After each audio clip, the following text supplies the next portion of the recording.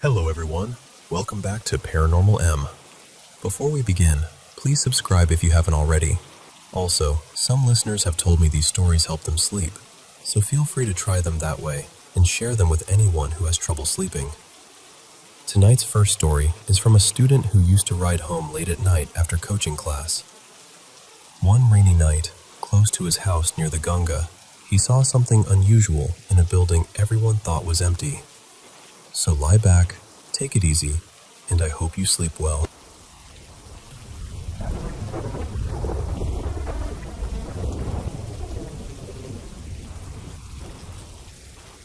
I've always been the kind of person who trusts logic first.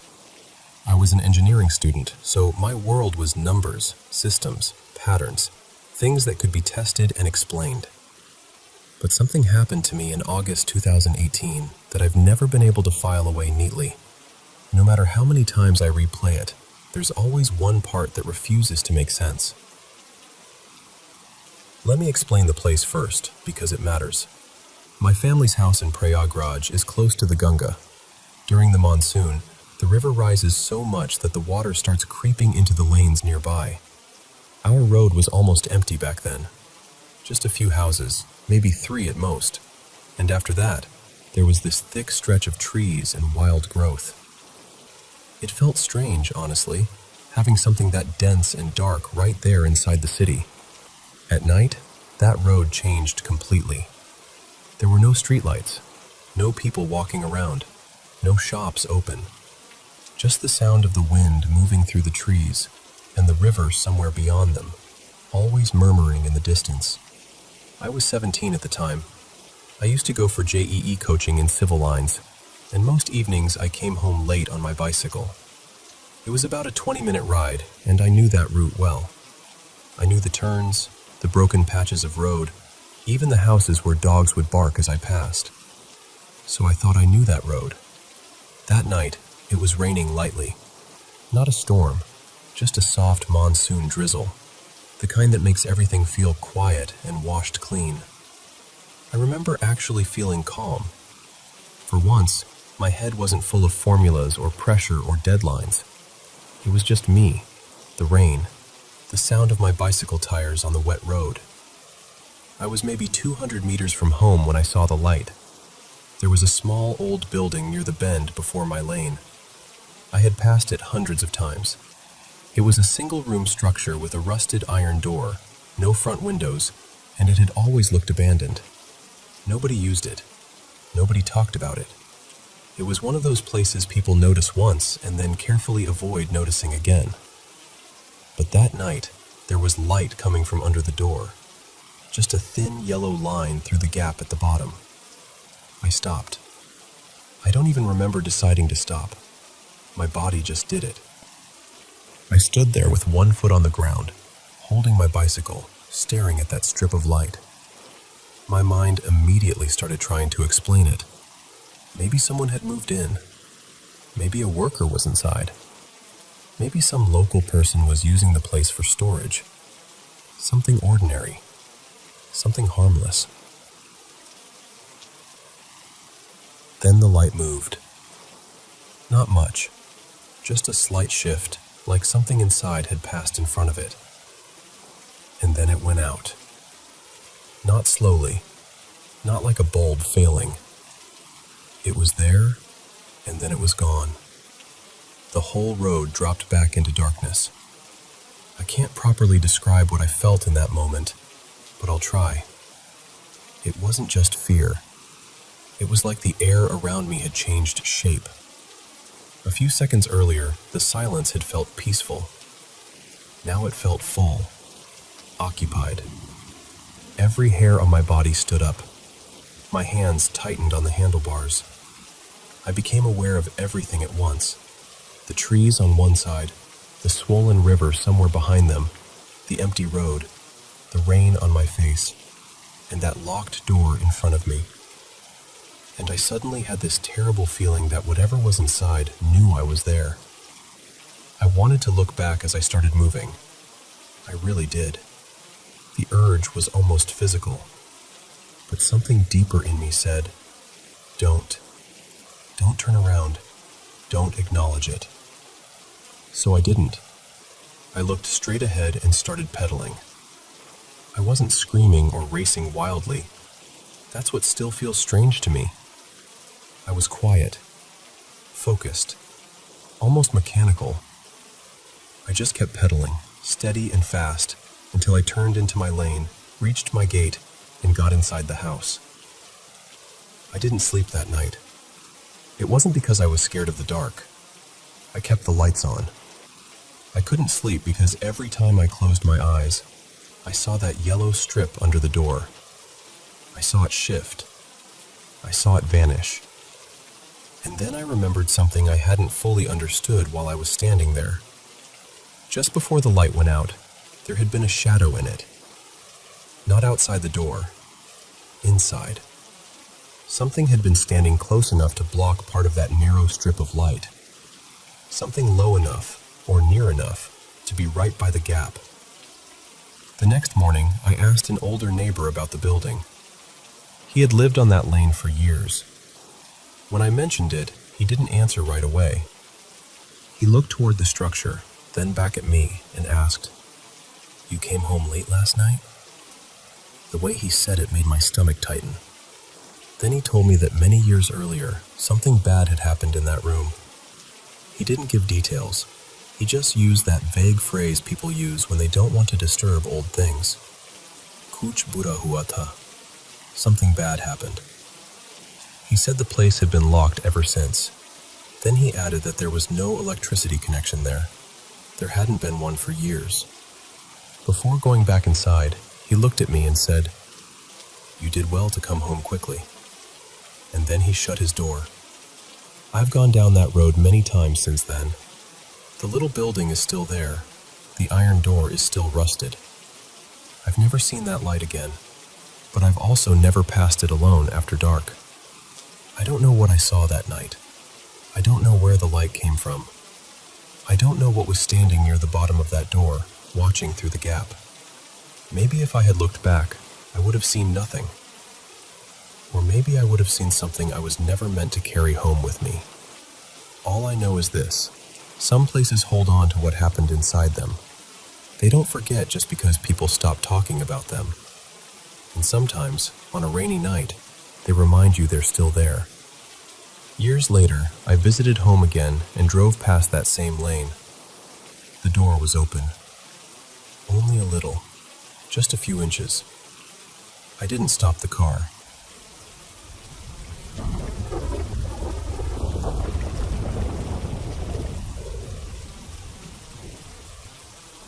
I want to tell you about something that happened during my last year at university. I'd moved into a new student house in a city in West Yorkshire around February. It was one of those narrow, older terraced houses, about 20 minutes from campus if I walked quickly, and I was sharing it with a married couple who were also students. On the day I moved in, they mentioned, very casually, that the house made strange noises, mostly from the sitting room, they said. They laughed and blamed the pipes or the vents, but then the wife said she really didn't like being in the house on her own. And I don't know. It wasn't just what she said, it was the way she said it. Like she wanted the boring explanation to be true, but some part of her didn't believe it. For a while, nothing dramatic happened. No doors flying open, no objects moving, nothing like that. But from the first night, I had this feeling that I wasn't alone. Not exactly fear, more like being observed. I kept telling myself I was tired, or stressed, or adjusting to a new place. I'd lived away from home before. I'd even lived abroad. I wasn't someone who scared easily. But in that house, I could not sleep properly. Every night felt heavy, like the air was waiting for something. Then I started hearing the voices. I'd wake up very early, usually sometime between 4 and 5 in the morning, and I'd hear what sounded like two people talking. One voice was deeper, probably a man's voice, and it was clearer than the other one. But I could never make out the words. It always sounded just slightly too far away, like a conversation happening behind a wall. At first, I thought it was my housemates downstairs. I didn't even question it. Then they went away. They left for nearly 2 months for research, and I had the house completely to myself. But the voices kept happening.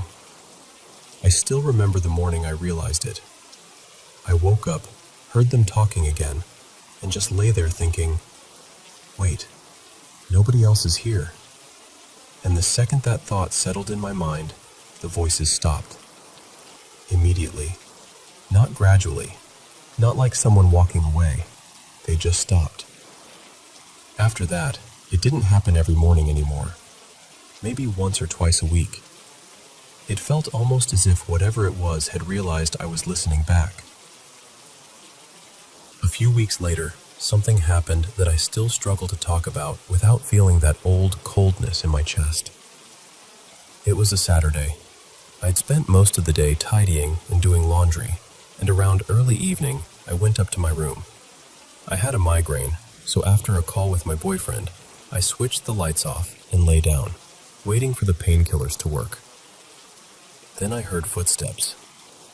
Slow, clear footsteps coming up the stairs. My room was on the top floor. There was only my bedroom and a tiny landing up there, and I knew, absolutely knew, that no one else was in the house. I got up and went to my door. It was locked. I stood there in the dark, staring at the handle, listening. The footsteps reached the landing outside my room, and then they started pacing, back and forth, back and forth. I could hear something else too, almost like cloth dragging lightly against the wall as it moved. It wasn't rushed. It wasn't chaotic. It was deliberate. Someone or something was walking outside my door. It went on for a couple of minutes, then stopped, and somehow, the silence after it stopped was even worse. I called my boyfriend right away and whispered that I thought someone had broken in. We tried to reason through it. Maybe it was the neighbors. Maybe sound carried strangely through the terrace. Maybe someone had a key. None of it felt right. Then, while I was still on the phone, the footsteps started again. This time they were louder, loud enough that my boyfriend heard them through the call. That was when I called the police. They arrived pretty quickly and asked me to come downstairs to let them in. I didn't want to leave my room. Every part of me believed someone was waiting outside, but staying there felt just as unbearable. So I opened the door. I had my laptop with me, my boyfriend still on the call, and I started down the stairs. The house was completely quiet. Then, halfway down, just as I lifted my foot for the next step, I felt something grab my leg. Not a trip, not my foot catching. A pull. It was sharp and sudden, right at the moment I couldn't steady myself. I fell hard down several steps and landed on my back. The pain was awful, but honestly, the shock was worse. My boyfriend heard the whole thing happen. I told him I'd tripped. I don't know why. I think saying the real thing out loud would have made it too real. I managed to get up and let the police in. They searched everywhere. Every room, every cupboard, the cellar, all of it. Nobody was there. Nothing was disturbed. No forced entry. No explanation. I told them about the noises and said my boyfriend had heard them too. One of the officers was kind about it. He said old terraced houses can carry sound in strange ways and that they got calls like that sometimes. I nodded. But I didn't tell him about what happened on the stairs because I knew how it would sound. Later, I found out I'd fractured my tailbone. Even now, it has never felt completely right. After that night, the voices came back. Not constantly, just often enough to make sure I never relaxed. I'd wake up in the dark and hear them murmuring, and I would lie perfectly still, barely breathing, waiting for them to stop. I left for the Easter break soon after and didn't return until my housemates were back. I never told them the full story. I didn't want them to think I was losing my mind, and I didn't want to pass that fear on to them. I've always thought of myself as a rational person. I don't reach for paranormal explanations first, but I have never been able to explain what happened in that house. And the part that stays with me most is this. It felt like whatever was there didn't just notice me. It noticed that I had noticed it.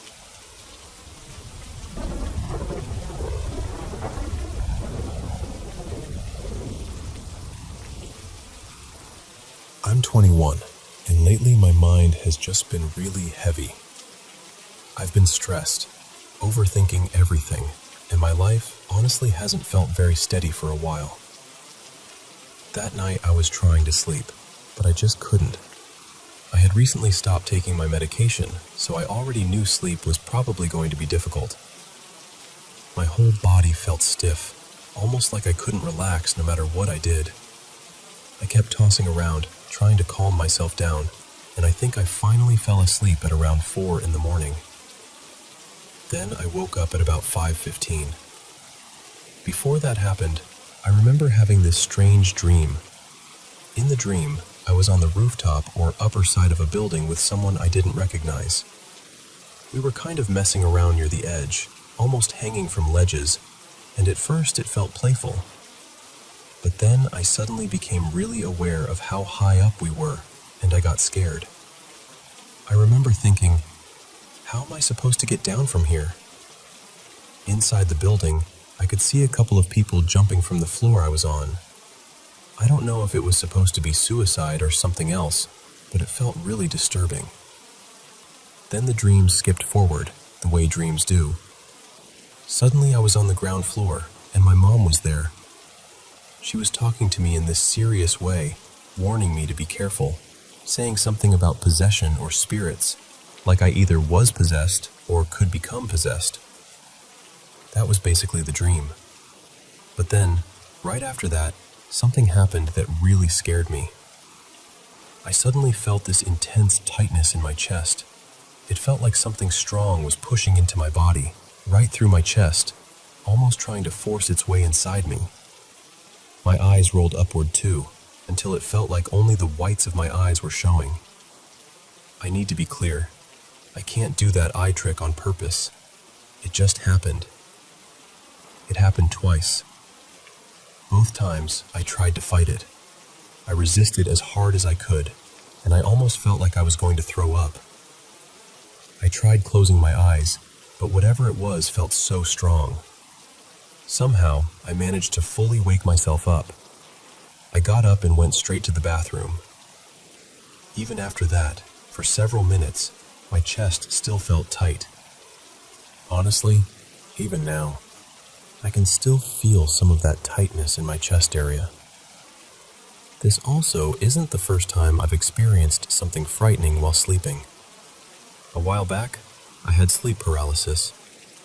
My body was completely frozen. I couldn't move, scream, or even speak. And from the corner of my eye, I saw this dark figure coming toward me. That experience stayed with me.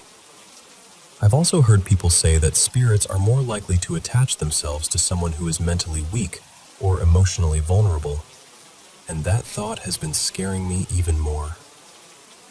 Lately, I've been having suicidal thoughts, mostly passive ones, but they're still there. So when this happened, it shook me badly. I don't know what happened to me. I don't know if it was a dream, sleep paralysis, something spiritual, or my mind and body reacting to stress. But I'm really scared. Has anyone experienced something similar? Does anyone know what this could have been? I'm trying not to panic, but I'm genuinely freaking out.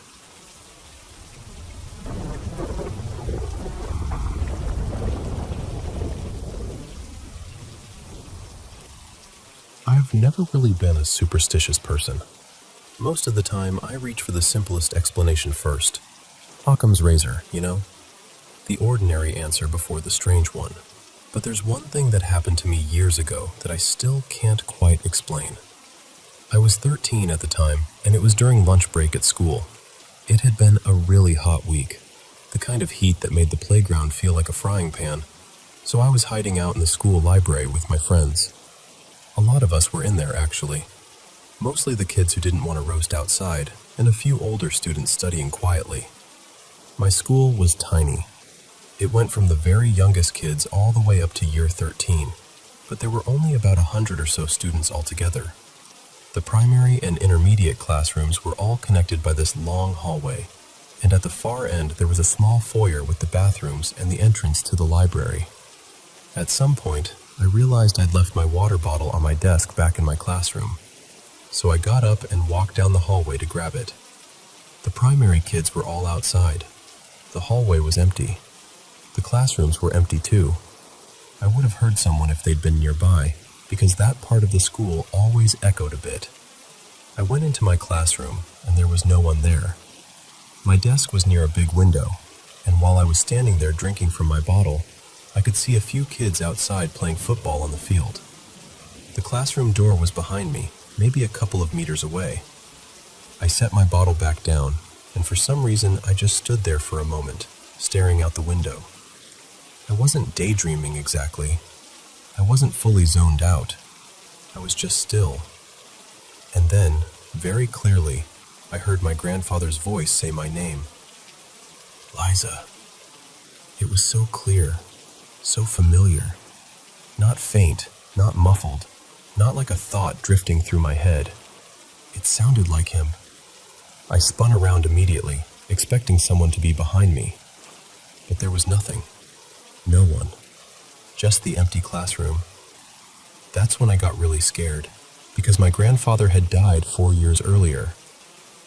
We'd moved across the country around the same year he passed away, maybe about 6 months after it happened, so I was nowhere near anything connected to him. I wasn't looking at a photo. I wasn't talking about him. I wasn't thinking about him. I was just standing there, holding my water bottle in an empty classroom. I ran straight back to the library and sat down with my friends.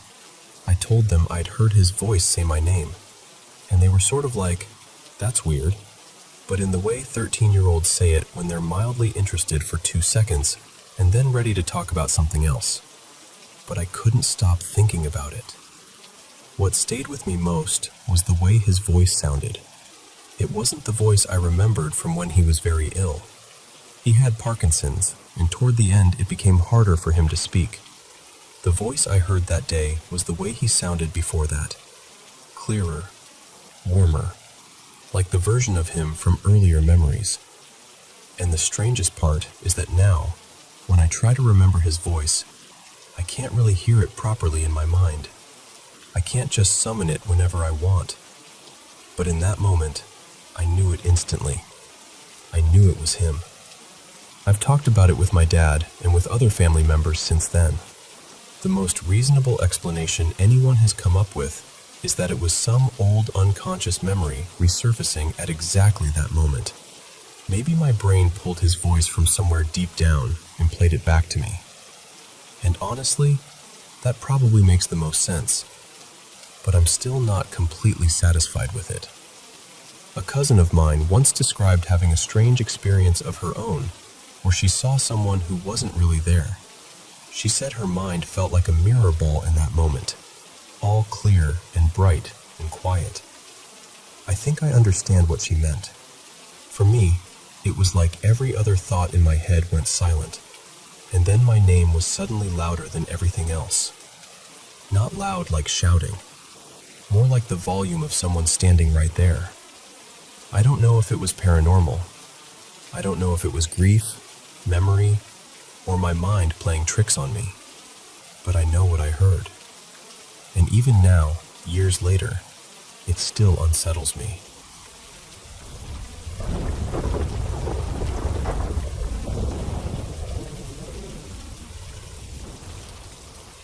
I live by myself, and honestly, I've never been the kind of person who believes in ghosts. I don't usually get scared by stories like that. I always thought there had to be a normal explanation for things. But a few nights ago, something happened that I still don't know how to explain.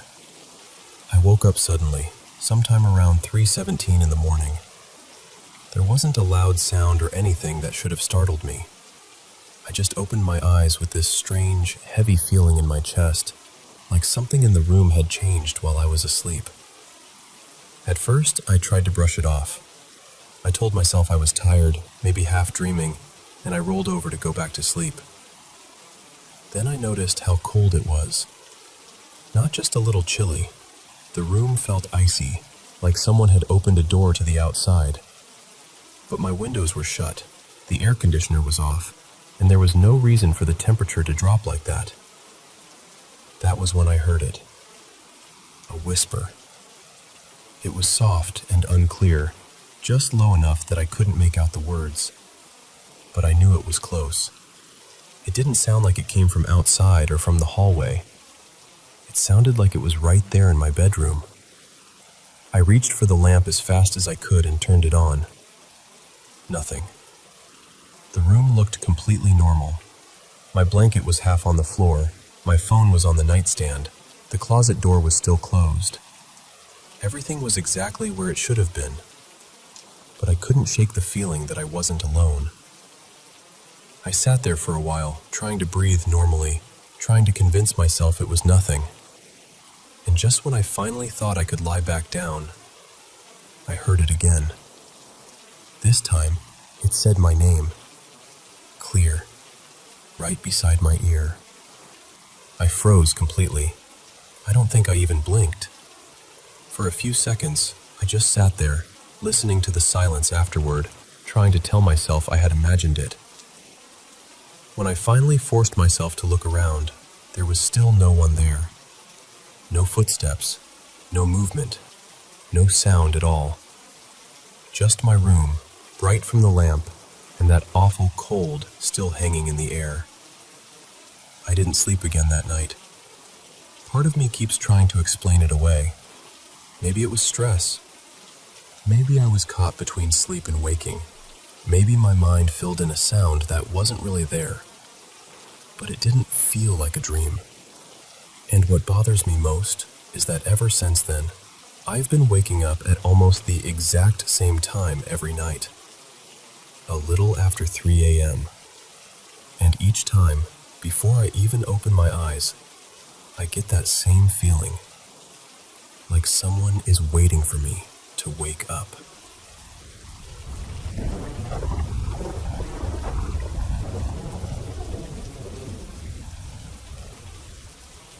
I was driving through Queensland one summer night, heading from my hometown toward my mom's place. It was around 11 p.m., and honestly, traveling at night made more sense. The air was cooler, the roads were quieter, and I didn't have to deal with the daytime heat sitting on the bitumen like a furnace lid. The trip usually took about 5 hours, going the back way between Maryborough and Toowoomba, through Biggenden and the ranges. I had a friend with me, Laura, who was catching a lift so she could visit her sister for a few days. Now, Laura is one of those very practical people. Straightforward, no nonsense. She does not believe in anything strange unless it is standing right in front of her, waving paperwork and holding identification. We were about halfway through the drive when the roads started getting darker and tighter. Narrow mountain roads, blind corners, no streetlights, no houses, just bushland pressing in from both sides. That time of night can be risky because of the wildlife, especially roos. But I was in a big 4x4 ute with a solid bull bar on the front, so I felt reasonably safe. I had plenty of lights on that ute too. Light bars, spotlights, the whole lot. But I wasn't using the full setup because of the blind corners.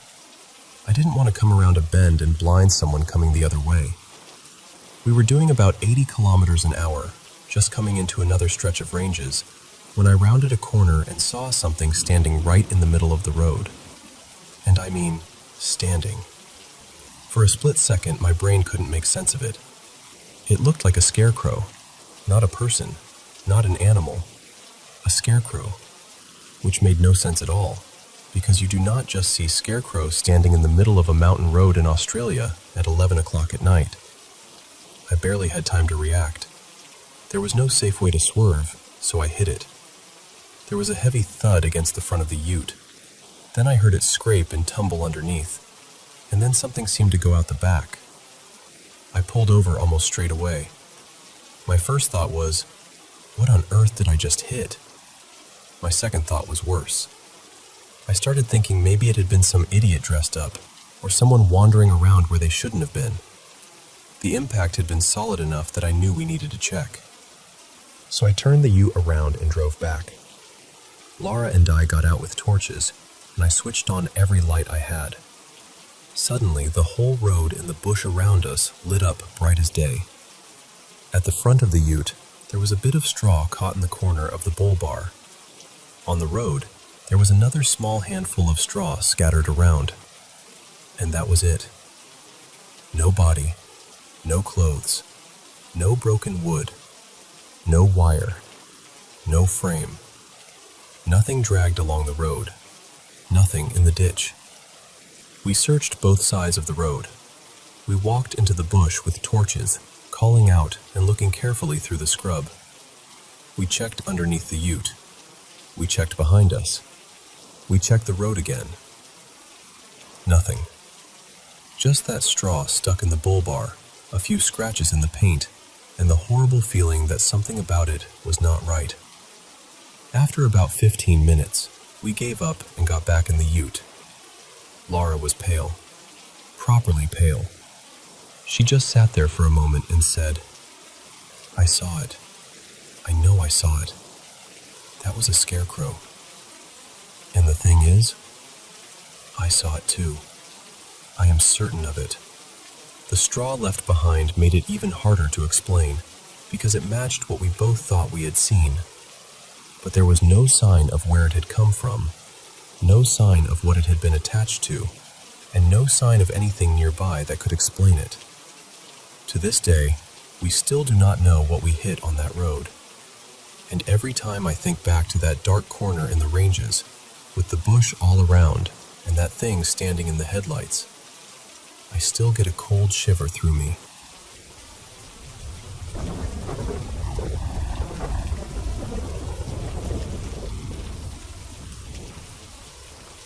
Begunkodar was never the kind of place people talked about much.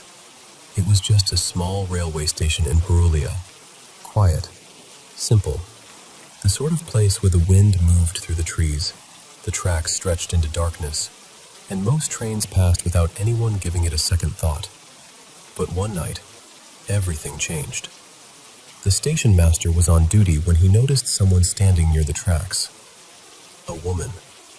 She was alone, dressed in pale clothing, just standing there in the dark. At first, he thought maybe she was lost or hurt or waiting for someone who never came. So he stepped closer. But the closer he got, the stranger it felt. She didn't call out. She didn't turn. She didn't seem to breathe.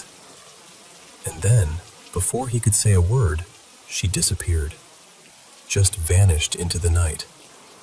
The next morning, he told people what he had seen. He tried to explain it plainly, honestly, but nobody took him seriously. Some laughed. Some said he was tired. Some said the mind can play tricks after midnight. Then, only a few nights later, he was found dead. No marks on his body, no clear reason, no answer anyone could hold in their hands. After that, the stories began to spread. Other workers said they saw her too, always after dark, always close to the tracks. Some claimed she stood silently beside the line, watching the trains. Others whispered that she would run beside the coaches, keeping pace with them, smiling through the windows as if she knew exactly who was looking back. And slowly, fear settled over the station. Railway staff stopped wanting to work there. Passengers avoided it. The name Begunkodar became something people lowered their voices to say. Eventually, the station was abandoned. Not for a few weeks. Not for a few months. For 42 years. Trains still passed through, of course. The tracks were still there. The station boards still stood. But the trains didn't stop, and no one stayed there long enough to find out what waited in the dark. Even now, some locals say that if a train slows near Begunkodar after midnight, you should be careful where you look, because she may still be there, standing in the same place. Quiet. Patient. waiting for one more person to notice her. And once she knows you've seen her, she remembers.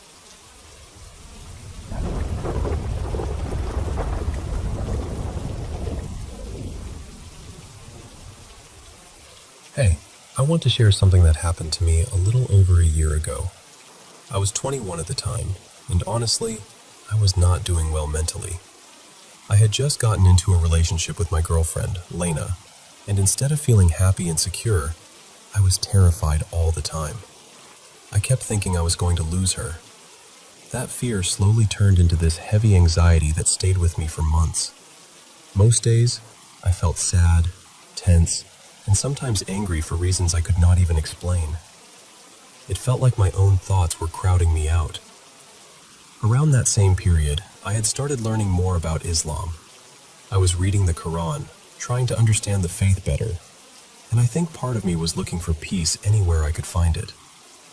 One night, I was home by myself, and I was feeling especially low. I decided to pray. I asked Allah for a sign.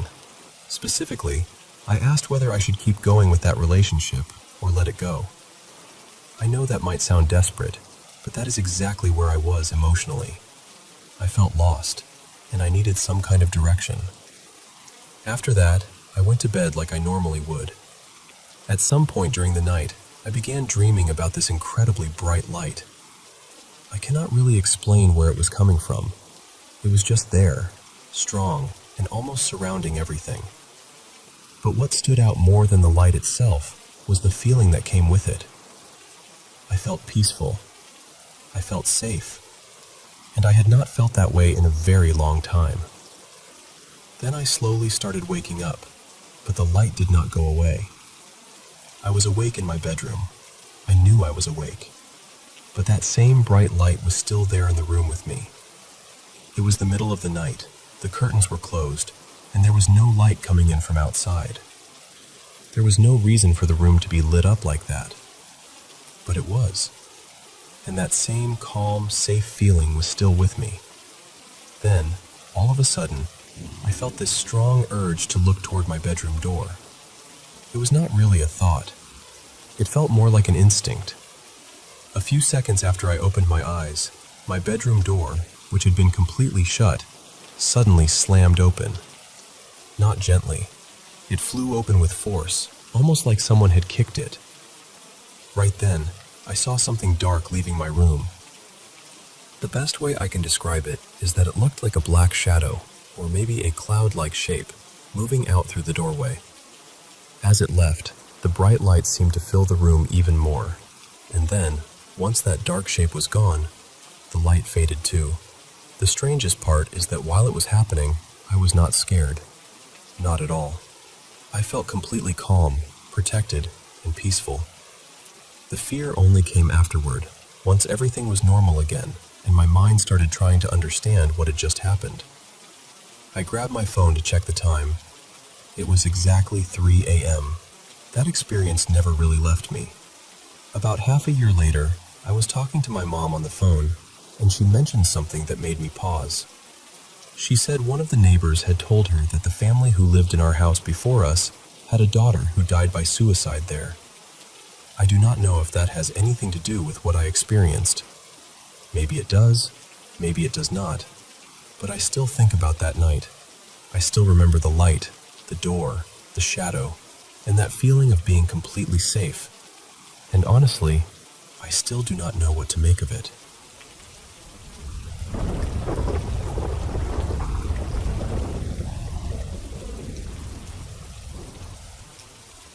I must have been about 4, maybe 5, when I lived with my mom in an old red brick terrace house on Ashwick Road in Worcester.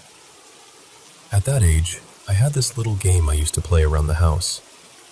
In my mind, the rooms weren't just rooms. They were different floors, almost like the house had its own lift system. I'd start in the front room, walk through the door into the narrow hallway, shut it behind me, and pretend I was traveling somewhere else. Then I'd open the next door and step into the dining room, convinced I'd arrived on a completely different level. I'd go back and forth like that, quite happily, letting the house become whatever my imagination wanted it to be. Then one afternoon, while I was playing, I stepped into the dining room and heard footsteps coming down the stairs. I stopped still. My mom was in the front room. I knew she was. And as far as I understood, there was nobody else in the house with us. I looked toward the hallway where the stairs were. There was a door at the bottom of them, and I watched as it slowly opened. And then something stepped out. It looked like a person, but not like anyone I'd ever seen. It was tall, solid, and wrapped completely in bandages, from its head all the way down. It wasn't misty. It wasn't see-through. It was just there. I didn't have words for ghosts at that age. I didn't really understand burglars either. But I did know about mummies from picture books and cartoons, and that was the only thing my little mind could make sense of. I thought there was a mummy standing in our house. The strangest part is that when it noticed me, it seemed just as startled as I was. For one tiny moment, we both froze and stared at each other. Then it moved toward me, and I ran. I tore back through the hallway door and into the front room, crying so hard I could barely speak. I hid behind my mom on the sofa and kept telling her not to go in there because there was a man in the house. Of course, she went to check straight away. She thought someone might have broken in, but there was nobody there. The dining room was empty. The back door was still locked. Nothing seemed disturbed, except for that door at the bottom of the stairs. That door was always kept shut with a metal latch set high up, far above where I could reach at that age. But when my mom checked, it was standing open. I never felt settled in that house after that. To be honest, I don't think I ever felt settled there before it happened either. There was always something about the place that made me uncomfortable, though my mom thought it might have just been my age, or the way old houses can feel to a small child. But once we moved away, that feeling vanished. Years later, I found out something I hadn't known at the time. When my parents first moved into that house, there had been a small corn doll hanging from the ceiling in the cellar. They never took it down. Apparently, corn dolls were once used as a kind of protection, something meant to keep bad spirits away. Maybe that matters. Maybe it doesn't. I'm not someone who naturally believes in the supernatural. I don't build my life around ghosts or omens or things like that. I believe in evidence, in reason, in the world making sense. But I know what I saw that day. And the part that still stays with me is this. It saw me too. I've spent years trying to explain it. Maybe it was some strange trick of memory. Maybe it was a moment from another time crossing over with mine. Maybe reality just slipped for a second, like a loose thread being pulled through the wrong side of the fabric. I don't know. But I know it wasn't just imagination. I saw it. I remember it clearly. And even now, after all these years, thinking about that door opening still makes the hairs rise on the back of my neck.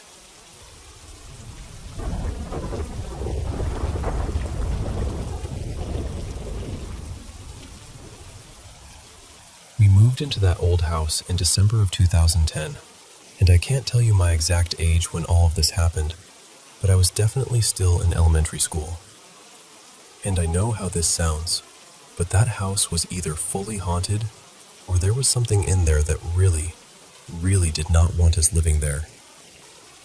I don't have one big dramatic story with a clean beginning, middle, and end. It was more like a bunch of smaller things that happened over the years. Little moments that stuck with us.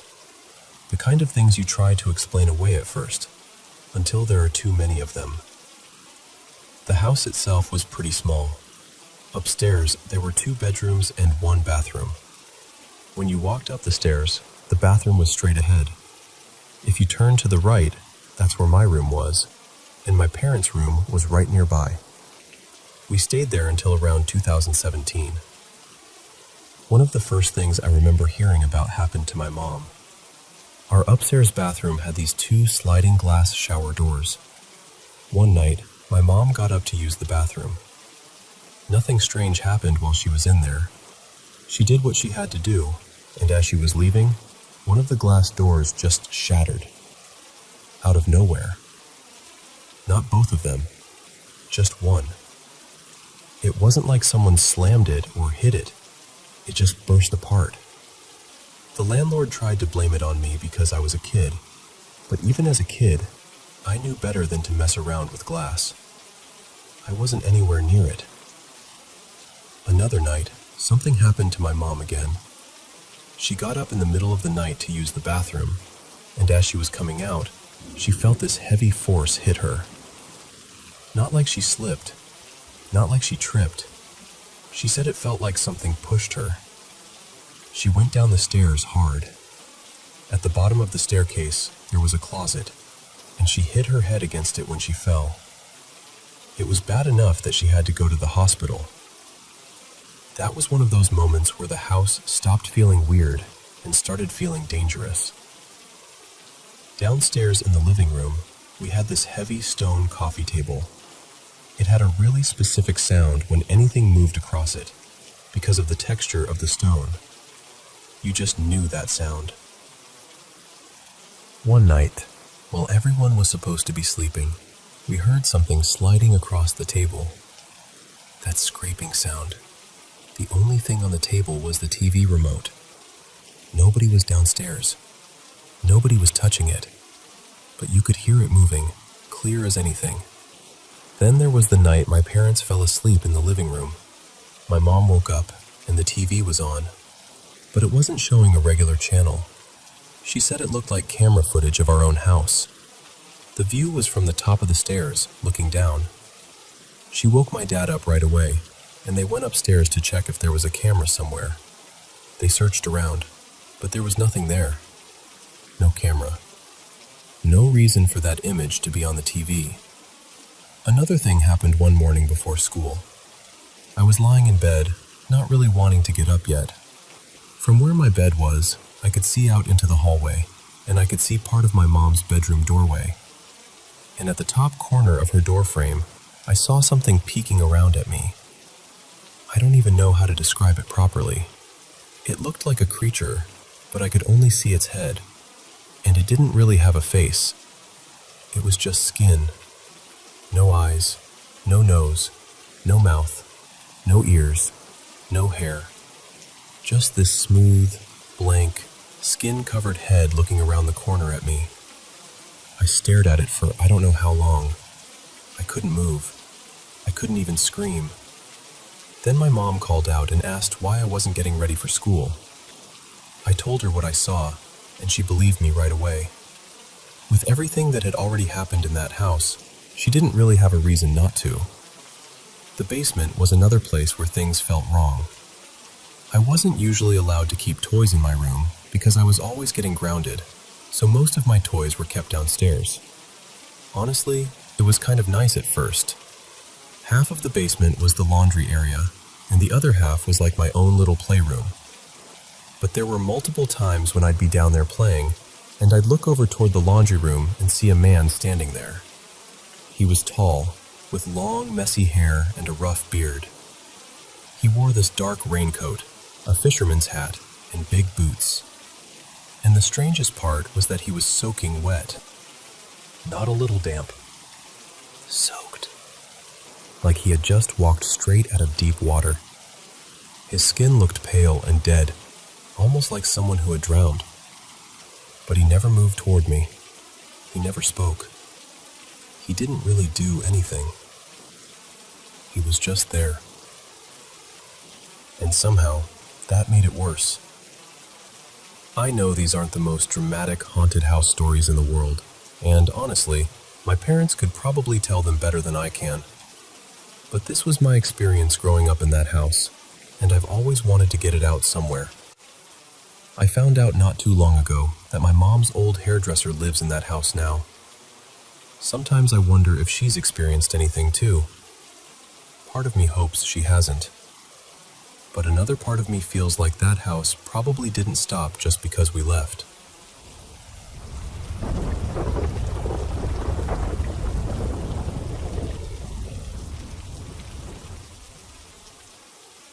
Let me take you back about 10 years to when I had just started university.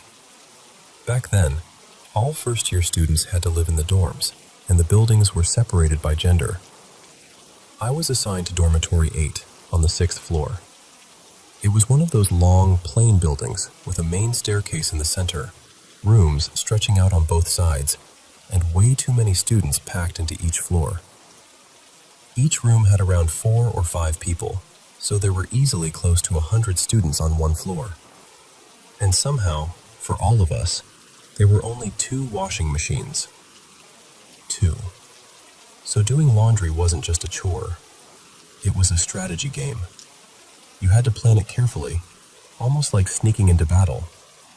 If you went at the wrong time, both machines would be full, and you'd have to wait forever.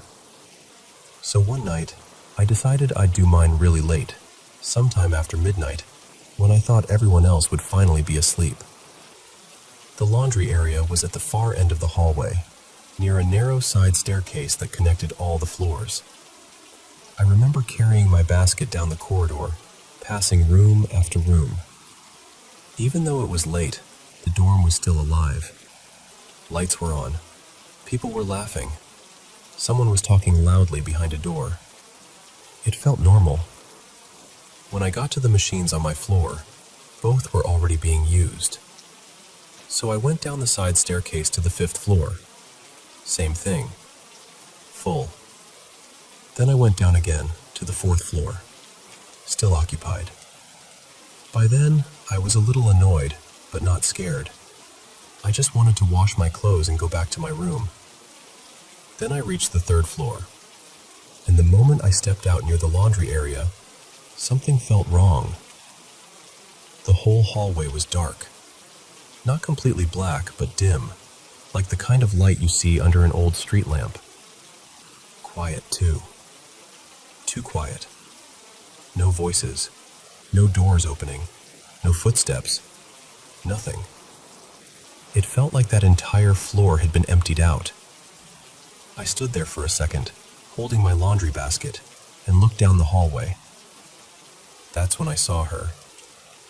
A young woman with long hair, wearing a pale dress, standing completely still in front of one of the rooms. She wasn't knocking. She wasn't moving. She was just standing there, facing the door. I froze. My basket slipped from my hands and hit the floor, but even that sound felt strangely far away. I remember thinking, very clearly, that I was alone with her. Just me and this figure in that dim hallway. I wanted to scream, but nothing came out. I wanted to run, but my legs felt locked in place. My mind was screaming, "Move, move now." But my body wouldn't listen. I just kept staring at her. Then, almost without thinking, I started hitting my own legs with my hands, trying to force them to wake up, trying to break whatever had taken hold of me. And suddenly, it was like something released me. I grabbed my laundry basket from the floor and ran. I ran up that narrow staircase as fast as I could, all the way back to my own floor, and I didn't stop until I was inside my room. I never did my laundry that night. Even now, years later, I still think about that moment. I still remember the darkness, the silence, and the way she stood there so unnaturally still. I don't know what I saw, but ever since then, I've wondered if maybe, sometimes, places overlap. Maybe 2 different realities touch for just a second, and if you're unlucky enough, you see something you were never supposed to see. Has anyone else ever experienced anything like that?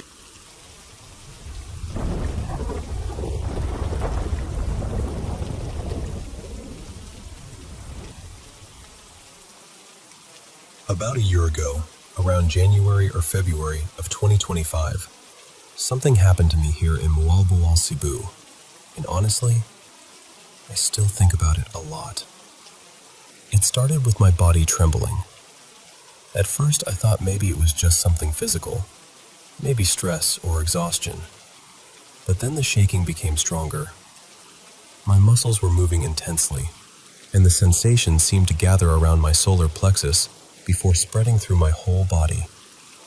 It felt like my body was vibrating from the inside. For several days, it kept getting worse. The pain was intense, and little by little, it stopped feeling like an ordinary physical problem. It felt deeper than that, almost like something inside me was being shaken too. I don't really know how else to describe it, except that it felt like waves moving through the air and into my body. At some point, I started feeling like those waves were coming from our neighbor's house. That neighbor is a police officer, and for some reason, I felt very certain that the sensation was connected to that direction. Then one day, I heard a voice in my head. It sounded like my neighbor. The voice was telling me to go hide in their house. I tried to stay logical. I kept asking myself, why would I need to go there? What would that even solve? But the pain and the vibrations kept getting stronger, and the voice felt like it was speaking through my thoughts. Still, I couldn't just walk into someone's house. I was afraid they would think I had lost my mind. So instead, I went to nearby relatives. I talked with them, hoping the conversation would distract me from what I was feeling. But I didn't tell them what was really happening. I was too scared of being judged. The strange thing was, the more I interacted with people, the stronger the vibrations seemed to become. So I started wondering if maybe they were somehow connected to it. I visited a few friends too. Sometimes the pain would lessen for a little while, but then they would leave me alone, saying they had somewhere to go. That happened with several friends, maybe 4 or 5 times, and each time I ended up going back home. Around then, I started noticing other things. Some neighbors were cooking garlic, and the smell was very strong. Others were revving motorcycles, and it felt like I was being made to inhale gasoline fumes. Every time these things happened, the vibrations seemed to get worse. Eventually, I couldn't handle it anymore. I felt like I was either going crazy or dying from the pain. When I went back home, the feeling became even stronger because I was closer to the place where I believed the waves were coming from. Then the voices started again. They told me to go to the neighbor's house. They said they would kill me. They said the world I was living in was only an illusion and that they were the ones controlling it. I still couldn't just go there without a reason. I was afraid of looking unstable. But then it felt like something was controlling my body, almost like some kind of high-tech force was guiding me. One night, my body started walking toward their house. I was still aware. I still felt conscious. Part of me felt like I could stop, but another part of me allowed it to happen because I was curious. It was my first time experiencing anything like that, and I wanted to know if what I was hearing was real. I remember thinking, there must be so much about this world that I don't understand. I was supposed to go straight inside their house, but when I reached the gate, their dog started barking loudly. I got scared it might bite me. Then someone opened the door. It was the police officer. He told me to go back home. He said his child would come wake me up, or at least explain the truth to me. So I went home, but no one came. Later, I thought about going back again because I still wanted answers. This time, I went by my own choice. When I reached the gate, the dog barked again, and someone else came out, not the police officer. They asked me why I was there and what I was doing. That was when I felt they really thought I was crazy. I was embarrassed, so I went home without asking anything. But after that, especially at night when everyone was asleep, I kept feeling like something was pulling me toward their house. Sometimes I resisted because I didn't want to be judged. Other times, my curiosity won, and I let myself go there again. Each time, the same kind of thing happened. Someone would see me, I would feel embarrassed, and I could tell they thought something was wrong with me. Eventually, they contacted my parents and suggested I be taken to a mental hospital. And I was. But when I got there, I answered clearly. I spoke normally. I looked calm and aware. The doctors and nurses even seemed confused about who the patient was. I didn't tell them everything I had experienced because I was afraid they would label me as crazy, so I kept it inside. I was supposed to stay for at least 2 weeks, but I was discharged after 3 days because I passed their tests. After that, I still didn't confront anyone. I still kept everything to myself. But the questions never really left me. I wish there were CCTV footage from the first night when the police officer himself came out and spoke to me. Maybe then I could understand what really happened. Even now, I don't know how to approach them. I'm afraid they'll judge me again or send me back to the hospital. But my mind keeps circling back to it. I just want answers. I want peace. And more than anything, I want to understand what really happened to me.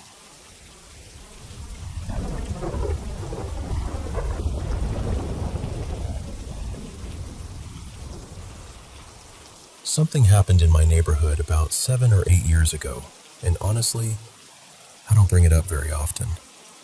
But lately, for some reason, it's been sitting in the back of my mind again. I was around 11 or 12 at the time. There was this boy in our area named Aaron. He was a little older than most of us, maybe by a few years, but he would still hang around and play with the younger kids sometimes. He was quiet, but not in a way that made anyone worry. Then one day, we heard that Aaron had died by suicide in his room. There was no note, no explanation that anyone in the neighborhood knew about, just this sudden, heavy silence around his house.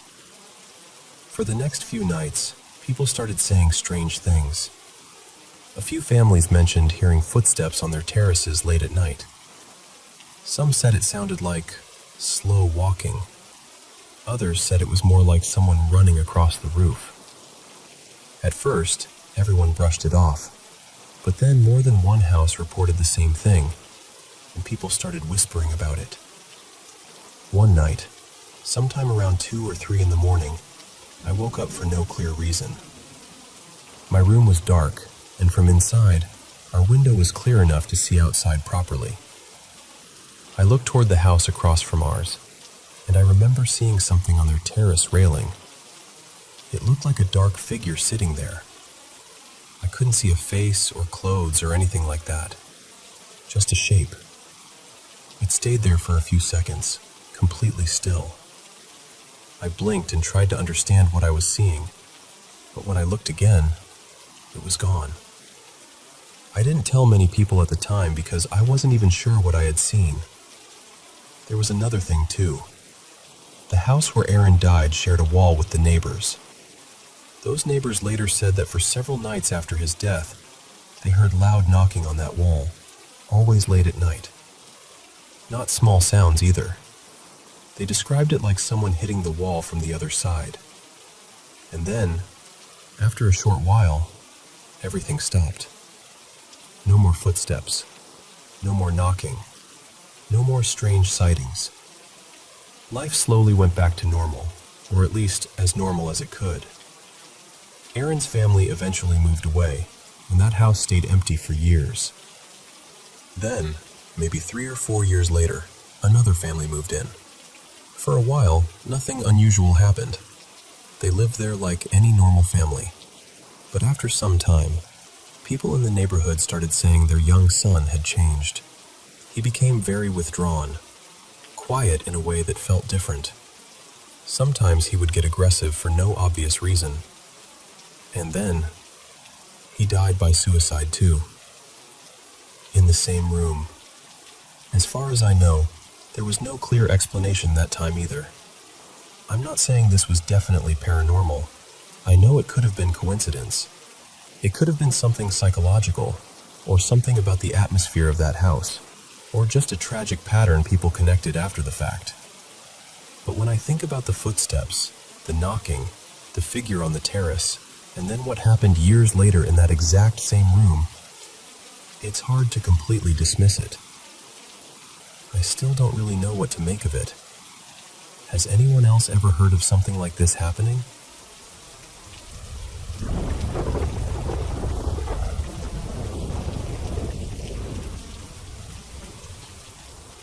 I'll be honest with you right from the start.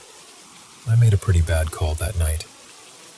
For my first real ghost hunt, I picked a place that was way too big, way too dark, and way too heavy with history. And somehow, I thought it was a good idea to go alone. I had the place from about 8 at night until 3 in the morning, and since it was only a short drive from where I lived, I told myself it would be exciting. The place used to be a tuberculosis sanatorium, built back in the early 1900s. It had everything: a chapel, a school, a children's ward, a power plant, underground tunnels, even a little store and post office. Later on, it became a mental hospital, and after that, a state prison. By the time it finally shut down, a lot of suffering had passed through those walls. My aunt, Marla, had worked there years ago when it was still a prison. She used to tell me stories about radios turning on by themselves, televisions flickering to life, lights blinking in empty halls, voices coming from rooms nobody was in, children laughing where no children should have been. You know, the kind of things you smile about in daylight and take very seriously once the sun goes down. So there I was, walking through this massive building with my EMF meter and spirit box, trying not to get lost. For the first few hours, things were quiet. Heavy, but quiet. Then midnight hit. That's when everything changed. I started feeling like I was being watched. Not just watched, actually. Followed. Like something was staying a few steps behind me, matching my pace. Eventually, I found what looked like an old laundry room. I wasn't even inside it. I was just standing in the doorway, looking at the machines, when the doors started opening and shutting on their own. One after another. Slow at first, then harder. Then I heard a whisper. "Come here." And listen, I've seen enough horror movies to know that when something whispers, "Come here," in an abandoned building, you absolutely do not go there. So I backed away. That's when my flashlight died. It had been fully charged, but suddenly I was standing there in total darkness, digging through my backpack for the spare battery while those laundry doors kept slamming behind me. Then, because apparently the night wanted to be dramatic, a thunderstorm started rolling in.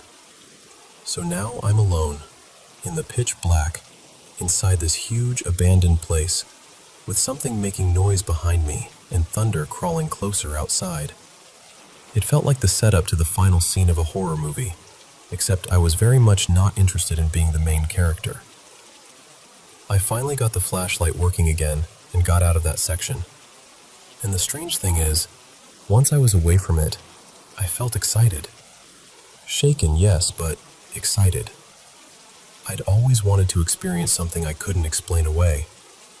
I'd had odd things happen before, but there was always some little doubt. This felt different. Later in the night, maybe a couple of hours before I had to leave, I ended up near the kitchen area. I didn't really know where I was on the property anymore. I just knew I had found the kitchen. There was this hallway with a chain link fence forming part of the wall, and the rest was old brick. I followed it down until I reached a dead end with a door on the left. I opened it, and outside was nothing but thick brush. Beyond that was the back edge of the property, and past that, miles of dark woods. That was the moment I realized I was probably as far from other people as I could possibly get. I turned around and started heading back. Then I heard a loud crunch from the back of the kitchen. I stopped and shined my flashlight around. Nothing. I tried to tell myself it was probably just the sound of my own shoes echoing off the debris-covered floor. So I stood there for a minute, asked a few questions, and waited. Nothing answered. Then I lowered my flashlight, and right in front of me, I heard footsteps. Not little scratching, not a mouse, not a rat. These were heavy, clear steps crunching across the debris, like a grown person was walking straight toward me. But there was nobody there. I turned and ran for the door. Once I got outside, I spun around and pulled out my EMF meter. It started low, just a green light. Then it climbed to yellow, then higher. One light at a time until it hit solid red. No flickering, no bouncing around, just solid red. The power was off across the whole property. Then I looked back at that doorway, and this wave of dread hit me so hard I can still remember it. It wasn't normal fear. It felt deeper than that. Like my whole body knew I needed to leave before my mind could catch up. So I ran. I pushed through that thick brush, barely able to see, barely able to move, and my EMF meter was still going crazy in my hand. It would dip a little, then spike again while I was running. When I finally broke out of the brush, I realized I was stuck at the far end of the property. I was on the longest side of the building, nowhere near the entrance, with fencing and woods around me. I found a road and followed it, hoping it would lead back to the parking lot. It led to a locked gate. Somehow, I ended up between two layers of fencing. At that point, I had two choices. Go back the way I came and try to find the road again, or keep following the fence line through the dark, right beside the woods, and hope there was a way out. I kept going.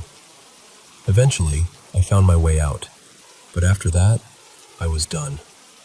I left. And I don't mean I was just tired. I was mentally drained in a way I've never felt before. For a few days afterward, I couldn't focus. I couldn't think clearly. I didn't feel like myself. I kept replaying what happened in that kitchen, trying to make it fit into some normal explanation. I still don't have one. And the wild part? I'm going back in a few days. This time, I'm recording everything. Because even telling it now, I know it sounds confusing. But when you're in it, when you're standing there alone and something invisible is walking toward you, there's nothing confusing about the fear. It feels very, very real.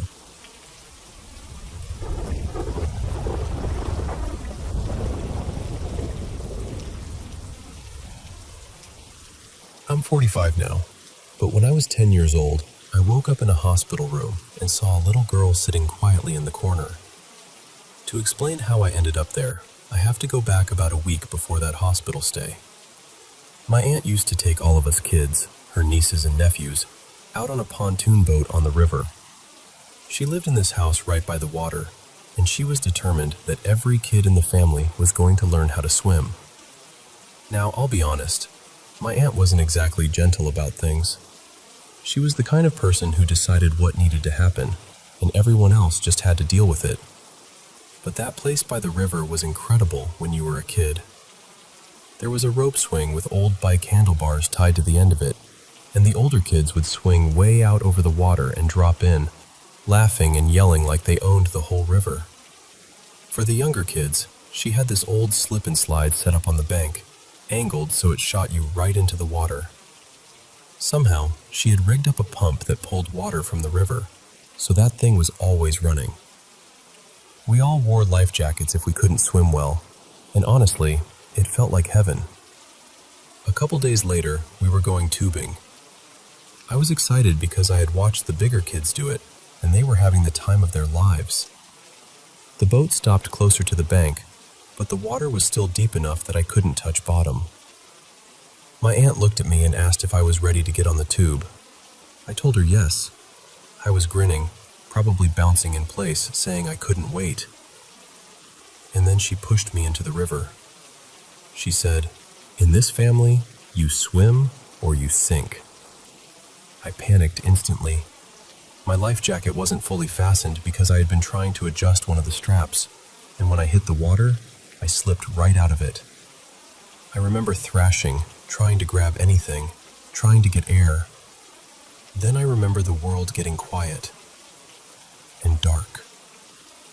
When I woke up, I was on the shore with my uncle beside me. I had nearly drowned because of her, but that wasn't even the part that stayed with me the longest. A few nights after that, I was sleeping on the top bunk of an old set of bunk beds. There wasn't any railing on it. I had a nightmare that I was drowning again, that something was pulling me under the water. In the middle of that nightmare, I fell out of the bed head first. I hit the floor hard, right into a pile of old metal toy trucks. If I hadn't had such a hard head, I honestly don't think I'd be here telling this story. I fractured the bone around my eye and ended up in the hospital for about a week. That's where I remember waking up. There were machines beeping. A TV was on somewhere in the room. Everything felt fuzzy and strange, like I was underwater again, but could still hear the world above me. I turned my head and saw a little girl sitting in the corner. She was turned slightly sideways, her face and body angled away from me. She didn't move. She didn't speak. She just sat there. Then I looked over and noticed there was another kid in the bed beside mine. He was in a body cast. He said, "Hey, you're awake. Welcome back." I was confused and scared, and I asked him who he was. I don't remember his exact name anymore, but I think it was something like Caleb. He told me he had been run over by a four-wheeler and had broken a bunch of bones. Then I looked back toward the corner and asked, "Who's she?" The girl looked at me, but she didn't say a word.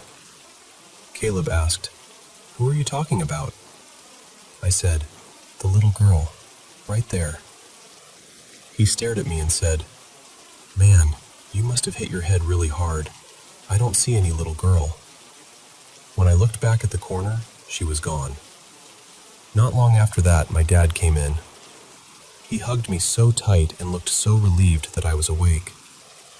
I asked him what happened, and he told me everything about the fall, the injury, and how scared everyone had been. Eventually, visiting hours ended and he had to leave. I drifted in and out after that. But every time I woke up and looked toward that corner, I saw her, that little girl, always quiet, always watching. She never came closer. She never hurt me. She never spoke. But there was something about her silence that scared me more than anything she could have said. The strange thing is, it didn't stop when I left the hospital. Years later, when I was a teenager, I would sometimes wake up in the middle of the night and see her sitting in the corner of my bedroom. Same girl, same quiet stare. It got to the point where I started putting things in every corner of my room just to see if it would stop. Boxes, chairs, laundry baskets, whatever I could find. And for a while, it did stop. Eventually, I forgot about her. Then I had my first child, a little girl, and I was so proud of her. Watching her grow up was one of the best parts of my life. She was bright, sweet, and talked really well for her age. One night, when she was around 5, I heard her through the baby monitor. She was talking to someone. At first, I thought maybe she was just playing. Then I heard her giggle and say, "My daddy." Something inside me went cold. I ran straight to her room.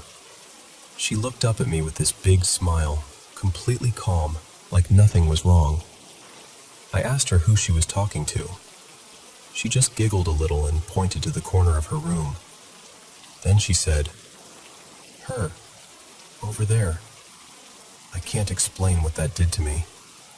It was like every memory I had tried to bury came rushing back at once. The hospital room, the beeping machines, the body cast, the corner, the little girl. My daughter is 18 now, and thankfully she doesn't remember any of that. I've never been able to forget it though. I still wonder who that little girl was. Was she a spirit waiting for me when I almost crossed over? Was she some kind of guardian watching over me? Or was she something else entirely? I don't know. All I know is that she never hurt me.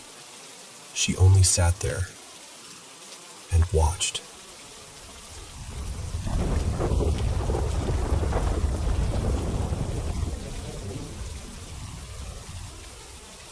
Hi, so this happened a few summers back, around 2021, or maybe 2022.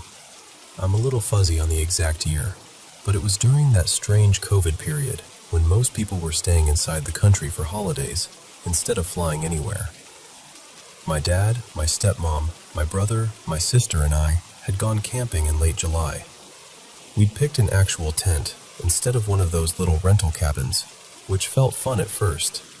More outdoorsy, I guess. We checked in, paid for our pitch, and got this key card for the bathroom building. The campsite layout is important, so let me explain it a bit. Our tent was pretty far from the toilets, but they were technically on the same road. To get there, you had to walk straight down this little campsite street, past a small wooded patch that connected to a playground. Then the bathroom building was across the road and a little farther along. The toilets weren't just open stalls or anything. It was more like a small house. You went through the main entrance, and then inside there were separate rooms you unlocked with the key card. Each room had a toilet, a sink, and a tiny shower. Anyway, one night I woke up needing to pee, because of course that's always when your body decides to be dramatic. I grabbed the key card and walked over to the bathroom building by myself. I didn't see anyone outside on the way there. Nobody walking around, nobody waiting near the toilets. Nothing. I got inside, unlocked one of the rooms, and sat down. And I swear, almost immediately, I heard tapping on the windows outside. Not random creaking, not a branch brushing against glass. It was that clear, sharp sound of knuckles tapping on a window. 3 taps, then a pause, then 3 more. I just froze for a second. The windows were by the main entrance, the ones where you could look in and see if there was a queue, so someone would have had to be standing right outside. But I knew I hadn't passed anyone. I rushed to finish, washed my hands faster than I've ever washed anything in my life, and stepped out to look. There was no one there. I checked around the windows too, because I wanted it to be something normal. A bush, a tree branch, anything. But there was nothing close enough to touch the glass. So now I'm properly unsettled. I started walking back to the tent, and suddenly every sound felt louder. The gravel under my shoes, the trees shifting, the little rustles that you normally ignore.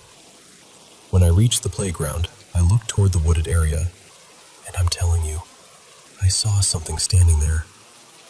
A dark figure, just still among the trees, facing me. I didn't scream. I didn't run. I just did that very human thing where you pretend you are calm while your entire soul is sprinting ahead of you. I walked faster, much faster. When I got back to the tent, I realized something that made my stomach sink. That same wooded area I had just passed stretched all the way behind our tent. The bushes ended right beside us. I crawled inside, looked around at my family, and slipped into my sleeping bag. Everyone seemed asleep. I remember lying there, staring into the dark fabric above me, thinking, please don't let whatever that was come here. I was listening so hard it felt like my ears were burning. And then I heard the tent zipper start to open. That slow little sound. I was terrified, but also curious. So I peeked out from my sleeping bag. And it was my dad coming in from outside. Except that made no sense. Because when I'd come back into the tent, I had already seen him lying there. I'm sure of it. And if he had left after that, I feel like I would have heard the zipper open before. The tent wasn't exactly silent. Every tiny movement made noise. I still don't know what happened that night.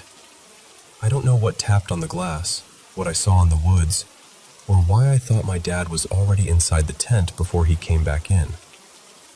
But ever since then, I cannot stand the sound of tapping on glass, and I don't go into the woods anymore.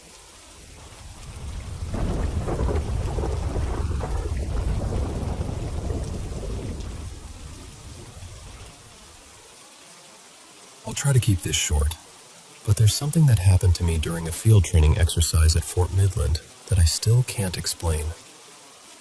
It was the first night we were there, sometime between 10:30 at night and a little after midnight.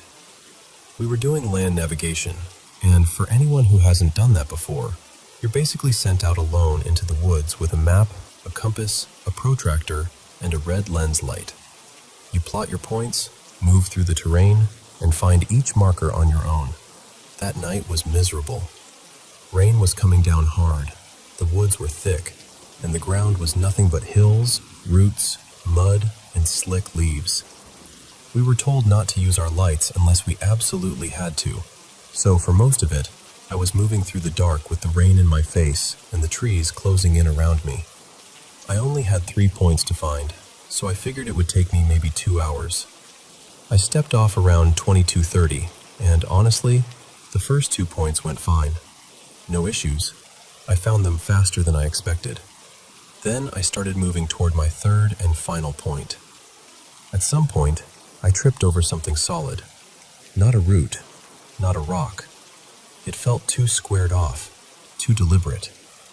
I got down, brushed away the wet leaves, and realized I had tripped over a tombstone. There was a name on it, and dates, though I couldn't make them out clearly in the dark and rain. I had no idea there were graves out there. Nobody had mentioned anything like that. I told myself it was strange, but not impossible, and kept moving. Then I hit another one. And another. After a few more steps, I realized they seemed to be arranged in some kind of wide circle, half sunken into the ground, hidden under leaves and moss. That was when the woods started to feel different, heavier somehow, like the trees had leaned in to listen. I stopped to check my compass. Before I even got it open, I felt something tap me on the back. Not a branch brushing my gear, not rain, a tap, clear as a hand. I froze, then snapped on my red light and turned around. There was nothing there. I stood there, staring into the trees, trying to make sense of it. Then, maybe 10 or 15 meters away, I saw something in the dark. It was tall and thin, just standing there between the trees. It looked almost human, but wrong. Too stretched out, too narrow. I couldn't see any arms. I called out, thinking maybe it was another guy from my unit.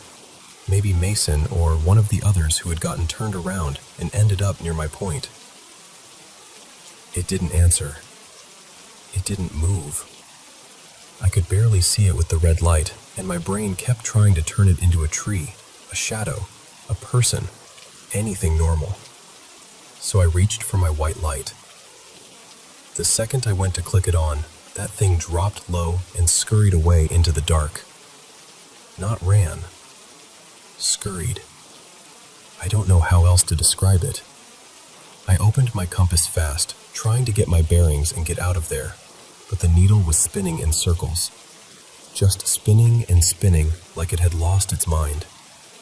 I told myself maybe there was metal underground, maybe old caskets or some kind of buried debris, and that was messing with it. But I didn't really believe that. I was scared. Not nervous, not uncomfortable. Scared in that deep, cold way where your body knows something before your mind can explain it. Since I couldn't trust the compass, I backtracked about 50 meters the way I had come. I stopped again and checked it. Still spinning. That had never happened to me before during land nav. Not once. So I sat down for a second, pulled out my map, and tried to think clearly. That was when I started hearing movement around me. Twigs snapping, wet leaves crunching, fast little bursts of sound, like someone was running circles around me in the dark. I just sat there, completely frozen, listening. It went on for what felt like 10 minutes, maybe less, maybe more. Time got strange out there. All I knew was that something was moving around me, and every instinct I had was screaming at me to leave. Finally, I got up and decided I was done. I wasn't finding that third point. I wasn't going deeper into those woods. I was going to backtrack to the hardball road and follow it back to base. As I started walking, I heard movement behind me. Then above me. Branches shifting, leaves shaking, something keeping pace. That was enough. I ran. I was probably 300 meters from the road, maybe a little more. I was tripping over roots, slipping in mud, crashing through brush, and I could still hear it behind me. I didn't look back. I couldn't. I just kept moving forward. When I finally hit the road, the noises stopped all at once. That was almost worse. The woods went completely silent. No animals, no wind, no branches moving. Just rain hitting the pavement and my own breathing. I ran the entire way back to base. By the time I got there, I was shaking so badly I thought I might fall apart right there in front of everyone. I never told anybody what I saw. I didn't want them thinking I had lost it out there. I just said I got turned around looking for my third point, thought I was going to run out of time, and came back early. And sure, maybe fear got to me. Maybe my mind turned shadows into something worse than they were. But that doesn't explain the tombstones. It doesn't explain the compass. And it definitely doesn't explain whatever I saw standing in the rain that night.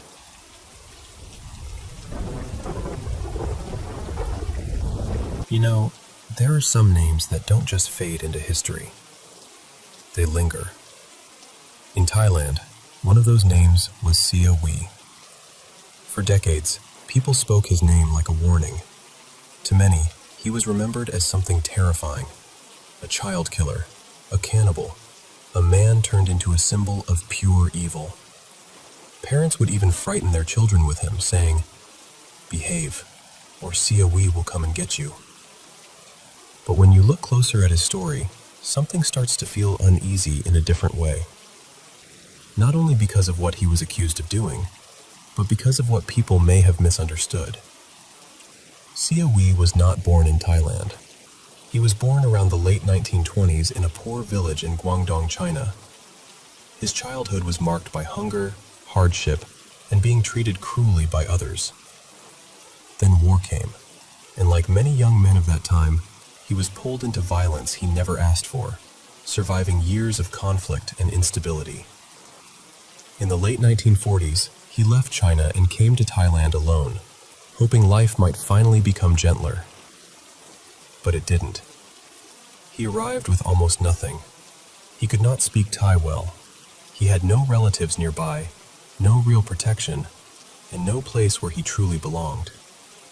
He moved from town to town, taking whatever work he could find, carrying goods, tending gardens, helping in markets, doing exhausting jobs his body was barely strong enough to handle. And because he was poor, foreign, quiet, and different, people often mocked him. They pushed him away.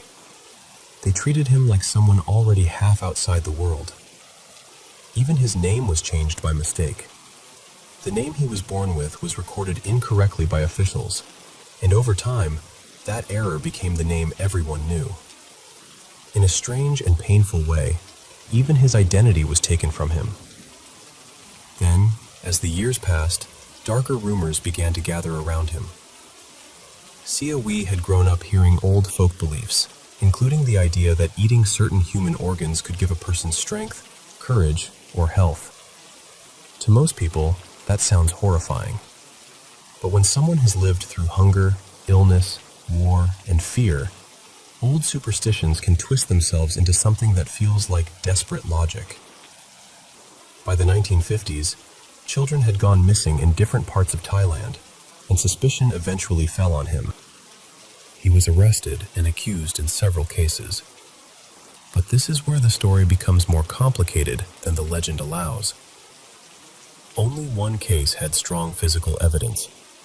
In 1958, he was caught in Rayong while burning the body of a young boy. That case became the center of the prosecution against him. The other accusations relied heavily on confessions, and those confessions were reportedly made through translation, under pressure, and without the kind of clear evidence people later assumed existed. At one point, he was said to have admitted to tasting human flesh. Later, he denied it. But by then, the public had already made up its mind. Newspapers called him a monster. They called him a cannibal. Fear spread quickly. and once that fear found a face, it held on tightly. In court, Sia Wee was first sentenced to life in prison. After an appeal, the sentence changed. In 1959, he was executed. But there is one detail that matters deeply. He was officially convicted of only one murder. He was never legally convicted of cannibalism. And yet, that is the word history chained to him.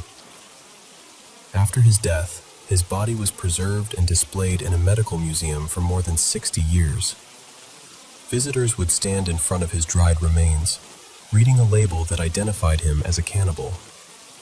For generations, that display helped turn a man into a permanent nightmare. His story slipped out of the courtroom and became folklore. People told ghost stories about him. Some said his spirit wandered at night. Others claimed he appeared in dreams. Movies, rumors, and retellings kept shaping him into one of Thailand's most infamous monsters. But in recent years, people began asking harder questions. In 2019, a petition called for the museum to remove the word cannibal from his display, because that accusation had never been legally proven. The display was eventually removed, and in 2020, his body was cremated in a formal ceremony. No family came to claim him. And that detail feels painfully quiet, doesn't it? Today, some researchers believe his confessions may have been affected by poor translation, fear, pressure during interrogation, or even coercion. Others point to the anti-Chinese prejudice that existed at the time and wonder whether he became an easy target for a frightened society. So we are left with a difficult question. Was Sia Wee truly the monster people said he was? Or was he a lonely, damaged man who became something larger than himself because fear needed a name? Maybe the horror of this story is not only in the crime. Maybe it is also in how quickly a human being can become a legend, and how hard it is to pull the truth back out once fear has swallowed it whole.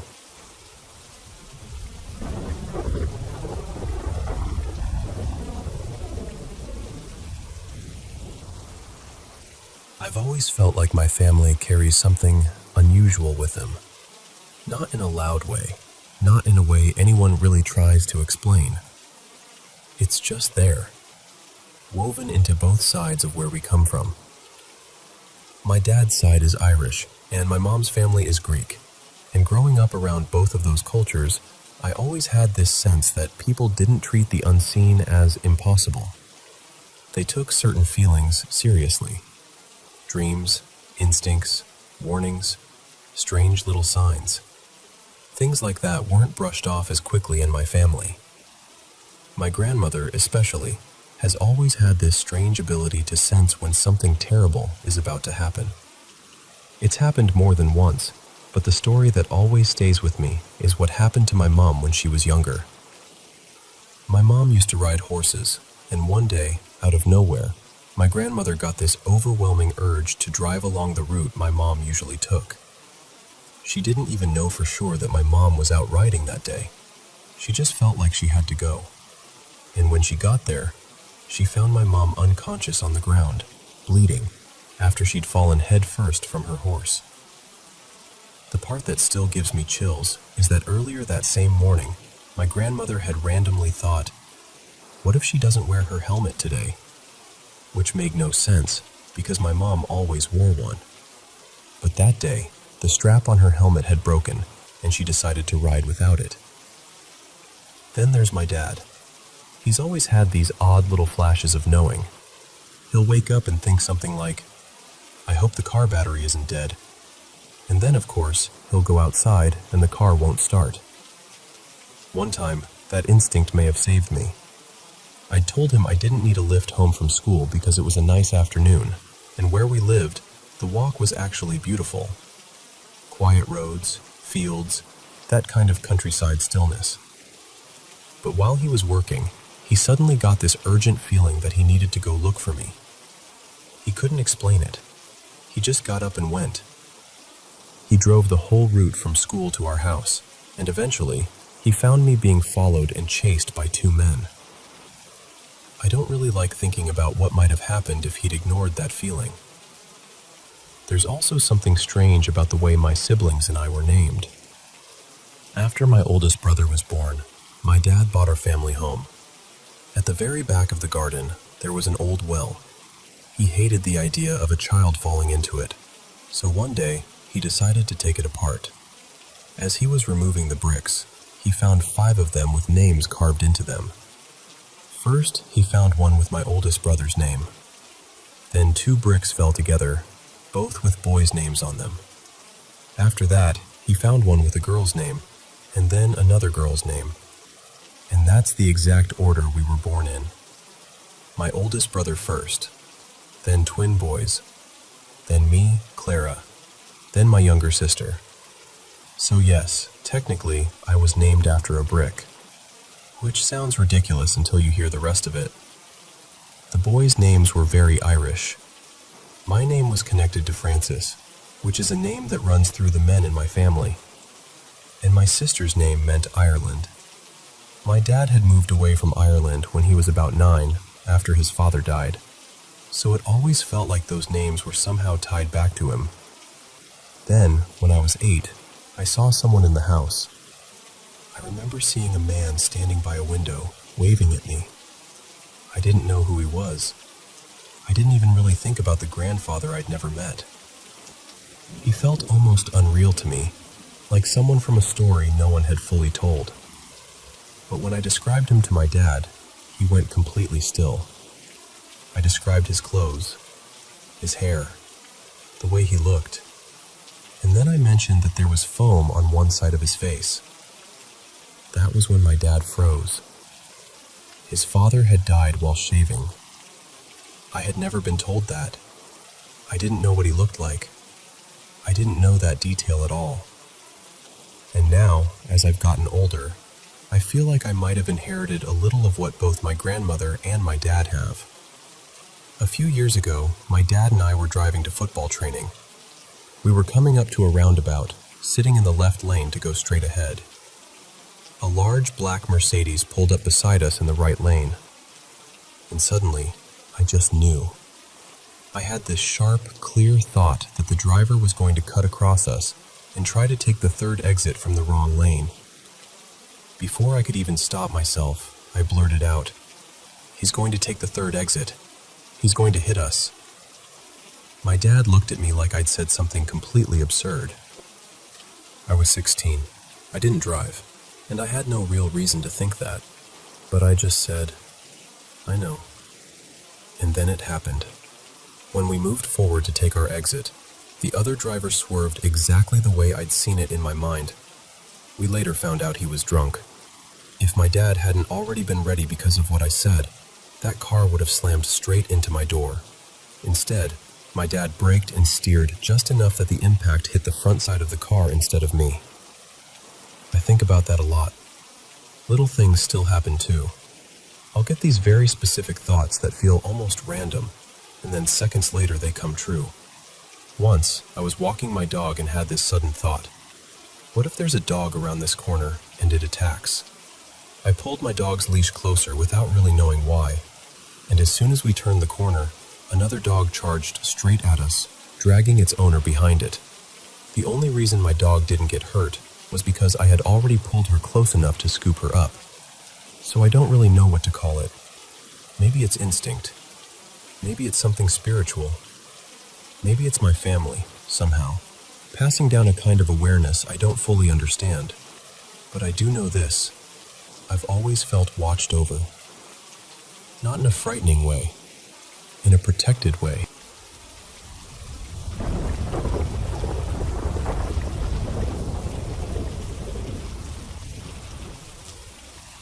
I live in one of those small apartment buildings where life just sort of repeats itself. Same neighbors passing each other in the hallway, same footsteps overhead, same elevator that groans like it's tired of everyone's problems. Nothing ever really changes there, so when the couple in the apartment next to mine suddenly disappeared, I noticed right away. They didn't say goodbye to anyone. One day, they were there, yelling through the walls, slamming cabinets, throwing out words sharp enough to cut through plaster. And then the next day, their apartment was just empty.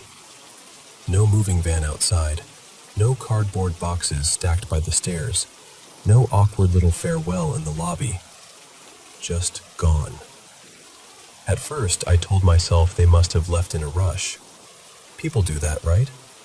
Relationships fall apart, rent gets missed, someone makes a decision at midnight, and by morning, there's nothing left but nail holes and dust. And honestly, part of me was relieved. I know that sounds cold, but their arguments used to keep me awake. Almost every night, I'd lie there staring at the ceiling while Marcus and Elena went at each other through the wall. So when they left, I thought maybe I'd finally get some sleep. But the silence after they were gone didn't feel peaceful. It felt wrong. The first night, I woke up a little after 2 in the morning.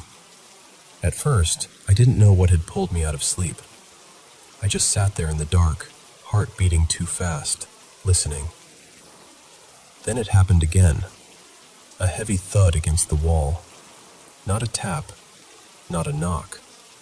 Something solid, something big, like a chair being shoved over, or a body hitting plaster. I stared at the wall between my apartment and theirs. Then I heard voices, muffled at first, but angry. A man and a woman. And the strange thing is, I knew those voices. I knew the rhythm of them. The way his voice would rise first, low and hard, and then hers would cut in, trembling but furious. It was them. It was Marcus and Elena. I grabbed my phone from the nightstand. 2:14 a.m. I got out of bed and pressed my ear to the wall like an idiot in a horror movie, but I couldn't help myself. The voices got clearer, though not clear enough to make out the words. Still, there was no mistake. They were arguing. Again. Except they couldn't have been, because they had moved out. The next morning, I found the building manager in the lobby and asked him about it. I tried to sound casual, but I'm pretty sure my face betrayed me. He frowned and said, "They moved out 3 days ago. Locks were changed yesterday." I asked him if maybe someone else had gotten inside. He looked almost offended. "No one has the keys," he said.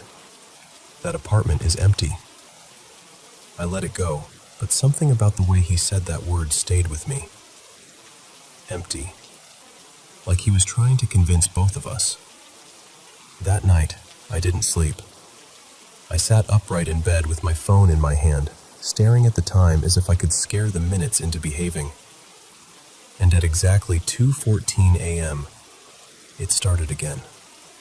The voices, the anger, the same argument spilling through the wall like it had been waiting all day to begin. This time, I recorded it. My hand was shaking so badly I almost dropped the phone. It was louder than before, more violent. I heard something smash, glass maybe, and then Elena screamed. Not shouted, screamed. Then, all at once, everything stopped. No fading out, no door slam, no footsteps, just silence. Like the whole room next door had been swallowed. I played the recording back immediately. There was nothing on it. No voices, no crash, no scream. Just a flat hiss of static. The timestamp was right there on the screen. It had recorded at the exact moment I heard everything, but the audio was empty. That was when the fear really settled in. Not the sudden kind, the slow kind. The kind that pulls up a chair and makes itself comfortable. On the third night, I made a choice that I still wish I could take back. I went into the hallway. The building was dead quiet at that hour. Even the pipes seemed to be holding their breath. The ceiling lights flickered once, then steadied, leaving long shadows stretched across the carpet. I walked toward their door. apartment 302. And as I got closer, I heard the argument again. Not muffled anymore. Clear. Loud. Coming from inside.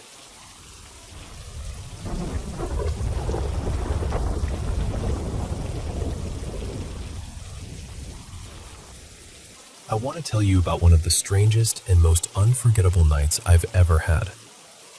There's a little bit of backstory, so I'll keep it simple. When I was growing up, my family was very close with the people who lived next door. We did everything together. Vacations, birthdays, sleepovers, cookouts, all of it. Their house felt almost like an extension of ours. But over time, the parents went through a really painful rough patch in their marriage. Eventually, the mom decided she wanted a divorce, and soon after that, she took the kids on a summer trip to Washington to visit relatives. While they were gone, the dad took his own life in the house.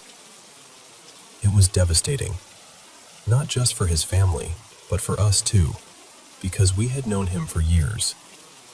After that, the family moved away, and the house sat quiet for a while. About 8 months later, a new family moved in. They had 3 young kids, and since I was babysitting for extra money at the time, they asked me one evening if I could watch the children while they went out for a late movie. When I got there, the baby was already asleep. I only needed to put the toddler to bed and then let the oldest, a little girl named Lily, stay up until around 9. Everything was normal at first. I got the toddler tucked in, and when 9 o'clock came around, I took Lily upstairs. She asked if I could read her a story, and of course I said yes. But while I was reading, she kept looking past me. Not just glancing. She was staring over my shoulder, making these nervous little faces, like she was trying not to react to something. So I finally stopped and asked, "Sweetheart, what's wrong?" And she said, very quietly, "The sad man is back." I remember feeling this chill move through me. I said, "The sad man?" She nodded and pointed behind me. "He's right there. He keeps making my baby upset." She had this little baby doll tucked beside her, and she kept insisting that the sad man was bothering it and making it cry. I didn't know what to say. I didn't want to scare her, so I just asked if she wanted me to close the bedroom door. She said yes. So I closed it, finished the story, and sat with her until she finally fell asleep. After that, I went to check on the actual baby. And the baby's room was the same room where our old neighbor had died. The second I opened the door, the air felt freezing. Not just a little cool, but icy in a way that didn't make sense. There was a small nightlight glowing near the crib, barely enough to see by. I leaned over to check on the baby, and while I was standing there, I felt what seemed like fingers press onto my shoulder. I turned around immediately. No one was there. The baby was still asleep. The room was silent. I left and went downstairs as calmly as I could, though inside I felt like my nerves had turned into glass. I sat on the couch and turned on the TV, trying to convince myself I was just creeped out, because I knew what had happened in that house. But from where I was sitting, I could see the staircase. And I kept seeing something at the top of it. It looked like a head peeking around the corner.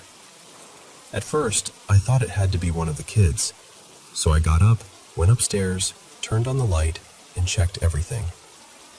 All the bedroom doors were still closed. The bathroom was empty. Nobody was out of bed.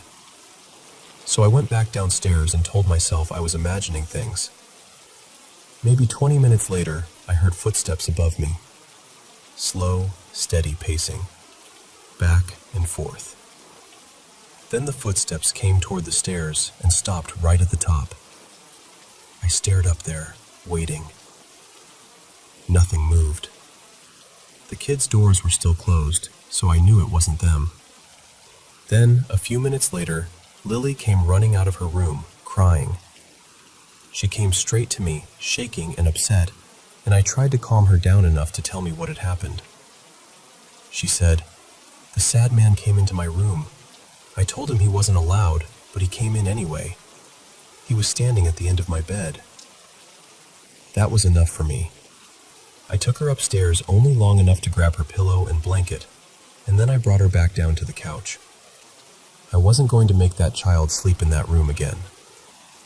While she was lying there trying to fall asleep, her bedroom door, which we had left open upstairs, slowly moved. It looked exactly like someone had just walked out. About half an hour later, her parents came home. Her dad saw her sleeping on the couch and asked what happened. I was going to say she'd had a nightmare, because I didn't know how to explain any of it. But Lily woke up and immediately started telling him about the sad man. Her dad just rolled his eyes. He told her there was no such thing and that she needed to stop making things up. He brought her back upstairs, and I could hear them arguing a little as he kept telling her she was going back to bed. I felt awful for her. The mom paid me and thanked me, and I wanted so badly to say something. I wanted to tell her what had happened in that house before they moved in. But I didn't know if it was my place, and I didn't want to sound like I was trying to frighten her. So I went home. But I couldn't stop thinking about it. A few days later, I told another neighbor what had happened. He decided to go over and speak with the mom himself. He told her about the man who had lived there before, and what had happened just months before they moved in. And strangely enough, she wasn't surprised. She told him that she and the kids had already experienced things in the house. Her husband, though, never had. So every time the children talked about the sad man, he thought they were just making excuses not to go to bed. My family moved away about 6 months after that, but I kept in touch with a few people from the neighborhood. From what I heard, that family only stayed in the house for about a year. After they left, it sat empty for a few months before it was finally sold. That's the last I ever heard about it.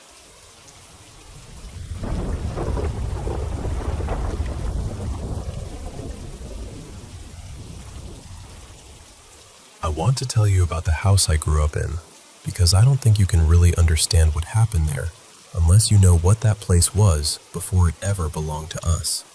The land used to hold a little one-room schoolhouse, built sometime around the late 1800s. By the 1950s, the school had closed, and a couple bought the property. They moved the old schoolhouse to the back corner of the lot and built a modest ranch-style home where the main house stood. Years later, in the 1980s, my father bought it from them. He was already living there when he met my mother. She moved in after they married in 1992, and I was born a couple of years later. When my younger brother was on the way, my father had an addition built onto the house. That house sat right where two rural roads met, on a corner that always felt unsafe. Cars went off the road more than once and ended up in our yard. I know at least 2 of those accidents were fatal. There were other bad things too. Once, during repairs after a roof job went wrong and heavy rains flooded the house, a worker lost part of his finger in the old bathroom. And I need to say this plainly. My father was not a kind man. He hurt my mother, my brother, and me. I won't go into the details here because that isn't really what this story is about. But the feeling of him, the way he spoke, the coldness in his eyes, still visits me in nightmares. I stopped speaking to him years ago, and as far as I know, he still lives in that house alone. The first strange thing I know about happened before I was born, when my mother was pregnant with me. My father worked evenings, so she would go to bed before he came home. Almost every night, after she was already in bed, but before he returned, the phone would ring. When she answered, there was nothing but static. No voice, no breathing, just that harsh, empty hiss. It never happened when my father was home, only when she was alone. Then, not long before I was born, the calls stopped completely and never happened again. Years later, when my mother was home with us during the day, something odd happened constantly in the kitchen. She would be putting dishes away, and the cabinet door she needed would open by itself. Then, after she was done, it would close again. Not all the cabinets. Just the right one. The strange part was that the cabinets had magnetic latches. They weren't loose, and they weren't uneven. My mother checked. Nothing was wrong with them. And they never opened for my father or anyone else. After my brother was born, I moved into what had once been my father's office. That was when I started hearing footsteps at night. I would wake up and hear someone pacing in the hallway outside my bedroom door. Back and forth. Back and forth. The steps were too heavy to be my mother's, and I could hear my father snoring through the wall between my room and theirs. So whoever, or whatever, was walking outside my door was not either of them. I remember lying there, frozen under the blankets, staring at the doorknob. I was sure it was going to turn. It never did. But that didn't make it feel safer. At some point, I became aware of something else in that room. This was different from the footsteps. This felt like a presence in the corner near the window. It felt dark there, even in a room that should have had light. And whatever was in that corner felt like it wanted to hurt me. I kept a nightlight in that room long after I stopped needing one anywhere else. I believed, with my whole little heart, that if the room ever became completely dark, something terrible would happen. The whole house had a heavy feeling to it.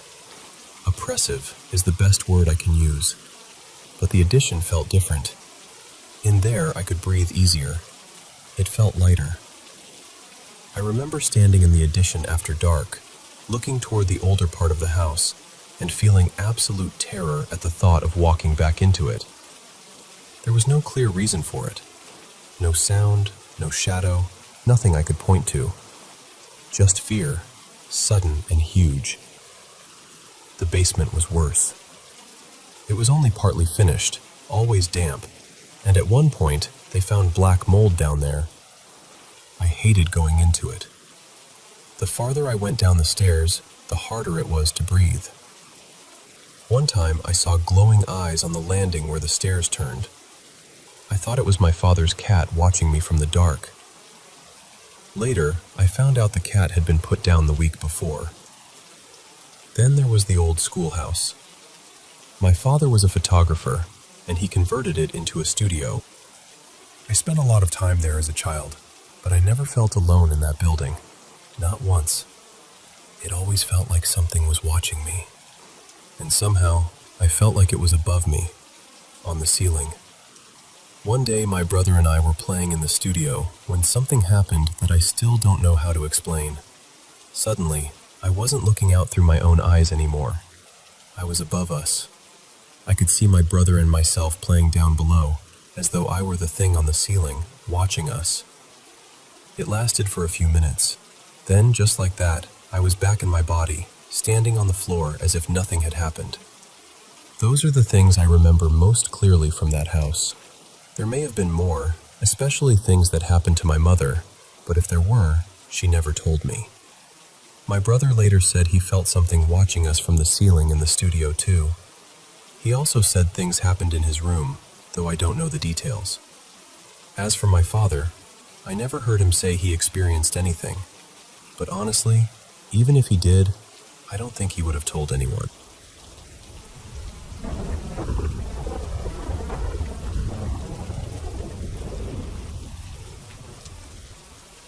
I was 9 years old when my father died by suicide in our family home. For years before that, life had already been heavy. My dad's drinking had taken over so much of our world, and everyone in the house had been carrying more than any of us knew how to carry. The first night after he was gone, the rest of us slept together in one large bed.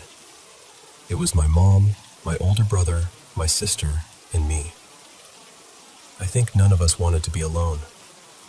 The house felt too quiet and too full at the same time. I barely slept that night. I kept drifting off, waking up, then drifting off again. At one point, I remember lying there awake, staring out the window beside the bed, when I heard something I had never heard before. And I need to explain this clearly because I had lived in that house my entire life. I knew the sounds it made. I knew the creaks, the wind, the animals, the pipes, the old farmhouse noises. But this was different. It sounded like drumming. Not a drum exactly, but a rhythm being tapped against something metallic, maybe sheet metal. There were no voices, no footsteps with it, just this pattern on metal. It went something like dum, da-da-dum, da-da-dum, da-da-dum. The heavier beats were sharper, almost intentional. It had this strange, old, ritual kind of feeling to it. I do not really know how else to describe it. Something about it felt almost like shamanic music, though I know that sounds odd. This happened in Finland, out in the countryside, and the sound continued for a few minutes. Then it stopped. I heard it again a little over a year later. By then, we had moved to the other side of the country, but we still owned the farm where I had grown up. My brother and I stayed there for 2 nights before the place was sold. That second night, the sound woke me up. The same rhythm, the same metal-like drumming, the same feeling. I knew immediately it was the sound from that first night after my father died. I did not have to think about it. My whole body recognized it before my mind did. This time, I was terrified.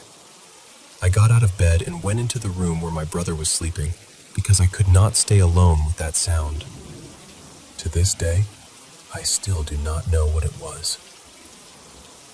I know Finnish farmhouses. I know the wilderness.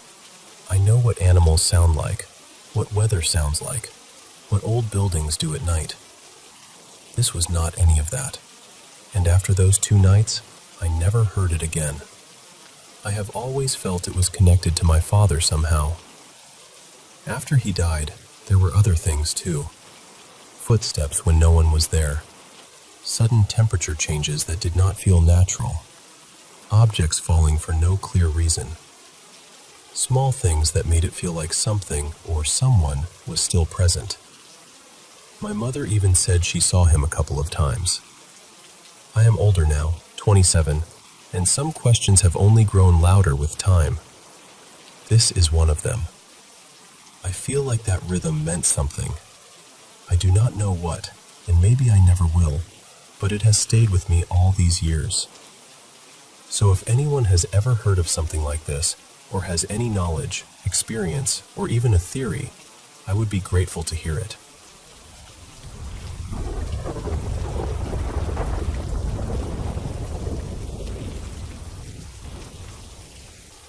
Back in the early 2000s, my friends and I went through this short phase where we were really into ghost hunting. For a few months, that was our thing. We'd look up the creepiest places near us, wait until late at night, and then go see what we could find. Most of the places were scary in that normal, abandoned building kind of way. Broken windows, old furniture, weird noises, stuff like that. But there was one house that was different. That one still bothers me when I think about it. The house was in Chino, California. It's gone now, but at the time it was still standing. People around there called it the Copeland House. The story we heard was that sometime in the 80s, a man escaped from the nearby prison and broke into this house to hide. Back then, that area was a lot more rural. Mostly farmland, cows, open space, and houses spread far apart. A family lived in that house. A mother, a father, and 2 children. A boy and a girl. From what we were told, the escaped prisoner attacked the family and killed them in a terrible way. The boy was badly hurt, but somehow managed to crawl into a hallway closet and survive. The rest of the family didn't. I don't know how much of every detail was true, but that was the story we had heard before going there. So one night, of course, we decided to go. There were 5 of us.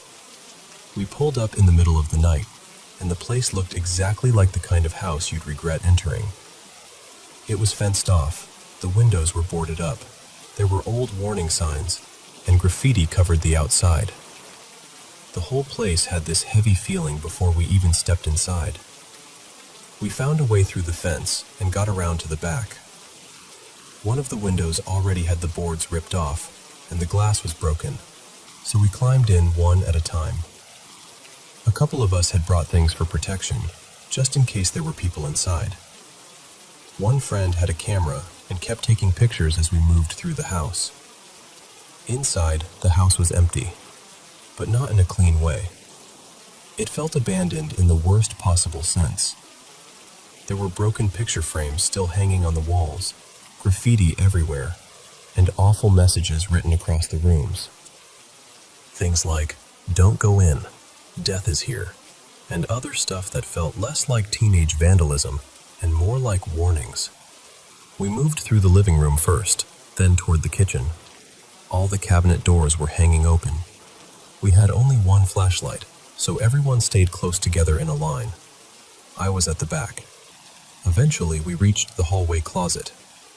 According to the story, that was where the little boy had crawled after he was attacked. Someone opened the closet door, and I remember looking down at the carpet. A huge part of it was stained dark. Old, dried blood, or at least that's what it looked like. That was the first moment where the whole thing stopped feeling like a scary adventure. We kept going down the hall and checked the rooms. Every room had something written on the walls or ceiling. Some of it was just crude graffiti, but some messages felt personal, almost desperate. Then we got to the master bedroom. That room felt colder than the rest of the house. I know that sounds dramatic, but I really don't know how else to describe it. It felt like pressure, like the air in there was heavier. There were dark stains on the carpet, and right near the light switch, someone had written a message that made my skin crawl. I don't remember the exact words, but it was something close to, "Do not lock anyone in this room alone. Please don't. This is not a joke." None of us laughed at that. The house wasn't big, so it didn't take long to see most of it. After a while, we started heading back out. I was still at the end of the line, and my friend with the camera was still taking random pictures. That's when I heard it. It was a little girl's moan. Clear as day. Not a scream, not a whisper. Just this sad, aching sound that seemed to come from somewhere deep inside the house. The hair on the back of my neck stood up immediately. I was about to ask the person in front of me, "Did you hear that little girl?" But I stopped myself because I didn't want to put the idea in their head. So instead, I just asked, "Did you hear something?" They turned around slowly, eyes wide, and said, "I just heard a little girl moan." That was it. We were done. We ran for the window so fast that one of my friends cut himself climbing out. One of the biggest guys in our group completely froze once we got outside.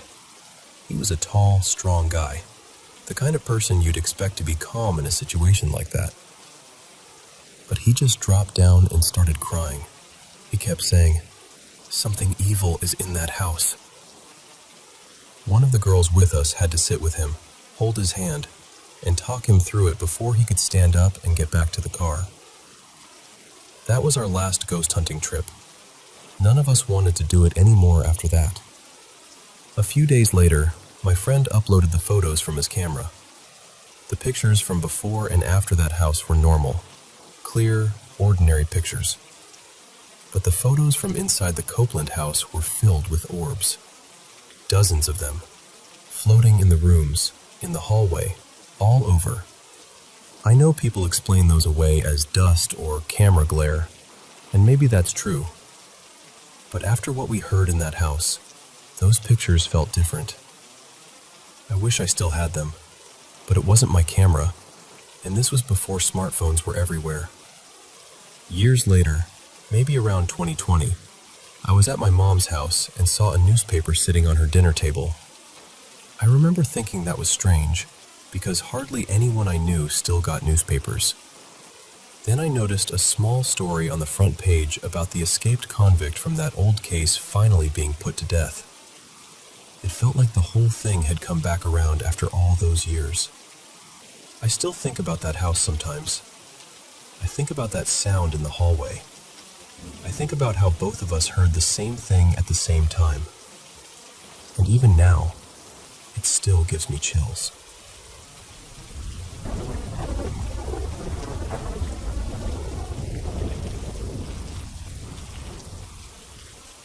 So this all started a little over a month ago.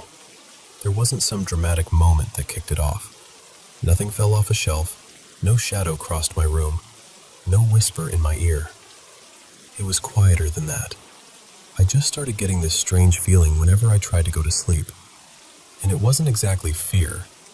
It wasn't that classic feeling of someone's watching me or something terrible is about to happen. It was more like my body knew something was wrong before my mind did. Just this heavy little warning sitting in my chest telling me something is off. For a while, the only way I could sleep was with the TV on. If I turned it off, I'd either lie awake for hours, completely exhausted but unable to drift off, or I'd sleep horribly. I'd have nightmares, wake up soaked in sweat, sometimes more than once in the same night. I mean completely drenched, like I'd stepped out of a shower.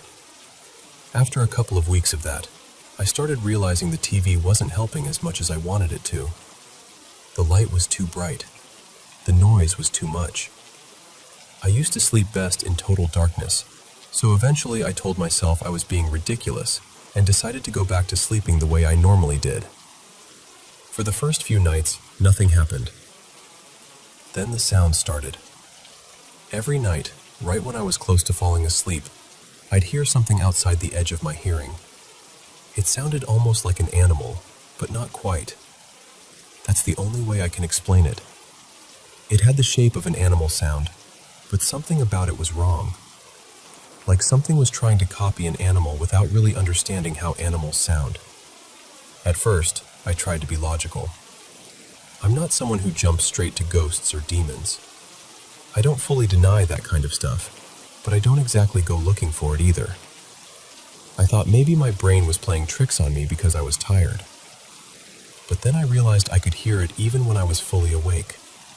Eyes open, body moving, not dreaming, not stuck in sleep paralysis, just lying there in the dark, listening to something that should not have been there.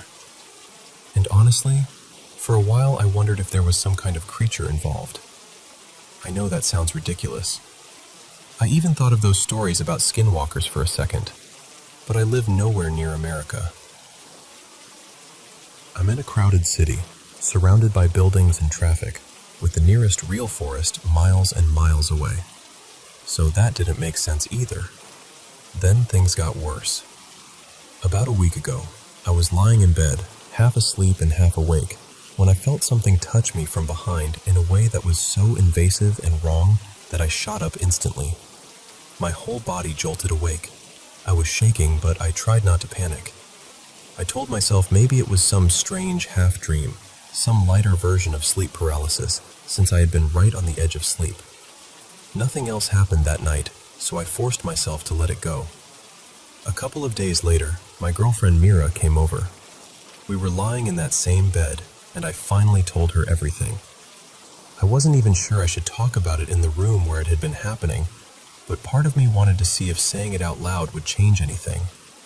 She listened quietly. Then she told me I should probably ask a priest to come to the house. I told her I'd think about it. I respect religion, but I've never really been the kind of person who leans on it. Still, the fact that she said it so seriously stayed with me. The next night, nothing happened. But the night after that, it happened again. I was very sleepy, but not asleep. Maybe 75% awake. I knew where I was. I knew what position I was lying in. And just like before, I felt something behind me. The strangest part is that both times it happened, I had been facing the wall with my back turned toward the room. That detail bothers me more than I want to admit. After that, almost a week passed with nothing. I started thinking maybe it was over. I took a few precautions, changed how I slept, kept lights closer, tried not to face the wall anymore. For a few days, life felt normal again. Then today, it started up again. And this time, I wasn't even home. I was with some friends at another apartment I own. We were just hanging out, talking about random stuff, and eventually the conversation drifted into paranormal stories. So I told them mine. I told them about the sounds, the feeling in my room, the things that had happened at night. About an hour later, we decided to leave and go walk around the city for some air. My apartment is on the 3rd floor. Usually when we leave, my friends wait for me while I lock up. But this time, for some reason, they all rushed ahead and went downstairs without me. The moment they were about 2 floors below, the hallway lights flickered. Not once, twice. And I just remember thinking, absolutely not. I locked the door as fast as I could and got out of there. Later, we all headed home. I called a ride, got dropped off near my street, and started walking toward my house. Now, my house is strange. It's basically one building split into 2 halves. My side is lived in, but the other half is abandoned. Empty. Dark. The kind of place you try not to look at too long when you pass it at night. Right in front of that abandoned half, under the streetlight, I saw something. It was completely black. At first, I couldn't understand what I was looking at. It was standing partly in the light and partly in the shadows. From the waist up, I couldn't see anything clearly. It was swallowed by darkness. But the lower half was visible enough. It looked like a torso with 3 legs. I know how that sounds. I know it sounds impossible. But I stood there about 5 meters away, staring at it for a few seconds, trying to make my brain correct the image into something normal. It didn't. One of the legs moved. And when it moved, it almost looked like it was splitting or bending in a way that didn't belong to a person or an animal. Usually, when something like this happens, I freeze. My stomach drops, my skin crawls, and I get this wave of sickness through my whole body. But this time, I felt nothing. That might be the scariest part. I just stared at it. Then I unlocked my door, stepped inside, locked it behind me, and went straight to the window to look out. Whatever it was gone.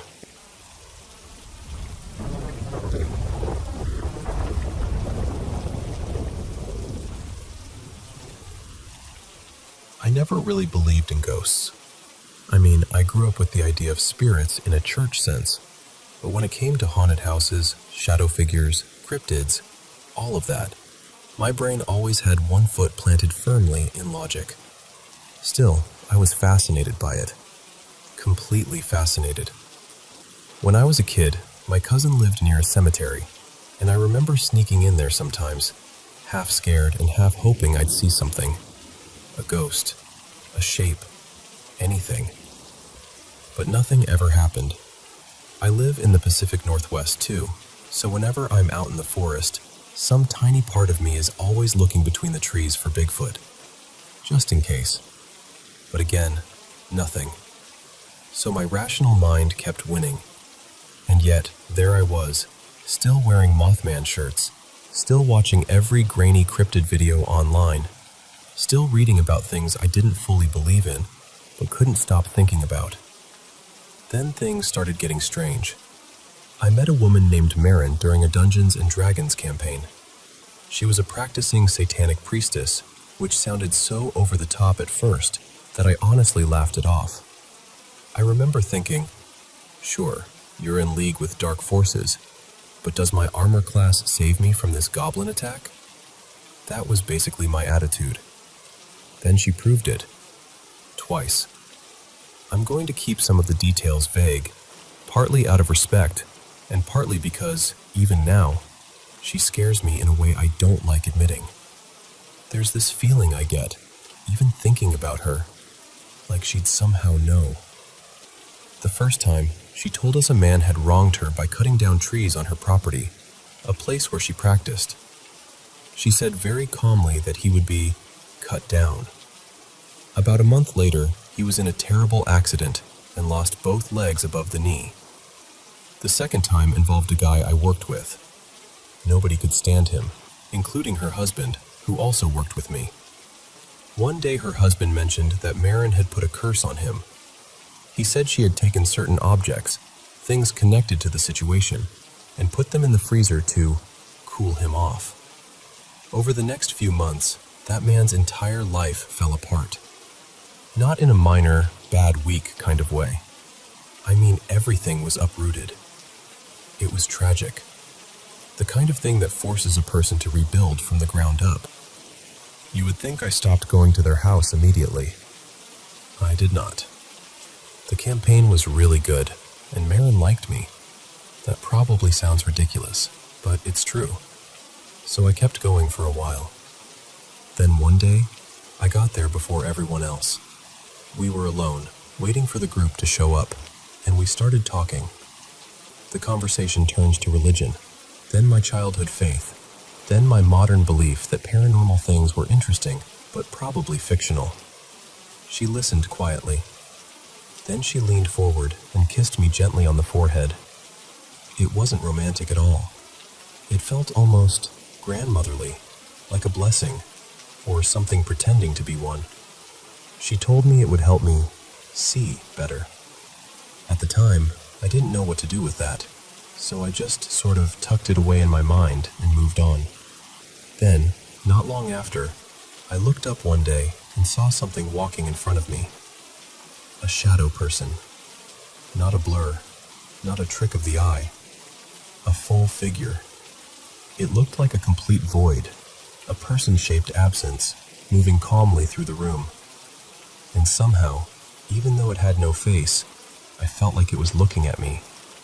The strangest part was that I didn't feel fear. There was no malice, no threat. It felt almost casual, like it was passing by and saying hello. But my body didn't understand that.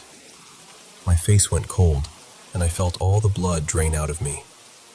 My rational mind just collapsed in on itself, scrambling for an explanation and finding nothing. After that, as I kept reading and studying more about the paranormal and the occult, I would encounter that presence again. I believe it follows me now. But even with all of that, nothing physical had ever really happened. Not in a way I could point to and say, there, that happened outside my head. Until tonight. I have this lamp in my home office. It belonged to someone who, as far as I know, may or may not be deceased. I've never been totally sure about the history there. It's one of those old glass banker-style lamps, the kind you might imagine on a detective's desk. Every so often, the glass shade turns by itself. Now, of course, there are normal explanations. Gravity, loose hardware, vibrations from footsteps, the house settling. And I understand all of that. But it has always felt intentional. Tonight I was sitting at my computer, with my back to the lamp, when I heard the shade turn over again. Without even looking, I said what I usually say when it happens. Hello. Anyone there who wants to talk? I say it mostly to make myself laugh. It's become a little ritual, a way of pretending I'm braver and less curious than I actually am. But tonight, the lamp turned on. The lamp has a pull chain at the bottom. When you turn it on or off, it makes this loud, ugly little click. You can't miss it. Tonight, there was no click. None. I just saw the light come on. It was smooth, almost like a motion sensor, except this lamp does not work that way. I'm writing this now and I still feel strange, almost outside my own body. After all these years of curiosity, after all the searching and reading and wondering, something finally answered in a way I couldn't explain away. A light came on behind me, and for the first time, it really felt like a message.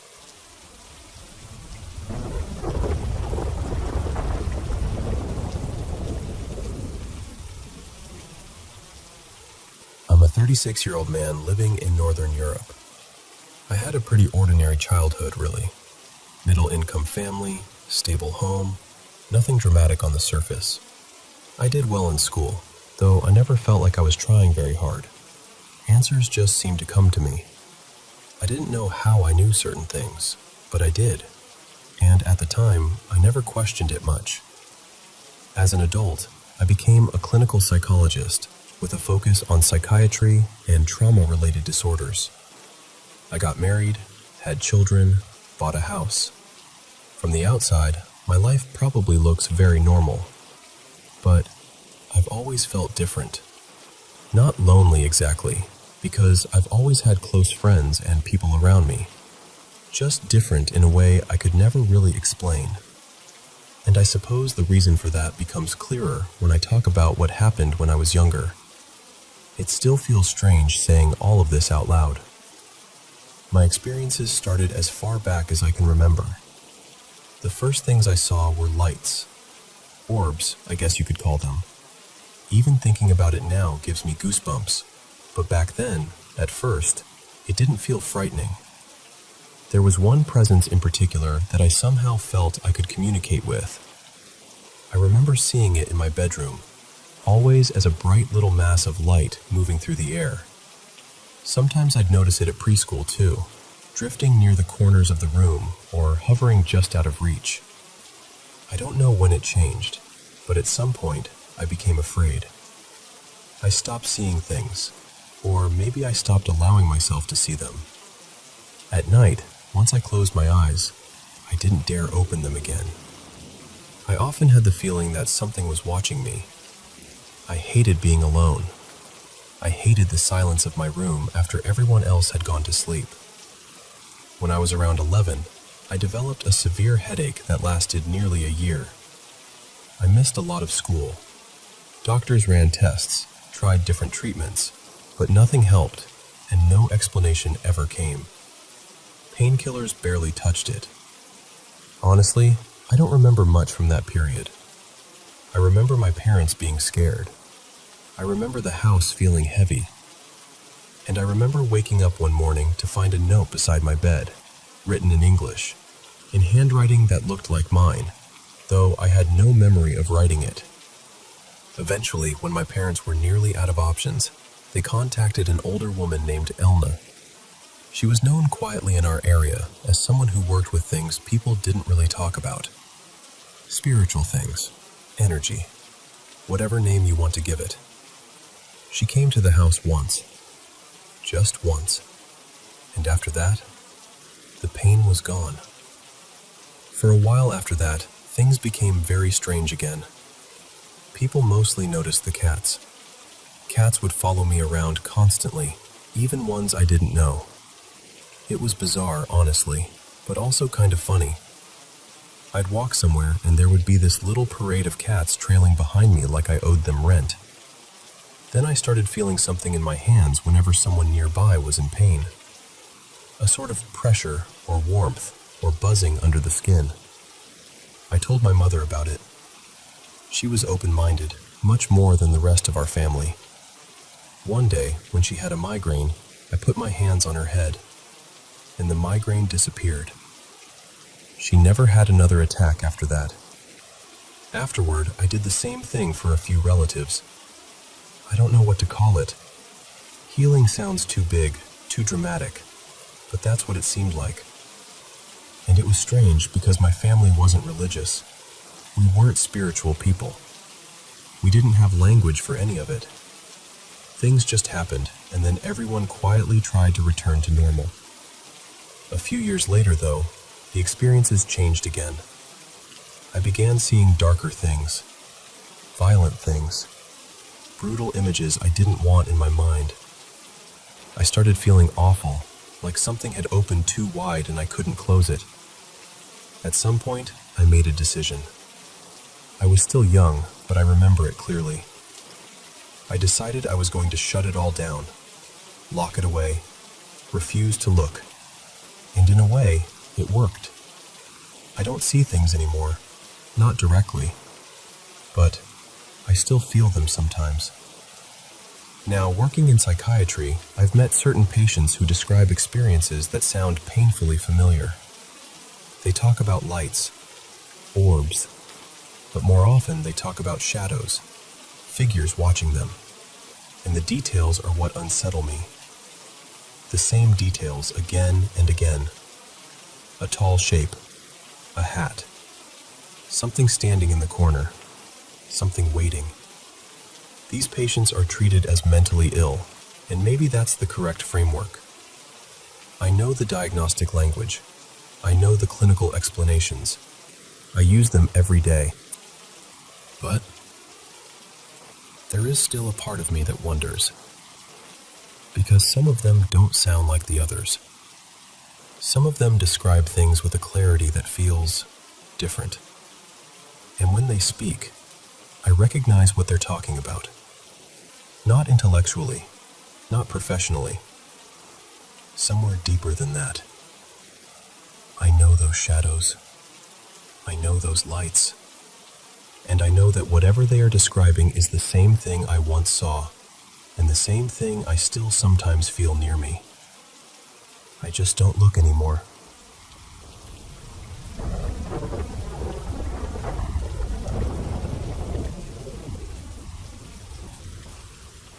Hi everyone. I want to tell you about something that happened to me when I was a teenager. I'm 23 now, but back then I was still living with my parents in the house I'd grown up in. We moved there when I was about 7. It wasn't some creepy old place with a strange history, and honestly, nothing unusual had ever happened there before. No footsteps, no shadows, no weird feelings. Just a normal family home. This happened on a Wednesday afternoon. In my country, we didn't have classes on Wednesdays, so I was home by myself. We had an alarm system with a few different settings. You could leave it off completely, turn on the full alarm, or set it to partial mode. Partial mode meant the outside doors, the garage, and my dad's study were protected, but you could still walk around inside the house. Whenever I was alone, I always used the partial alarm. That day, I did exactly that. I was in my bedroom watching a movie when I heard the electric garage door open.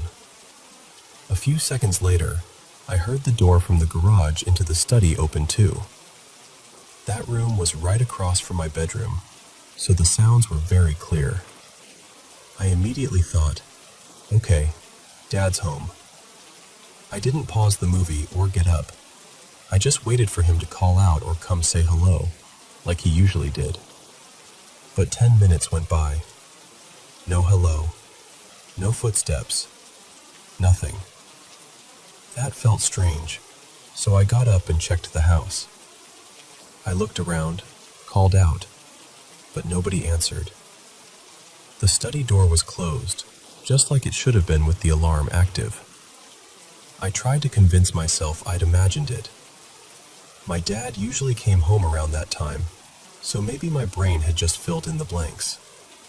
I went back to my room, sat down, and tried to keep watching the movie. A little while later, I decided to go to the bathroom. The bathroom was right next to my bedroom, between my room and the study. I had just reached for the door handle when I heard the coats moving. We had coats hanging on the door between the study and the garage, and I knew that sound perfectly. It was the exact sound they made when someone opened or closed that door and brushed against them. I froze. I mean, completely froze. Those coats shouldn't have been moving. Nobody was supposed to be in that room. The study door was closed, and the motion detector in there was supposed to trigger the alarm if anyone walked around. I stood there for several seconds, trying to explain it away. Maybe a draft? Maybe something settling? Then I heard another sound. The office chair dragged across the floor. Not a vague noise, not a random creak. It was that sharp, familiar scrape of the chair being pushed back. The same sound I had heard hundreds of times when my dad moved it out of the way. That was it for me. My whole body went cold, and I ran out of the house. I called my dad while I was outside and told him I thought someone was inside, and that he needed to be careful when he came home. I had dance class shortly after, so I went there still shaking and trying not to think about it. That night, when I came home, I asked my dad if he had found anyone in the house. He said no, nobody was there. The alarm had never gone off. Nothing looked disturbed. My parents didn't really take it seriously. They listened, but I could tell they thought I had just scared myself. But I know what I heard. To this day, I don't really know what happened. Maybe someone was inside somehow, but then why didn't the alarm go off? Maybe it was something paranormal, but then how did it make such physical sounds, like the coats moving and the chair scraping? Sometimes I wonder if it was some kind of replay, like an echo of a normal routine. Garage door opening, study door opening, coats shifting, chair moving. All the little sounds my dad would make when he came home. Whatever it was, nothing like that ever happened again before I moved out. But after that day, being home alone never felt the same.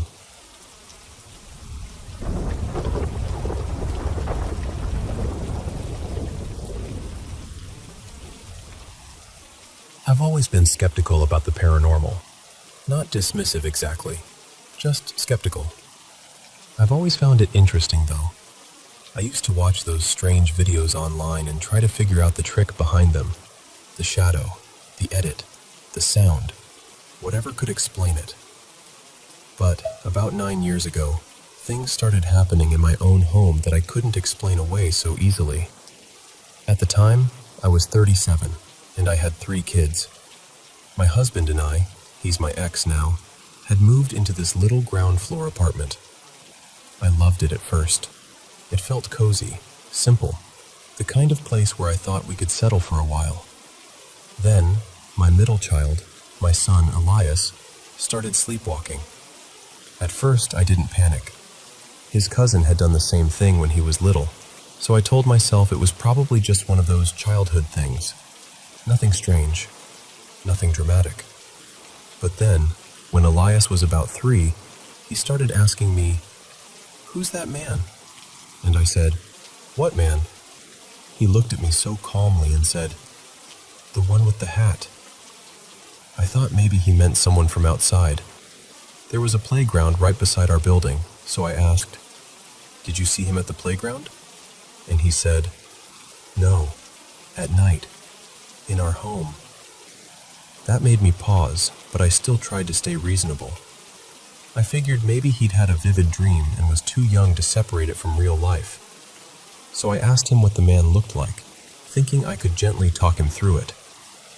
Elias said, "He's tall, he has pale eyes, and he comes after you leave at night."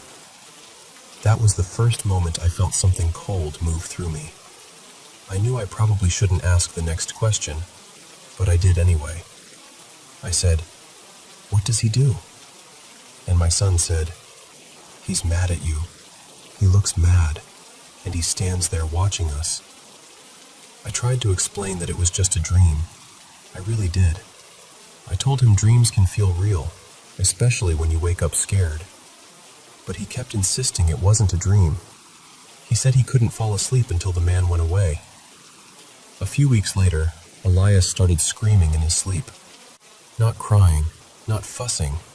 Screaming, full terror, like something horrible was happening to him. One night it got so bad that I brought him into our room to sleep beside us. I was already shaken and wide awake, just lying there, listening to him breathe. Then, I heard it. Heavy footsteps in the hallway. Not creaks, not the building settling. Boots.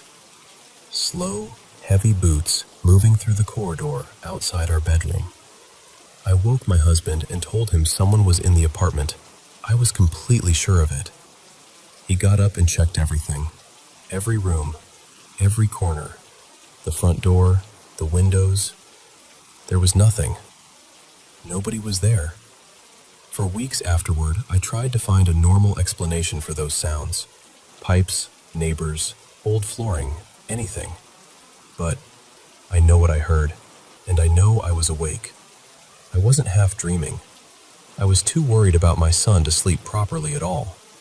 And that was when it really began.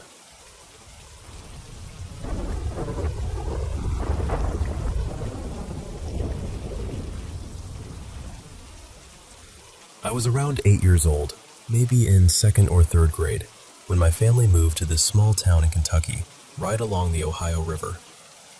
It was one of those places where everything felt old. The streets, the trees, the houses, even the air felt like it had been holding its breath for 100 years. The house we moved into looked ordinary enough from the outside. Nothing dramatic, nothing that screamed run. It had a few charming little details, like this old hand-cranked doorbell by the front door, the kind you had to twist instead of push. But inside my sister and I's bedroom, there was something strange. A trap door. It was built right into the floor, and unless you knew it was there, you would never notice it. That door led down into the cellar, and that cellar was not like any basement I had ever seen. The walls were made of old stone, rough and cold, all mortared together. The floor was coated in this fine black dust. My dad said it was probably coal dust from when people stored coal down there a long time ago. But the walls were what stayed with me. There were thick, rusted chains hanging from them. Heavy cuffs, too, spaced out every few feet. And there were these big metal rings anchored into the stone, with huge iron balls attached at the ends. They looked awful. Not decorative. Not random. Later, we were told the cellar had once been used to hold people who had escaped slavery. After that, the whole house felt different. At first, it was little things. We would come home and the shower would be running, or the kitchen faucet would be on full blast. There were 4 of us kids, so of course we got blamed for it. Then the lights started flickering. Not just a soft flicker either. I mean violent, flashing, almost like a strobe light. My dad kept saying it had to be bad wiring because the house was old, but nobody ever found a real electrical problem. Then we would come home from school and find our toys dumped all over the floor. Coloring books ripped apart, crayons snapped in half. And again, we got punished for it. Then one night, while we were sitting at dinner, we all heard this old-fashioned bell ringing through the house. It echoed from room to room. And yes, it was coming from that hand-cranked doorbell. The strange part was, that bell had been painted over so many times that it couldn't be turned. My dad had tried before. He used pliers, screwdrivers, everything. That thing would not move. But now it was ringing. After that, it got worse. Almost every night, right around 3 in the morning, the doorbell would start ringing. Back then, we didn't have cameras everywhere like people do now, so my dad actually stayed up outside, trying to catch whoever was doing it. He never saw anyone. Not once. Then we started hearing the chains. The bell would ring, and then from beneath our bedroom floor, we would hear those chains slamming against the cellar walls. Bang, drag, bang. It was the kind of sound that made your whole body go cold before your brain even understood why. We were so scared that we begged our dad to push a dresser over the trap door, just so nothing could come up through it. Eventually, all 4 of us kids started sleeping together in one full-size waterbed because nobody wanted to be alone. Things kept happening. Stuff vanished. Lights went wild. Faucets turned on. The refrigerator door would be left wide open. And my parents started changing too. They became angrier, harsher. They kept accusing us kids of causing everything, even when we swore we hadn't touched a thing. Then one morning, everything broke loose. My older sister, Marla, used to get up early to do her hair. This was the 80s, so hair was a serious project. Curl it, tease it, spray it until it could survive a windstorm. Half a can of Aquanet was basically the entrance fee. That morning she switched on the lamp. The bulb exploded. It woke all of us up instantly. Then the waterbed started moving. Not a little ripple. It was shaking and rolling so hard we could barely get off it. At the same time, the chains in the cellar started slamming against the stone walls. Loud, violent, metal-on-rock crashes. Then we heard heavy thumps on the wooden cellar stairs, like something was coming up. The trapdoor shook so hard that the dresser we had pushed over it toppled across the floor. All 4 of us were screaming. My mom came running down the hall, but just as she reached our room, the bedroom door slammed shut in her face. She couldn't get in. We couldn't get out. Then everything in the room seemed to go crazy. Toys started moving. Papers whipped around in the air. Books flew off shelves and slammed into the walls. My brother's remote control car started tearing across the floor by itself. And I remember seeing my light bright move. It didn't just slide. It skittered across the floor like some little plastic animal. That image has never left me. I covered my ears, squeezed my eyes shut, and screamed for my mom. The noise was everywhere. The chains, the banging, the toys, all of us crying. And then, just like that, it stopped. The room went still. The bedroom door flew open. We left immediately. No packing, no discussion. We were still in our pajamas. I never stepped foot in that house again. And to this day, I cannot look at a light bright without feeling like something cold is crawling up my back.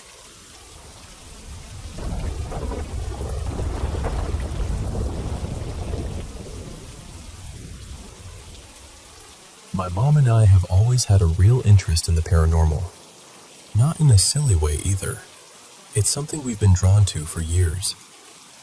Before my son was born, we used to go on paranormal investigations together with people who actually knew what they were doing. We'd visit old buildings, listen for strange sounds, watch for things we couldn't explain. And when we weren't doing that, we were usually at home watching paranormal shows. Reenactments, documentaries, investigations, all of it. So this one night, we were sitting together on the sofa like we often did, watching a show called Haunted Stays. It was one of those programs where they tell a story and then paranormal experts weigh in afterward. During one part of the episode, one of the experts said something about why people should never mess around with Ouija boards, demons, or anything that might invite something in. I turned to my mom and said, "I wouldn't ever mess with that sort of thing. Would you?" She looked at me and, in that joking way she has, said, "Yeah, I probably would." Now, I knew she was joking. I really did. But something about it made me uneasy straight away. I told her, "Don't joke like that. Seriously, you don't know what might take it as an invitation." We had never had anything happen in that house before. No footsteps, no voices, no strange shadows.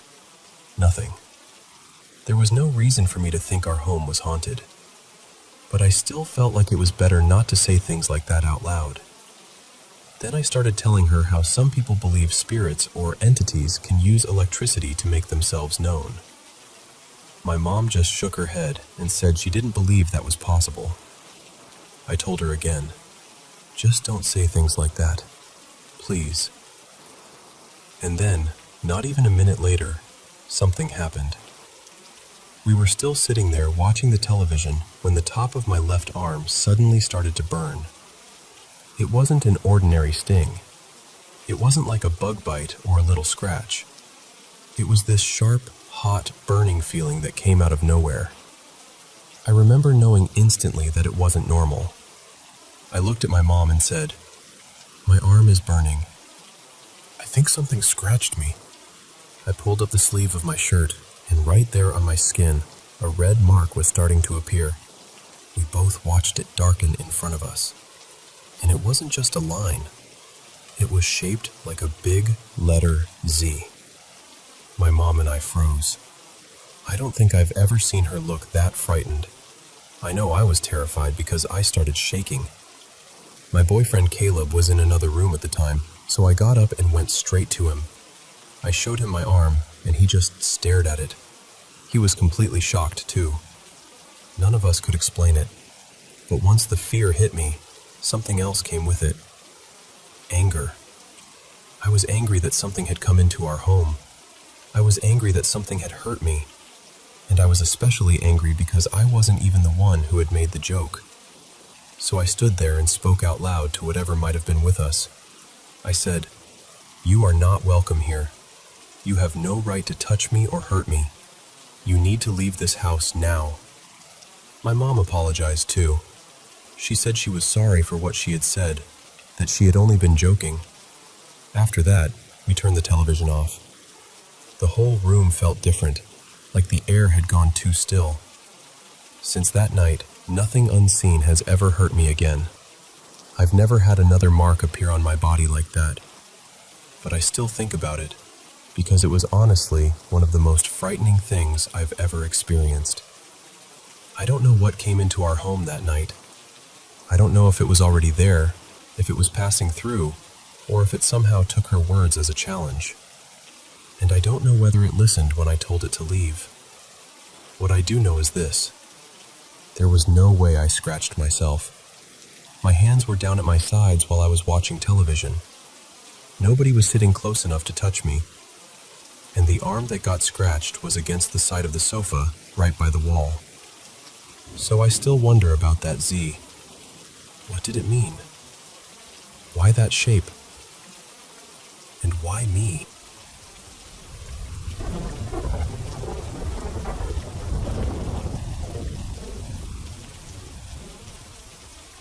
Today I turned 15, and I guess I should start by saying that there's no history in my family of schizophrenia, hallucinations, or anything like that. I've never been diagnosed with anything like that either. My family, though, has always been very spiritual. Faith was a big part of our home. This all started when I was around 12. Back then, I still considered myself Christian, but my faith was fading. It was during COVID, so we weren't going to church anymore, and honestly, we had all kind of drifted away from God.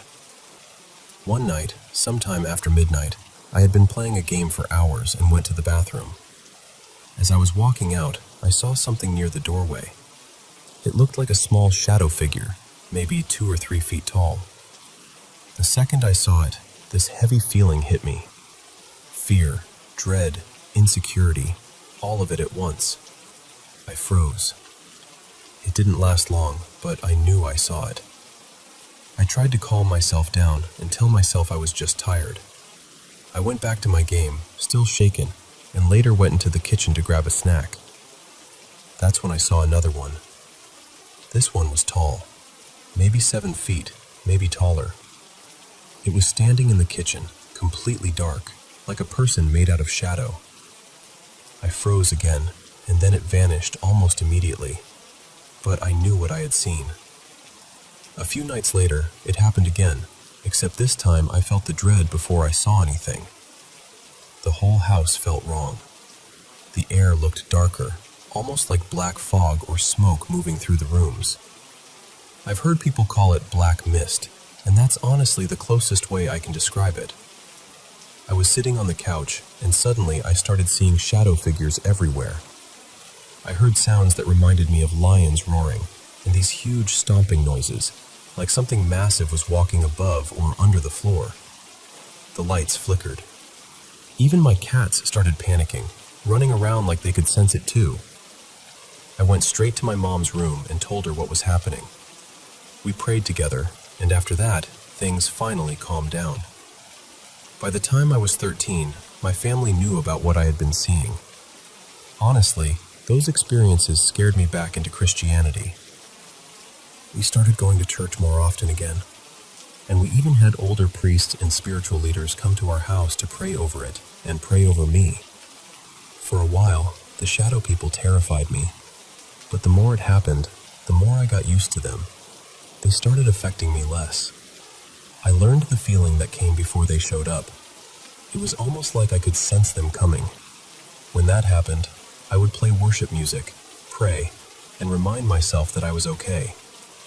One strange thing I noticed is that when I talk about them at night, they seem to become active again. So I try not to do that too much. But not all of them felt evil. That might sound strange, but it's true. I've seen a few that didn't scare me at all. Some seemed almost harmless. A couple of times I thought I saw one wave at me from the corner of my eye. Others just watched from a distance and didn't do anything. At this point, I still see them sometimes, but I'm not as afraid as I used to be. Some of them almost feel familiar now, like they've just been around for so long that I don't react the same way anymore. I know some people are going to say, "This is fake," or "You definitely have some mental illness." I understand why people might think that. I'm not here to argue with anyone. I've actually left out a lot, and I've softened some parts because the full story is hard to explain. But to me, this was real. Whether it was something spiritual, something in my mind, or something I'll never fully understand, I don't know. And honestly, I'm not sure knowing the truth would change what I experienced. I'm just sharing what happened to me. I've also had experiences where I believe I saw angels, or maybe watcher angels, but that's probably a story for another time. There are a lot of details I left out so this wouldn't get too long, but if anyone has questions or wants to say something, I'm open to answering.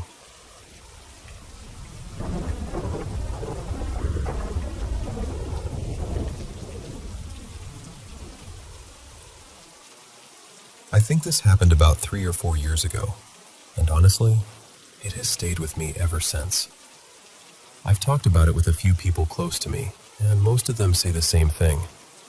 They think I had some kind of paranormal encounter. I don't really like saying that. I still try not to believe it, but I also can't explain what happened. This was around 2020, maybe a couple of months after lockdown started. I was staying at my parents' house at the time, mostly to help them out while everything felt so uncertain. They had a 2-story house. The bedrooms were all upstairs, and the kitchen, living room, and main areas were downstairs. The staircase was shaped kind of like an L, so you couldn't see the first floor from the second floor, or the other way around. When you reached the top of the stairs, you were facing the guest room wall. That was the room I was sleeping in. To the left, there was a long hallway that led to my parents' bedroom and the bathroom, so anyone going upstairs had to pass right in front of my door. One Saturday night, it was late, probably close to 1 in the morning. I was in the guest room reading, and my mom, Marla, was downstairs working on one of her little knitting projects. She had been excited about finishing this small wool figure, so it wasn't unusual for her to stay up late when she got into something like that. After maybe an hour or so, I heard someone coming up the stairs. A moment later, I saw my mother walk past my open door, heading down the hallway toward her bedroom. She seemed to be talking on the phone. I could hear her voice, low and steady, like she didn't want to wake anyone. I stepped out because I wanted to ask her something. When I called to her, she stopped and looked at me. And that look, I still remember it too clearly. Her face was exactly my mother's face, but her eyes were empty. Not tired, not annoyed, just blank, like there was nothing behind them. She didn't answer me. She only shook her head once, slowly, then turned and kept walking toward her room. At first, I told myself she was irritated because I had interrupted her call, so I left it alone. I waited maybe 20 or 30 minutes, thinking she would finish talking. But I didn't hear anything from her room. No footsteps, no voice, no door closing. Nothing. Eventually, I went down the hallway and knocked softly. She didn't respond. I opened the door and switched on the light. Her room was empty. I just stood there for a second, trying to make sense of it. I knew I hadn't heard her come back downstairs. I hadn't heard the stairs creak. I hadn't heard the front door. Nothing.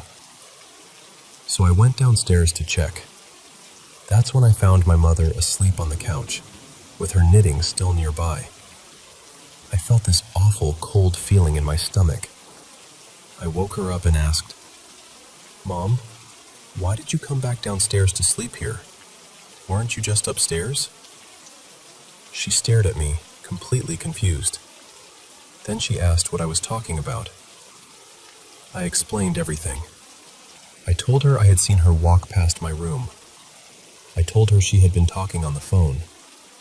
I told her I had spoken to her and that she had looked right at me. The more I talked, the more her expression changed.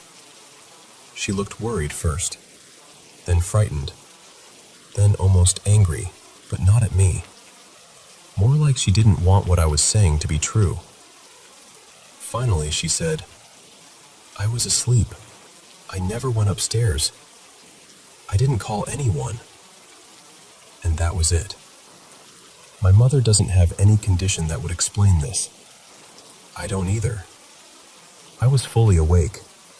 I wasn't dreaming. I wasn't half asleep. I know what I saw.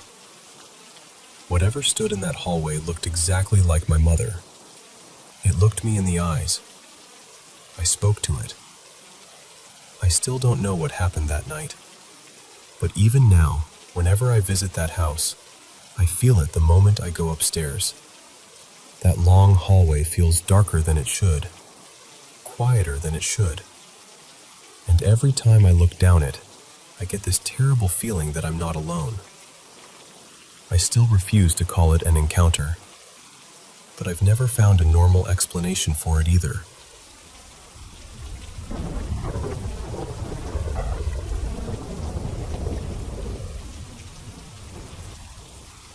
I need to tell this exactly as I remember it, because honestly, I still don't know what to make of it. Something has been following me for almost 7 years now.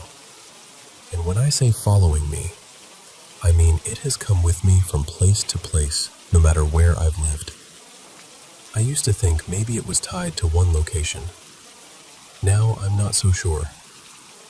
Back in 2016, I was working in Deer Lodge, Montana, at this old motel right near the old Montana State Prison.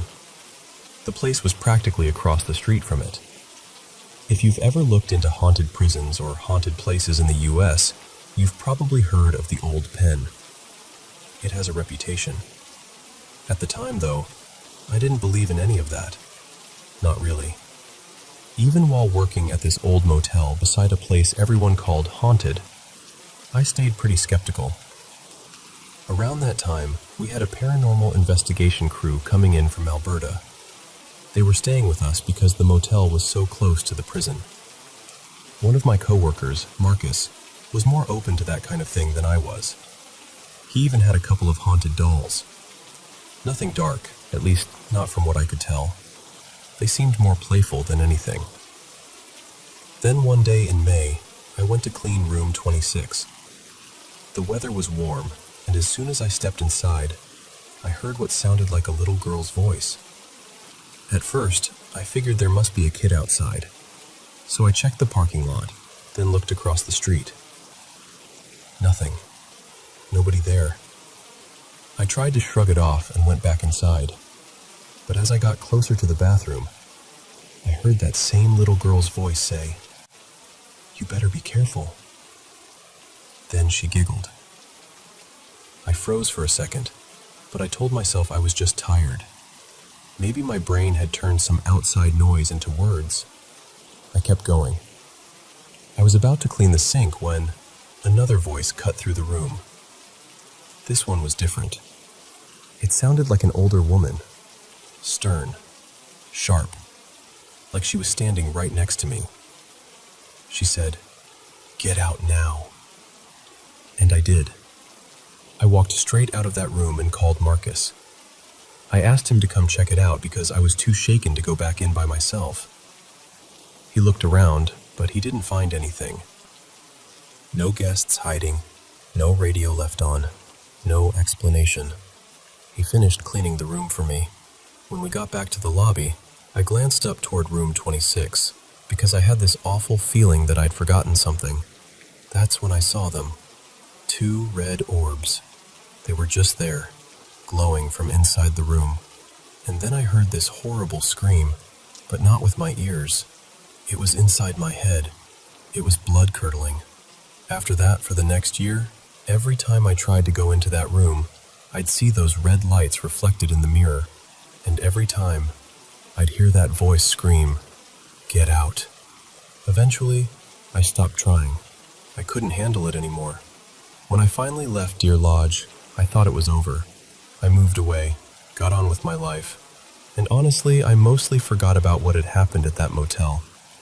Until one night, I woke up with this feeling that someone was in my room. You know that feeling when the air changes? When your body knows before your mind does? I looked toward my TV, which was off, and in the dark reflection of the screen, I saw two glowing eyes staring back at me. Then came the scream. After that, it started happening every couple of months. Sometimes I'd see the eyes in a window, sometimes in a mirror, sometimes in anything reflective enough to catch the dark. It got worse after my grandma passed away.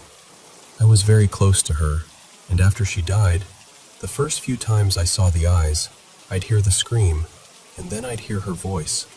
She would say something like, "It's going to be okay, cub." That was what she used to call me, so at first, it felt comforting. It felt like maybe she was there with me, like maybe she was protecting me. But then other things started happening. I've seen an older woman in a long, old-fashioned dress, a full-body apparition. I saw her once back at the same motel where all of this started. I saw her once near a reservoir where I drive for work, and another time, I saw her near Flathead Lake. Over the past year, the eyes and the scream have become more frequent. It went from every other month, to monthly, to every couple of weeks, to weekly. Now it happens every other day. And the worst part is, whatever this thing is, I think it has started mimicking my grandma. The voice doesn't feel comforting anymore. The things it says have changed. They've gotten darker, crueler. It says things like, "It's okay to give up," or, "Imagine how peaceful it would be if you were gone." That scares me more than anything else. I've seen those eyes in my windshield while I'm driving. I've seen them in windows, mirrors, and anything that can reflect back at me. I don't know what this is. I don't know if it came from that motel, that room, the prison, or something else entirely. But I'm afraid it's going to hurt me. Or worse, I'm afraid it's going to push me into hurting myself or someone else. I know this sounds impossible. I know it sounds like a long shot. But I need advice. Because whatever this is, it has been following me for years. And I don't think it wants to stop.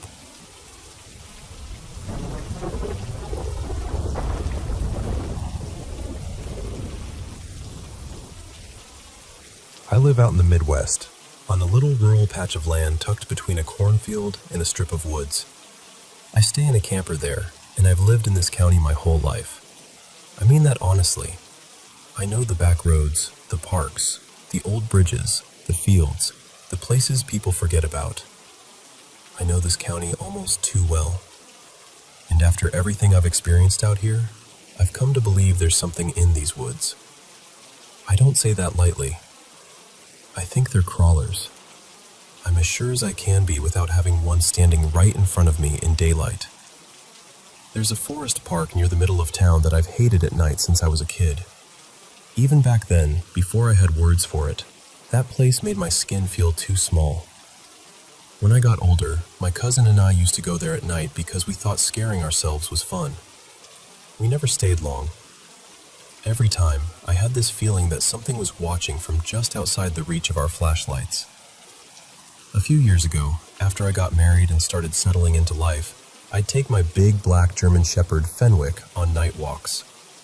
He's a huge dog, around 120 pounds, steady as stone, and he knows he looks intimidating. Most nights I'd walk toward that park, but I usually wouldn't go inside. The first strange thing happened about 5 years ago.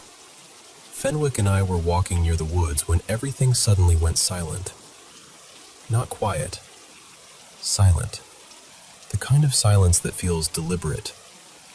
Fenwick started acting nervous, which was completely unlike him. Then I heard rustling in the trees, moving along with us, keeping pace. I couldn't see anything, but I felt stalked. I finally turned around and ran home with him.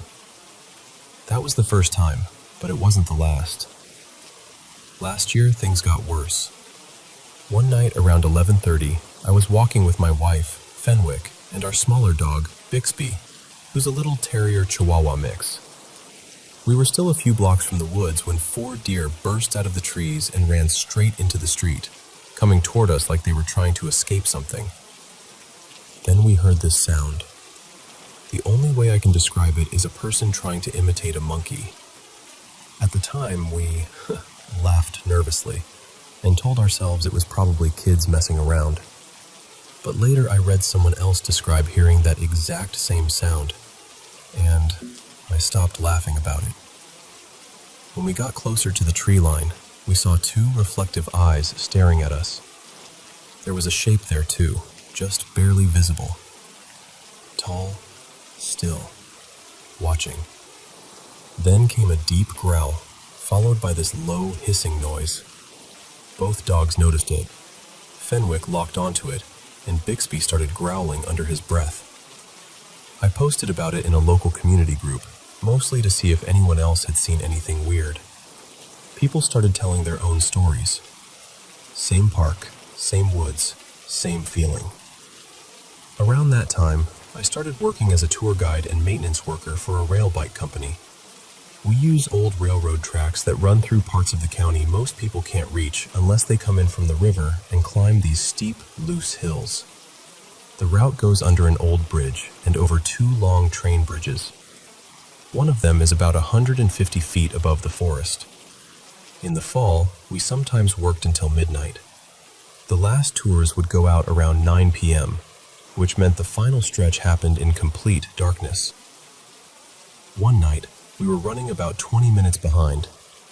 I was stationed alone at the high bridge. By the time we got there, it was pitch black except for the stars. My coworkers dropped me off, stayed until the first customer cart arrived, and then left me there. I gave the safety speech, chatted a little to buy time, and then sent the cart across. Then I was alone. For about 20 minutes, the radios barely worked. Just static. That almost never happened. I kept seeing movement in the tree line below. I heard fast footsteps moving all around me, from different directions. I had a floodlight above me, which suddenly felt like the worst idea in the world, because anything out there could see me perfectly while I couldn't see beyond the light. So I shut it off and used my own flashlight. That's when I started catching glimpses of pale skin moving fast between the trees. When the next customer cart finally came around the bend, I flipped the floodlight back on and tried to act normal. There was a little boy in the cart who was already afraid of the dark, and I didn't want to scare him. But while I was finishing the safety speech, I heard movement right behind me and spun around, flashlight up, swearing before I could stop myself. I told them it was probably a deer. I don't think it was a deer. That same night, one of my co-workers was stationed at a rural intersection beside a huge cornfield. He told me later, privately, that something had been moving in the corn and whispering his name, trying to get him to come into the field. His radio was out too, during the same stretch of time mine was. Another night, that same co-worker and I were riding back on the lead cart. We were ahead of schedule, so we stopped in the middle of the high bridge and looked at the stars. From up there, you can hear for miles. Dogs barking across the river, wind in the trees, everything. Then the whole forest went silent. A moment later, we heard it again. That human monkey sound, then growling. My coworker looked at me, dead serious, and said we needed to leave right then. So I drove us out of there as fast as that cart would go. Not long after, he moved out of state. Other things happened too, not just to me. Every coworker seemed to have at least one story, but I'm only telling mine here. Late that fall, around the middle of November, I drove through the town park at about 2 a.m. I couldn't sleep, so I had Fenwick with me, the windows cracked, and an old CD playing while I took the road through the trees. The second I passed the entrance, I felt wrong. I'm not someone who scares easily, but that park at night does something to me. It isn't ordinary fear. It feels older than thought, deeper than fight or flight.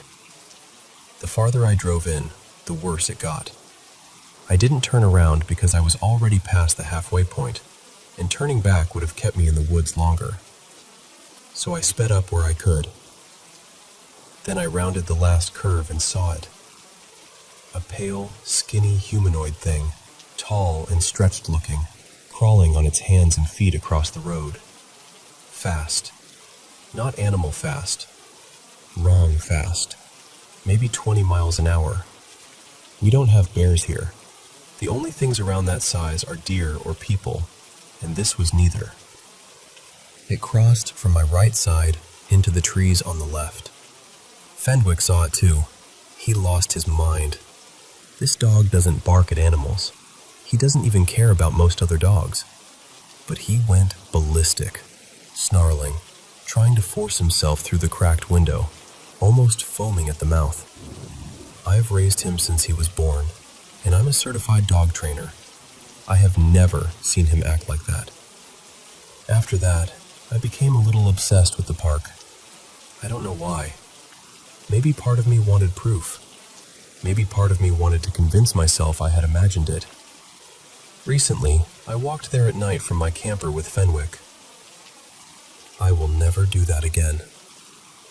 As we reached the entrance, a huge owl flew past my head so close I could have touched it.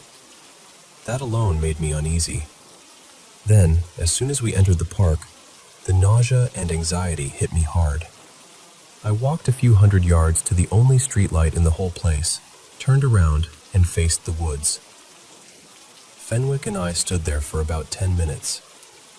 Neither of us moved. The silence was overwhelming.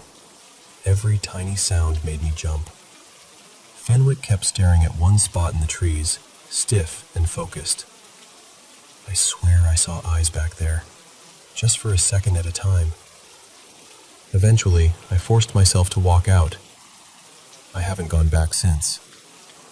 The strangest part is that this county is full of abandoned mines. Hundreds of them. Old tunnels, sealed shafts, forgotten openings scattered under the hills and woods. I don't know if that matters, but out here at night, it feels like it does.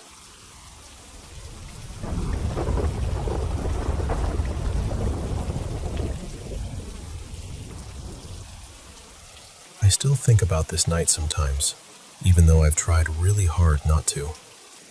It happened about 6 years ago.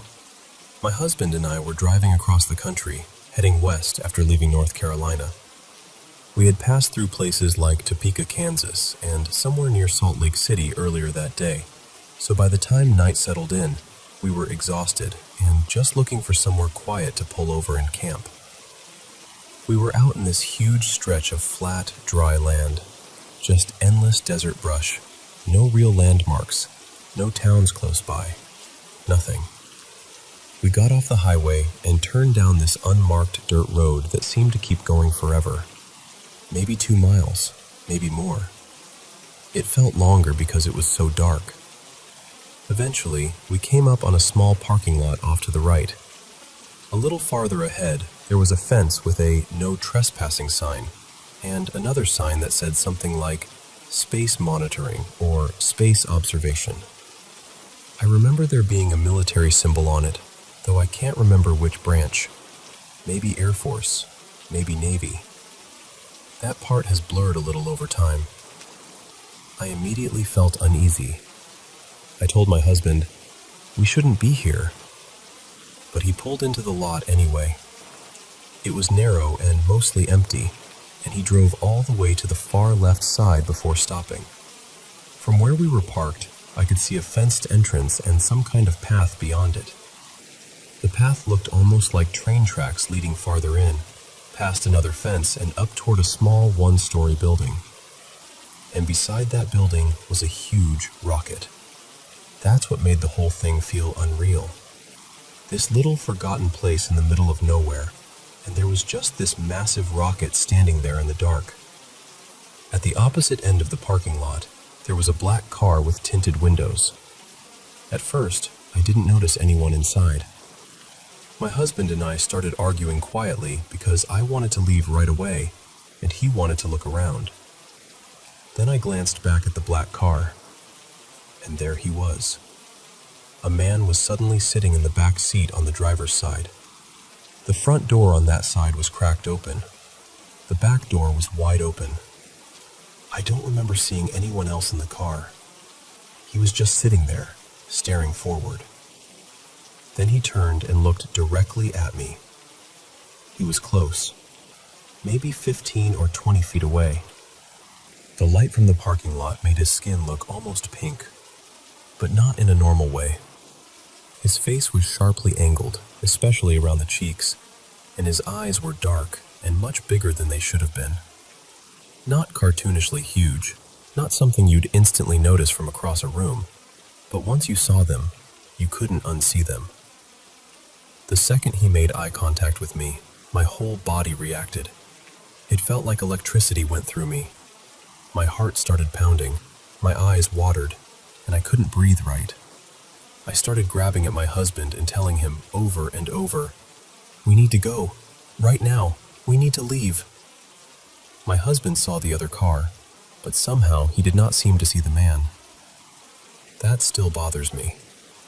The man was sitting right there, directly across from us. The door was open. He was looking straight at me. But my husband acted like I was panicking over nothing. He actually suggested we get out and explore. Now, my husband has always liked creepy places. So have I, honestly. We used to be the kind of people who would stop at abandoned buildings or take weird side roads just to see what was there. But this was different. He also had a deep distrust of anything military or government-related, so the fact that he wanted to walk toward this fenced-off, military-looking space facility made no sense to me. It was completely out of character for him, and my reaction was out of character for me too. I'm usually skeptical. I'm the person who tries to explain things logically first. I'm not someone who bursts into tears because of a strange man in a parking lot. But that night, I was terrified. My husband laughed a little, like I was being dramatic, and started trying to open his door. I grabbed him hard. I was crying by then, begging him not to get out of the car. Finally, he gave in. But I remember how slowly he pulled away. Painfully slowly. It felt like the car was crawling. As we turned back toward the dirt road, the man got out of the black car. He stood there in the parking lot, and his eyes stayed locked on mine almost the entire time we were leaving. I remember him wearing a plain, light-colored t-shirt and what looked like cargo shorts, though I'll admit that detail might not be perfect anymore. Time does strange little edits to memory, but I know what I saw. For years, I tried to push it out of my mind.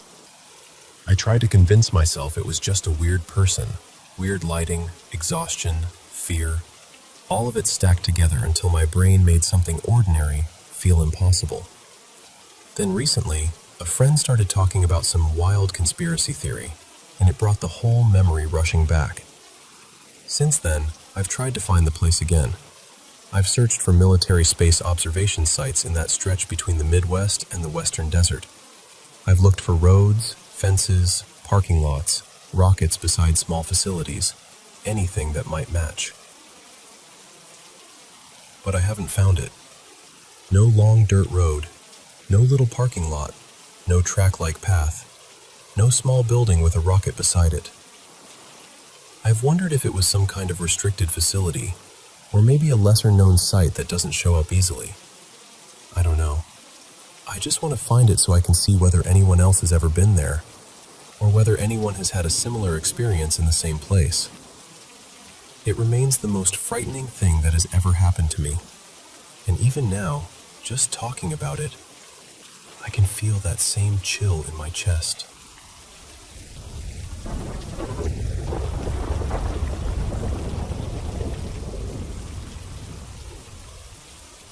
I had been renting a small room in Thailand for almost a month, and honestly, nothing unusual had happened the entire time I was there. No weird sounds, no eerie feelings, no flickering lights, nothing. But on one of my last mornings there, I woke up and immediately felt that something in the room had changed. It's hard to describe, but I knew I wasn't alone. There was a presence in the room with me, and I knew it was male. Not guessed, not imagined, knew. I sat up in bed, and standing near the door was a man. The door was closed behind him, which made it even stranger. For a second, my half-awake brain tried to make it normal. I thought maybe it was the guy staying in the room next to mine, like maybe he had somehow walked in by mistake. But then, I tried to actually look at him, and I couldn't. He had no clear face, no sharp outline, no details I could hold on to. It was like he only existed in the corner of my vision. Whenever I tried to focus on him directly, everything about him blurred, almost like my eyes refused to understand what they were seeing. That was when fear really started creeping in. I realized, very suddenly, that I wasn't looking at a living person. I kept blinking because some panicked little part of me thought, okay, this will stop. I'll blink and he'll be gone. So there I was, sitting upright in bed, blinking over and over like I could reboot reality with my eyelids. But he stayed there, still, silent, just standing by the door. After maybe 10 or 15 seconds, I reached for my glasses, thinking maybe I just needed to see properly.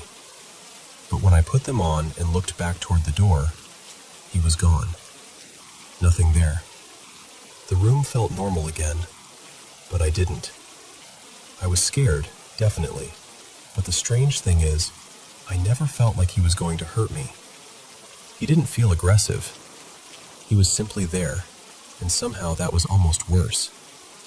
I convinced myself I must have hallucinated. That was the cleanest explanation, so I grabbed onto it and tried to go through the day like nothing had happened.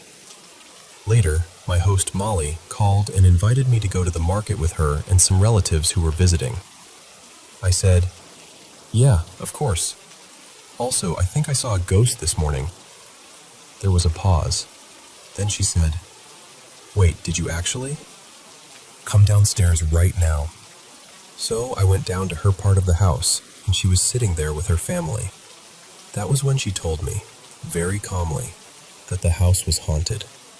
She said she didn't exactly put that in the rental listing, for obvious reasons, but over the years, a few guests had seen him. Then she told me that earlier that same morning, before I had said anything, her mother and sister had both noticed strange things too. A little toy truck had moved on its own. Someone had heard a young boy laughing inside the house. According to Molly, the spirit was a young boy who protected the home.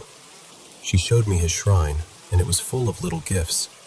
Snacks, toys, bright things a child might like. It was tender and unsettling at the same time. Then she told me something that made my skin prickle. The night before, her family had been talking about how I was leaving soon. She thought maybe he had come to say goodbye. She suggested I buy a small treat and leave it at his shrine as a thank you. So I did. I left the offering, said a quiet thank you, and flew home the next day. But here's the part I can't stop thinking about. I didn't see a little boy. I saw a man. I didn't feel a child's presence. I felt a grown male presence, unmistakably. So I still don't know what happened. Maybe the stories about the boy and what her family saw were just a strange coincidence.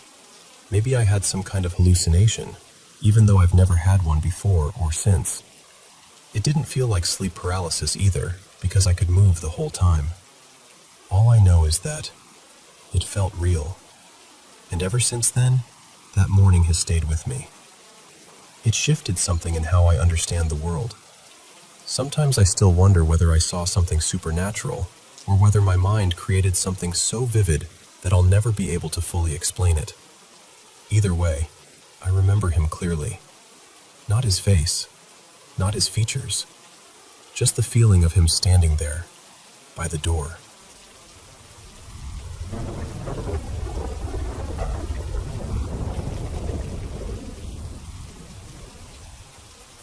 This happened back in January of 2017, when I was 14.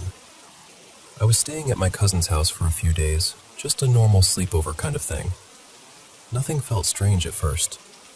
That morning, we woke up pretty early and decided to walk around his neighborhood for a bit. One detail matters here. My phone was completely dead. I had forgotten to charge it the night before, so I left it plugged in on the dresser in my cousin Tyler's room while we went out. Now, in his neighborhood, there was this one house that always gave us a bad feeling. It had this huge wooden cross in the front yard, probably 7 feet tall, maybe taller, and attached to it was a pentagram. It looked wrong. Not fake haunted house wrong, but the kind of wrong that makes your stomach quietly step backward. Tyler and I were joking about it because that's what kids do when something scares them. We called it creepy, said it looked demonic, and I did something stupid. I flipped off the house. This was around 9 or 10 in the morning. We kept walking, maybe 5 or 10 more minutes, then went back to Tyler's house and honestly forgot all about it. A few hours later, around lunchtime, I checked my phone and saw a text from a number I didn't recognize. The message was written in all caps, with numbers replacing letters. It said something like, W3D1D not appreciate your little grester. My whole body went cold. There were more messages after that, long ones, weird ones. I don't remember every word anymore, but I remember the feeling.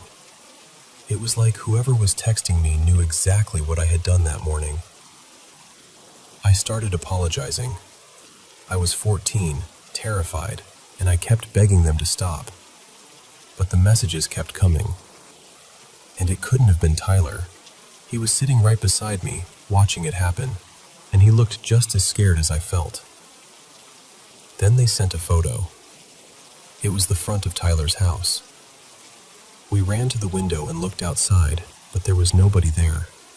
No car, no person on the sidewalk, nothing. The texts continued for about an hour. One of them said, W3 man no harm, only justic. And then the worst part happened. My mom texted me asking, "Is everything okay?" I had not told her anything. I hadn't called her. I hadn't mentioned the messages to anyone outside that room. So I opened the conversation with her, and I saw that my phone had sent her something by itself. It was a strange, broken message with 666, the word death, and my own contact name inserted into it. At the time, I had saved my own contact in my phone under a goofy name with a hand sign emoji. Somehow, that exact name appeared in the message sent to my mom. I had no idea how to explain it. I didn't send it. I didn't even understand what it meant. My aunt tried calling the number over and over, but every time she did, it said the number wasn't in service. Whoever it was, they were hiding behind a spoofed number.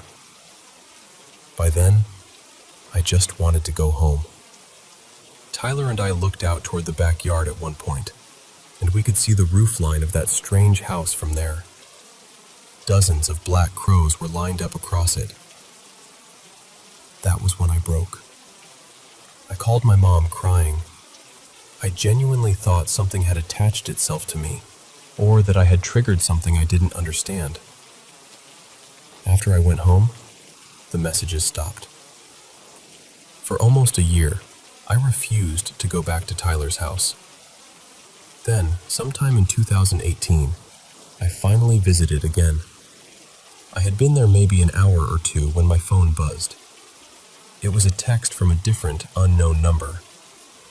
Just coordinates. I didn't even open a map. I didn't want to know where they led. I knew in my gut it was connected. I blocked the number immediately, deleted the conversation, let my phone die, and handed it to my aunt. I told her not to give it back until I was leaving. For the next couple of years, I kept location services turned off on everything I owned. I was convinced someone, or something, had found a way to track me. There were other things too. Knocking on windows when Tyler and I were home alone. Little incidents that made us feel watched. but the texts were the part that stayed with me.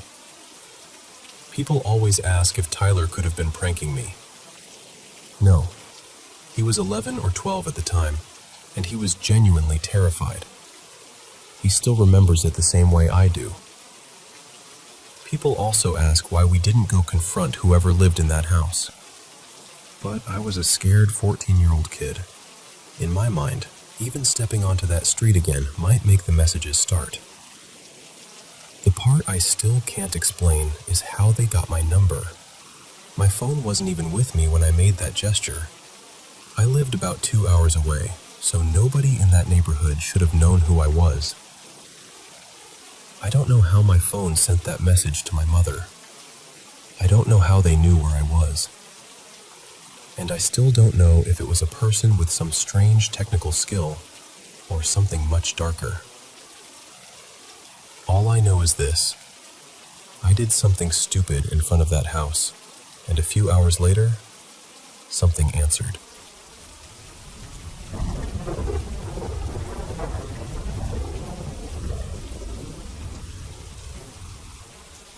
I guess I should start by saying that, for the last several years, I've dealt with some pretty intense sleep paralysis.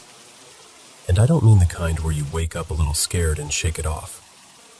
I mean the kind where your whole body feels locked in place, and there's this tall, dark figure standing nearby with no real face, no clear features, just this shape that feels wrong. Every time it happens, it builds to the same kind of ending. I'm trapped. I'm trying to move, trying to yell, and eventually I scream myself awake, hoping someone hears me and comes to help. I don't know if that connects to everything else I'm about to tell you, but it feels important enough to mention.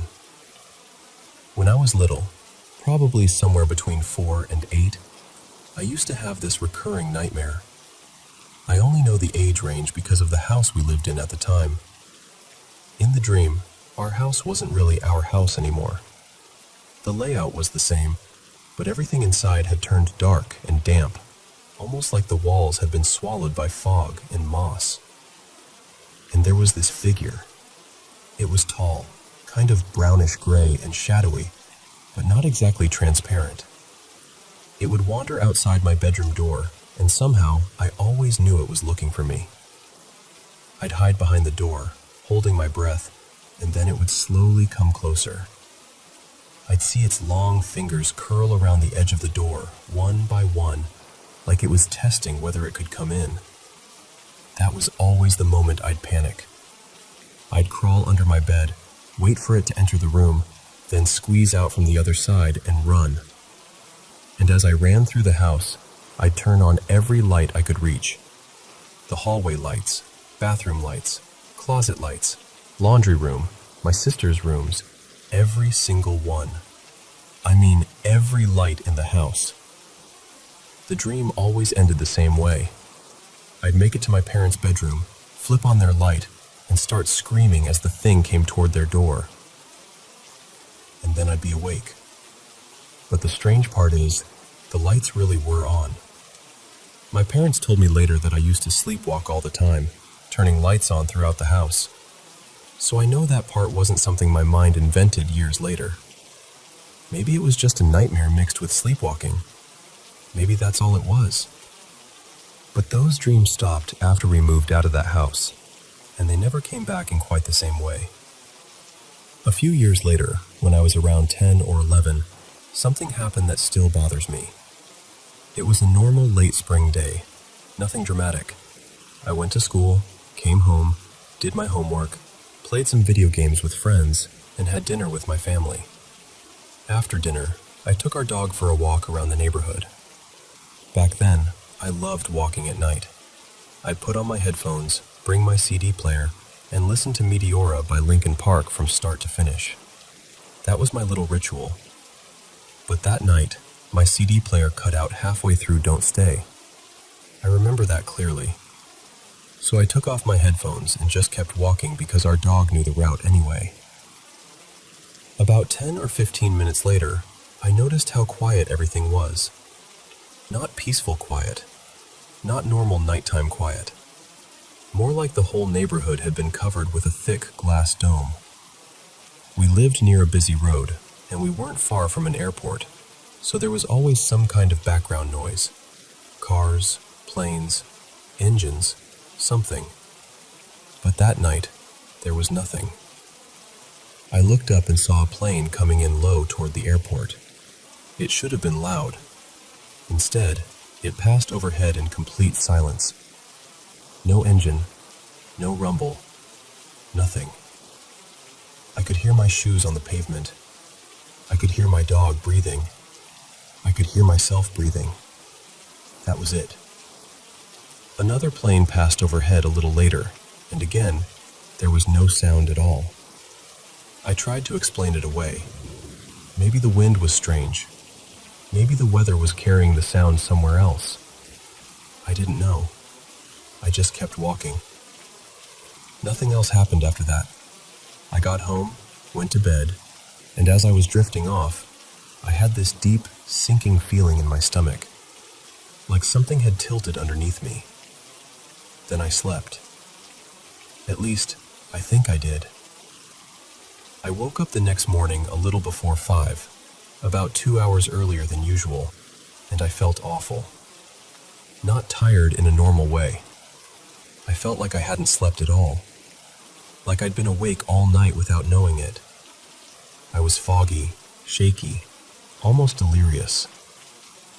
Then my lower back started itching. I reached back to scratch it and felt 2 scabs directly on my spine. They were both about the size of a quarter, perfectly round, one just above the other. I got scared and went straight to my mom. She looked at them and asked what I had fallen on. But I hadn't fallen. I hadn't backed into anything. I hadn't been lying face down with something pressing into my back. There was no blood on my sheets, no blood on my shirt, nothing. They were just there. And the strangest part was that they healed completely in 2 days. No scar, no mark, nothing left behind. But even now, all these years later, I can still feel exactly where they were when I think about it. Then, just last night, more than 20 years after that, something happened again. I woke up at exactly 4 in the morning, wide awake, with this strong feeling that I was being watched. I sat up and looked around the room, but I didn't see anything. Nothing out of place, nothing standing there. Still, I couldn't shake the feeling, so I went outside for a minute to get some air. Then I came back in and got into bed again. Right as I was about to fall asleep, I heard something heavy running across the roof. Not a branch, not a little animal scratching around. It sounded heavy, fast, like footsteps. I sat up immediately and listened, but it stopped. Nothing else happened. Eventually, I went back to sleep, probably sometime around 4:30 or a little after. But when my alarm went off at 6:30, I felt like I hadn't slept for even a minute. My whole body had that hollow, wrecked feeling I used to get after staying up all night at the game shop when I was in high school. So I checked my Fitbit, thinking maybe I just slept badly. According to the app, I was in light sleep or awake from 3:25 until 4. Then it says I was completely awake from 4 until 5:45. But that's the part I can't get past. Because I know I closed my eyes again. I know I started drifting off before 5. And somehow, the little record on my wrist says I didn't.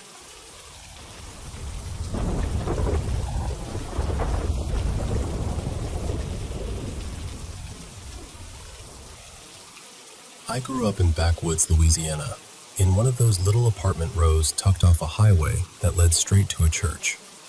The other end of the road was a dead end, and that was the side we lived closer to. My childhood was rough. My parents struggled with addiction, and my dad was deeply religious in a way that made the house feel heavy sometimes. One year for my birthday, I got a Furby. I loved that thing. But my dad decided something evil had attached itself to it, so the very next day, we had to throw it away.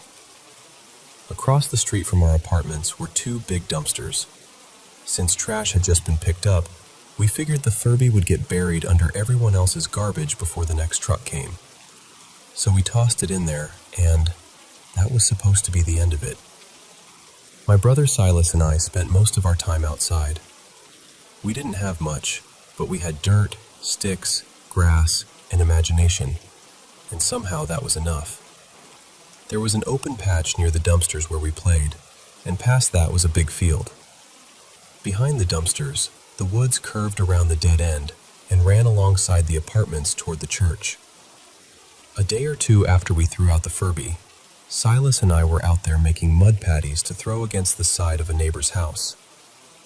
Then we heard it. A growl. Not a dog growl. We knew dog growls. Loose dogs were everywhere back then. We used to ride bikes with sticks or baseball bats because dogs would come tearing out of nowhere, barking and snapping. But this sound was deeper. It was low, rumbling, almost like it came from under the ground. Silas grabbed a big stick and jumped in front of me. He yelled, "Who's there?" Nothing answered. I remember trying to act tough because I had older brothers and I wasn't raised to be delicate. But that sound shook me. After a minute, Silas picked up a rock and threw it hard against the dumpster. It made this loud metal bang that echoed everywhere. Still nothing. Then he started walking toward the dumpster, like he was about to look behind it. That's when my mom burst through our screen door and yelled, "Y'all get inside! Streetlights are on! Come eat supper!" I honestly don't know what scared me more, whatever was behind that dumpster, or my mama flying out of the house like thunder in slippers. That night we ate red beans, again. We were poor, so it was usually beans or potted meat sandwiches, but my mom always made sure there was something on the table. After supper, we went to bed. Bedtime was 10, no arguing. I slept on a mattress on the floor behind the living room couch. We didn't have our own rooms. My parents stayed up late most nights, arguing and doing what they did, and I'd lie there pretending not to hear. That night, I was staring toward the kitchen, looking at the pot of beans still sitting on the counter, when I heard my mom talking to my dad. She told him she didn't want us playing near the dumpsters anymore. Then she said she had seen a big kid crouched behind one of them, digging through the trash and watching us like he was hiding. She said as soon as she saw him, she called us inside. Then she said something I still remember word for word. "Cal, that boy must have been hungry. I think he was eating Miss Janine's rolls out of there. Had to be 5 of them, just crouched down stuffing his face. Miss Janine baked for the church, and she was always giving away leftovers. Apparently, she had thrown out a whole batch of rolls after service."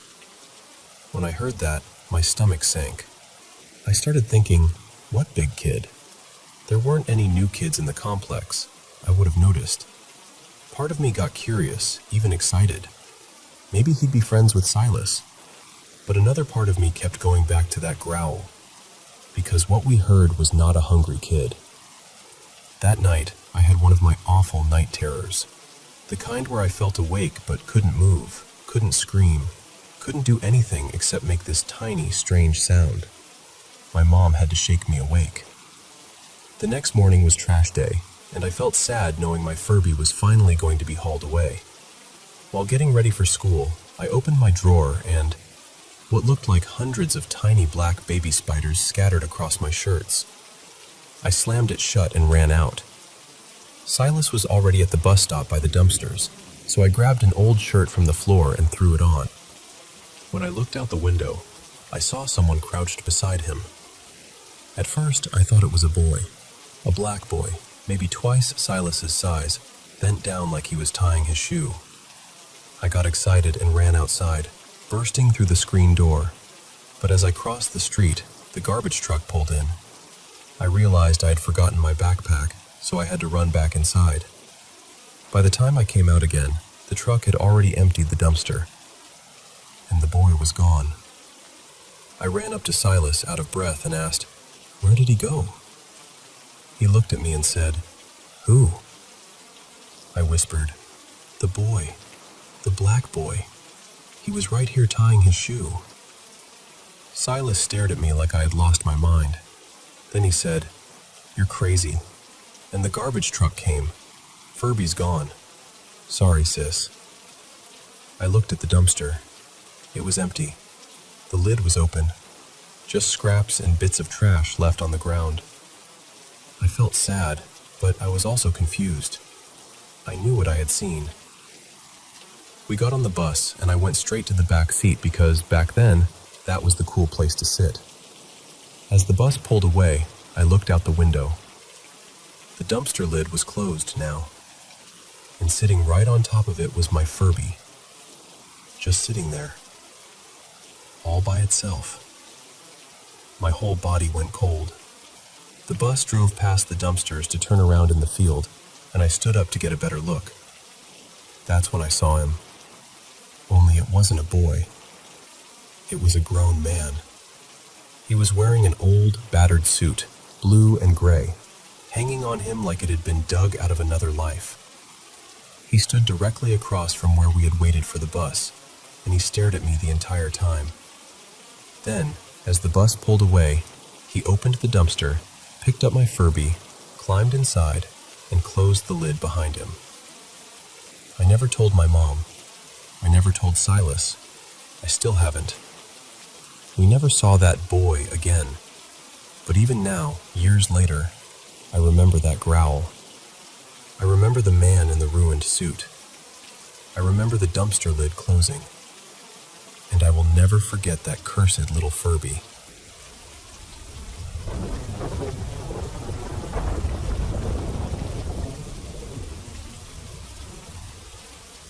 Something happened to me one night that I still think about, even though I understand it differently now.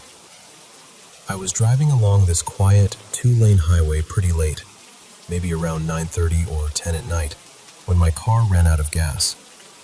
It was one of those lonely stretches of road where everything feels farther away than it should. No houses nearby, no lights, no gas stations anywhere close. Thankfully, there was a small pull-off on the side of the road, so I managed to back the car down a little hill and get it safely out of the lane. After that, I started calling people. I called friends, family, anyone I thought might be able to help, but nobody could come get me. The nearest gas station was probably 30 minutes away by car, maybe longer, and I didn't have a gas can. One of my friends, Elias, had this little gas-powered bicycle, and he offered to come meet me after work so I wouldn't be alone while I waited. I told him he didn't have to. I didn't want him going out of his way that late. At some point, without meaning to, I fell asleep in the driver's seat. When I woke up, it was somewhere between 2:30 and 3:30 in the morning. The whole night had changed. There was fog everywhere, soft and silver in the moonlight, and the road looked almost unreal. I lifted my head from the steering wheel and looked out through the windshield. That's when I saw someone standing ahead of my car, maybe 70 or 80 feet away, near the bend in the road. At first, I thought it was Elias. The figure was standing by the guardrail, kind of hunched over, like he was using it to hold up his backpack while he searched through it. But he looked strange, blurry almost, like my eyes couldn't quite lock onto him. I was still half asleep, so I rubbed my eyes and leaned forward. He was still there. My windows were down, so I called out his name. He didn't answer. That bothered me, so I opened the door, got out, and took a few steps toward him. And then I realized it wasn't Elias. Standing there in the pale moonlight, surrounded by that drifting fog, was something I can only describe as a headless, translucent figure. It had an old, rugged backpack on, open at the top, and it was just standing there in the road. I froze. Then I saw something on the ground in front of it. It was a head. Its head. And there was a leash attached to it, held tight in the figure's hand. I can't explain the fear that hit me in that moment. It was instant, pure, cold panic. I backed up as slowly as I could, hoping it hadn't noticed me. The head was turned away from me, and I kept praying it would stay that way. Then I ran back to the car, got inside, locked myself in, and tried not to look out again. Somehow, I fell asleep. In the morning, my sister's boyfriend came to pick me up, and we got gas for the car. I tried to move on from it, but I couldn't shake what I'd seen. About a week later, I was at home in my room. It was late, the lights were off, and the TV was casting just enough glow to fill the room with that dim, blue-gray light. I was lying in bed when I caught movement out of the corner of my eye. I turned, and there it was. A head. The same kind of head, or at least that's what it felt like. It was hopping beside my bed, over and over, like it was trying to get up onto the mattress. I was terrified. After that, things got worse. Whenever I lay down or sat still for too long, it felt like the head was trying to take over mine. Sometimes I could see it, sometimes I couldn't. But when it got close, or when it seemed to settle over me, my face and scalp would go numb and tingly. I could even see the faint outline of glasses, like a ghostly rim hovering in my vision. I kept trying to pull it off me, but whenever I dropped it, it would fall straight through the floor and end up in the crawl space beneath my apartment. I lived on the second floor, and I could hear it rolling around down there, trying to get out. Sometimes it would talk to me from underneath the bed. It would try to convince me to let it out again. A few days later, I found this tiny door at the bottom of my hallway closet. When I opened it, I saw the dusty crawl space inside. And somehow, that released it again. I had to fight with it all over. Eventually, I ended up going in and out of psychiatric wards several times. I was diagnosed with schizophrenia, along with bipolar disorder. Looking back now, I know that what I experienced was tied to hallucinations and delusions, but at the time, it was as real to me as anything else in the room. That whole period changed my life completely. The fear didn't just last for a night, or even a few weeks. It went on for a little over 3 years, with other things happening too. Things I saw and heard that I couldn't separate from reality. The first time I went into the hospital was in March of 2020, right when COVID was starting to appear everywhere in the news. Because of what I was already believing, I thought they were going to lock me away forever. I was absolutely terrified. And even now, when I tell this story, I'm not telling it because I want anyone to believe every image exactly the way I saw it. I'm telling it because that fear was real. That night was real to me. And surviving that kind of darkness changes you.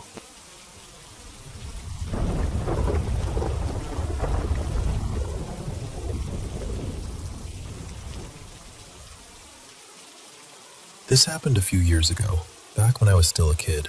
I'm 21 now, living in South Africa, but at the time I must have been around 11 or 12, probably in grade 5 or 6. Back then, sleeping over at my cousin's house was completely normal for me. It happened all the time. Our families lived on the same small piece of land, so it was easy. There were 2 houses on the property, and one of them was split into 2 separate little flats. My family lived in one half of that house, while my cousin's family lived across the yard in a double-story house. So on weekends, the routine was always the same. We'd come home from school, finish our homework, and then I'd walk over to my cousin's place for a sleepover. It became such a regular thing that nobody really thought twice about it. One night, around 11, my aunt told us she was going over to my mom's flat with my younger cousin to watch a movie. She told us to be safe, and we watched both of them leave. At about 11:30, my cousin Bella and I decided to go bathe and shower. That was also normal for us. We used to get ready late at night, then sit in the bathroom forever, just talking.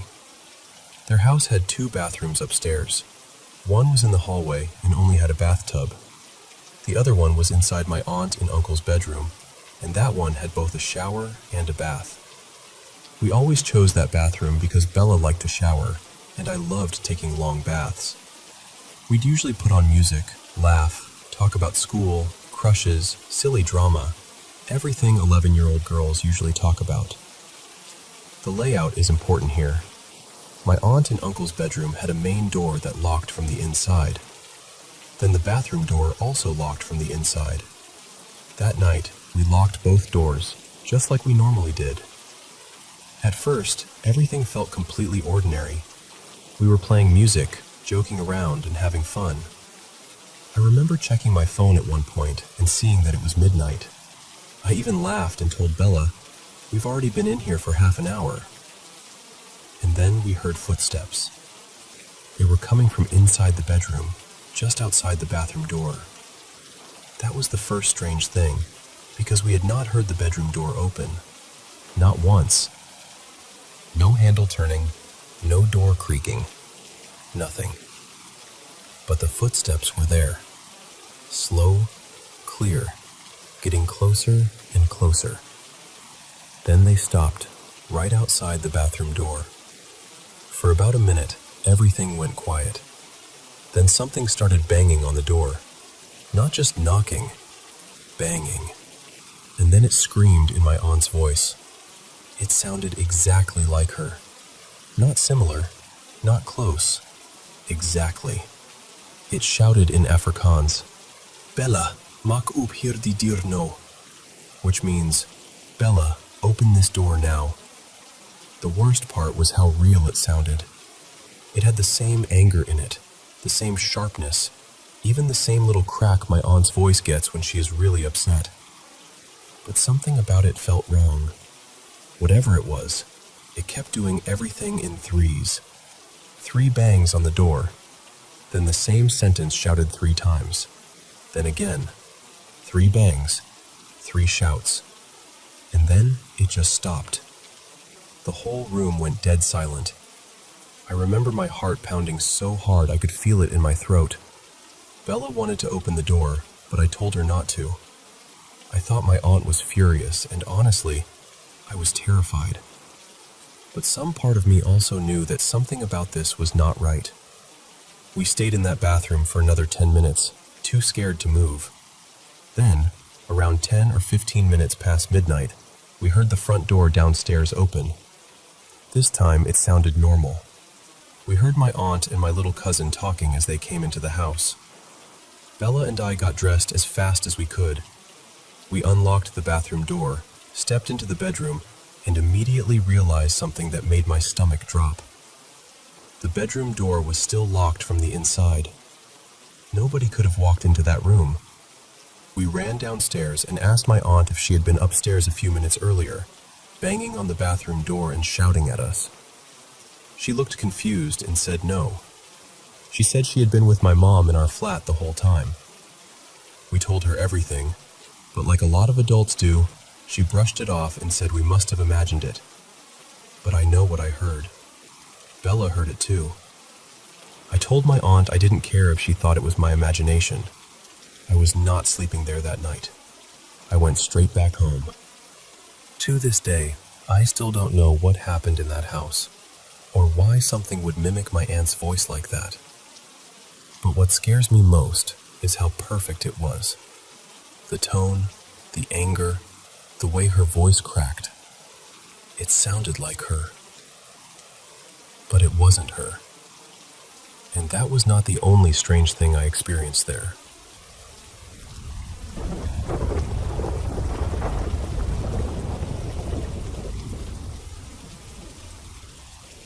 I want to tell you about something that happened to a friend of mine years ago. This wasn't something that happened to me personally, but I've known her long enough to say this.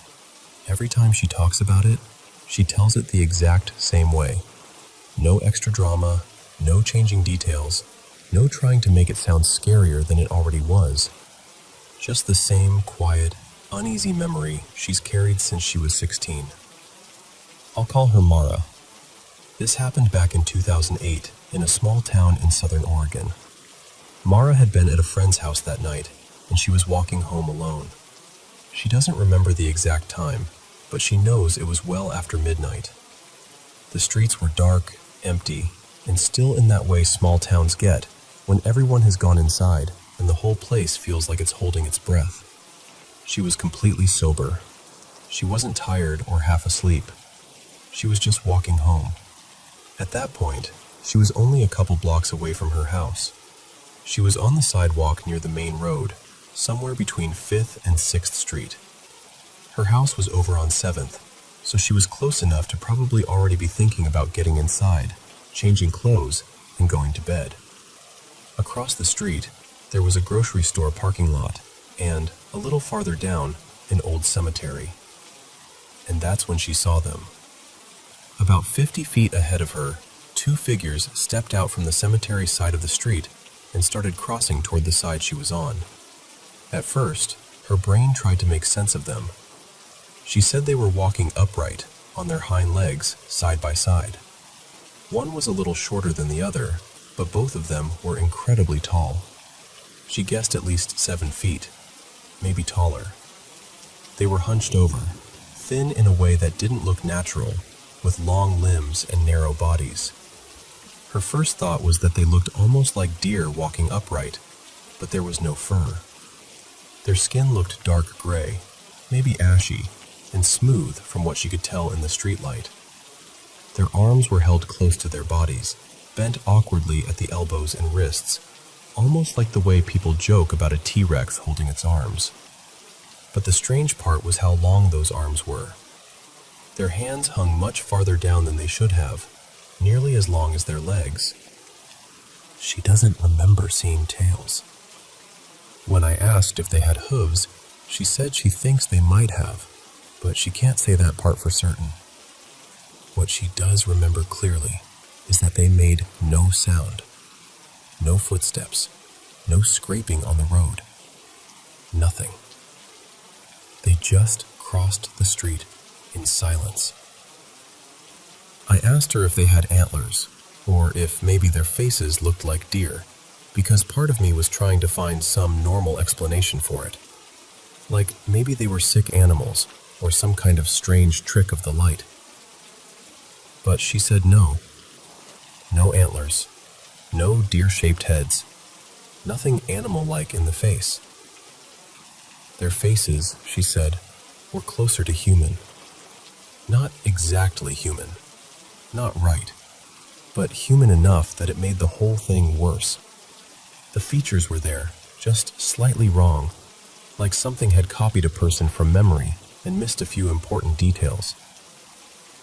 Mara froze the moment she saw them. She said she couldn't move at first. She just stood there on the sidewalk, watching these two tall, bent figures cross the empty street together. And the strangest thing was how calm they seemed. They didn't run. They didn't look around. They didn't seem startled. They didn't even seem to notice her. Or, if they did, they gave no sign of it. She said they moved almost casually, like two people out for a quiet walk at night. That part always unsettles me.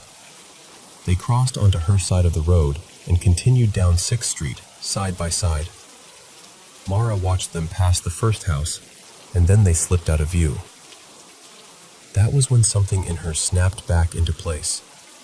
She suddenly realized she had been standing there frozen, and instead of running straight home, she ran towards 6th Street to see where they had gone. She doesn't really know why. Maybe shock. Maybe curiosity. Maybe her brain needed proof that she had actually seen what she thought she saw. But when she reached the corner and looked down the street, they were gone. Completely gone. There was nowhere obvious they could have disappeared to that quickly. They hadn't been moving fast. They hadn't been running. They had been strolling, slowly and silently. But in the few seconds it took her to reach the corner, they had vanished. That was when the fear really hit her. She turned around and ran the last block to her house as fast as she could. She didn't stop until she was inside. The next morning, she told her mom and her sister what had happened. She still says she has never seen anything like those figures before or since.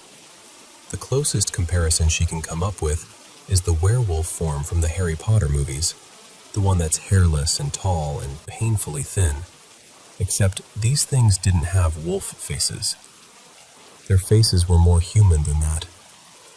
And that, to her, was the worst part. Mara has only told a handful of people about it. Her family, a few close friends, and me. She doesn't talk about it for attention.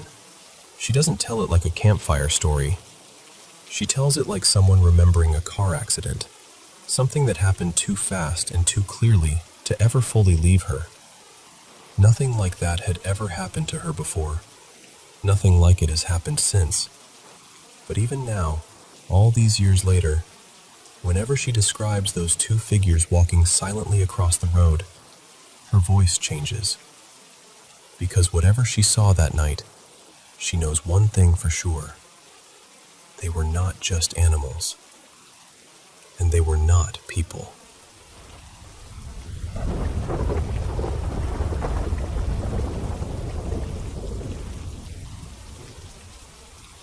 Hi. I'm sharing this because my family and I still don't really know what to make of it.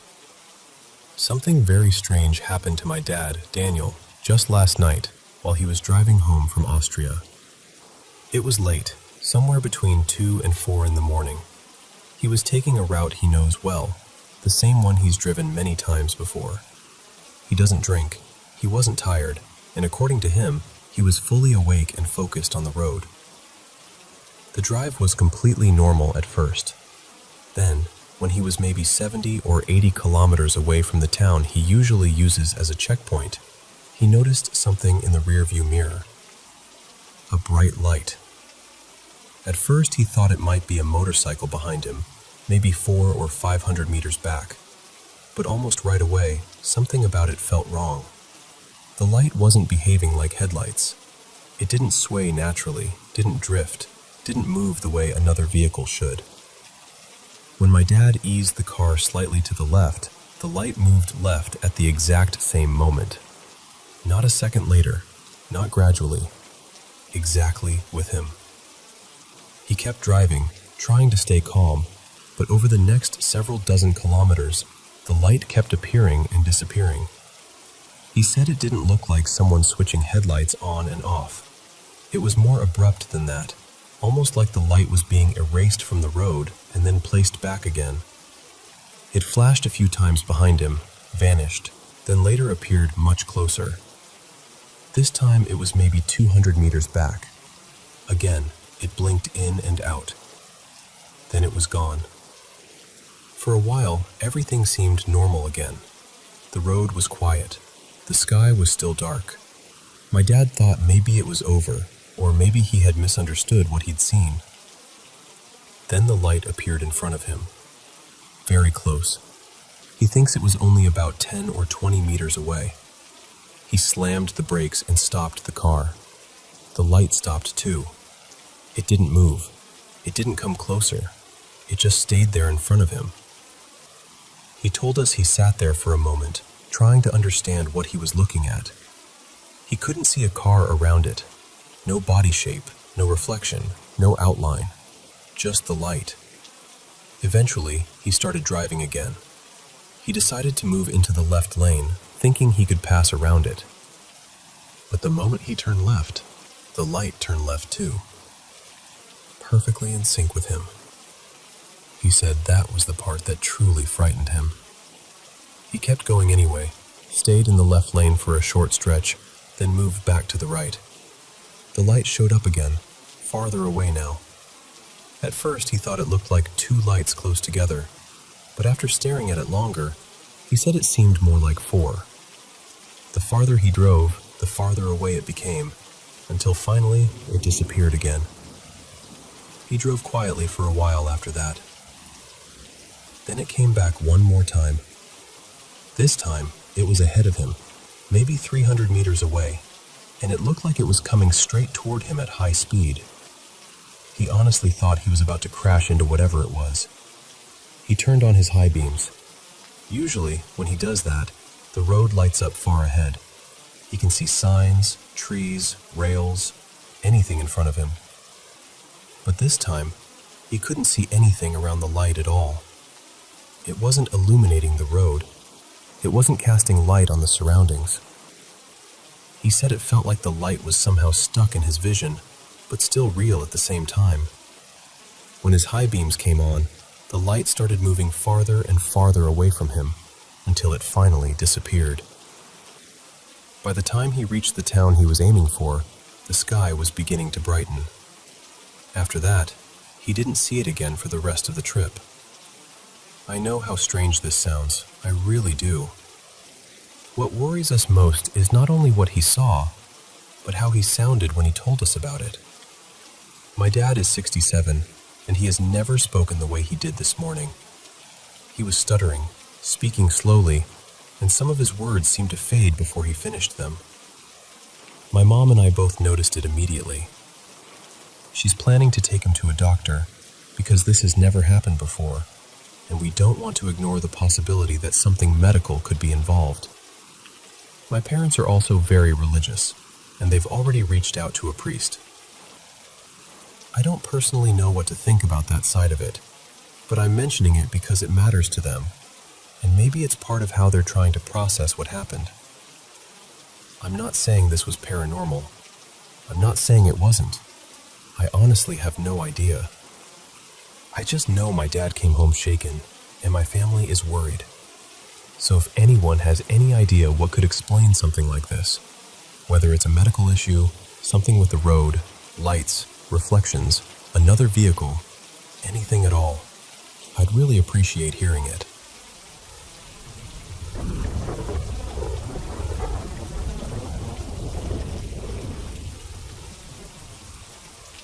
Honestly, I still don't know what we saw out there. I'm not saying it was paranormal. I've never really been the kind of person who jumps straight to ghosts or anything like that. But whatever it was, it scared us badly enough that I've been thinking about it for days. So, for context, I live in Northeast Florida, not too far from Jacksonville. This happened late at night, probably somewhere around 11:30. It was dark out there. I mean really dark. We were deep enough in the woods that there wasn't much light around at all, and we were standing near the car with every light turned off, so I don't think it could have been a reflection. The light itself was tiny and white. That's the part that keeps bothering me. It wasn't big or dramatic at first, just this small white light sitting there in the trees about 5 feet off the ground. I was out there with my friend Ray, just hanging around and talking. We noticed the light, but at first we didn't really react. We just kind of stared at it while we kept talking, trying to figure out if it was a person, a bug, or maybe something reflecting off something else. Then, after a few seconds, it blinked out. And when it came back, it had shifted a little to the left. That was the first moment where both of us went quiet. You know that feeling when your body understands something is wrong before your brain catches up? That's what it felt like. We didn't discuss it. We just got in the car and left. But curiosity is a dangerous little engine. After we calmed down, we decided to go back. We picked up another friend, mainly because we wanted someone else to see it too. Maybe we wanted proof. Maybe we wanted to scare him. Maybe we were just being stupid. Probably all three. About 20 minutes later, we were back in the same spot. This time, we were ready. Phones out, cameras on, watching every direction. And that's when I saw it again. Only this time, it wasn't just sitting there. It looked like it was coming from deeper in the woods, blinking on and off as it moved closer. Each time it flashed, it seemed nearer than before. Then it got close enough that it felt like it was right beside us. And suddenly it flashed way brighter than before. The closest way I can describe it is like someone shining a tiny laser straight at you, except there was no person there, no beam, no sound. Just that sharp white flash, right near us. We screamed, got back in the car, and drove off again. Now, I know coming back a third time sounds ridiculous. Believe me, I know. But once we were away from it, that same curiosity started creeping back in. We kept saying we needed to understand what it was. We told ourselves we'd stay calm this time and actually observe it. So we went back. For a while, nothing happened. Maybe 10 minutes passed.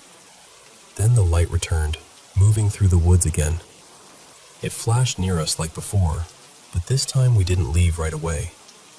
It gave off 3 or 4 flashes while staying mostly in one place. Then it started moving around more, almost like a flying insect, but the flashes were still too bright and too strange. It didn't move the way I expected a normal bug to move, and it still wouldn't show up on camera, no matter how obvious it looked to our eyes. We watched it for maybe 2 minutes before we finally decided we'd seen enough. I've tried to find a normal explanation. I really have. I've looked up insects, reflections, camera effects, swamp gas, everything I could think of. Maybe there is a scientific answer, and honestly, I'd prefer that. I'd rather feel silly than feel like something out there was watching us. But I still can't find anything that matches exactly what we saw. All I know is this: there was a small white light in those woods. It moved closer each time it blinked. It flashed right next to us, and none of our cameras picked up a thing.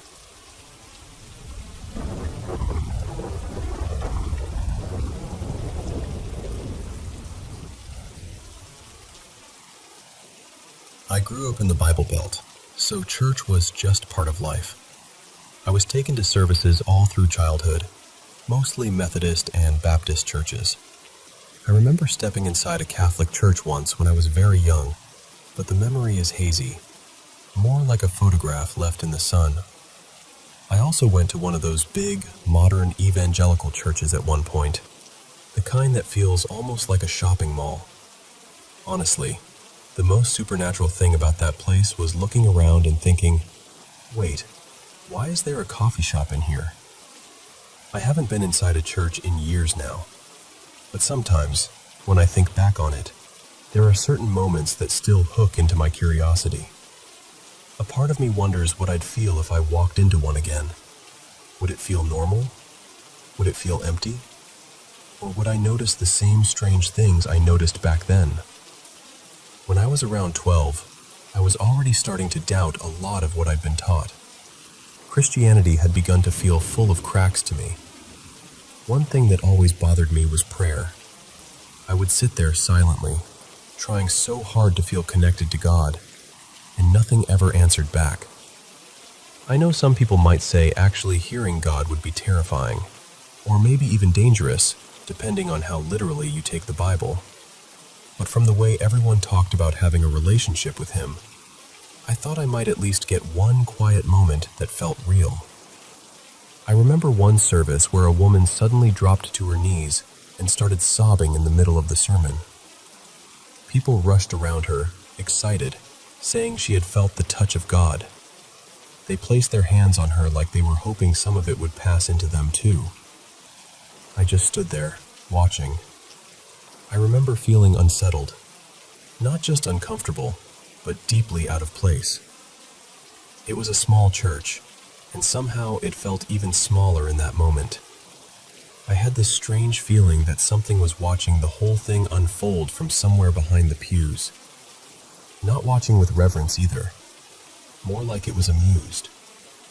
I couldn't prove that feeling came from anything outside of me. Maybe it was anxiety. Maybe it was dissociation. Maybe it was just a kid realizing the world didn't feel the way adults promised it would. But after that, I started questioning everything more seriously, especially because there were already things happening outside of church that felt paranormal to me. Crosses and prayers didn't stop them, no matter how much I believed they should. After a while, sitting through church became harder and harder. I started choosing the very back pew whenever I could. Part of it was because I didn't want anyone bothering me, but part of it was because I wanted to watch. I wanted to see if there was a reason my gut kept telling me something else was there. At some point, I noticed shadows near one of the doors inside the church. They looked almost human-shaped. I couldn't see eyes or faces, nothing that told me where they were looking, but I felt them looking straight back at me. They didn't move. They just stood there. And when I looked away and then looked back, they were gone. That hit me harder than I expected. I had been told my whole life that a church was God's house, that nothing bad could enter it, that it was protected. But whatever those shadows were, they didn't seem impressed by that idea. Back then, That shattered something in me. I wanted to believe it was only that one church. Maybe that building was different. Maybe something was wrong with it. Since I was still a kid, I couldn't just visit other churches whenever I wanted, so I waited for chances when my family would go somewhere else. Eventually, one of those chances came. A relative was getting married out of state, and the ceremony was being held at a church. It was medium-sized, I think Baptist, and during the event, 2 of my cousins and I started wandering around. We found a stairwell leading down to a basement level. At the bottom were 2 large doors with little windows in them. Behind the glass, everything looked dark. My cousins immediately got creeped out. I dared them to come with me, but they refused. They stayed near the top of the stairs, whispering that they didn't want any part of it. So I went down alone. I honestly thought the doors would be locked, since most of the other rooms we had tried were closed off. But these opened right away. The first thing that hit me was the smell. It was floral, but not in a fresh way. It was heavy and sweet, almost sickening, like too many funeral flowers packed into a room with no air. Beyond the doors was a dim hallway. There were tiny lamps here and there, lighting little patches of wall and floor, but most of the space was swallowed by shadow. My heels clicked against the white tile, and the sound echoed so sharply that it made me want to freeze. I remember trying to walk quietly, because it felt wrong to disturb the silence down there. That's the only way I can describe it.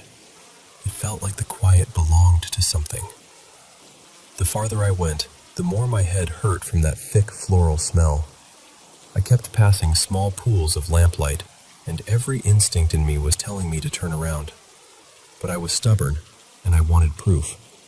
I wanted to know whether churches really felt protected, or whether something else could live inside them too. At the end of the hallway, I reached another dim seating area. Past it, there was another hall, but that one was completely black. The second I looked into that darkness, every part of me screamed. It wasn't a thought. It wasn't imagination gently tapping my shoulder. It was pure animal instinct, the kind buried somewhere ancient in the body. Something in me knew, or believed it knew, that there was something in that dark, and if I stayed there, I was in danger. So I ran. I ran back through that basement in my ridiculous heels, somehow without falling, with the sound of my own footsteps exploding around me. I made it up the stairs, breathless and shaking. My cousins weren't even there anymore. They had gone back to the wedding party. Everything upstairs was normal. People were talking, laughing, eating, celebrating. Meanwhile, my heart was still pounding like I had escaped something. My family stayed in town one more night to visit with relatives. It was actually a nice evening. Nothing strange happened while I was awake. But that night, I dreamed I was back in that exact basement, standing at the edge of that black hallway. In the dream, I couldn't see what was there. I could only feel myself being attacked in the dark. I don't usually have nightmares immediately after something scares me, so that stayed with me. It felt too specific, too connected. I've never had another church experience quite as intense as that one, but I still can't shake the feeling that churches hold something I don't fully understand. Maybe it's trauma. Maybe it's the atmosphere. Maybe it's the weight of all those people praying, grieving, confessing, begging, and hoping in the same space for years and years. But to me, churches have always felt haunted in their own way. And sometimes I wonder whether abandoned churches are worse, or whether active ones are stranger, because everyone assumes they're safe.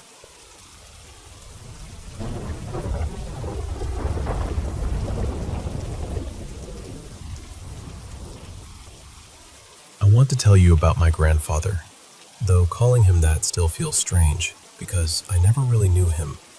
He died when I was a baby, so I don't have memories of him the way other people might. What I have are the stories people told, the silence people kept, and the times I believe he showed himself.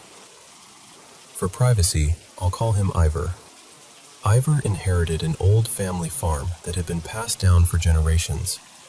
It was the kind of place people in town talked about with respect, even pride. But inside the family, it was something different. He was cruel, arrogant, and violent, especially toward my father.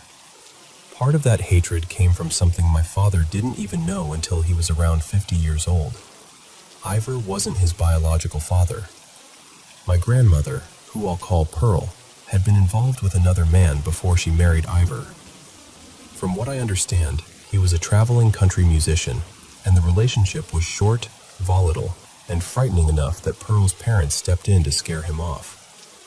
Pearl was young and pregnant with my dad when it ended. The strange part is that my dad's real father apparently sent birthday gifts for years. Pearl never gave them to him. She hid them away in the attic, where they sat for decades, collecting dust. Eventually, Pearl married Ivor, and they had 2 sons together. I'll call them Arden and Miles. Ivor treated my father and Arden terribly.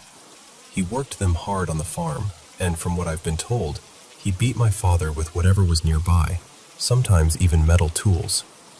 But to the people in town, Ivor was a respected Christian family man. Someone helpful, someone generous, someone good. That's the part that has always unsettled me. How a person can be one thing in public and something entirely different behind closed doors. Arden was younger than my father, and while he suffered too, I think he had just enough room to become himself. He was artistic. His drawings used to hang in Pearl's house and in my father's home. I barely knew him because he left as soon as he could and built a life far away in New York. I heard he worked restoring old stone figures, things like gargoyles, which always felt oddly fitting to me. Then there was Miles. Miles came along much later, and from everything I've heard, Ivor adored him.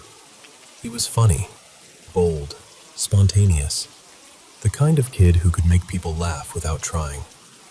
He was also spiritual in a way that seemed unusual for someone so young. My dad once told me Miles wrote a poem about going to heaven. I never got to read it, but I've thought about it more than once. One day, Miles brought some friends out to the farm. They had recently watched Teen Wolf, and there was a scene where Michael J. Fox rides on top of a car like he's surfing. Miles wanted to do that. He wanted that same wild, reckless freedom. So his friends got into one of the farm trucks, and Miles climbed onto the hood. They drove down a country road. For a few moments, I imagine he felt fearless. Then the driver hit the brakes. Miles flew off the hood and struck his head on the road. He died right there. I never met him, but his absence was one of those things that lived in the house like another person. You could feel the shape of the hole he left. After that, Ivor blamed my father for Miles's death.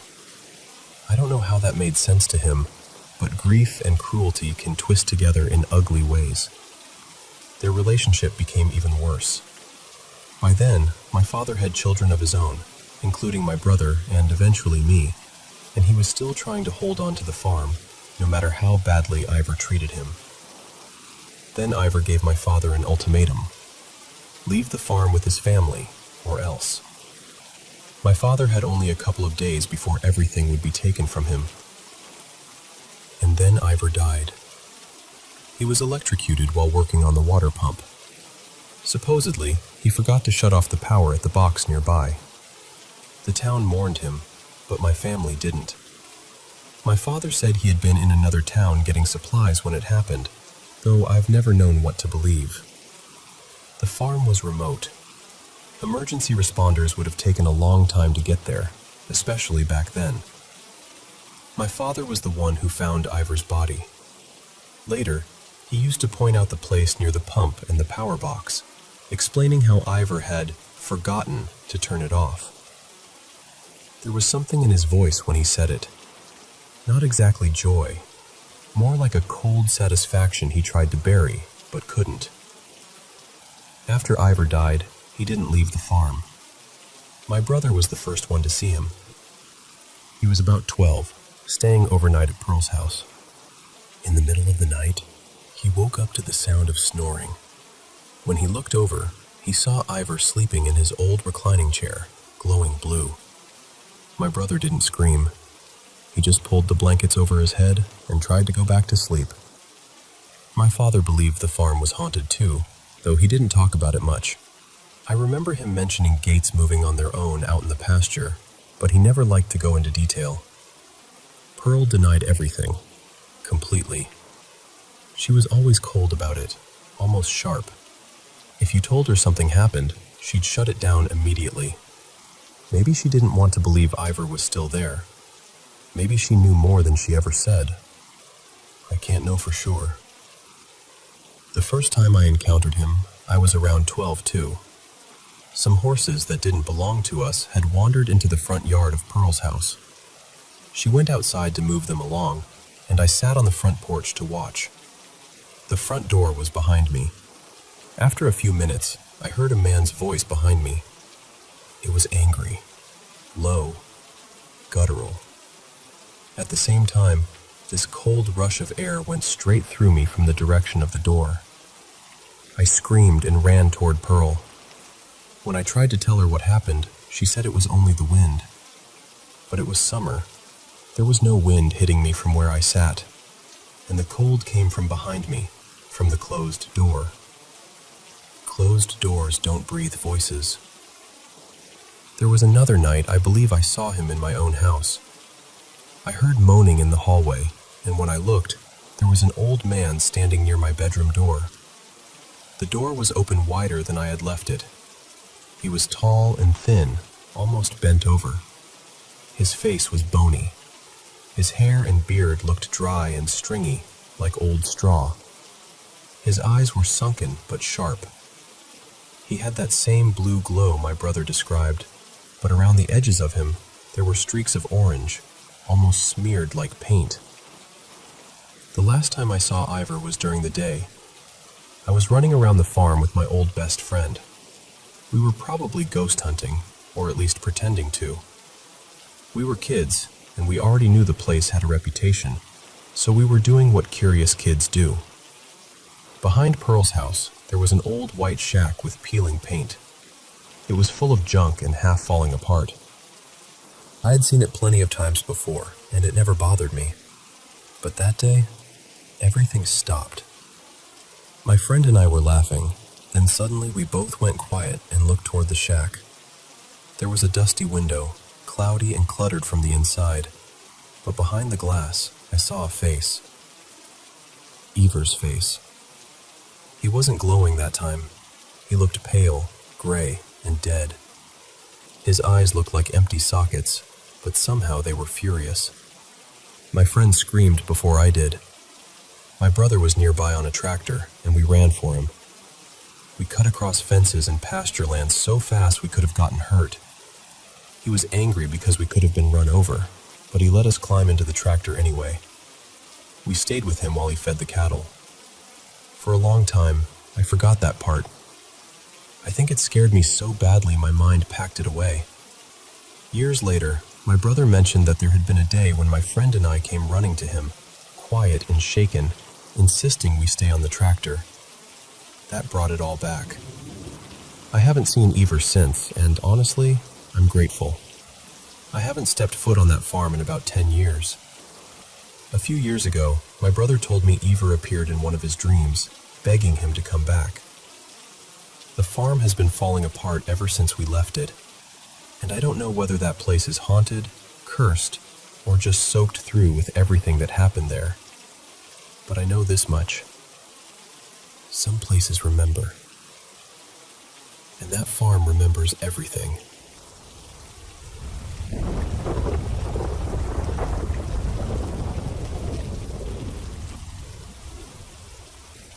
I want to tell you about something that happened years ago, back when I was still a kid living out in the middle of nowhere. Around 2008, my stepmother had this habit of bringing home strange things. She loved yard sales, flea markets, estate sales, antique shops, little vendor booths at fairs, anything like that. If something looked old or unusual, she would buy it without much thought. One day, She came home with this tall, narrow mirror. I don't remember exactly where she got it, but I remember hearing that it had come from an old medical building, maybe a hospital. I'm not completely sure if that part was true, but she seemed proud of it, like it made the mirror more interesting. It was a skinny, full-length mirror with a plain border, nothing fancy. But the way it was placed made everything worse. It sat at the very end of our hallway, almost perfectly filling the wall. That hallway was long, tight, and uncomfortable, with bedrooms, bathrooms, an office, and the laundry room branching off from it. There were doorways on both sides near the mirror too, so when you looked down the hall, the reflection seemed to stretch forever. You couldn't really avoid looking at it. Every time I came out of my room or walked through that part of the house, there I was, far away in the glass, standing in that thin, reflected hallway. At first, it was just a feeling, that heavy, watched feeling, like the house was holding its breath. Then the footsteps started. They usually began after everyone had gone to bed, sometime between 9 and 11 at night. I was a kid, and I kept my bedroom door cracked open for my cats. I would be lying there in the dark, trying to sleep, and then I'd hear it. Slow, heavy shuffling from the end of the hallway. Back and forth. Back and forth. It sounded like someone dragging their feet across the floor, pacing from one end of the hall to the other. Whenever the steps got close to my door, I would freeze. I'd barely breathe. I remember staring at that little crack in my door, waiting to see if it would open wider. Sometimes the footsteps went on for hours. Sometimes they stopped around midnight. Other nights, I would wake up around 3 in the morning and hear them again. Nobody in my family ever seemed to hear it. Whenever I asked, they brushed it off. But when friends stayed over, they heard it too. One night, my friend Mara was sleeping over, and the sounds started earlier than usual. We were whispering to each other, asking, "Do you hear that?" And then this low, drawn-out moan came from right outside my bedroom door. It sounded like an old man, tired and angry at the same time. Mara grabbed my arm and whispered for me to be quiet. We pulled the blankets over our heads, but I looked. I don't know why. I think by then I had gotten used to being scared, and curiosity got tangled up in it. The door had opened wider. I didn't see a solid person exactly. It was more like colors smeared together in the shape of someone old and thin, blue and orange, almost like wet paint moving in the dark. I could make out a bony face, a beard, and these sharp eyes looking through the doorway. I dropped back under the covers and stayed there. We whispered about anything else we could think of until we finally fell asleep. After a while, I got used to it in a strange way. I knew I wasn't going to sleep anyway, so I'd sneak my laptop under the blankets and watch movies with headphones in. The footsteps became part of the house, like creaking pipes or wind against the walls, except I knew it wasn't that. Then other mirrors started bothering me. In 6th grade, some girls at school locked me in the bathroom with the lights off and told me I had to do the Bloody Mary ritual before they'd let me out. I was terrified of the dark, and I just wanted to leave, so I did it. I turned 3 times and faced the mirror. The reflection looking back wasn't mine. I had wild, frizzy hair back then, but the figure in the mirror had smooth, straight hair. The shape was wrong. The posture was wrong. I screamed and shoved the bathroom door open hard enough to knock the girls away. They laughed like it was the funniest thing in the world, but I knew what I had seen. Not long after that, I was home alone putting laundry away. My parents' room was across from mine, so I only had to cross the hallway with the basket. I suddenly felt watched, and I turned toward the mirror. There was something in it. It was pressed close to the glass, blocking where my reflection should have been. Just a dark shape, but wrong in a way I don't like describing. I don't want to give it too much detail, even now. I'll just say it didn't look human. I screamed, ran into my room, and slammed the door. Then I panicked even harder because I had a mirror in my room too. I thought it might show up there next. It didn't. Not that day. But after that, I'd see shadows move across mirrors. Quick shapes. Little flashes that disappeared before I could fully understand what I was seeing. And eventually, whatever it was didn't stay tied to that hallway anymore. My parents were divorced, and my mom lived about an hour away in the city. I saw her on weekends, and I started seeing it there too. By the time I was around 14 or 15, it changed. Sometimes it still looked horrifying, but sometimes it appeared as this strangely attractive young man with features that weren't quite human. The first time I remember seeing it like that, I was at my mom's apartment. I woke up suddenly in the middle of the night and sat straight up before I even knew why. It was sitting on my dollhouse like it was a chair. It looked directly at me and grinned. I didn't scream. I was too confused and too scared. I just stared at it for a second, then slowly lay back down and pretended to sleep. I kept my eyes shut until real sleep finally took over. During my teens, I started thinking of it as my stalker. I didn't really tell people about it, not fully. It followed me everywhere, or at least it felt like it did. It stopped scaring me in the same way after a while. The feeling shifted, and I hate saying this, but sometimes it felt almost comforting, especially in that awful farmhouse where I often felt alone. I don't know how much of that was real, and how much was my mind trying to survive isolation. Maybe I gave it too much meaning because I needed something to cling to. Maybe it fed off that. I still don't know. The last major thing that happened with the hallway mirror was when I was 17. It was the middle of the day. I was walking through the house, nothing unusual, and while I was still in view of the mirror, I suddenly felt this sharp pain in my chest. It felt like something had pierced straight through me. I dropped to my knees because breathing hurt so badly. Then, just as suddenly, it was gone.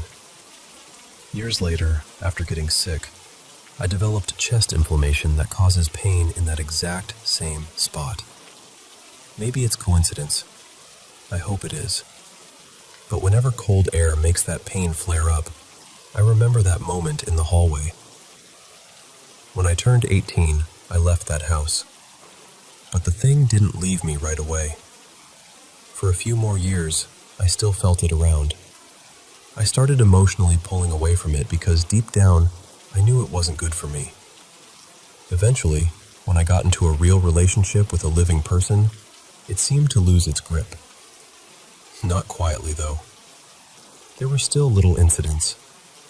Once, I bent down to pick something up and felt a hand grab me from behind, even though nobody was there. When I talked to my boyfriend on the phone, the call would sometimes cut out, and when it came back, he'd ask if I had heard that awful screeching or roaring sound. I never told him the whole story. I only gave him pieces. And now, honestly, I'm glad it's gone. I haven't dealt with it in years.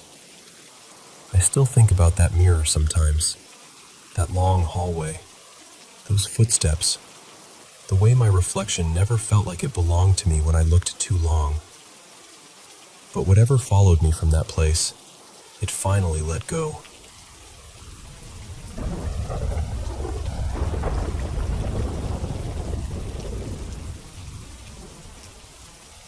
I'm 42 now, but there's one night from when I was little that I still remember with frightening clarity. I must have been about 4 years old, and my younger brother Jamie was around 2. We shared a bedroom back then, each of us in our own twin bed. His sheets had spaceships and little movie characters all over them, and mine were bright and cheerful, covered in rainbow colors and cartoon faces. It was the kind of room that should have felt safe. Our beds were lined up beside each other, both facing this tall closet across the room. The closet was long, but not very deep, and the bedroom door was just to the left of it. I was lying in bed playing with my little berry-scented doll when I heard my brother start to whimper. It was quiet at first, this soft, muffled crying from the bed to my right.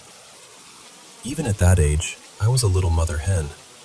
Without even looking over, I asked him what was wrong. He didn't answer with words. He just sobbed. So I put my doll down and started walking toward him. I remember being halfway between our beds when he lifted one tiny shaking finger and pointed at the closet. Then he buried his face and started crying harder, really crying, like something had scared him beyond anything he knew how to explain. I stopped where I was and looked where he was pointing, and what I saw has stayed with me my whole life. There, inside our closet, was a figure. The only way I can describe it is a tall, man-shaped absence of light. It was huge, easily over 6.5 feet tall, maybe taller, and it looked like it was wearing some kind of long coat that hung down past its knees. On its head was a small, rounded hat, almost like something from an old western. There were no details, no fabric, no skin, no features, just the outline. But the face was different. Where its eyes and mouth should have been, there were these swirling colors, almost like heat waves or energy moving in circles. The place where its mouth should have been was stretched wide open, like it was screaming at us with everything it had. But there was no sound. None. Looking back now, I also realized there was a shelf built into the top of that closet, and this thing was standing right through it. Not in front of it, through it. There was no normal way for anything that tall to be standing there. But that wasn't even the worst part. Down near its right knee, crouched low on the floor, was something else. Another creature. The moment I saw it, I lost control of my bladder. I just stood there and wet myself completely. I was so terrified I couldn't move, couldn't scream, couldn't breathe properly. I was frozen in the middle of our bedroom, soaked and shaking, staring at this thing. It was smaller than the tall figure, but still shaped almost like a person. Only it was wrong, more animal than human. It was down on all fours, tense, like it was about to sprint straight at me.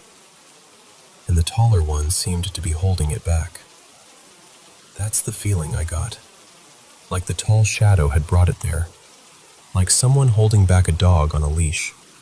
My brother was screaming by then, and I guess our parents heard him because suddenly they came rushing in. I remember each of them picking one of us up, trying to calm us down. At first, I still couldn't make a sound, but once my voice came back, I screamed. I mean, really screamed. The kind of scream that doesn't sound like it could come from a child. My dad was holding me, and I remember pressing into him thinking he would make everything okay. I can still remember the smell of his cold leather jacket. It was the early 80s, and he rode motorcycles, so that smell was always around him.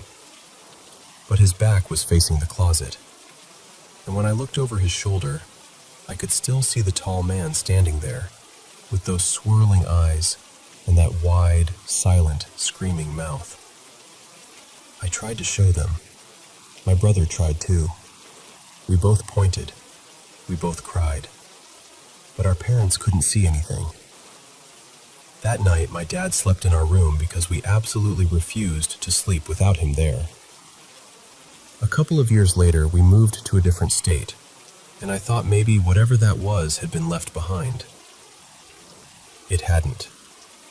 The same figure came back, only this time, there were no swirling colors in its face, no strange eyes, no screaming mouth. It was just pure darkness in the shape of a man. And for years, it terrorized me. Sometimes it would stand in the corner of my room while I lay in bed, watching me. Sometimes it would glide down the hallway past my door and turn its head toward me as it went by. Other times, it would peek around my doorway from up near the ceiling, as if it were lying flat above the doorframe. I would see its head and that hat slowly appear from the top corner, then slide back out of sight. I know how strange that sounds. I know. But I was there. I was a child, and I was terrified almost every night. I started having horrible nightmares, though calling them nightmares feels too small. They were more like night terrors, and I truly believed this thing caused them. One of the worst ones was of that figure using a meat hook on my sister and hanging her from the bathroom door. Another dream had these little hooded beings crawling out of a hole beneath a huge live oak tree in our backyard, catching cats and eating them. My childhood was full of fear in a way I still don't fully know how to talk about. And before anyone asks, I wasn't allowed to watch scary movies. I only watched cartoons and gentle kids shows. Nothing that would have put images like that in my head, at least not that I can remember. Nobody really believed me. Nobody except my brother. And this might sound odd, but I gave the tall shadow man a name. I called him Cotterhead. I don't know why. I don't remember deciding it. That was just his name to me. Every night, I would cry and beg my dad not to make me go to bed. I would tell him, Cotterhead is going to come. And every night he would say, it's just a dream. But I knew it wasn't.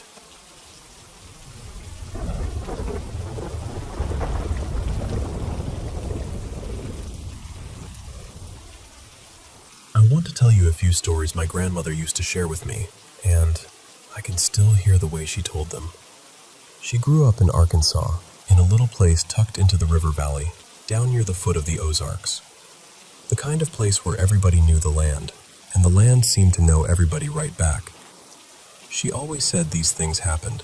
Not maybe, not could have been. She swore they were true. The first thing she used to talk about was from when she was a girl picking cotton. A lot of families in the South have stories like that. Grandparents or great-grandparents working those long, hot rows.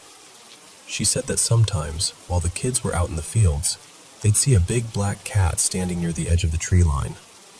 Not a house cat. Not anything ordinary. It would just watch them. Her daddy would take a shot at it now and then, but he never hit it. The thing would bolt off into the brush, and later that night, they'd hear it scream somewhere out in the dark. My grandmother always said it sounded just like a woman screaming. I never knew what to make of that story, but years later, in 2021, my family and I were driving through that same general part of Arkansas when something large and black crossed the road right in front of us. We all saw it. It moved low and smooth, and then it was gone. I still don't know what it was. Another story she told was about a hill everyone called Iron Ridge Mountain, out near Caglesville. Around there, people call them mountains, even though most folks would probably call them hills. That was just the way it was. My great-grandfather, whose name was Jack Grayson, was riding horses up there one day with a friend.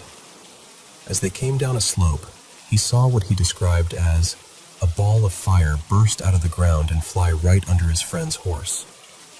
Jack hollered for him to look out, but his friend hadn't seen a thing. That night, Jack went home and told my grandmother what happened. She said she knew right then that something bad was coming. About a week later, that friend died in an accident at a sawmill. Now, maybe that was coincidence. Maybe it was just one of those strange things people remember because of what came after. But my grandmother never told it that way. To her, that fire was a warning. There was another time on Iron Ridge when my grandparents had been out cutting firewood. They were heading back down a muddy dirt road, still a few miles from the main highway, when they came up on what looked like a log stretched across the road. My grandmother said it was thick, maybe as wide around as a fence post. My grandfather got out of the truck to move it, and then the log moved on its own. It was a snake. A huge one. She always said it must have been close to 30 feet long.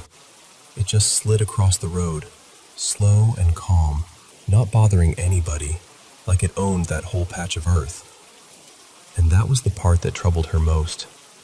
Arkansas doesn't have snakes like that. At least, it's not supposed to. Then there was the house near Hector. When my mother was born, my grandparents moved into a small place just outside town. Almost every morning, they'd wake up and find the front door standing open. At night, the bathroom faucet would turn on by itself, and in the morning, there would be wet footprints leading from the bathroom toward the door. They never heard chains rattling. never saw shadows floating around. Nothing dramatic like that. Just the open door, the running water, the footprints. Years later, my mother said a neighbor told her an old woman had lived in that house before them, and people around there had called her a witch. Whether that meant anything or not, I don't know. But nobody in my family ever forgot that house. The last story was about my grandmother's sister, Lenora. Lenora was married to a man named Carl, and they'd been together for more than 30 years.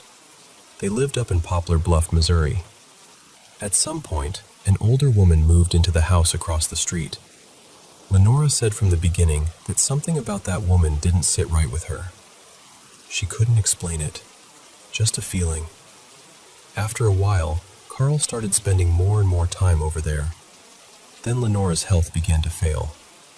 In the family, people whispered that the woman across the street was a witch and had put something on Lenora so she could take Carl for herself. Lenora eventually passed away. Not long after that, Carl moved in with the woman across the street. They were together for maybe a month and a half. Then one morning, Carl was found dead out in the yard. They said it looked like a heart attack. After he died, the woman wouldn't let any of the family come inside to collect his things. She boxed up what she wanted to give back and left it for them on the porch. The relatives who went to pick it up said the house felt awful from the outside, heavy and wrong somehow. They said the inside looked dark, with hardly any sunlight coming through. Now, I know that story could be explained without anything supernatural at all. People can be cruel. People can betray each other. Sometimes that's enough horror all by itself. But the older folks in my family never saw it that simply. To them, something was wrong there. And when my grandmother told these stories, she never told them to scare me for fun. She told them like she was passing along a little piece of the world as she understood it. A world where the woods had eyes, fire could rise from the ground, and some houses kept breathing long after everyone inside them was gone.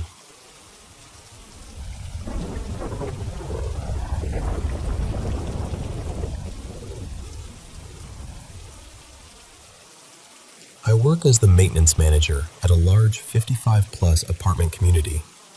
We've got a little over 800 apartments here, so over the years, I've seen a lot. It's not unusual for me to get called for a welfare check or to go in for a regular service call and find that someone has passed away. It's sad, but in a place like this, it happens. My mornings usually start around 6. I park my truck, grab my coffee and lunch, and walk over to the main fire gates where my work cart is kept. On the way, I wave to the early risers, say good morning, make a little small talk. That part of the day is usually calm. That Monday morning, while I was doing my usual walk-in, I noticed a man standing near the fire gate.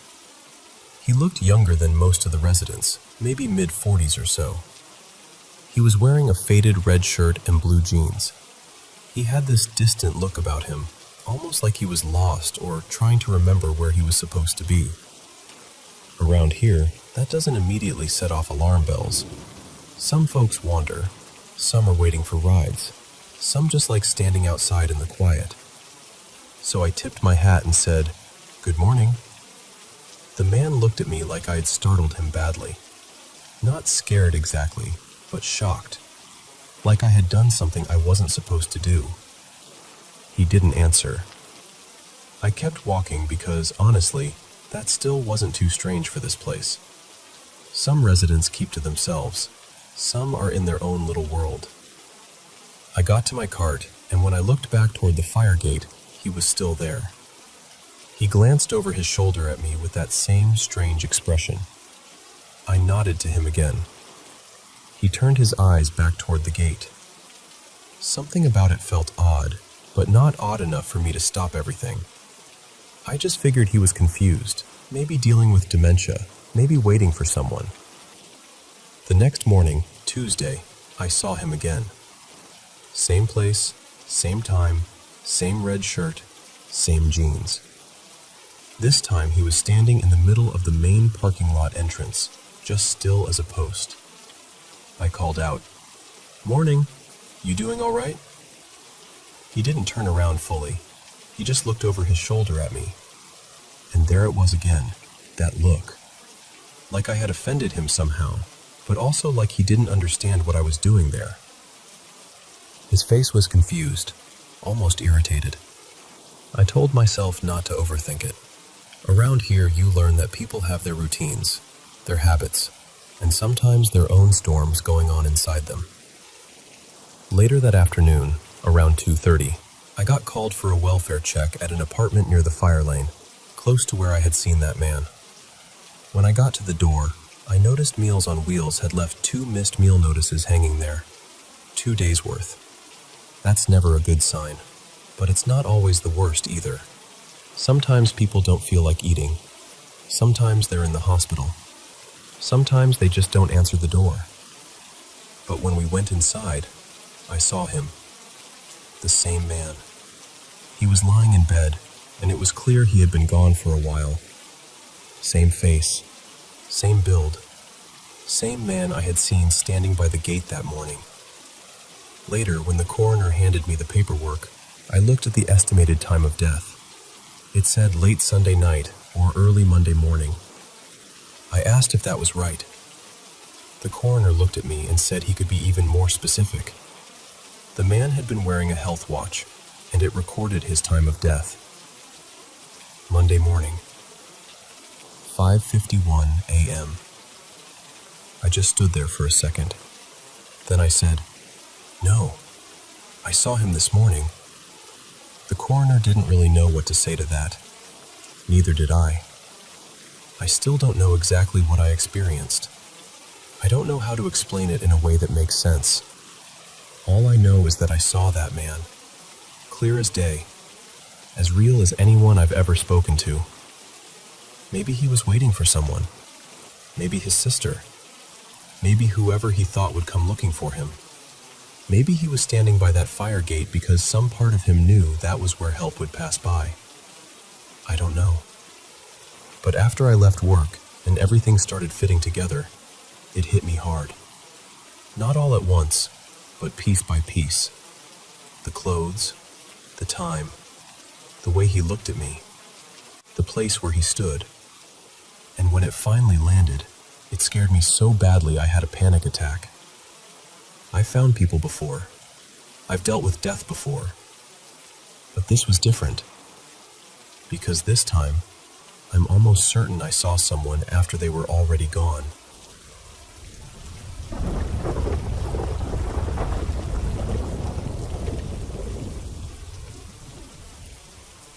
I want to tell you about something that's been happening to me for a while now, and honestly, I'm still trying to make sense of it.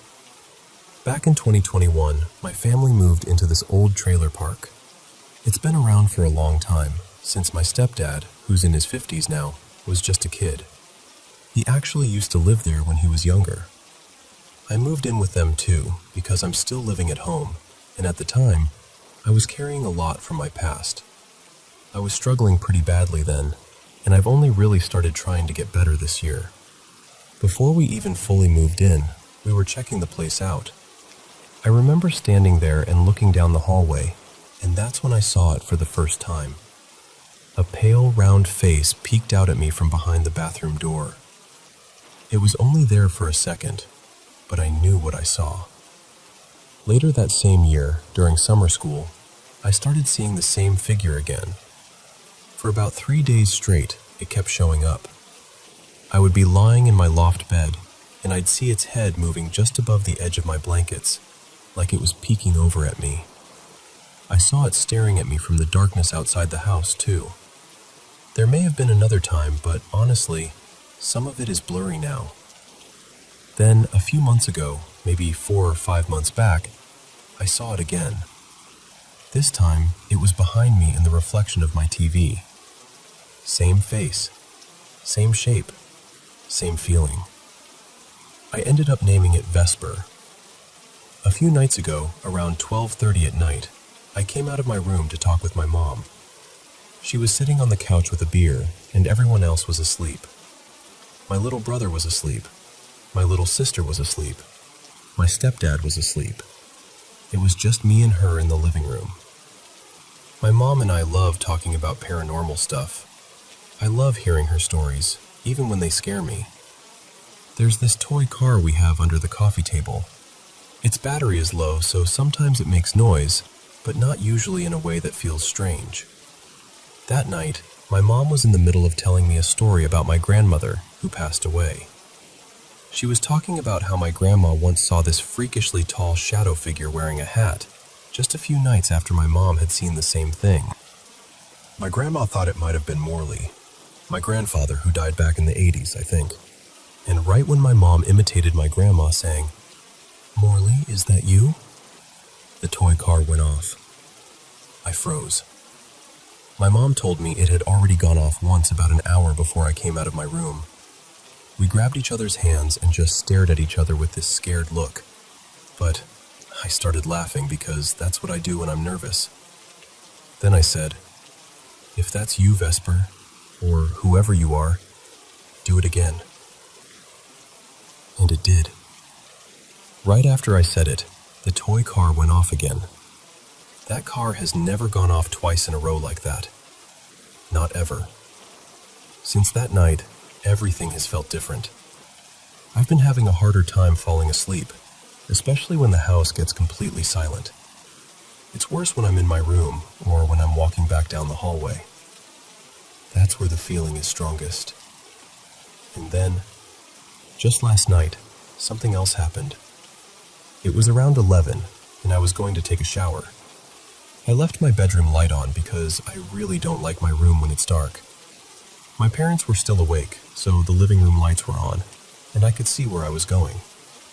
When I got out of the shower, I wrapped a towel around myself and turned the bathroom light off without thinking. I forgot my parents usually go to bed around that time, and when they do, they shut off the living room lights. So I stepped into the hallway, and it was pitch black. I turned to my right and opened my bedroom door. My light was off.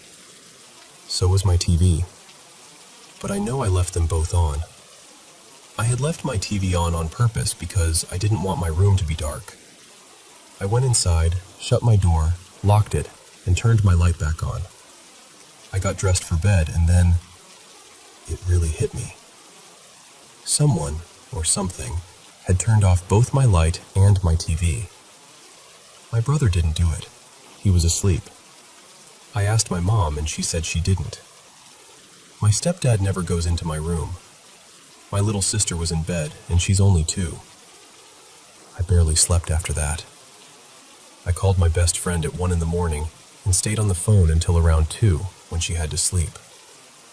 I tried to sleep too, but I couldn't. At one point, I checked the time, and it was 4:11 in the morning. I was exhausted. I finally fell asleep and woke up around 10 because my brother woke me up. Now I'm starting to dread nighttime. I hate admitting that, but I'm scared. I've seen shadow figures before, and lately I can't shake the feeling that one of them is near me. I know Vesper has been around, but I don't think Vesper is what I'm most afraid of. This feels like something else, something heavier. My stepdad even found scratches on himself after saying he didn't care if whatever was here didn't like him. I don't know what to do. I can't tell if I'm just paranoid or if something is really happening. But I feel watched constantly, all the time, especially in my room. There's this strange feeling in my gut that won't go away. I just want to know what this is because not knowing is making everything worse.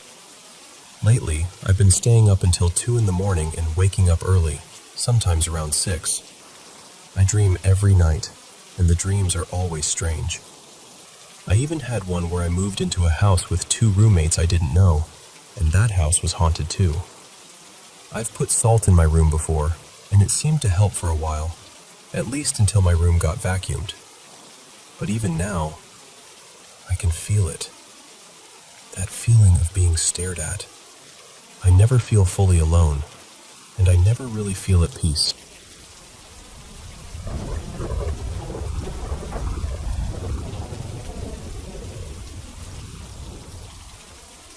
This happened just a couple of nights ago, and honestly, I'm still trying to make sense of it. I want to say this up front. I was completely sober. I hadn't been drinking, I don't use anything, and I wasn't exhausted or half asleep either. I was switching over to night shifts, so I was intentionally staying up through the night to keep my sleep schedule from getting wrecked. It was around 12:45 in the morning. I was sitting on the couch with my headphones on, listening to music, when I noticed something out of the corner of my right eye. I turned my head and saw this vague shape near the side of the room. It was pale beige and silvery gray, sort of blocky, almost person-shaped. But only for a split second. I blinked, maybe twice, and it was gone. The strange part was the feeling that came with it. It wasn't terrifying. It didn't feel evil or anything like that. But it also didn't feel welcoming. It felt more like disappointment, almost like I had missed something I was supposed to notice sooner. I tried not to overthink it. I told myself it was probably just my eyes playing tricks on me, and I went back to the music. Maybe 20 minutes later, one of our dogs, Milo, woke up. He had been sleeping on the couch across from me. He came over and started barking right beside me, which wasn't too strange by itself. Sometimes he wants to go outside at weird hours if he sees that one of us is still awake. So I got up, thinking I'd let him out. But instead of heading toward the door, Milo walked straight toward the exact spot where I had seen that weird shape. Then he stopped, turned, and looked at me. I called him back and told him to come on, but he just stared at me like he wanted me to follow him. I got irritated and told him to knock it off. Then, just like that, he went back to the couch, curled up, and fell asleep almost immediately. It was odd, but I let it go. A little after 3 in the morning, I got really thirsty. I took my headphones off and went upstairs to get some water. As I got near the kitchen, I heard a noise. When I walked in, our other dog Baxter came out from near the counters. Now, Baxter has a habit of sneaking into the kitchen and trying to lick plates or sniff around for food. So at first, I figured that was all he was doing. He's not supposed to be in there at night, so I shooed him toward the bedroom, where my wife was sleeping. Then I heard the cat meowing. We have a cat who usually stays in the kitchen at night, and she always meows when someone comes in, so that part wasn't unusual. But this meow sounded wrong. It was coming from low to the floor, and it had this frightened little edge to it.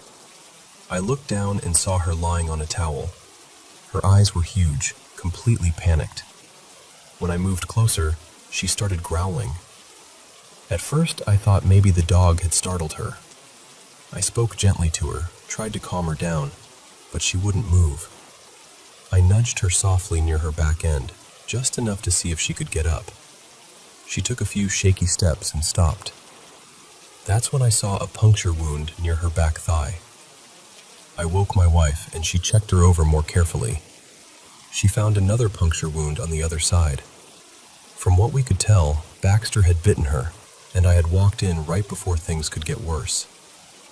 She's still sore and not moving her back legs much, but she does seem to be improving. The part that really bothers me is how out of character it was. We've had Baxter for over a year, and the cat has been with us even longer. He follows her around sometimes, sure, but he has never tried to hurt her. He even sleeps near our other cat without any issue. Milo, the dog who had been downstairs with me, has absolutely no interest in cats at all. So it wasn't just strange, it was completely abnormal. By the time we got the cat settled and everything calmed down, it was close to 4 in the morning. I went back downstairs, but I couldn't focus on the music anymore. I just kept thinking about the cat, the shape I had seen, and Milo staring toward that spot. Eventually, around 5:30, I went to bed. That's when I had this strange early sleep dream. I was standing in front of a mirror. There was nothing around it, no room, no background, no real light source, but I could see the reflection perfectly. And in the mirror, I saw myself, but younger, healthier, better looking, honestly. The image was unbelievably clear. I remember saying, Yeah, that's me. And I reached out to touch the reflection. Right before my fingers made contact, I jolted awake so hard it felt like my whole body snapped back into place. After that, I just lay there, wide awake. I tried to fall back asleep, but it took hours. If it had only been one strange thing, I'd probably brush it off. Even two things, maybe. But 4 separate things happening in the same stretch of night feels harder to ignore. The shape in the room, Milo reacting to that exact spot, Baxter suddenly attacking the cat completely out of character, then that vivid mirror dream. I don't know whether it was coincidence, stress, something paranormal, or just a weird chain of events that my brain is trying to connect. But I can't shake the feeling that something passed through my house that night, and for whatever reason, I noticed just enough of it to be left wondering.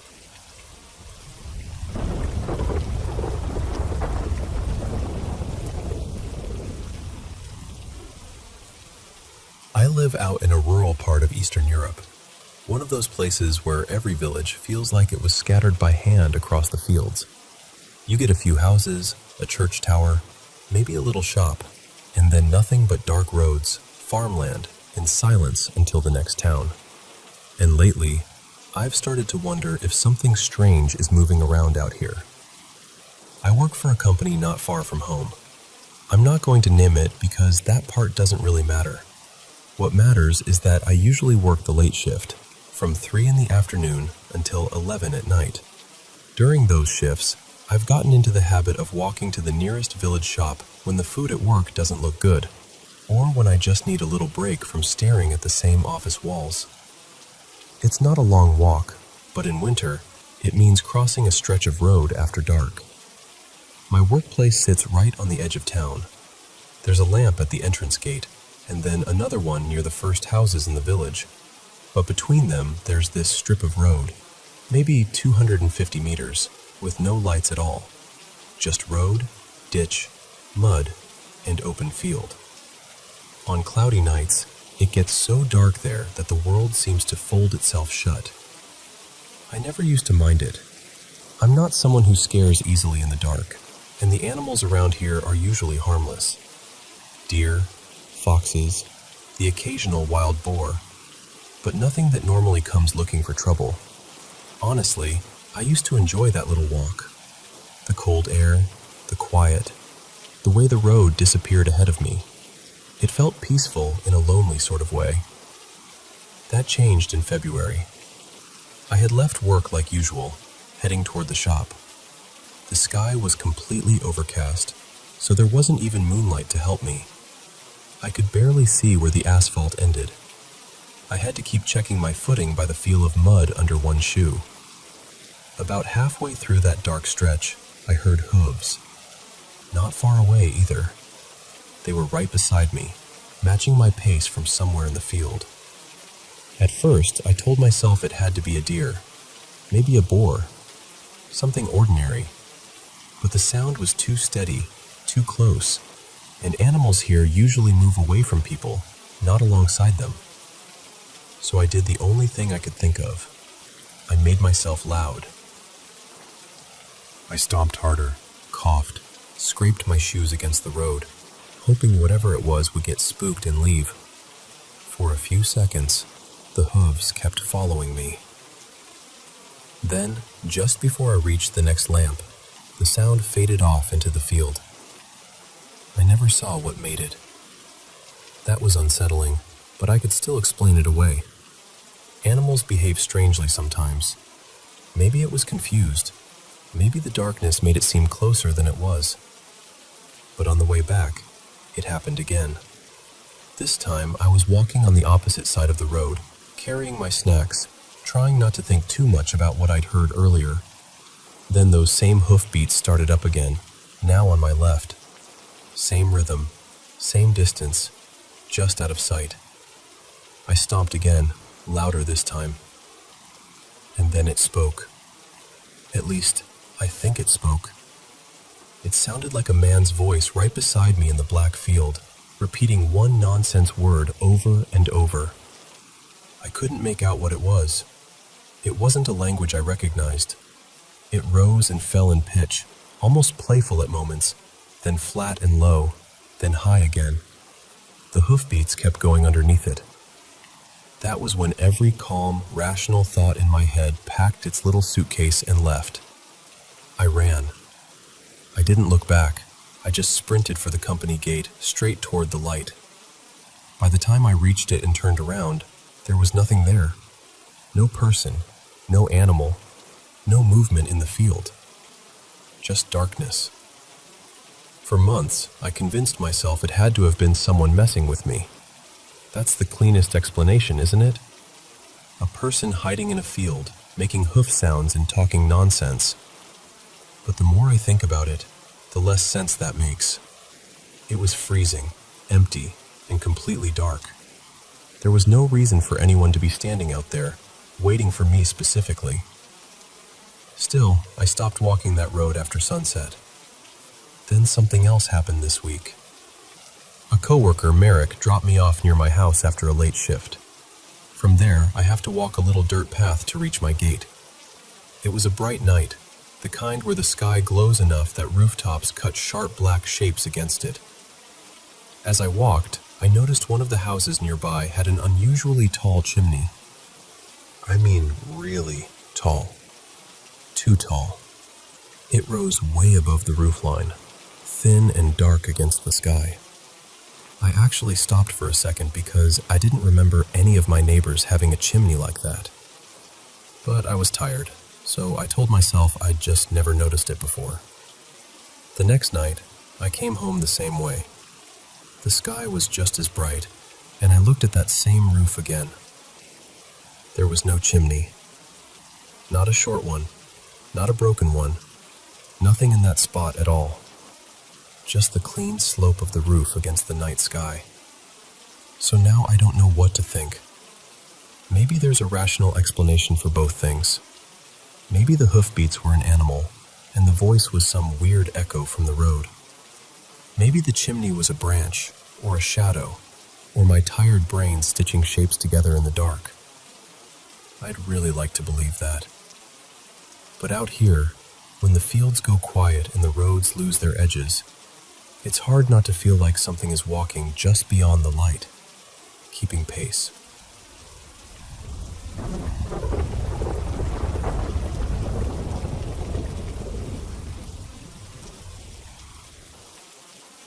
I had the strangest dream, and it felt so vivid that I'm still carrying pieces of it around with me. In the dream, I woke up, or at least I became aware, at what looked like an old filming location. I don't know what it was supposed to be for. A movie? A show? Something abandoned, maybe. The only way in was across this narrow covered bridge, just one lane wide, with a faded red exterior. Past the bridge, there was a gravel road. It was daytime, quiet. Nothing felt wrong yet. But after I crossed over, I saw a group of kids walking back toward the bridge, maybe around early high school age. They looked like they were leaving. When they got close to me, though, they didn't say anything. They just turned off into the tall grass beside the road and kept walking until I couldn't see them anymore. Then they were gone. Not in the usual dream way where something disappears because the scene changes. They disappeared because they went out of sight, and somehow that felt much worse. It felt deliberate. I was still standing there trying to make sense of it when a man I'd never seen before walked up beside me and said, very calmly, No, they're all right." And then, just like that, I was inside a house. Now it was nighttime. The same kids were there too, sitting around this big room. It might have been a living room, or maybe a study. There was furniture, but no beds. The strange part was that they were talking to me like they knew me, even though I had no idea who any of them were. The man from outside wasn't there anymore. And I need to explain something about him, because this is one of the parts that really unsettled me. In my dreams, if I meet someone I don't actually know, their face is usually vague, blurry. Sometimes I can't remember anything about them afterward. But this man had a face, a clear one. I could still describe him now. If I could draw, I think I could sketch him. Anyway, we were all in this room, and then the temperature dropped. Not just a little. It became deeply cold, like the whole house had suddenly exhaled winter. Then there was this pressure. It wasn't exactly a sound, but it felt like one. Almost like when your ears pop while driving up or down a mountain, except I could feel it through my whole body. Then, black smoke started seeping out from under the furniture. At first, it came slowly, thin little strands curling across the floor. Then it thickened. The room got colder. I started hearing voices, but I couldn't make out what they were saying. And then the scene shifted. We were in another house, going through the same thing again. This time, the smoke came from a closet door right beside us. I tried to hold the door shut, but whatever was behind it forced it open. Everyone ran. I tried to get out too, but there didn't seem to be an exit anywhere. No front door, no back door, nothing that made sense. So I panicked and hid behind a door in one of the rooms, which, looking back, was about as useful as hiding from the ocean behind a paper plate. The smoke came into the room. Then that same man from before stepped out of it, or at least I think he did. I couldn't see everything from where I was crouched behind the door, but he came around into view, looked straight at me, and said, "Well, that wasn't very clever, was it?" Then he grabbed my arm. It hurt. Not like a normal grab. It felt sharp, almost like little knives digging into my skin. And suddenly, we were outside again. Daylight. There were buses parked nearby, and a crowd of random people milling around like we were at some kind of tour stop. Then the same kids walked toward one of the buses, but the second they reached the doors, they vanished. The man looked at me and said, "You really shouldn't come back here." Then I woke up with my heart pounding. The strangest part is that my left forearm still hurt. I was wrapped up in a comforter and the rest of me was overheated, but that spot on my arm felt cold and stinging, exactly where he had grabbed me in the dream. That's why I can't quite shake it. Maybe it was just a weird dream. Maybe my brain put together smoke, old houses, a red bridge, and some stranger with a face too clear to forget. But between how real it felt, the kids vanishing the same way twice, the black smoke, the man warning me not to come back, and that leftover pain in my arm after I woke up, I don't know. It felt like something more than a dream.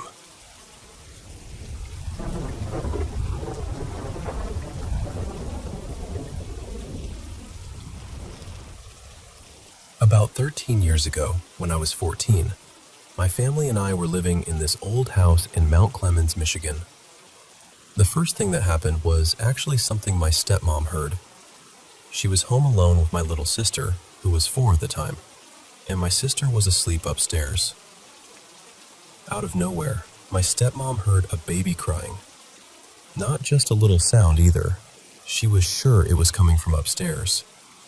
But there was no baby in the house. After that, things just kept happening.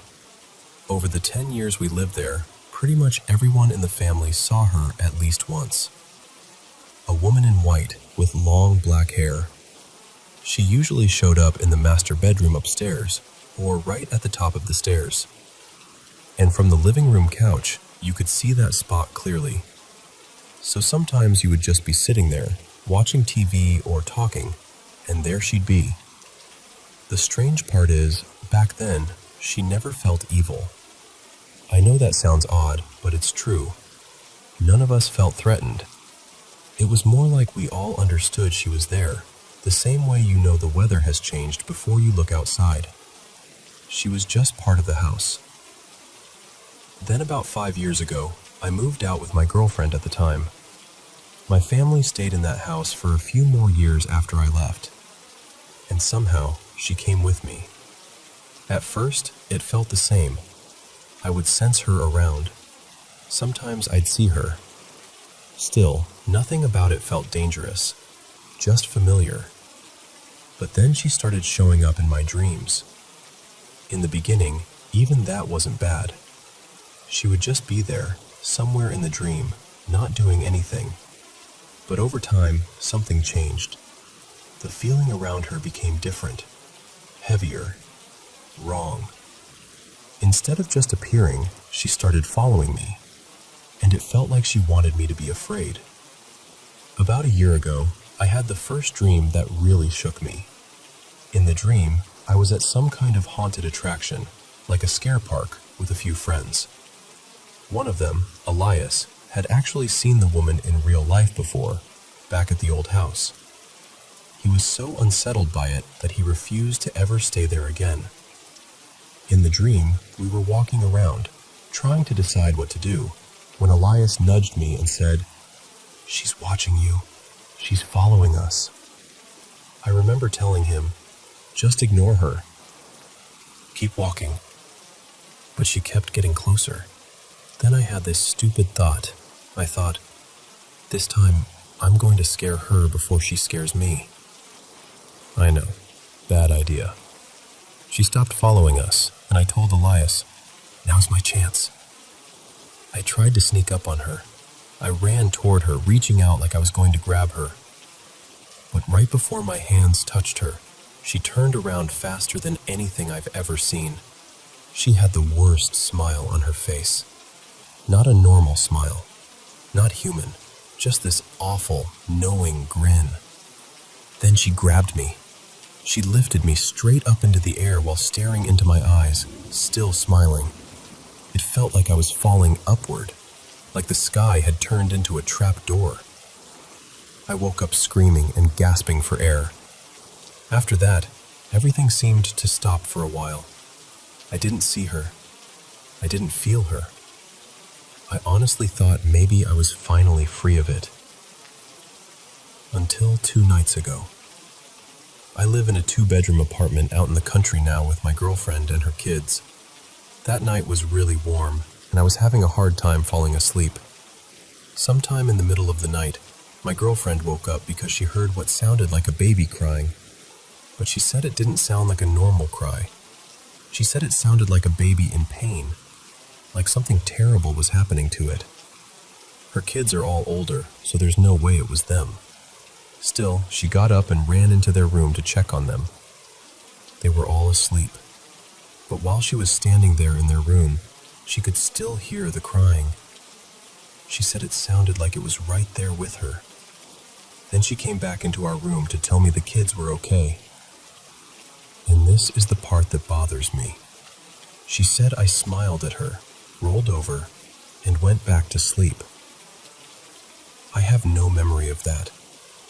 None. I've tried to remember it.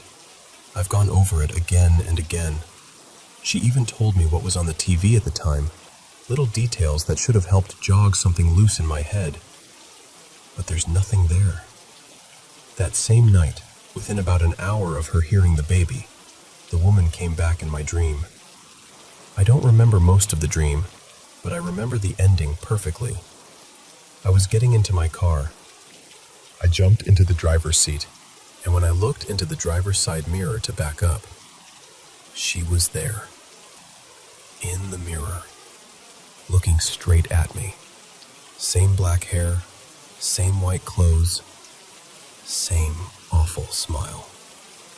And for some reason, I reached out for her again.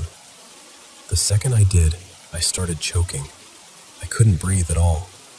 It felt like hands were around my throat, or like I'd been held underwater too long. Then I woke up gasping so loudly that I woke my girlfriend. I spent the next morning trying to look into it, trying to find anything that might explain what's been happening. But I keep coming up short. I don't feel like I'm losing my mind. That's the hard part. Other people have seen her. People who had no reason to lie. People who still believe, firmly, that what they saw in that house was real. What I can't understand is why she stayed with me. Why, after all these years, did she follow me? And why does it feel like whatever she wants from me has changed?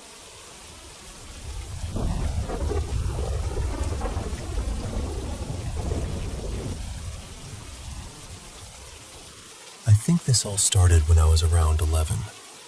I found this old mirror at a church rummage sale. It was free, and at that age, free felt exciting. I brought it home and hung it on my bedroom closet door, not thinking anything of it. But almost right away, my sleep changed. I started having sleep paralysis. Then the nightmares came. It was always this woman in white. She looked ruined somehow, like her body had been torn open, and I could see things hanging from her stomach. I know how awful that sounds, but that's what I saw. And I was so young. I didn't have the words for it. I just knew I was terrified. I got to the point where I wouldn't sleep alone. I either slept in my parents' room, or I begged someone to stay in my room with me. The only person who seemed to believe me was my grandfather, Martin, who was living with us then. He had a drinking problem, so when he said he believed me, it didn't exactly make me feel safer. It just made everything feel stranger. While we were in that apartment, my mom and I both heard things. Banging, scratching, whispering from places where nobody was standing.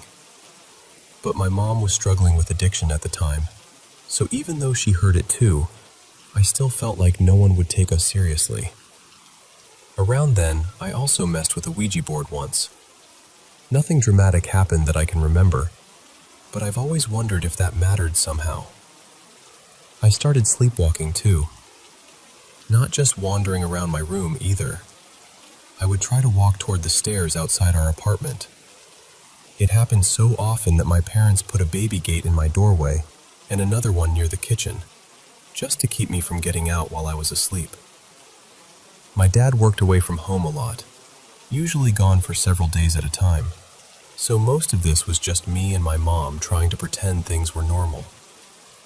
Eventually, we moved far away, to another state. We stayed with my aunt, her husband, my cousin, and my grandfather. Nothing huge happened there, except for more sleep paralysis now and then. For a while, I thought maybe whatever it was had stayed behind. Then we moved into the apartment we're in now, and for a while things were calm. But then, my mom brought her old childhood dresser out of storage. She told me that when she was younger and had that dresser in her room, she used to see this tall, dark, threatening male figure near it. She described it like a shadow with a presence, heavy, angry, watching. I didn't believe her, not really. I used the dresser for a while, and nothing happened at first. Then we went away on vacation for about a week. When we came back, the heads had been broken off our Mother Mary statues outside. There were also fresh white flowers left near them. We tried to explain it away. Maybe a neighbor had knocked them over and felt bad. Maybe the flowers were an apology. We buried the broken statue in the backyard and placed the flowers over it. A couple weeks later, during quarantine, I got bored and decided to sand and repaint the dresser. Less than a week after that, I had a cross hanging from one of the handles, and it flew off so hard that it hit my wall and knocked a painting down. That's when I started feeling like maybe my mom had been telling the truth. Another weird thing happened around that time.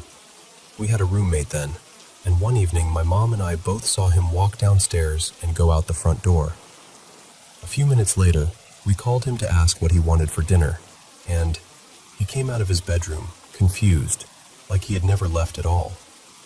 We both saw him leave, both of us. After that, it became smaller things, but still unsettling. Bruises I couldn't explain, scratches, the occasional burn. Nothing life-threatening, but enough that I couldn't ignore it. Then my mom passed away from a drug overdose in late 2021, right when I was starting my freshman year of high school. After that, I was destroyed. I was depressed in a way I still don't fully know how to explain. I've heard people say dark things feed off negative energy, and if that's true, then I must have looked like a feast. I got rid of the dresser because it reminded me too much of my mom. But after that, I became terrified of my closet. It would open on its own, so I started putting things in front of it. I had nightmares about it. Sleep paralysis too.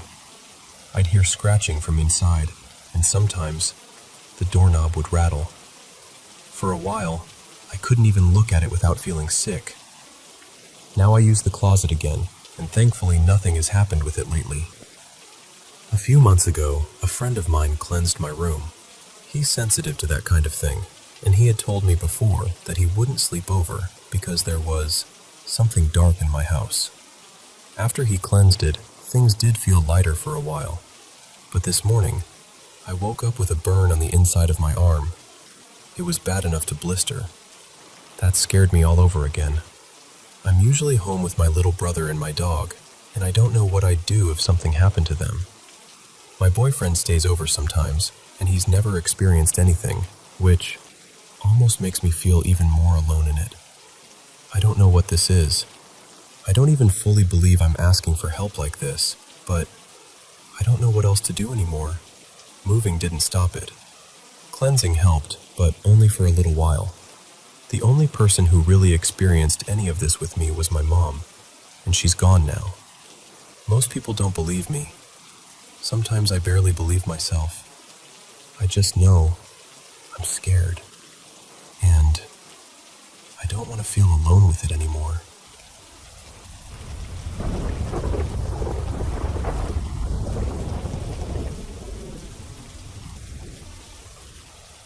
I've got an 18-month-old little boy, and even though he has his own bedroom, we don't actually sleep in there right now. His bed is a little too high for my comfort, and I'm always worried that if he wakes up before I do, he might try to climb down and hurt himself. Our other spare room is being used as an office, so there isn't really another bed option. And since I'm still breastfeeding, and he usually wakes up at least once during the night, it's honestly just easier for us to sleep near each other. So I've made the living room into kind of a safe little sleep setup for us.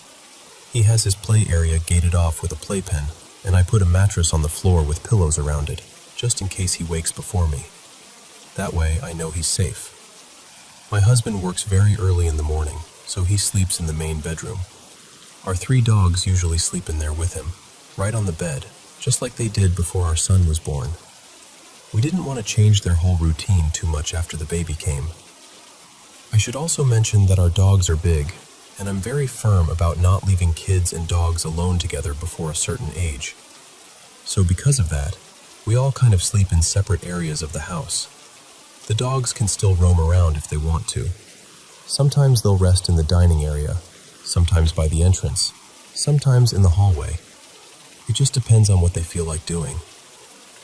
So that's the layout. A few nights ago, everyone was settled in their usual spots. My son was asleep beside me, my husband was in the bedroom, and the dogs were with him. I was still awake, doing some homework on my tablet. I didn't have any lights on because I didn't want to wake my son. Then, out of nowhere, the hallway light turned on.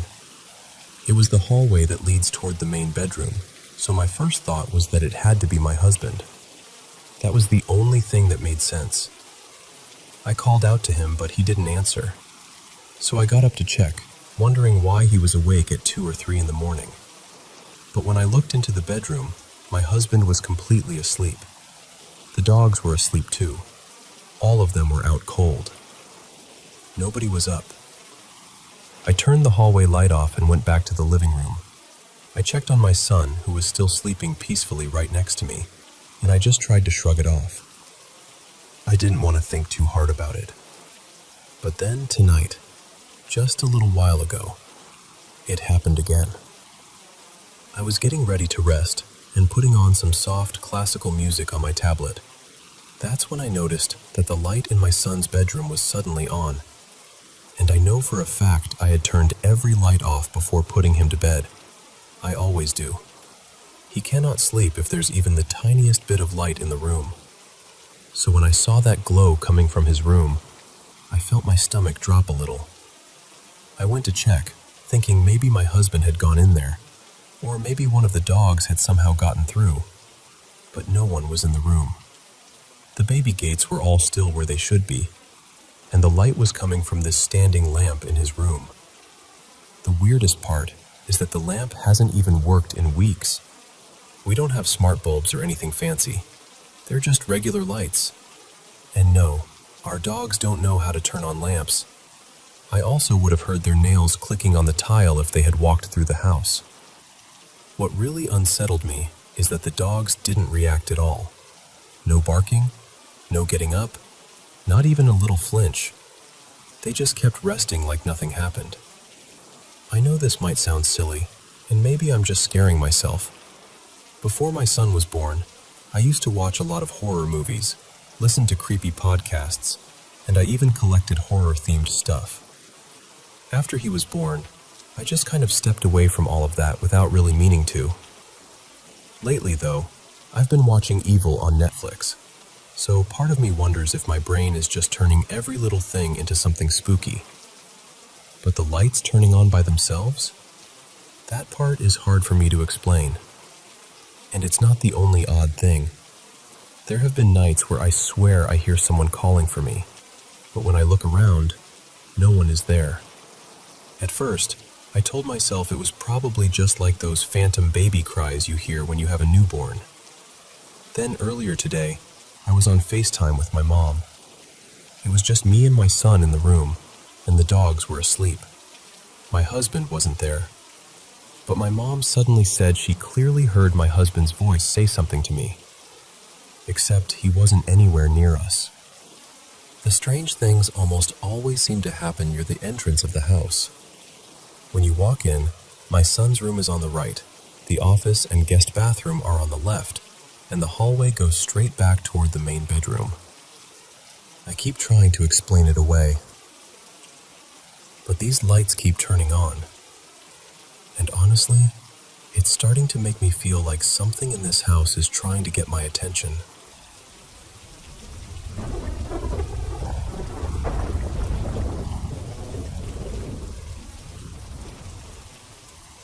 I started working evenings at a small healthcare facility not too long ago, and honestly, I don't know how else to say this. I think the spirits there are trying to make me pay closer attention to the patients. And I know how that sounds, I really do. Some nights, I feel like I'm losing my grip a little. I've always had strange intuition. Even when I was younger, I'd have dreams that seemed to come true later. Or I'd get these feelings about things before they happened. I never made a big deal out of it.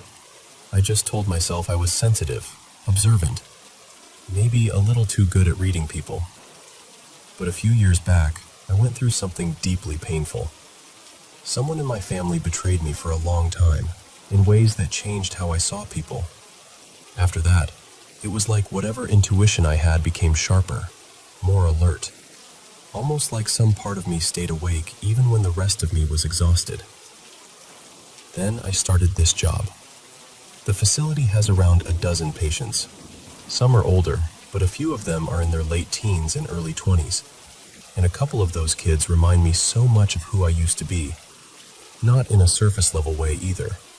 I mean their anger, their distrust of authority, their history with substances, the way they carry pain like it's something they have to hide and prove at the same time. I work the evening shift, so I'm mostly there to help them settle in, make sure they take their medication, get them ready for bed, and keep the place running through the quiet hours. I only get a short window with them each night, maybe an hour or two, so it's not like I'm their closest person there. But there are 2 or 3 of them I feel this strange pull toward. I never told them that. I never sat them down and said, "Hey, I understand you more than you know." But when I first started, I noticed something. These patients, who could be really guarded or difficult with other staff, seemed to trust me almost right away. They listened to me. They joked with me. They let their shoulders drop a little when I came around. And then the strange thing started. At night, when everyone was supposed to be asleep, I'd hear voices in empty rooms. I'd be sitting still and feel the pressure in the floor shift around me, like someone was walking past my chair. Sometimes I'd see little flashes of light moving just out of view. Once or twice, when I accidentally nodded off, I felt someone touch me or heard someone close by, like they were waking me up. Then there were the lights. they would turn on and off by themselves. Not flickering like bad wiring, more deliberate than that, like someone was moving through the hallway. The part that still makes my stomach tighten is that every time something paranormal happened, it was near the room of one of the patients I felt connected to. And the next morning, I'd hear what happened overnight or shortly after. One had tried to hurt themselves. Another got seriously sick. Another slipped back into self-harm. Every time. My supervisor, Marcus, was the one who trained me. He's not the type you'd expect to talk about ghosts. He's practical, calm, not especially spiritual. But one night, very casually, he told me the facility was haunted by an older woman. He said she wasn't dangerous, though. He said she was more like a guardian. And the strange thing is, the patients love Marcus. They really do. He has this steady, kind way about him that makes people feel safe without making a show of it. There's another staff member, Carla, who sees it differently. She's strict, a little harsh, and she says the whole place needs to be cleansed. She talks about the energy there like it's rotten. But I don't know. I don't think whatever is there is trying to hurt us. Recently, Marcus went on vacation, and the activity picked up. Around the same time, we had a few changes at the facility. Some new patients came in. One patient left, and two of the teens I'd been worried about started struggling hard with the transition. So I tried something simple. During the little time I had with them, I paid closer attention. I asked more questions. Not clinical questions, not anything forced. Just things about who they were, what they liked, what they missed, what was weighing on them. I stayed more present.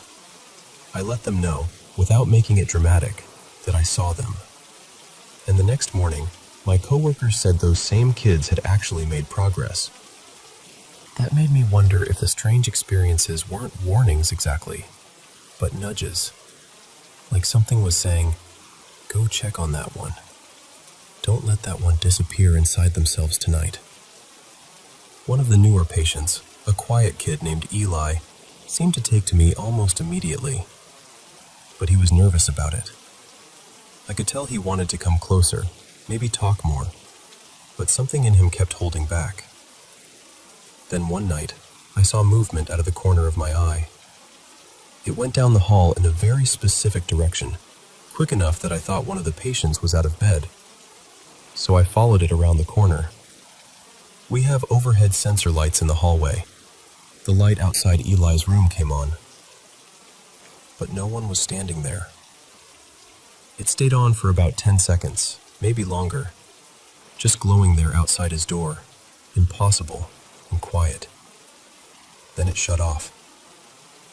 The next morning, I braced myself for bad news. But nothing terrible had happened to Eli. Later that day, I had to come back to the facility to drop something off. When I walked in, I saw Eli with one of the other teens. They spotted me and stopped me before I could leave. They were smiling. One of them laughed and said, "There's our big brother." They were joking, but something about it landed right in my chest. Because maybe that light outside Eli's door wasn't warning me that something awful was coming. Maybe it was showing me where I was needed.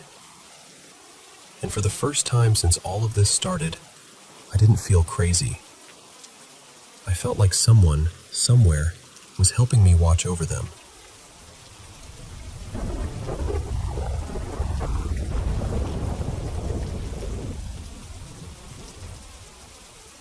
I don't remember having any paranormal experiences when I was little. Nothing that really stands out, anyway. For the first 11 or 12 years of my life, everything felt normal. But when I was 12, my family moved into a duplex, and almost right away, something changed. My dad started becoming quiet. Not just tired or stressed, but distant in a way that felt wrong. He began spending more and more time in the basement. At first, it was just a few hours here and there. Then he started refusing to come upstairs. Eventually, he actually moved his bed down there. And around that same time, strange things started happening in the house. My dad and I would both see these shadowy shapes out of the corners of our eyes. They looked almost like cats, low to the ground and quick, but whenever we turned to look, nothing was there. One of my dad's closest friends, a man he'd known for something like 20 years, saw one of those shapes too. After that, he refused to come back to the house. Ever. There was another moment I still think about. My mom, my dad, our dog and I were all in the same room. Nothing happened. No noise, no footsteps, no bang from downstairs. But all at once, every single one of us stopped what we were doing and looked toward the basement. It was like something had pulled our attention there. This heavy, awful dread came over me. Our dog started shaking. My mom looked frightened, and my dad just had this empty, blank look on his face. We all reacted at the exact same second, but there was nothing there to react to. Within a couple of months, my dad was hospitalized, and he had tried to take his own life. My mom and I left that duplex within the year. For most of the time we were still there, I slept in her room because I never felt safe. Not once. After we moved, nothing strange happened for almost 20 years. By then, I was married. I had stepkids, and when COVID started, we moved in with my mom for safety reasons and to make homeschooling easier. We had already lived in that house for years without any problems. It felt like a normal family home. Then, a few months into COVID, I started hearing scratching on my closet door. At first, I ignored it. I told myself houses make noises. Wood settles. Closets creak. There's always some normal explanation, right? But then, a few months later, something started hitting my mattress from underneath. And I don't mean a little bump. I mean it felt like someone punched the underside of the bed. Hard. One night, my husband actually saw me jump out of bed because the impact startled me so badly. It felt physical. It felt real. And after that, it just kept happening. Every night there was scratching at the closet door and punching from under the mattress. Every single night. I started questioning myself. I wondered if I was losing it. But the bed had drawers built into the bottom, so there was no open space under there. Nothing could crawl underneath. There was no room for a person, an animal, anything. Just drawers. Then, during a random conversation, I found out my mom had taken in some belongings from her boyfriend's aunt, who had recently passed away. And the timing lined up perfectly. All the activity had started after those things came into the house. One of the items was a doll that my mom had given to my stepdaughter, and this doll made everyone uncomfortable. Not just me. Everyone. Apparently, even the aunt had found it creepy when she was alive. At that point, I was desperate. I knew I wasn't imagining it. I knew I wasn't having some kind of breakdown. So my friend Lena, who has always been open-minded about this kind of thing, came over and helped me burn the doll in a fire pit. We used gasoline. We made sure it burned. The next morning, we went out to look at what was left, and the doll's face was still untouched. Not scorched. Not melted. Untouched. Its little purse was still perfectly intact, too. I know how that sounds. I really do. But I saw it. So we burned it again.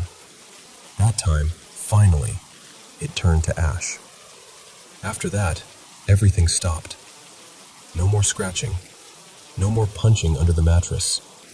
No more feeling like something was waiting just out of sight. Eventually, we moved out of that house too.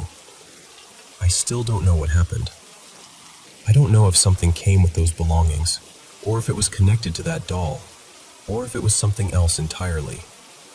All I know is that once the doll was gone, so was everything else.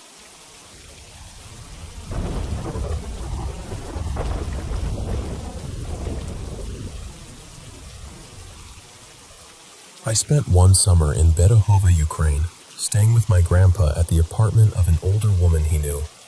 I'll call her Mrs. Karina.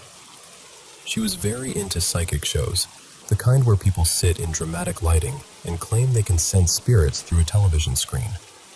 And honestly, Mrs. Karina was a whole story by herself. She believed a lot of strange things, a lot of TV nonsense, a lot of conspiracy-flavored soup. But that would take all day, and I guess every proper creepy story needs at least one eccentric grandmotherly figure somewhere in the background. The apartment itself was old, Soviet era, cramped, cluttered, messy. There were cockroaches. There were stacks of things everywhere. But at first, it didn't feel scary, just old and uncomfortable. The first strange thing happened while I was sitting on the bed reading. There was a little bedside lamp near me, and while I was reading, it started flickering on and off. I saw it out of the corner of my eye, and I could see the light falling across the pages of my book. But every single time I looked directly at the lamp, it turned off. I'm pretty skeptical by nature, so at first I tried to ignore it. But it kept happening, over and over, and something about it just crawled under my skin. I didn't scream or panic. I just got this cold shiver, closed my book, and walked out of the room very quickly without looking at the lamp or acknowledging it. Later, after I calmed down, I went back in. The lamp was off. I moved the bedside table away from the wall to check the cables, thinking maybe there was a short circuit or something. I don't know anything about electricity, so I was just guessing. And then I realized the lamp wasn't even plugged in. I told my dad about it later, and he said, "Next time, thank the ghost." His theory was that maybe it saw me reading and was trying to help by turning the light on. Like a little child or a curious animal thinking, "Human looks at book. Human uses light. I will do light." He told me that, from stories he had read, some house spirits act almost like little kids or clever birds. Curious, cautious, maybe a bit annoying, but not necessarily dangerous. He said the most important thing was not to be afraid. Whether that was actually true in this case, I still don't know. At some point, Mrs. Karina told me there had once been something called a barabashka in the apartment. From what I understand, it's sort of like a poltergeist or a house spirit. She said it used to stand, or maybe hover, over her at night while she was in bed, just hanging there above her. She said it disappeared after she called a priest to bless the apartment with holy water. But after what happened next, I'm not sure it really left. One night, I was in bed. I don't remember if I was falling asleep or if I had woken up in the middle of the night, but suddenly I heard something breathing over me. Not near me, over me. Just standing there, breathing. I had the blanket over my head, and I was too scared to move.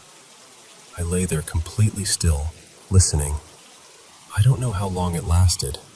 It felt like several minutes, but fear stretches time into rubber.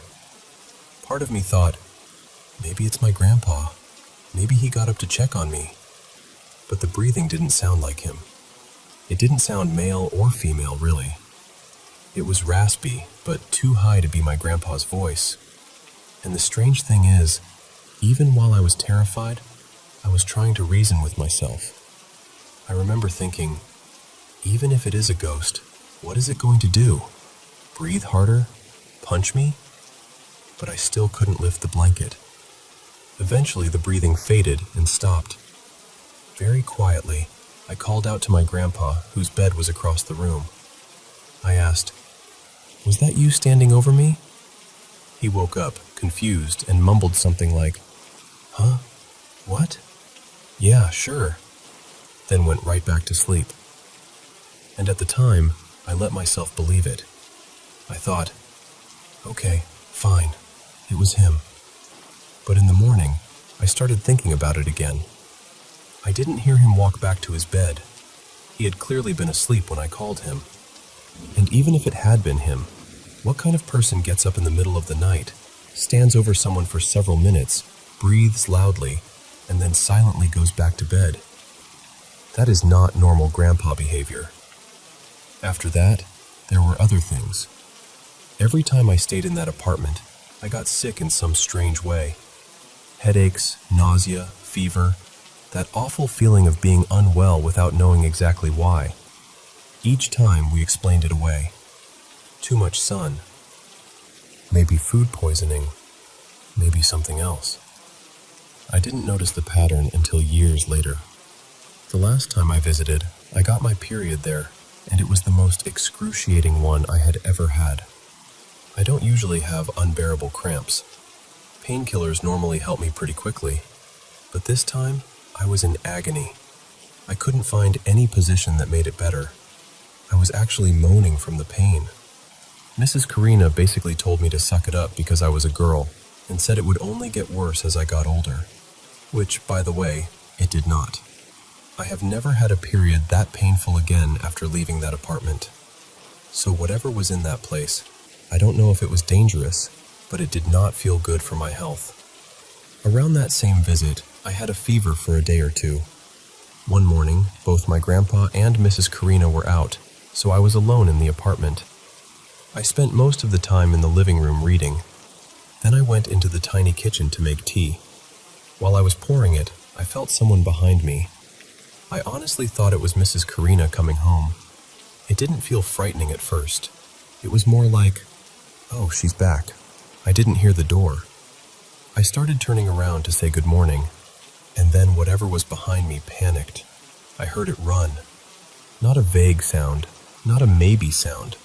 It ran frantically, slipped, slammed into the table while turning the corner, and then rushed down the hallway. I just stood there with my cup in my hand. The strangest part was how real it sounded. My brain registered it the same way it would register a dog barking or a car passing outside. It wasn't dreamy or distant. It was physical. It was in the room with me. And right before it ran, I had this split-second impression that whatever was behind me was much taller than Mrs. Karina. She was shorter than me, but this presence felt tall, looming. I know that sounds strange, but sometimes you can just feel when someone is standing close behind you. Not always in a spooky way. Sometimes it's just air moving, or body heat, or some little animal sense humans pretend we don't have. You could say it was a fever hallucination. Maybe. My temperature was around 38 degrees Celsius that day. But I've had fevers before and since, and I've never hallucinated like that anywhere else. And that wasn't the only time I felt something behind me. Once I walked out of the bathroom and felt someone walking directly behind me, almost stepping into my own footsteps. It felt like they were only a few centimeters from my back. There was no fever that day. I never saw anything clearly, but for some reason, I got an image in my mind of a tall, thin man, kind of awkward looking, wearing glasses. I told my dad about it, and he said there actually had been a man like that living in the apartment at some point. He wasn't dead or anything. As far as anyone knew, he was probably alive and fine. I also heard animal sounds sometimes, and later I asked whether there had ever been a dog in the apartment. There had.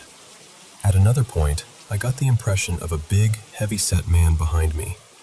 That man was also alive. He still lived in another room there, apparently, but wasn't around much because he worked as a border guard. That made me wonder whether whatever was in the apartment wasn't exactly a ghost of one person. Maybe it copied people. Maybe it copied animals too. Like a parrot copying sounds, but with presence, with footsteps, with shapes. I would often hear my grandpa's footsteps or Mrs. Karina's footsteps when neither of them was walking around. Sometimes I heard what sounded like a large dog moving nearby. I thought it was outside at first, but later I wasn't so sure. I can recognize people by their steps. I don't know if that's normal or if it's something I picked up from childhood, but I can. There were also kitchen sounds when nobody was in the kitchen. Plates moving, little clinks and shifts. Objects disappeared and came back in weird places.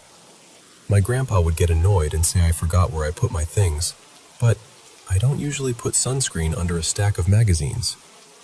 Later, I read about certain kinds of mold that can cause strange symptoms: headaches, memory issues, feeling watched, maybe even small auditory hallucinations.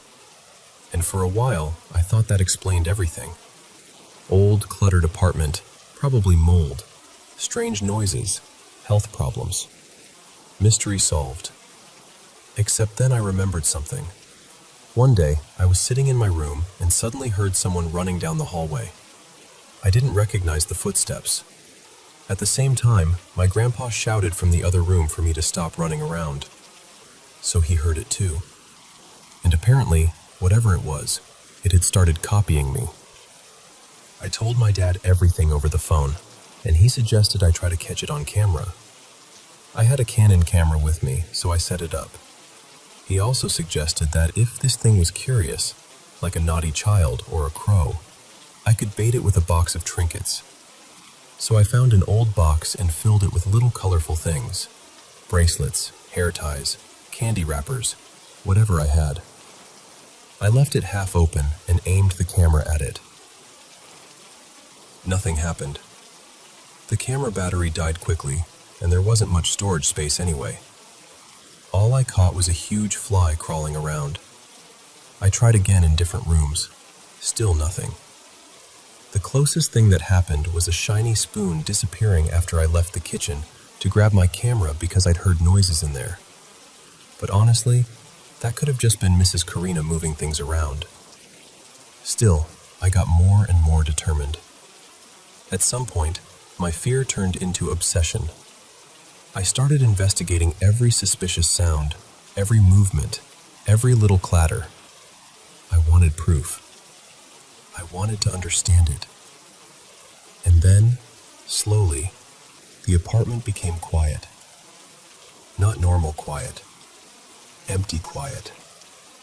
I started realizing that a lot of sounds I had never even registered as strange were gone. No more dog sounds, fewer kitchen noises. The upstairs neighbors, who I thought were loud, suddenly didn't seem loud at all. It was almost creepier without the activity. So maybe my mind really was playing tricks on me. Or maybe I annoyed that thing so much by trying to catch it that it finally decided to leave. Honestly, I don't know which answer bothers me more.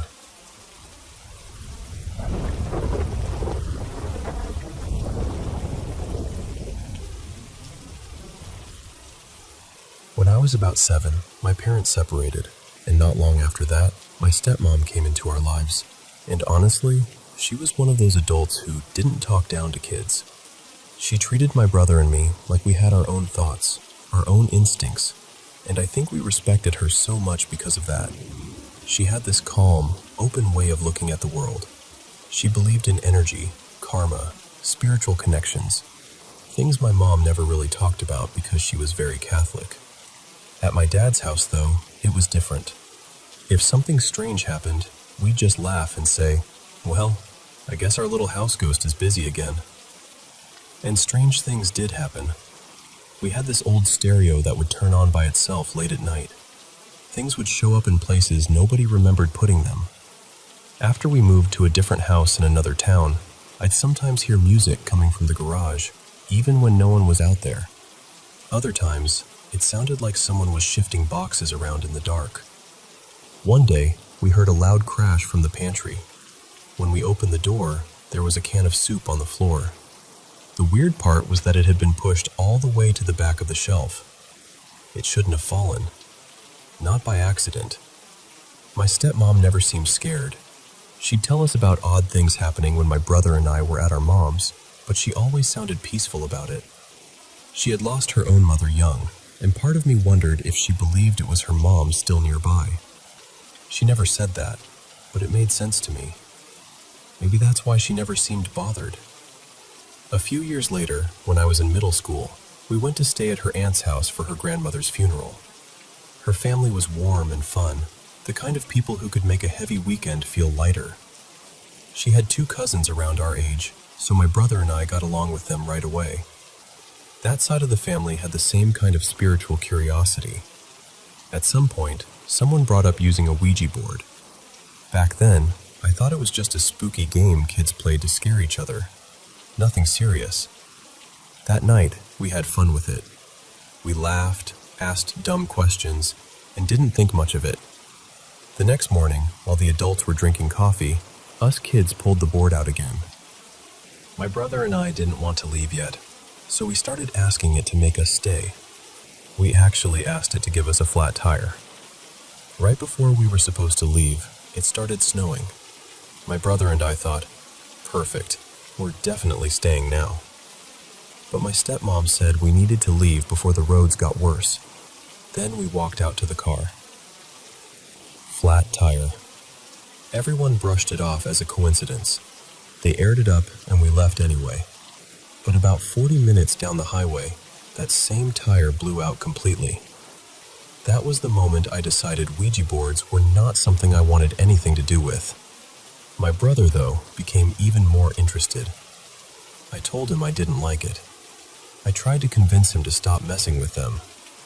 A few years after that, my dad and stepmom moved back to our original town, into a bigger, older house.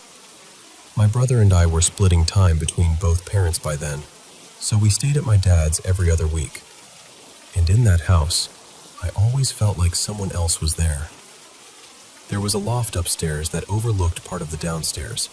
It was open, quiet, and for some reason, that was where I felt it the most. When I was upstairs, it felt like something was lingering nearby. When I was downstairs, it felt like something was watching from above. At night, I'd hear what sounded like footsteps going up the stairs, then moving through the hallway between my room and my brother's room. I asked him once if he heard it too, and he said yes. I tried to tell myself it was just an old house. Old wood creaks, pipes settle, wind does strange things. But this sounded different. It moved like someone walking slowly through the hall, almost like they were checking on us. One day, I caught my brother and some cousins using a homemade Ouija board in his room. It wasn't even a real one.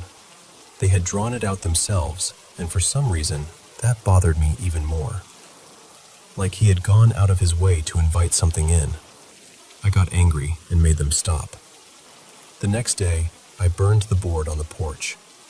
After that, the feeling upstairs changed. It became heavier, less curious, more uncomfortable. My brother started spending more and more time alone in his room with the lights off.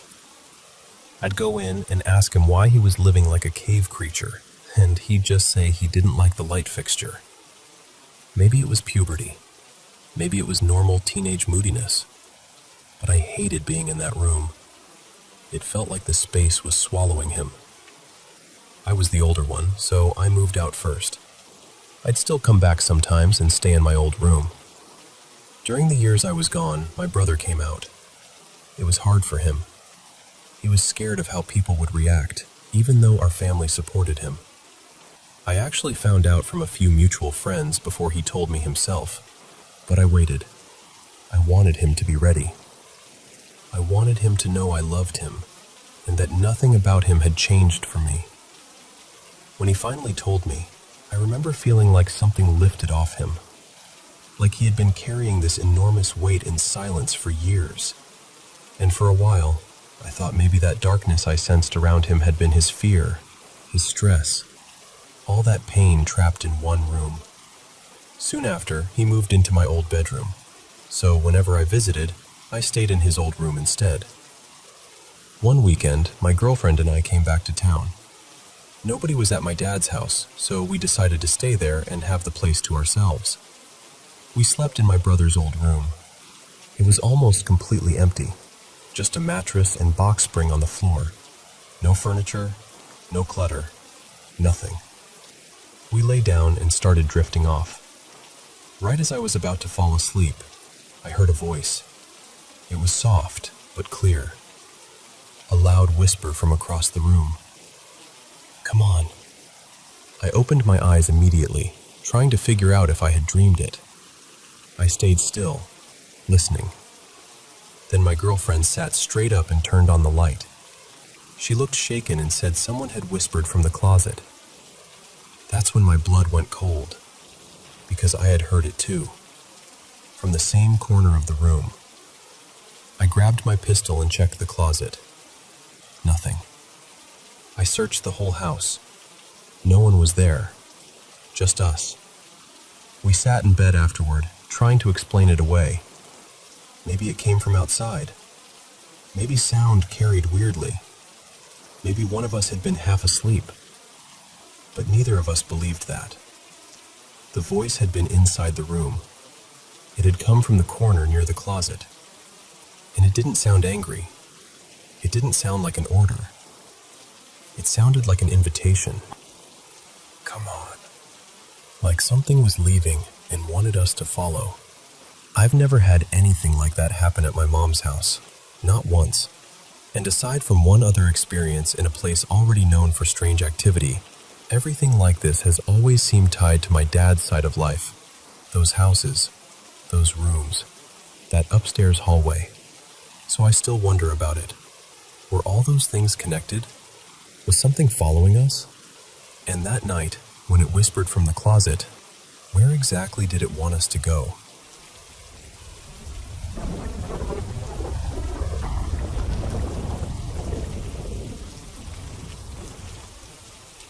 I want to tell you about something my brother Kay went through when he was little.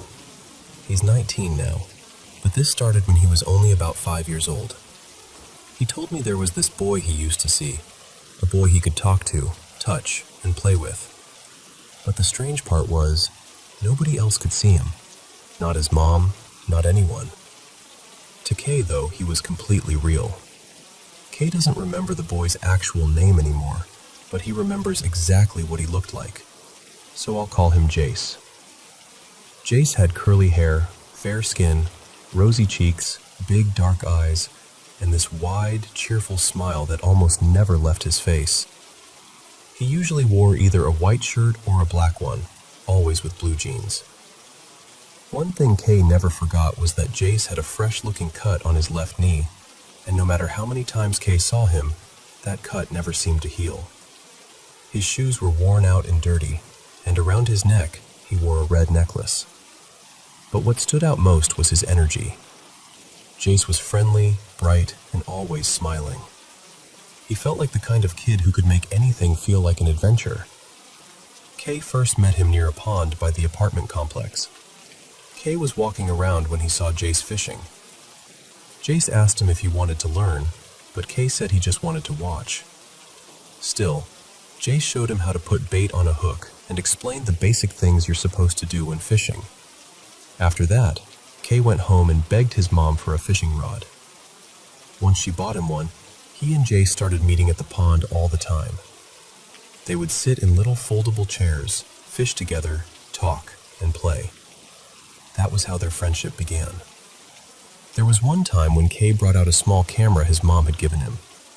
He and Jace were playing around in the house, laughing, making silly faces, and filming each other. Kay was excited to show his mom the video, but when she watched it, she told him there was no other kid there. Kay was really upset, because he knew what he remembered. He had touched Jace. He had sat beside him. He had played with him. Another time, Jace was playing with one of Kay's toy cars while they were recording. Kay remembered seeing Jace pick it up and toss it around. But when they watched the footage, the toy car never moved. It was just sitting there on the couch the whole time. As the years went on, Jace came up with a game. He called it a new game. The game involved 10 pieces of paper hidden around trees near the apartment complex. Kay was supposed to find all of them, while Jace followed from a distance. Kay found 9 pretty easily, but the last one was in a darker, more isolated area. That final paper was pinned to a tree, and it had a strange symbol on it. It was a large circle with an X through it. After Kay found all 10 papers, Jace told him to make a circle with them and place the paper with the symbol in the center. Then he asked Kay to stand in the middle.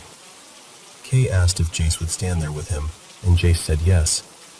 So they stood together in that circle for what felt like an hour. Kay kept asking, "How much longer is this going to take?" And, "What does your friend look like?" Jace kept answering, "Just wait a little longer." And when When Kay asked about the friend, Jace said, "He's kind of tall. I don't really know what his face looks like, but he's tall." After a while, Kay got tired, hungry, and uneasy. The longer they stood there, the more uncomfortable he felt. And every time he asked if they could leave, Jace seemed more irritated. Finally, Kay couldn't take it anymore. He ran home. When he got inside, his mom asked if he had fun with his friend. Kay told her about the game and said he hated it. His mom tried to calm him down and said maybe his friend had only been trying to scare him. A little while later, there was a knock at the door. Kay looked through the peephole, and Jace was standing there, staring straight back at him with an angry expression. Kay opened the door, and Jace asked, "Why did you run?" Kay apologized. The moment he did, Jace's face changed completely. His smile came back, and he said it was okay. After that, Kay never agreed to play another game that Jace made up. There was another incident that scared Kay even more. One night, Kay was lying in bed when he heard something outside. He looked out the window and saw Jace standing there. Kay called out, "Jace, do you want to play?" Jace said, "Yeah, sure, let's go play." Kay told him he needed to change first, but Jace said there wasn't time and that they had to go right away. Kay said, "Okay, I'll meet you by the stairs." But Jace stopped him and said, "Why don't you just jump out the window?" Kay's room was on the second floor. He knew it was too high, but for some reason, he still started to climb out. Just as he was about to jump, his mom walked in and grabbed him in time. She was angry and terrified, asking him what he thought he was doing. Kay told her, "My friend told me to do it." His mom looked outside and told him there was nobody there. Kay told Jace he couldn't play that night. Jace just said, "It's okay. I'll see you tomorrow." Then, the day before Kay's 7th birthday, he and Jace met at their usual place by the pond. Out of nowhere, Jace got down on one knee and asked, "Will you still be my friend tomorrow?" Kay said, "Of course I will." Then Jace asked, "What about the day after tomorrow? Next week? Next month? Next year? What about 10 years from now?" Kay told him, "Yes, of course. I'll never forget you." Then Kay asked, "Will you remember me too?" Jace said, "Yes, I will." After that, they played together like they always did. When it was time to go home, Jace walked Kay back. Before Kay went inside, Jace asked, "Do you remember our promise?" Kay said, "Yes, of course I do." Jace asked, "Pinky promise?" Kay said, "Pinky promise." Then Jace gave him a big hug. Kay went up near the patio stairs and waved goodbye. Usually, Kay would go down those stairs, but Jace never did. He would always stay at a distance and watch him leave. The next day was Kay's birthday. He looked everywhere for Jace because he wanted to invite him to the party. He checked the pond, the trees, the places they used to play, every spot he could think of. But Jace was gone. Kay went home crying. His mom asked, "Why are you crying? It's your birthday." And Kay said, "I couldn't find my friend." His mom tried to comfort him, and after a while, Kay let it go. But he didn't know then that the day before his birthday had been the last time he would ever see Jace. Days passed, then months, then years, and Jace never came back.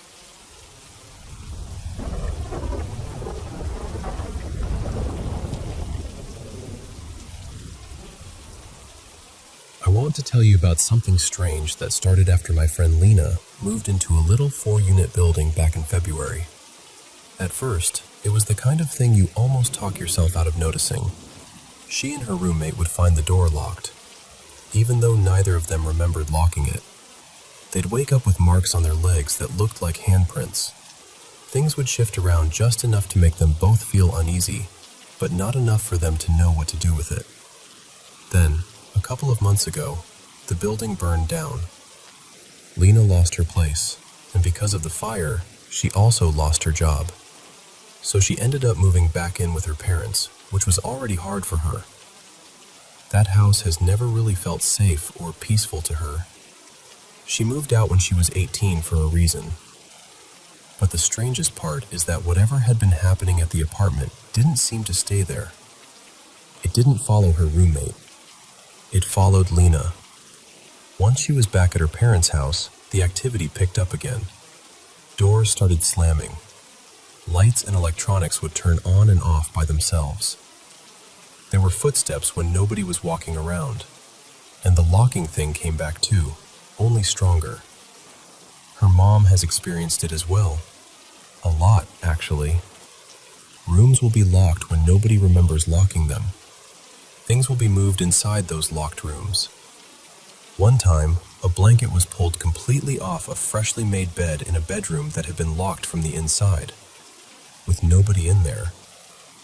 I know some of this could sound like sleep deprivation, because Lena really hasn't been sleeping well since everything happened. But the problem is, these things started before the lack of sleep got bad. And it's not only her seeing it. Her mom has noticed it too, and there have been other witnesses besides them. They do have 3 dogs, so I tried to think through that explanation too. But one dog is usually gone with her dad during the day. One is older and barely wants to move, and the smallest one just isn't capable of making the kind of heavy footsteps they've heard, or moving things the way they've been moved. The house itself is tense. There's a lot of negativity there, and Lena is on edge most of the time. But she never experienced anything like this before she moved out. Now she's back, and it feels like something came with her. There's one more detail that makes the whole thing even stranger. Years ago, there was apparently a murder-suicide in the fourplex where she had been living. But Lena never felt like whatever was there was evil. If anything, she said it felt protective. Not gentle exactly, but watchful. It seemed to react badly to men who stayed over. Her roommate's boyfriend had some rough experiences there, even though he's a decent guy. A couple of really toxic people in Lena's life also seemed to get the worst of it. So now Lena wonders if being back in a house full of tension has stirred it up somehow. Almost like it's responding to the negative energy around her. That's my honest read on it. If Lena were the only one experiencing all of this, I might be more careful about what I believed, especially because she has struggled with mental health in the past. But she isn't the only one. At least 3 other people have witnessed things too. Her old roommate hasn't had anything strange happen since the fire, and Lena was the last of the 2 of them to go back and visit the burned-out shell of the building before it was finally demolished. So I really do think something attached itself to her there. And whatever it is, it came home with her.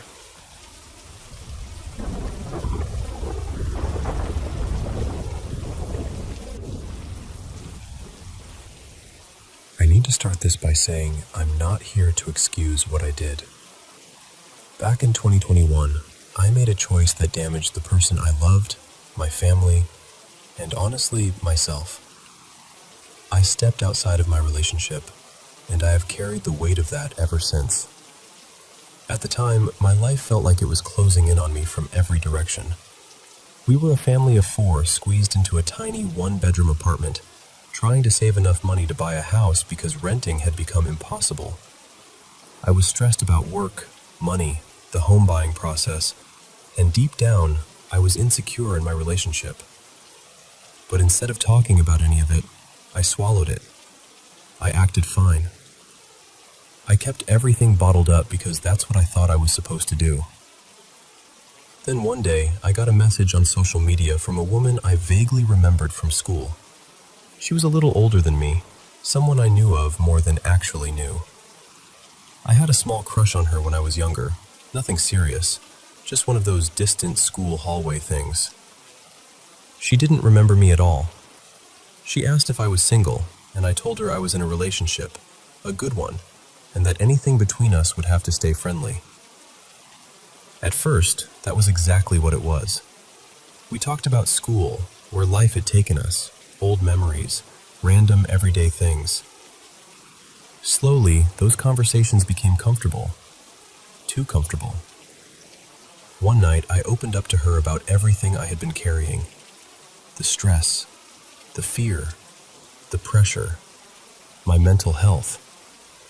She listened in a way that made me feel seen, or at least, that's what I told myself at the time. She offered to do a palm reading and tarot reading for me. I didn't believe in any of that, so I kind of laughed it off. But after more conversations, I started getting curious about what it would be like to meet her in person. So we met. We talked, and the chemistry was there. She did the readings, and of course, everything she told me was exactly what I wanted to hear. In that moment, I let myself believe she was someone safe, someone I could trust, someone I could go to when I felt like I couldn't talk to anyone else. Then one day, she crossed a line. Instead of shutting it down, I crossed it with her.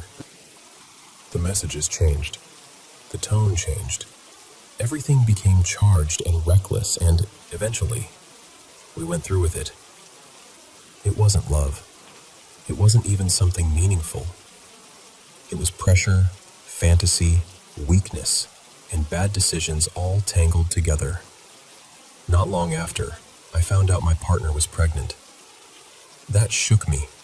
We had been careful, or at least we thought we had, but life doesn't always care about what you planned. Suddenly, the reality of what I had done hit me in a way I couldn't ignore. I tried to pull away from the other woman. I answered less. I became short, distant, cold, probably. In my mind, we had agreed it wasn't emotional. I thought she would understand and move on. I was wrong. She wanted more. She wanted a relationship. She talked like she should be in the house I had just bought with my partner. She wanted my partner gone. And when I didn't give her what she wanted, she exposed everything. My life fell apart. And I deserved that part. I was selfish, impulsive, unfaithful, and careless. I don't say that lightly. I broke trust in a way that cannot be dressed up into something softer. For a while, she made things miserable. Then suddenly, she stopped. At least, I thought she did. That's when things in the house started changing. At night, I began feeling like something was in the room with me. I sleep in complete darkness, but there was always a little bit of light from outside, just enough to see shapes. And I kept feeling like something was standing just beyond where my eyes could focus. We had small, plug-in lights in the hallway outside the bedroom. At night, I could see the glow slipping under the door. Sometimes that light would disappear, then come back, like someone was slowly pacing back and forth outside the room. I'd wake up to sounds that seemed like footsteps coming up the stairs, or moving through the hallway toward my door. Sometimes, when I was home alone, I would hear my name called in a woman's voice. It sounded distorted, almost like a blend of my mother's voice and my partner's voice, but not quite either one. The playroom started bothering me too. If I left the door open, I'd catch something out of the corner of my eye, like someone standing in there. Toys would go off in the middle of the night by themselves. Even when the door was shut, the room felt wrong. Then came the dreams. The same heavy, dark dreams kept repeating, and I started waking up feeling like I hadn't really slept. One night, my partner and I tried sleeping in the same bed again after being apart for a while. In the middle of the night, there was a violent bang against our bedroom window. We both woke up immediately. Our room was on the second floor, so I jumped out of bed and looked outside. Nobody was there. No cars, no people. The cameras didn't catch movement, not the doorbell camera, not the other cameras around the house. But the window was shattered. I went outside with a flashlight and searched everywhere. There was nothing on the ground. No rock, no branch, no fur, no feathers, nothing to suggest a bird or bat hit it. Just broken glass and no explanation. Then came the flies. One day, I walked into our bedroom and froze. There were hundreds of flies in there. Full-grown flies, everywhere. My 2-year-old was asleep on the bed, and they were crawling all over her. I panicked. I swatted them off her, grabbed her, and ran downstairs. I accused my partner of leaving the windows open, but she pointed out that the air conditioning was running and said she never would have opened the windows with it on. She thought I was exaggerating until she saw the room herself. She screamed and slammed the door. We had 6 bedrooms in that house, and the flies were only in ours. Not one in the hallway, not one downstairs, not one in the other rooms. It took 2 days to get rid of them, and we still don't know how they got in. Another night, I was alone in the room and felt that presence again. I still didn't fully believe in paranormal things, but I had seen enough movies to know people say you shouldn't feed fear. So I ignored it and tried to sleep. Then I felt the blanket pressed down beside me. It felt exactly like someone climbing into bed. I flew out of bed and ran to the nearest light switch. Of course, nobody was there. By that point, I was terrified of my own home. I'm a big man, over 6 feet tall, and I felt like a child lying there with the lights off, afraid of what might move in the dark. One night, I stayed up watching harmless TV, anything bright and simple, just trying to calm myself down before sleep. As I was drifting off, I heard a faint buzzing, like an insect near my head. Then I felt something rush into my ear. There was no pain, but the sensation sent me into a panic. I ran to the bathroom and looked in the mirror, and for a moment, I didn't feel like the person staring back at me was really me. Then I heard it. A rhythmic scratching sound inside my ear, like something was digging deeper. I lost control. I poured water in my ear, oil, rubbing alcohol. I tried anything I could think of. I even dug at my ear until it bled. I don't remember exactly when the sound stopped, only that eventually, somehow, it did. After that, I went to my mother's house and asked if I could stay there.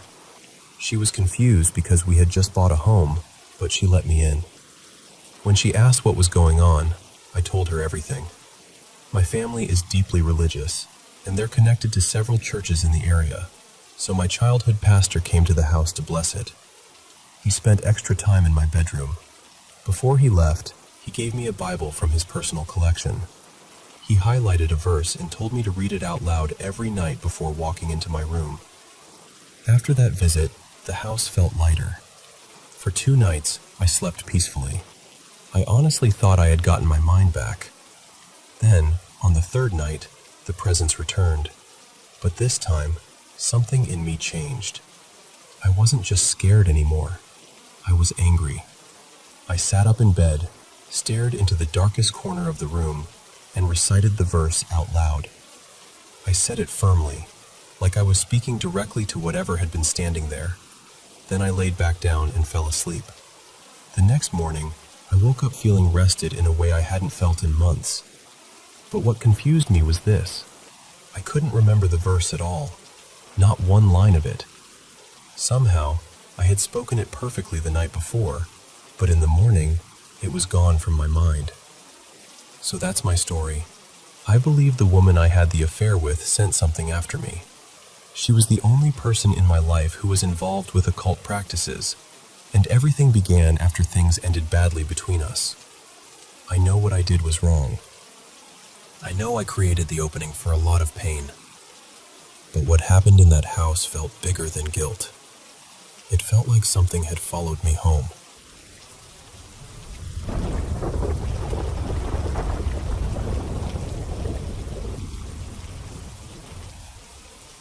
I want to tell you about something that happened to my husband, Daniel, because honestly, I still don't know what to do with it. He was sitting in his car in the parking lot of a park, just watching something on his tablet, minding his business, when this man came up to him. And the first thing that shook him was how much this man looked like his father. Not just a little bit either. My husband already looks so much like his dad, so seeing this stranger standing there with that same face, that same presence, it immediately felt strange. And then there was the dog. The man had a dog with him, and even that felt connected somehow. It reminded my husband of his childhood dog, the one he still gets emotional talking about. He's almost 40 now, and I've seen him cry over that dog more than once. So from the very beginning, it felt like this whole encounter was touching old nerves. They ended up talking for close to an hour. The man did most of the talking. He told Daniel all kinds of things about himself. At one point, he said he was an angel. Then he said he was about to turn 300 years old. My husband asked him where he was from, and the man just kept saying, "I'm from here." That was it. Not a city, not a state, just, "I'm from here." And the longer he talked, the more unsettling it became, because so many little things lined up with my husband's life. There's this one animal my husband has always loved. I never really paid attention to it before I met him, but he's always sending me videos of it. Not just the animal in general either, but one very specific breed. And without Daniel bringing it up at all, this man suddenly said that same animal was his favorite. Then he named the exact same breed my husband is always showing me. When my husband told me that part, I got chills all the way up my back. Not cute little goosebumps either. The kind that feel like your body knows something before your brain can explain it. Then the conversation turned darker.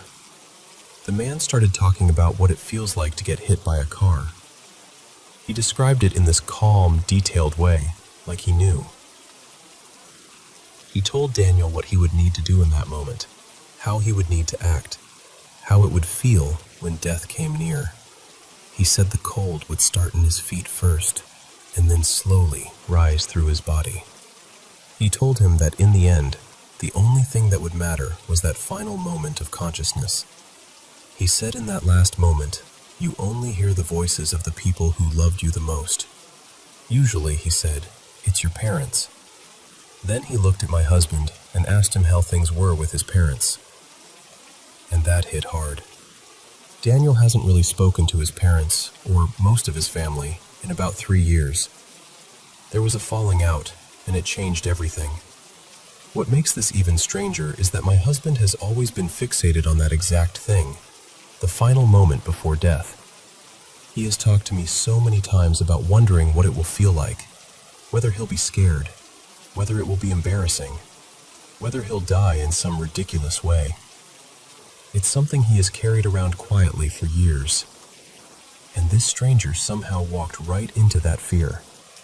He told Daniel it wouldn't matter how carefully he drove, how slowly he went, or whether he looked both ways. He said that when a car hits you from behind, it feels like the weight of an airplane dropping onto you. But then he also said there could be another ending. He told my husband that if he wanted to make it to 42, which he said was an age where everything shifts, then he had to keep taking care of his body. He told him to keep going to the gym, to stay strong, to keep his body ready.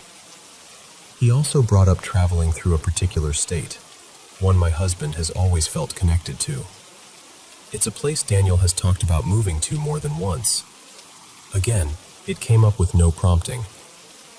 And here's the thing. My husband grew up in a rough neighborhood. He's been around criminals, unstable people, dangerous people, people whose energy you can feel from across the street. He knows how to read that. He can usually sense when someone is off. But he told me this man didn't feel mentally ill, not unstable, not threatening, not lost, just strange.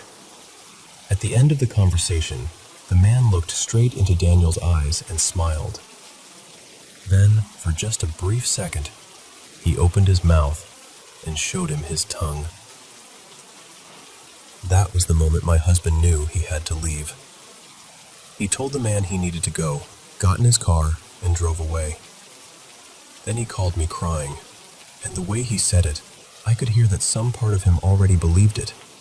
He felt like he had met a version of himself, like something or someone had come to warn him, or remind him, or shake him awake. My husband had paranormal experiences when he was younger, but nothing like this as an adult. Nothing since we've been together. And now he is shaken in a way I have never seen before. It happened in broad daylight, in a parking lot, while he was just sitting in his car. And I keep replaying the details, trying to make them ordinary. But they don't feel ordinary.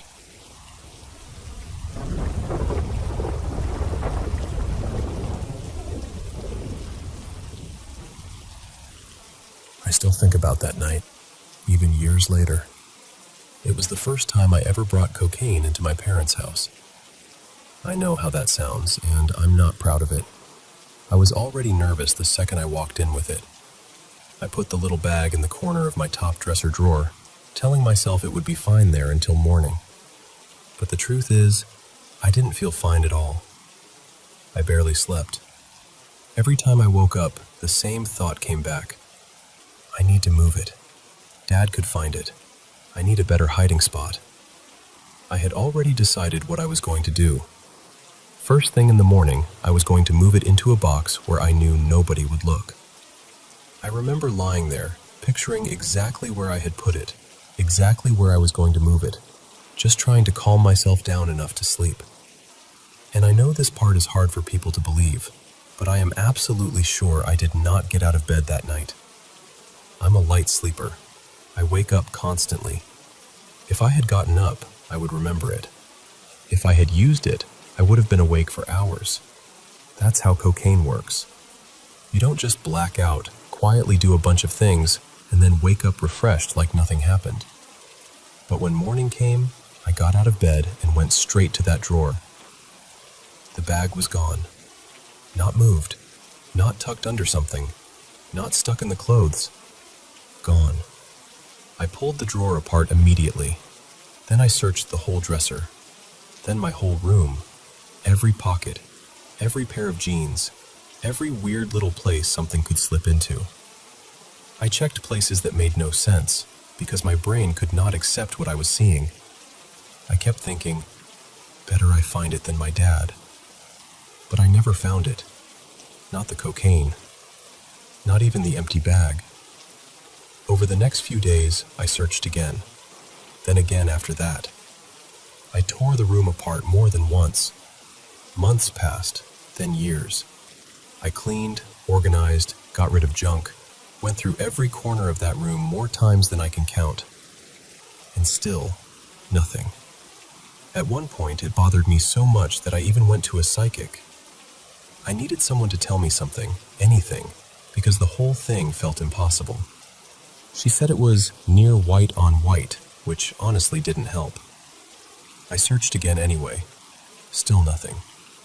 The only explanation that ever made any emotional sense to me was my grandfather. My dad's dad.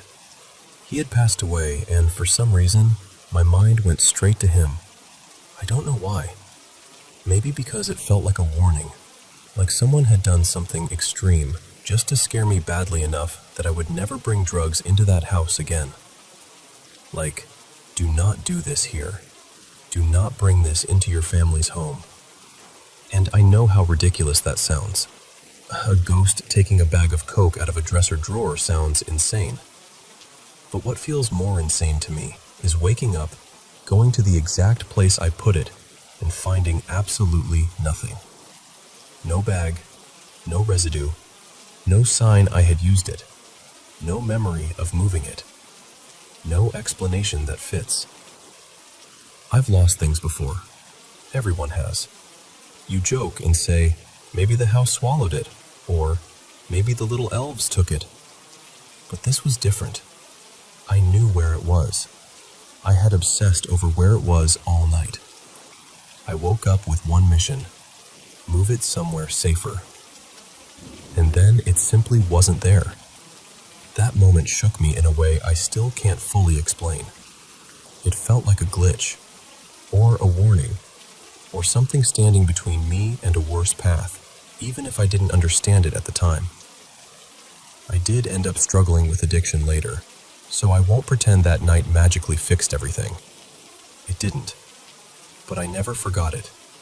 That missing bag stayed with me, Not because of what was in it, really, but because of what it felt like.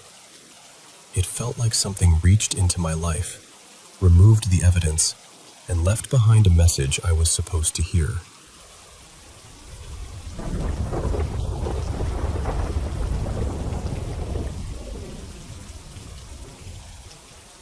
These things happened earlier this year, around the end of May, and honestly, I still think about them more than I'd like to. One night, my parents decided to play with a Ouija board. They had both been drinking, and before anyone judges them, they're good parents. It wasn't some wild, careless thing. I think my mom was just hurting. My grandfather passed away 3 years ago, and it hit her really hard. She's still grieving him. So I think the board was her way of trying to reach him, even if it was desperate. We'd already had strange things happen in our home before that. My little brother Milo, who was almost 7 at the time, had woken up more than once saying he'd seen a scary man. He had recently gotten his own room after my older sister moved out, but even before that, when he still slept in my parents' room, he used to talk about seeing this dark figure. There was also this other presence we believed was a child. We'd see something small running from the hallway toward my room, then back again. It never came into my room. It just ran back and forth, almost like it was lost. My mom's cousin is sensitive to spirits, kind of a medium, and she once said there were 3 spirits in our home. One was my grandfather. One was a darker spirit, like an old man. And the last was the child. So I think when my parents heard that, it gave my mom a little hope. Maybe she thought she could reach her dad. That night, they made their own homemade Ouija board. They planned to burn it afterward, but they forgot. They also forgot the biggest rule, which is saying goodbye before ending it. I know, not exactly their finest moment. About a week later, I had this nightmare. It took place inside our home. In the dream, I was protecting 2 children I didn't recognize. There was this awful scream all around us, this loud, terrified sound that felt like it was getting closer and closer. I held on to the kids while the lights in the house went out one by one. The scream kept coming nearer until it felt like it was right there. That's when I woke up. A couple of days after that, my mom had her own experience. She woke up in the middle of the night because the TV was on. The screen was bright blue, and it was playing this strange melody she'd never heard before. Everyone else was asleep. Nobody else woke up. And it never happened again. Then, for a little while, everything went quiet. But about a month later, we all saw something. It was the middle of the day, and we were all sitting in the living room talking. My brother had left a toy blaster on a shelf. Out of nowhere, it flew off the shelf, traveled a few feet through the air, and hit the floor. It didn't fall. It looked like it had been thrown. And it was thrown right toward us. We all just stared at it. Weirdly, nobody screamed. We were more shocked than scared. A little too stunned to know what to do, honestly.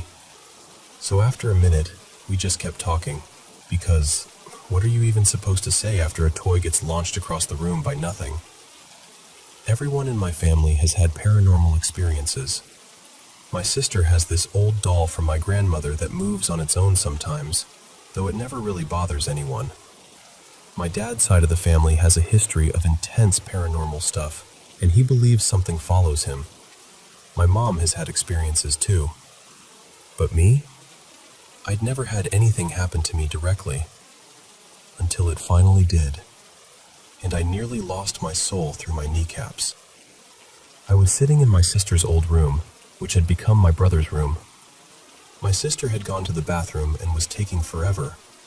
We have 3 dogs, 2 big mixed breeds and 1 tiny little one, and one of the bigger dogs was in the room with me. I was just scrolling on TikTok, waiting for my sister to come back because we'd been in the middle of a conversation. Then both me and the dog saw it.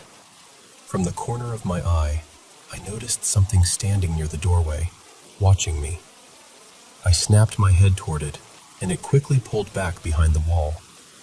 My dog was staring in the exact same direction. His ears were up, and he looked curious, not aggressive.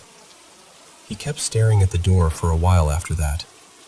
Whatever I saw was white, maybe around 5'5", with these large, almost transparent-looking eyes.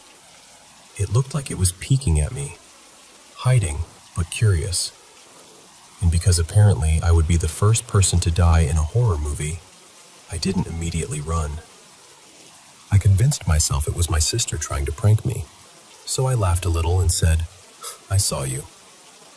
Then I waited for her to come out. She didn't. I sat there for maybe 10 minutes, expecting her to give up the joke. Eventually, I got annoyed and walked over to the spot where I'd seen the thing disappear. There was nothing there, and the layout makes it hard for someone to sneak away without being seen. If someone had actually been hiding there and tried to run off, I would have seen them. That's when I started panicking. I ran to the bathroom and asked my sister, "Have you been in there this whole time?"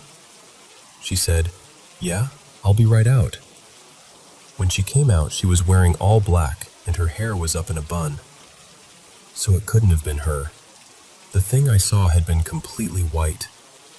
I told her what happened, and she freaked out too. Then we told our parents, basically saying, "You really should have ended that game properly."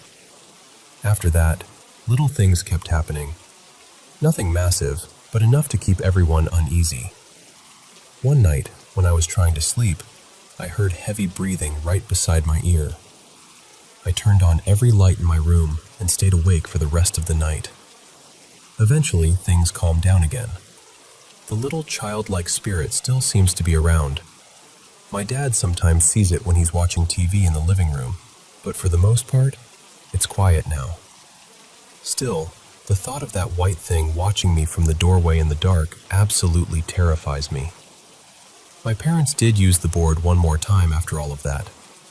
They said they fixed it because they said goodbye properly this time. So I guess now I just have to wait and see if that thing ever comes back. Preferably not while staring at me. And definitely not while breathing in my ear.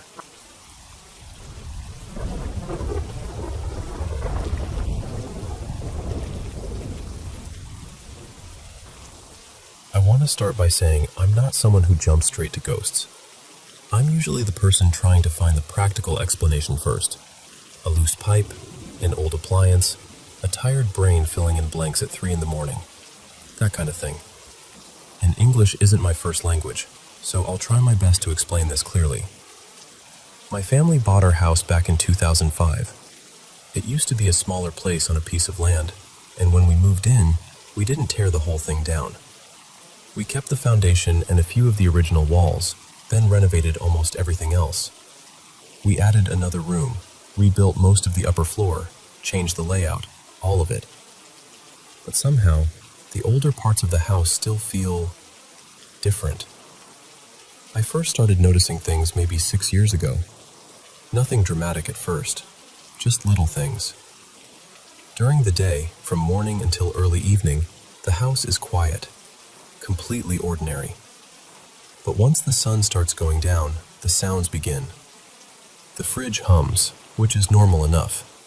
It's old, so I don't expect it to be silent. But at night, it sometimes makes this noise like a glass bottle has tipped over inside it, or like something metal has fallen. I also hear plates shifting in the sink, tiny clinks and taps when nobody is nearby.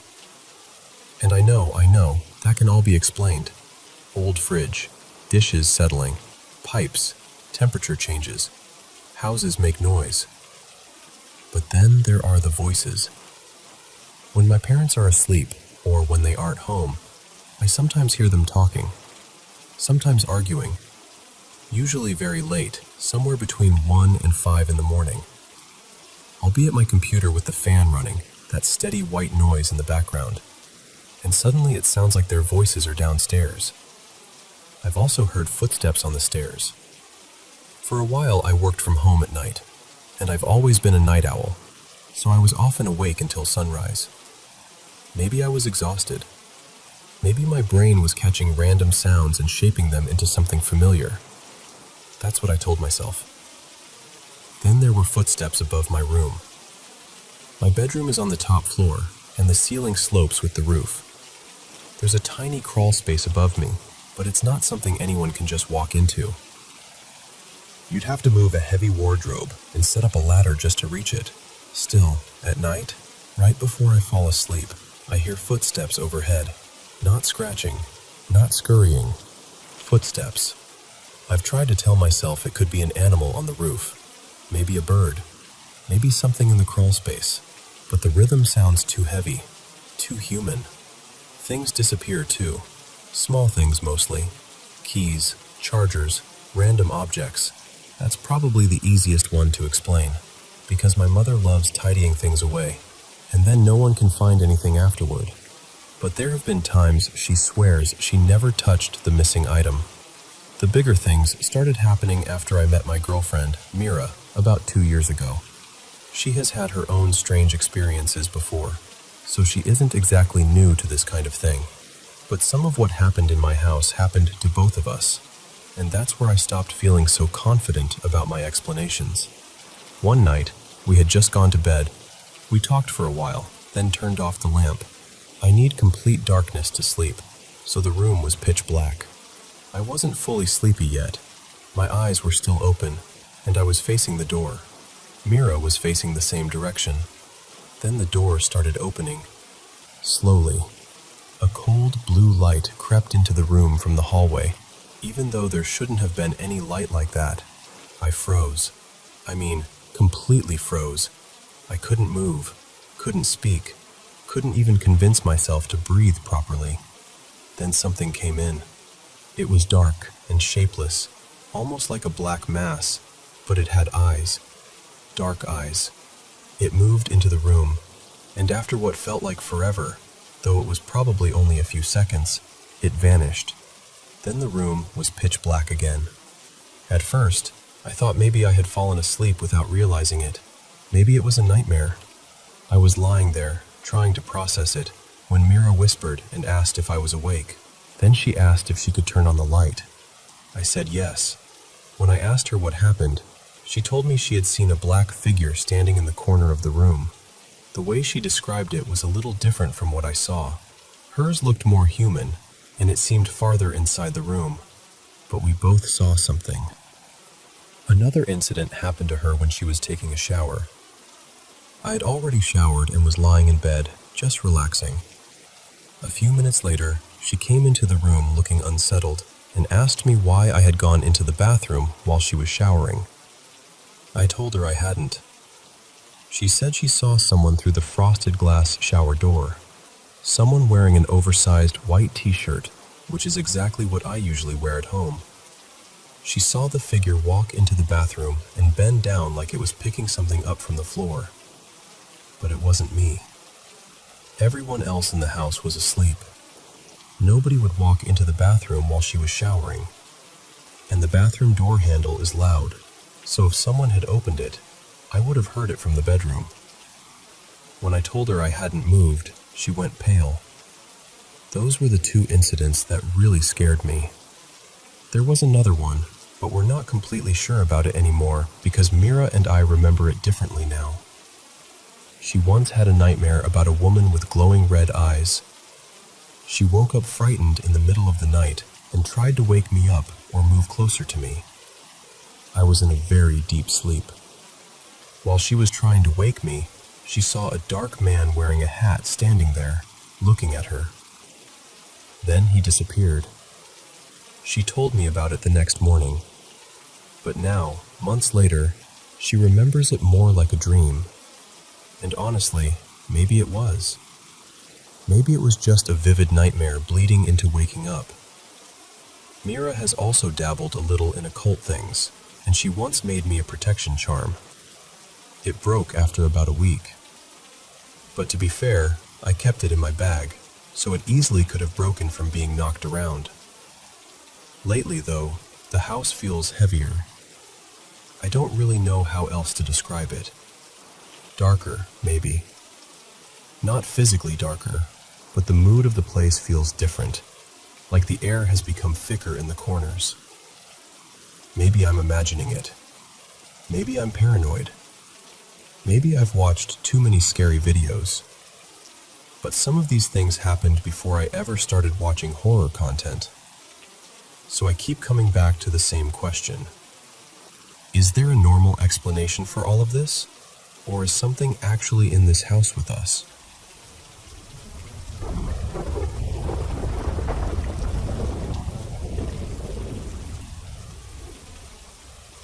I want to share a few things that have happened to me over the years. Things I've carried quietly because I've never really known how to explain them. I'm not sharing this because I'm trying to convince anyone of one specific answer. I'm just being honest about what I experienced. And I'll say this too. I'm open to hearing what people think, especially from a Christian or faith-based perspective. These things happened at different times in my life, in different places. Some were in Jamaica, where I was born, and others happened after I moved to the States. The first one I remember clearly happened when I was around 9 or 10 years old in Jamaica.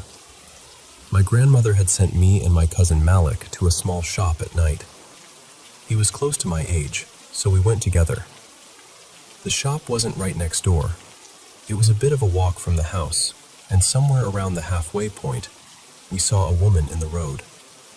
She was pacing back and forth, just moving from one side to the other. There was nobody else around. We stopped and watched her for a moment because something about it felt wrong. Eventually, we decided to run past her, but when we did, the only way I can describe it is that it felt like we ran right through her.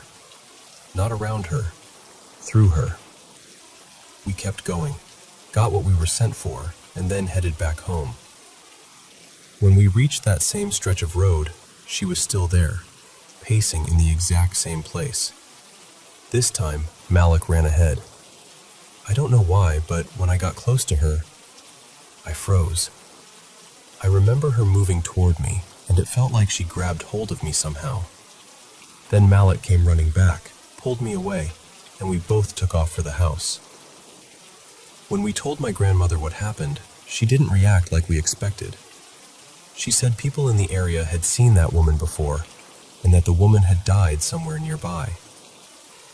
Another thing happened when I was younger, also in Jamaica. It was early in the morning, probably around 5 o'clock, and everyone woke up because one of our pigs was squealing loudly. We all went out onto the veranda to see what was going on. The pig was running around the house in circles, over and over again. It wasn't running toward anything or away from anything that we could see. It was just circling the house non-stop, making that loud, panicked sound.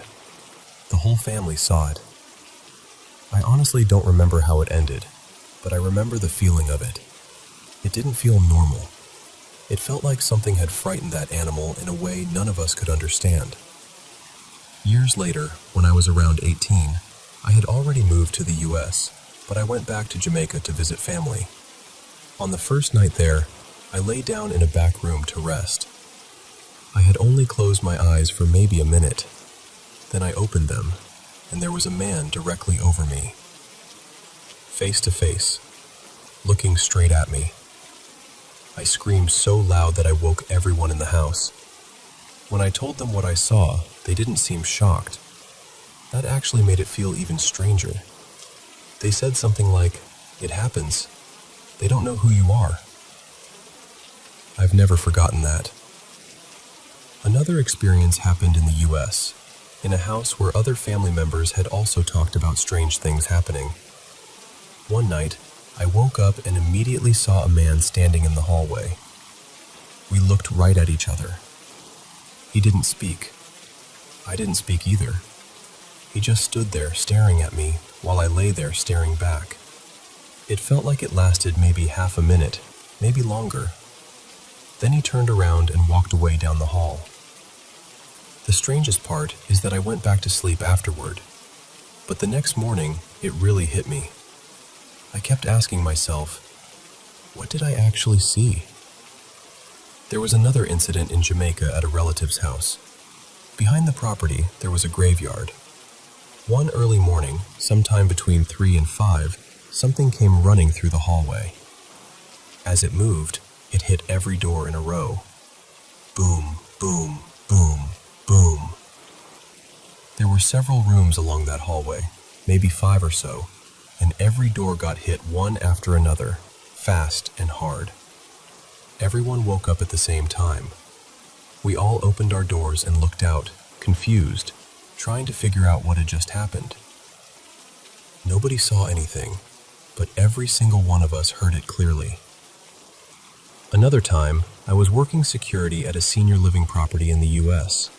Before going inside, I decided to rest in my car for a bit. At some point, I woke up and saw a man standing right outside my car window. He was looking directly at me, and his face looked angry. Not just serious, angry. We locked eyes. He didn't say a word. Then, right in front of me, he disappeared. At the time, for some reason, I just closed my eyes and went back to sleep. Later on, when I thought about it, I realized how unsettling that really was. And beyond those specific stories, there have been other moments too. I've woken up and seen shadows. I've seen figures I couldn't fully make out. I've had quick visual encounters where something seems to be there, and then it's gone almost immediately. It doesn't happen all the time. It's not constant. But it has happened enough throughout my life that I can't just ignore it. I've also had moments where I wake up suddenly with intense fear, feeling like something is wrong, even when I can't see anything in the room. So I'm sharing all of this because I want to know if anyone else has experienced anything similar. And if anyone has insight, especially from a faith-based point of view, I'd genuinely be open to hearing it.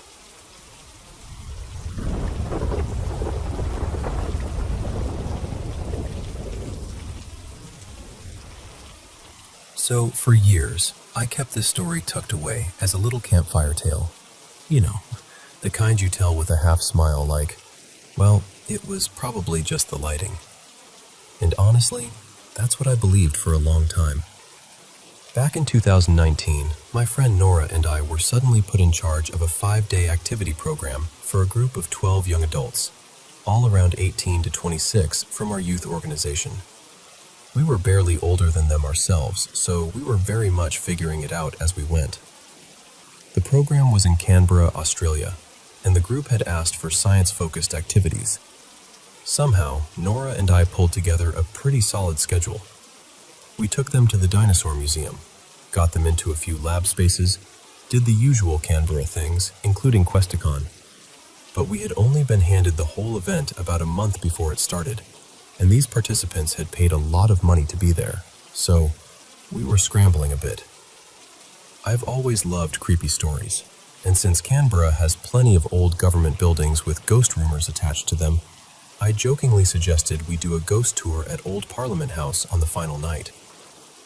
To my surprise, the group loved the idea. So, off we went. Old Parliament House opened in 1927 and served as Australia's parliament until 1988, when the current Parliament House replaced it. Now it's a museum. A lot of the buildings in that central government district have haunting stories attached to them. Most are the usual sort of thing. Footsteps after closing, strange sounds, shadows where shadows shouldn't be. Nothing too dramatic, at least not on paper. When we arrived for the tour, my group made up about half the people there, and by that point in the week, I knew them well enough to know they were exactly the sort of people who might correct a tour guide, wander off, or touch something interesting simply because nobody had specifically told them not to. So I was in full shepherd mode. The tour took us through the foyer first, where the guide talked about ghostly footsteps and the history of the building. Then we went into one of the chambers. The lights were off, apart from exit signs and these little electric candles that gave everything a slightly theatrical glow. Because I was watching the group, I filed in last and sat toward the back. The chamber had rows of seats arranged in a kind of curved shape on the ground floor, with balconies above for the public, media, staffers, and so on. We were seated below. The whole time the guide was talking, I was only half listening. I was mostly counting heads, making sure nobody had drifted away into the dark like an adventurous raccoon. And then, I noticed something. Out of the corner of my eye, I kept seeing what looked like a man standing in the shadows beneath one of the balconies, near a doorway. Not clearly. Not enough to point and say, "There he is." More like a shape my brain kept catching before I looked directly at it. Every time I turned my head, there was nothing there. So I told myself it was just the exit sign, or the angle of the balcony, or the way the dark gathered in that particular corner of the room. A trick of the light. Nothing more. But it kept happening. Again and again, that same shape. A man leaning there in the shadows. Eventually, the guide finished in that room and started moving everyone along. One person from my group stayed behind to talk to the second guide, which did not surprise me at all. She was usually the first to raise her hand with a correction or a question. Another person from the public stayed behind too. I braced myself because I thought, here we go. Someone's about to start a very intense conversation. The stranger was very polite and said to the guide, "I'm sorry to bother you, but I have to say something. I'm sensitive to these things, and there's something in this room." At that point, I thought my group member was going to have an absolute field day with it. But instead, she said, "Yes, me too. That's why I stayed behind. There's a man." The stranger immediately said, "Yes, there is." And he was standing, and my group member finished the sentence. "Right there." And both of them pointed to the exact spot where I had been seeing that figure all night.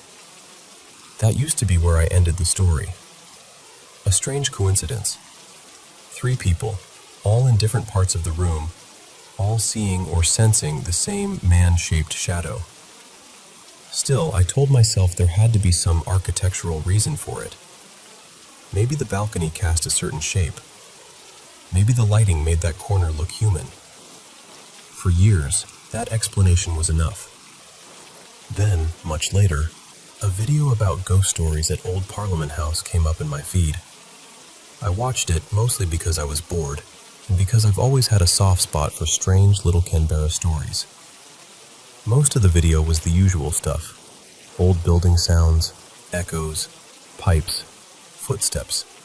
The kind of thing people always talk about in historic places. But near the end, they mentioned a haunting I had never heard before. Apparently, people had reported seeing a man standing in the House of Representatives chamber. And suddenly, that little campfire story didn't feel quite so little anymore.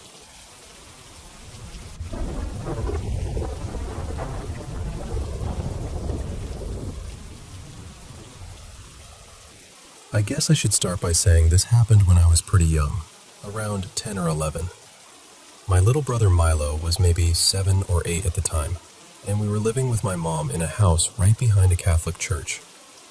The church had been there for years, but we didn't know much about it back then. To us, it was just the building behind our backyard. Later, I found out it had once been a convent, a place where nuns had lived. Things started not long after my mom's boyfriend moved in. He wasn't exactly a kind person, and the house felt different once he was there. He brought this heavy feeling with him, like the air had gotten thicker. About a month after he moved in, my brother and I started hearing things at night. It usually happened right before we fell asleep. 3 or 4 nights a week, we would hear a woman's voice.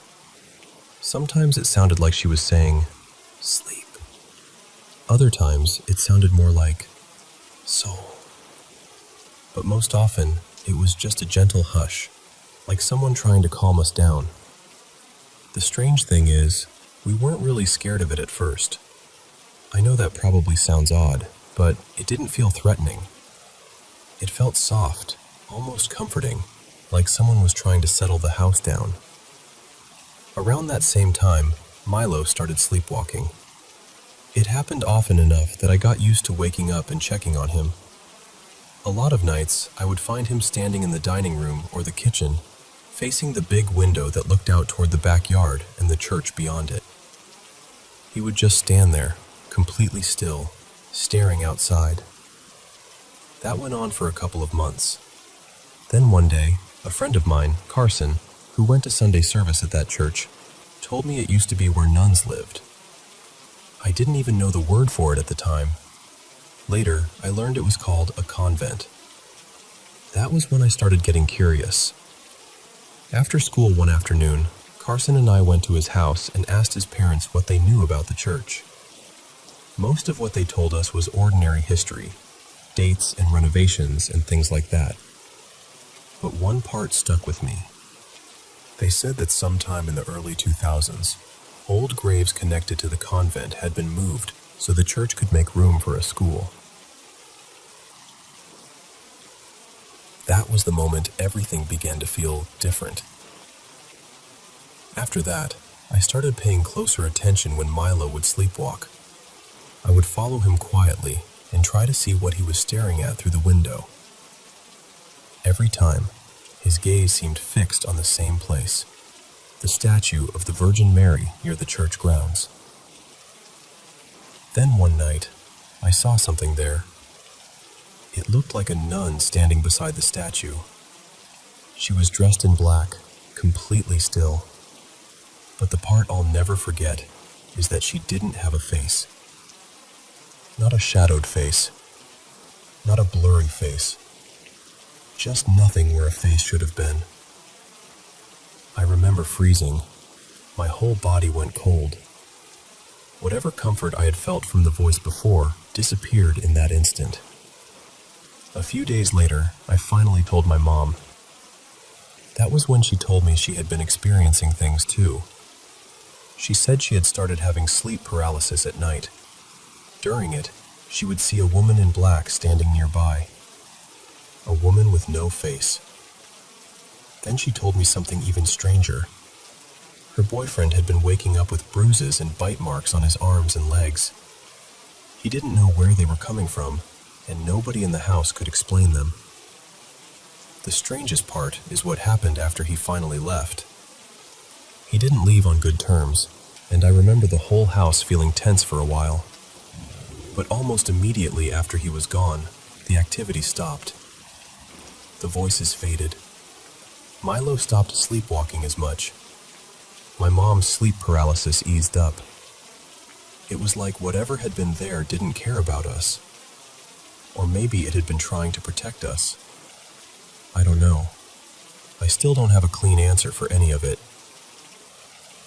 This all happened about 20 years ago, and for a long time I didn't think about it much. But recently, I moved back into that house temporarily while I was transferring my things from my old apartment to a new place. Being there again brought it all back. The window. The church. The statue in the yard. And that strange year when something faceless seemed to be watching from the edge of the dark.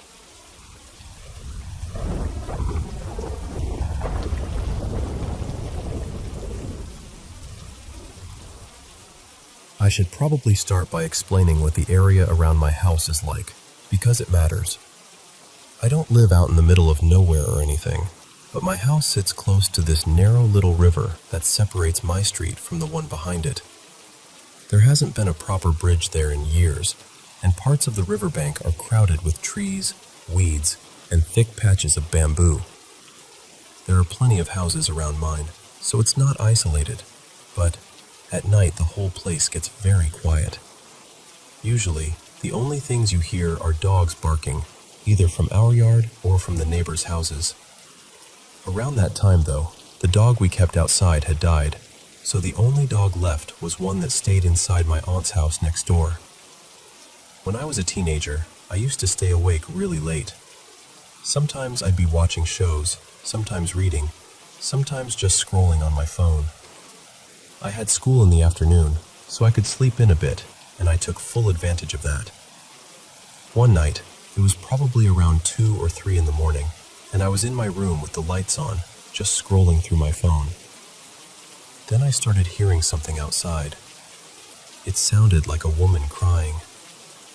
At first, It was kind of far away, somewhere beyond my house, maybe closer to the river or the next street over. Then I heard her scream, "Help me!" I froze. I didn't immediately do anything, partly because I sometimes hear things at night and later realize it was probably nothing. But this didn't fade away. It got closer. The crying was messy and breathless, like she was running or struggling to catch air. She just kept sobbing and screaming, "Help me!" over and over. Not, "Call the police," not anything specific, just that. My first instinct was to turn off my bedroom light. I messaged a friend and told them what I was hearing because I didn't want to feel completely alone with it. Then I heard the gate outside my house move. That sound made my stomach drop. The crying came closer until it was right beneath my window. My room was on the second floor, and I remember sitting there in the dark, barely moving, with this horrible feeling that something was very wrong. Thankfully, most of the windows in our rooms had blackout glass or heavy curtains, so I didn't think anyone outside could see me clearly. After a while, the voice moved away again. I could still hear her crying and calling for help, but it slowly drifted off into the night. The next morning, I told my grandmother and my aunt what had happened. They both said they hadn't heard anything. No crying, no screaming, no gate. Nothing. So I tried to convince myself I had imagined it. Then it happened again the next night. As soon as I heard that same crying voice coming closer, I panicked and turned off my light. This time, it sounded like she was walking around my house. I could hear her outside, moving slowly around the yard, crying in that same exhausted, desperate way. And the strangest part was the silence. Not one dog barked. Not ours, not the neighbors' dogs, none of them. Every other night, a leaf could fall wrong and at least one dog would start barking. But whenever that woman's voice came into my yard, everything went completely still. This went on for maybe 2 or 3 months. Not every single night, but enough that I started dreading being awake late. Some nights I'd force myself to sleep earlier just so I wouldn't hear her. I didn't want to sit in the dark again, listening to someone cry under my window. There were 2 times when the voice sounded farther from the house, and I worked up the courage to open my window. I wanted to make sure I was really hearing it. I even recorded it once on my phone, but I don't have that recording anymore. That phone broke years ago, and I replaced it. Eventually, it stopped. I still live in the same house, and nothing like that has happened again. But I also don't stay up that late anymore. For a long time, I didn't think about it much. Then today, the memory came back out of nowhere, and I can still remember how that voice sounded. I don't know what it was. Where I live, we don't really have stories about things like skinwalkers, mimics, or anything like that. So I've never had a clear explanation for it. But whatever was outside my house those nights, I know what I heard.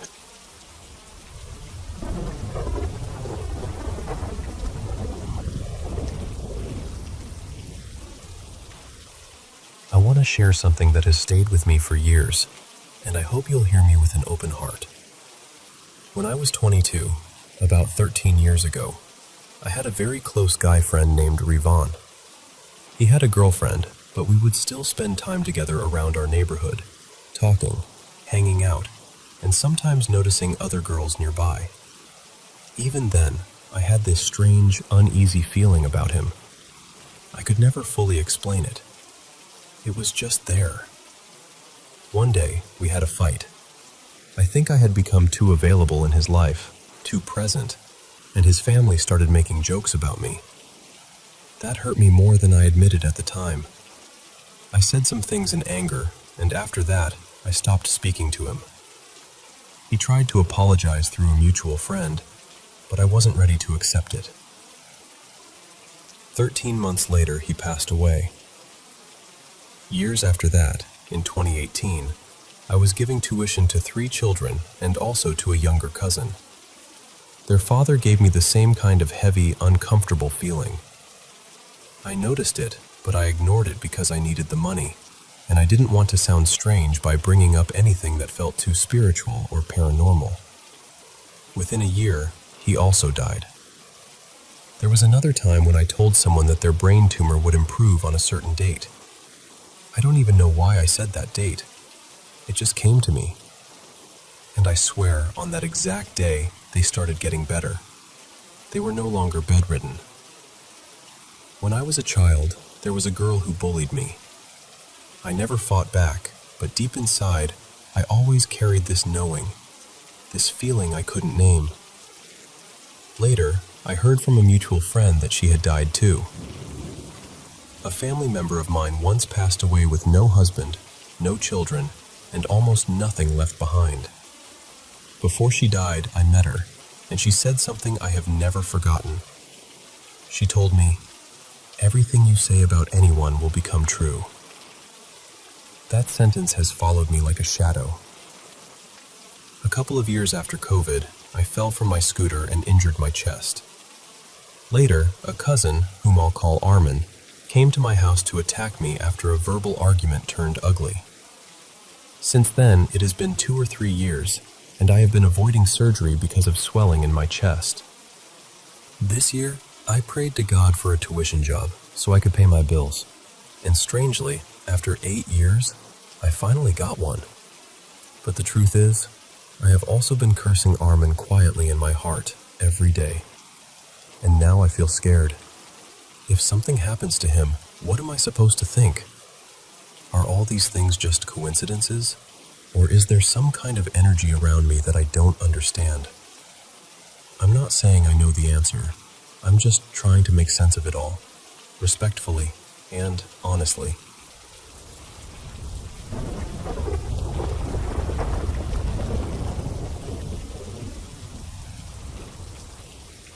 It started when I was about 7 years old. I had a counselor back then named Elena, and at the time, she was pregnant. I remember she was pretty far along, maybe 6 or 7 months. One night, I had this dream that has never really left me. In the dream, I saw her baby lying in a crib, or maybe it was a bassinet. I was standing there looking at this baby, and the baby wasn't moving. Then Elena came running into the room, screaming that her baby wasn't breathing. I woke up shaken. A couple days later, I had a session with her, and I really didn't want to talk. I couldn't stop thinking about that dream. She noticed something was wrong and asked me if I was okay. I told her I was fine, but she kept gently asking, so finally, I told her what I had dreamed. She reassured me right away. She told me the baby was healthy and that everything was okay. A few weeks later, she had her baby. From what I remember, she brought the baby home, and about a week later, the baby passed away from SIDS. Later, Elena came back to collect her things. I saw her, and she looked completely broken. I remember her telling me to stay away from her. After that, I never saw her again. That experience scared me deeply because I was just a child. I didn't understand how I could dream something like that before it happened. Then, when I was 22, I had another dream. In that dream, 2 little girls were sitting in my kitchen asking me about my brother, Mason. He was still alive at the time. I remember telling them, "Uncle Mason passed away from a drug overdose." I wish I could remember more of that dream, but that's all that stayed with me. When I was 25, my brother passed away from a drug overdose after taking a fake Xanax. I'm 33 now, and I have 2 little girls. Another thing happened last April with my mom. She had been sick for a long time and had several illnesses, but for a while she had actually been doing pretty well. She had gone 2 or 3 years without being in the hospital, and she was just living her life day by day. One night, I dreamed that she was sitting in her chair and her eyes rolled back. She fainted in the dream, and somehow, I knew she had passed away. When I woke up, I was so relieved to see that she was still there, still breathing, still alive. But in January of this year, she fainted while using the bathroom. She stopped breathing for 2 or 3 minutes. I got her off the commode, helped get her breathing again, cleaned her up, and called 911. The hospital told us she was dealing with organ failure, and even though it wasn't exactly like the dream, I couldn't shake the feeling that there was a connection. Then last month, she had a GI bleed while she was on blood thinners. She was bleeding badly, and her kidneys shut down completely. The doctors stopped the blood thinners and gave her IV fluids, and somehow her kidneys started working again. After that, she came home on hospice. One Monday morning, we all woke up and found that she had passed. She had transitioned during the night. I feel like I've been getting signs my whole life, but I still don't always know what to do with them. After my mom passed, we had to tell my grandmother. She's in a nursing home, and honestly, no one there would have told her yet. But when we told her, she said she already knew. I asked her, "How did you know?" And she told us that my mom had come to her in a dream the night before and told her she had passed away. I still don't know what to make of that. There have been other things too. When I was younger, I used to see a man in a tall hat. Later, my nephew, who is 12 now, told us he saw the same figure when he was around 4 years old. He saw him in the hallway at my grandmother's house. I showed him pictures of different hats, just to see what he would pick.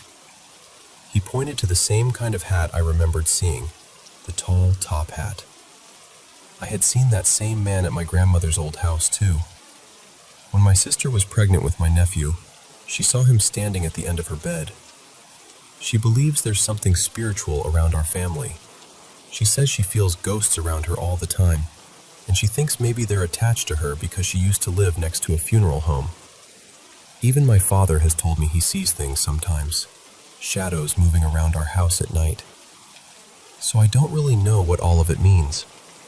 I only know that these dreams and experiences have followed me for most of my life. Some of them came before terrible things happened. Some of them felt like messages, and some of them still sit in the back of my mind, quiet but heavy, like they're waiting for me to understand them.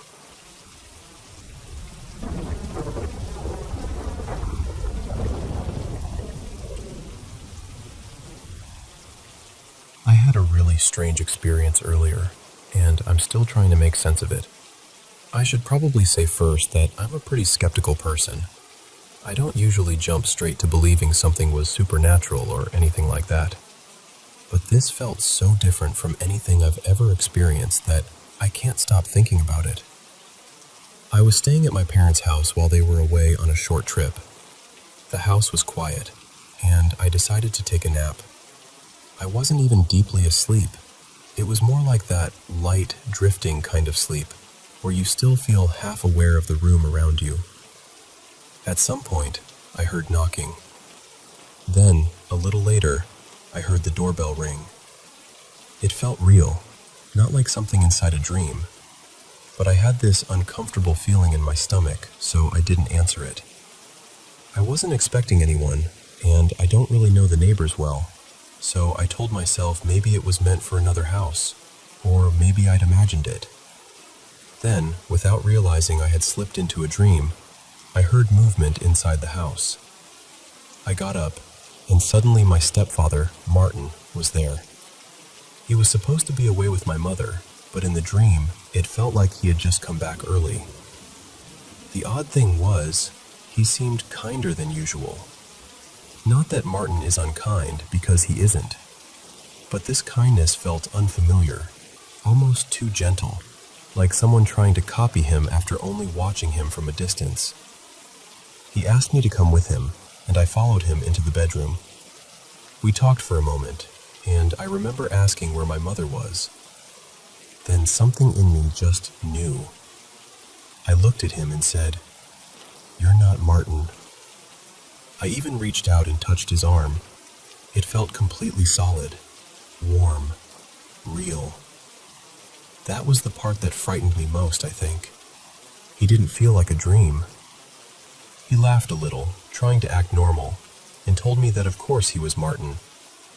But I didn't believe him. I sat down on the bed and started looking around the room. That was when I noticed the bedroom was wrong.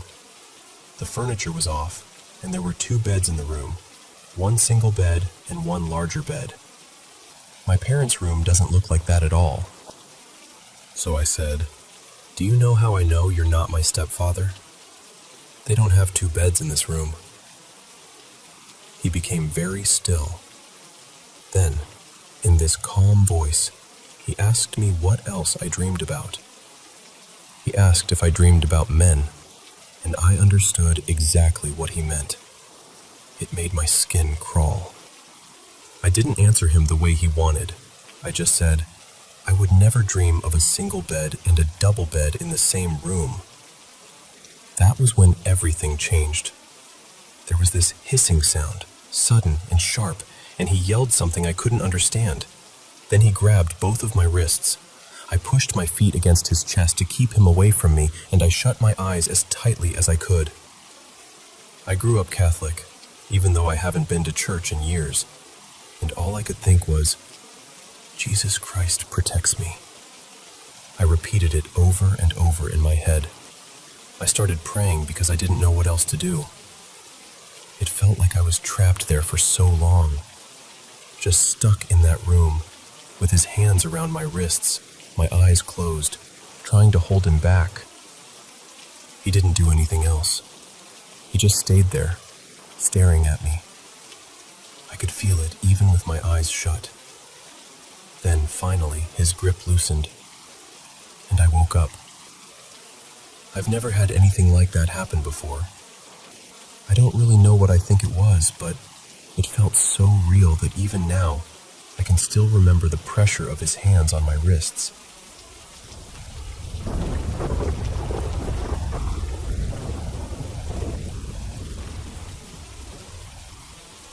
I need to start by saying that I work in a hospital, and this is one of those experiences that still leaves me completely stunned when I think about it.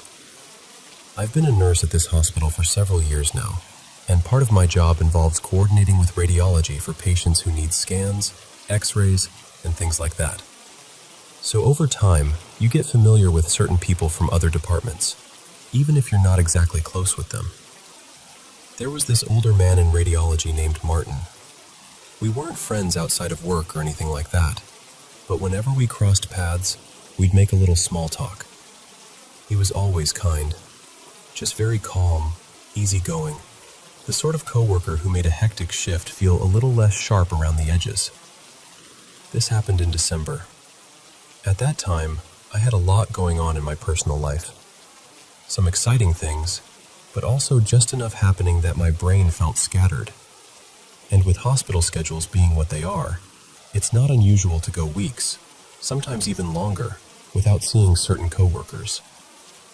So one day, I was rushing through my shift, trying to get to the medication room. It's right near the area where one of the portable x-ray machines is usually kept. As I was walking by, I saw Martin standing there, messing with the x-ray machine. He looked like he was trying to unlock it or move it, but he seemed to be having trouble. I was busy, really busy, and honestly, I wasn't planning to stop and talk. I was just going to slip into the med room and keep moving. But then this feeling came over me. Not dramatic, not loud. Just this quiet little push inside me that said, say hi to him. So I did. I said, "Hey Martin, how are you? I haven't seen you in a while." And he looked at me and said, "Hi, I'm doing really good. How are you?" I told him, "I'm exhausted, honestly, but it's okay. I'm going on vacation soon for a couple of weeks, and I'm really excited." Then we had that normal coworker goodbye. You know, nice seeing you. Have a good rest of your shift. That kind of thing. And then I went into the medication room. I was only in there for maybe 2 minutes. When I came back out, Martin was gone. But the x-ray machine was still sitting there. At the time, I didn't think much of it. People disappear quickly in hospitals all the time. Someone gets called away, another patient needs something, another department pages them. It's normal. But about a month later, I was talking with another nurse on my unit. We were discussing a doctor who had recently passed away, and she said something like, "It's so sad. We lost another coworker this year too." I was confused because I only knew about the doctor, so I asked her what she meant. She told me someone from radiology had died. Then she described him. Older guy, kind, worked with the X-ray equipment. Someone everyone seemed to like. And I realized she was talking about Martin. My heart just dropped. I felt awful. I assumed he must have passed while I was away on vacation or shortly after. But then she pulled up his obituary. And that's when everything inside me went cold. It said he had died in August. August. 4 months before I saw him. I immediately thought back to that exact moment in December. I know it was December. I know it was right before my vacation because I had told him I was about to leave for a few weeks. I remember where I was standing. I remember him by the X-ray machine. I remember the conversation. I spoke to him. He spoke back. And according to the obituary, he had already been gone for months. His death had been sudden and tragic, which makes the whole thing even more heartbreaking. I still don't know what to do with this memory. I don't know where to put it in my mind. But looking back, certain things feel different now. I hadn't seen him in a long time before that day. Something in me told me to stop and say hello. He was trying to move or unlock the machine, but couldn't seem to get it working. And after that day, I never saw him again. Obviously. I don't know what happened. I don't know if it was grief, exhaustion, some strange trick of the hospital lights, or something I'll never be able to explain. But I know what I saw, and I know who I spoke to.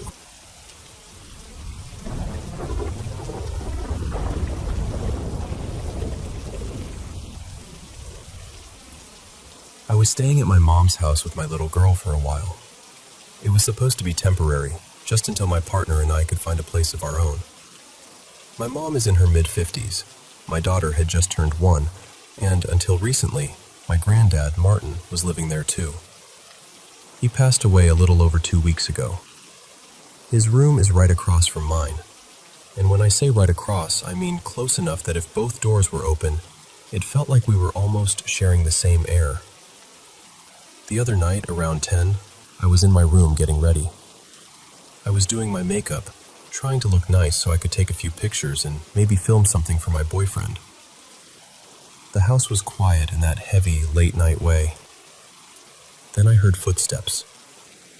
They were coming from my granddad's old room. Slow, dragging, uneven.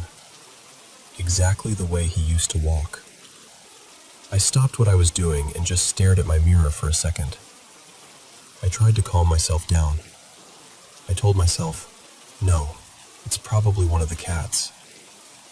We have a few of them, and they get into everything, so that explanation felt easy enough to grab onto.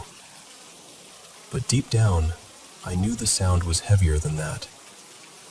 My mom had already been saying strange things had been happening. She told me her bedroom door had been locking by itself, and she kept feeling like someone was watching her. I didn't take it seriously at first. I told her she was probably just grieving and letting her mind run wild. The thing is, we've had odd experiences before. When my grandma passed back in 2023, we used to hear what sounded like her cane tapping across the wooden floor at night. My boyfriend once told us he heard a woman's voice in the kitchen saying, "Nobody appreciates anything I do around here." He had never even met my grandma. But when he repeated those words, my mom and I just looked at each other, because that was exactly the kind of thing my grandma used to say when people didn't like her cooking. Still, I always tried to explain things away. I would blame the house, the cats, the pipes, grief, anything. Until that night. Later, sometime after midnight, maybe close to 1 in the morning, I turned off my air conditioner and the TV because all the noise was making me feel overstimulated. Once everything shut off, the whole house went silent. It was just me and my daughter in the room. I was trying to get her to go to sleep, and I remember gently fussing at her, telling her it was too late for her to still be awake. And then I heard my middle name, clear as day, right outside my door. Not from down the hall, not muffled, not far away. Right there.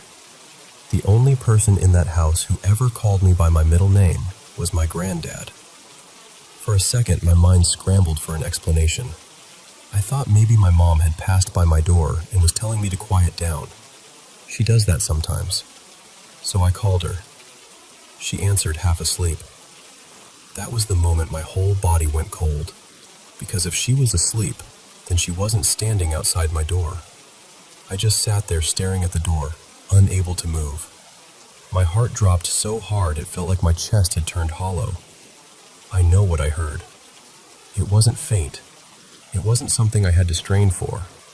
It sounded like someone was standing on the other side of the door, saying my name with patience.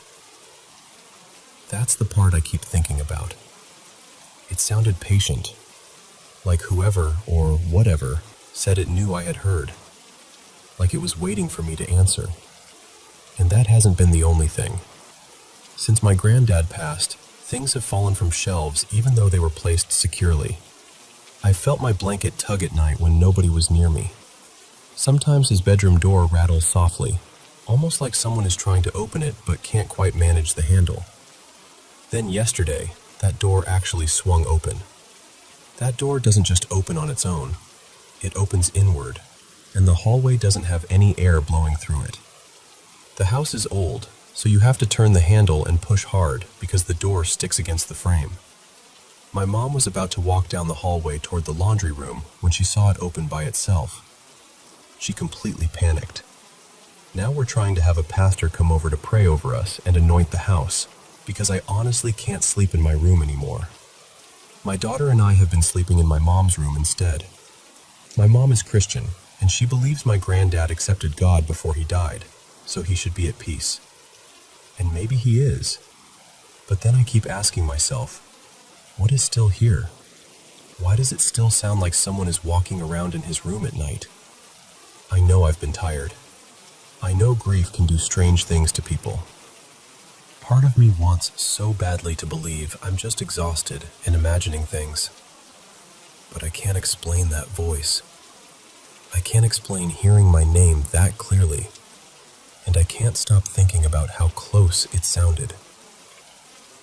Right outside my door. Waiting.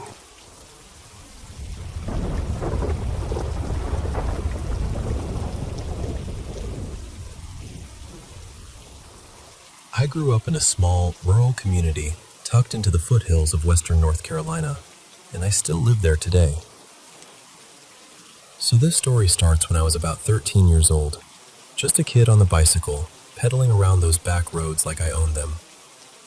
There was this old Victorian mansion down the street, 3 stories tall, run down, covered in vines, with windows that always seemed darker than they should have been. Every time I rode past that place, my stomach would tighten up. I didn't know why. I just knew I didn't like it. I'd start pedaling faster before I even got close. By the time I was passing the front of it, my legs would be flying. I wouldn't slow down again until that old house was well behind me.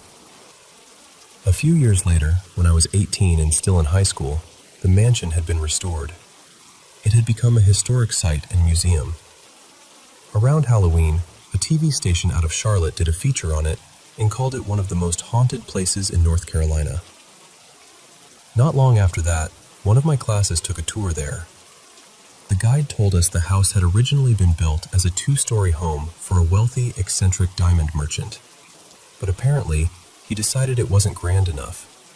So he had workers literally cut the house in half, jack up the top floor, and build a whole new floor between the two. That's how it became 3 stories. They even had photographs in the museum showing the process. During that tour, there was a psychic medium with us. When we reached the 3rd floor, she suddenly became sick. Not just a little uneasy either. She looked overwhelmed, sad, almost crushed by something. She said that one room up there carried terrible sadness. She said someone had been kept there against their will for a long time. And what made all of us go quiet was this: that room still had locks on the outside of both doors. Even the windows had locks on the outside. That stayed with me. About 6 years after that, I became a deputy with the county sheriff's office, and that mansion became a regular part of my life again, but in a very different way.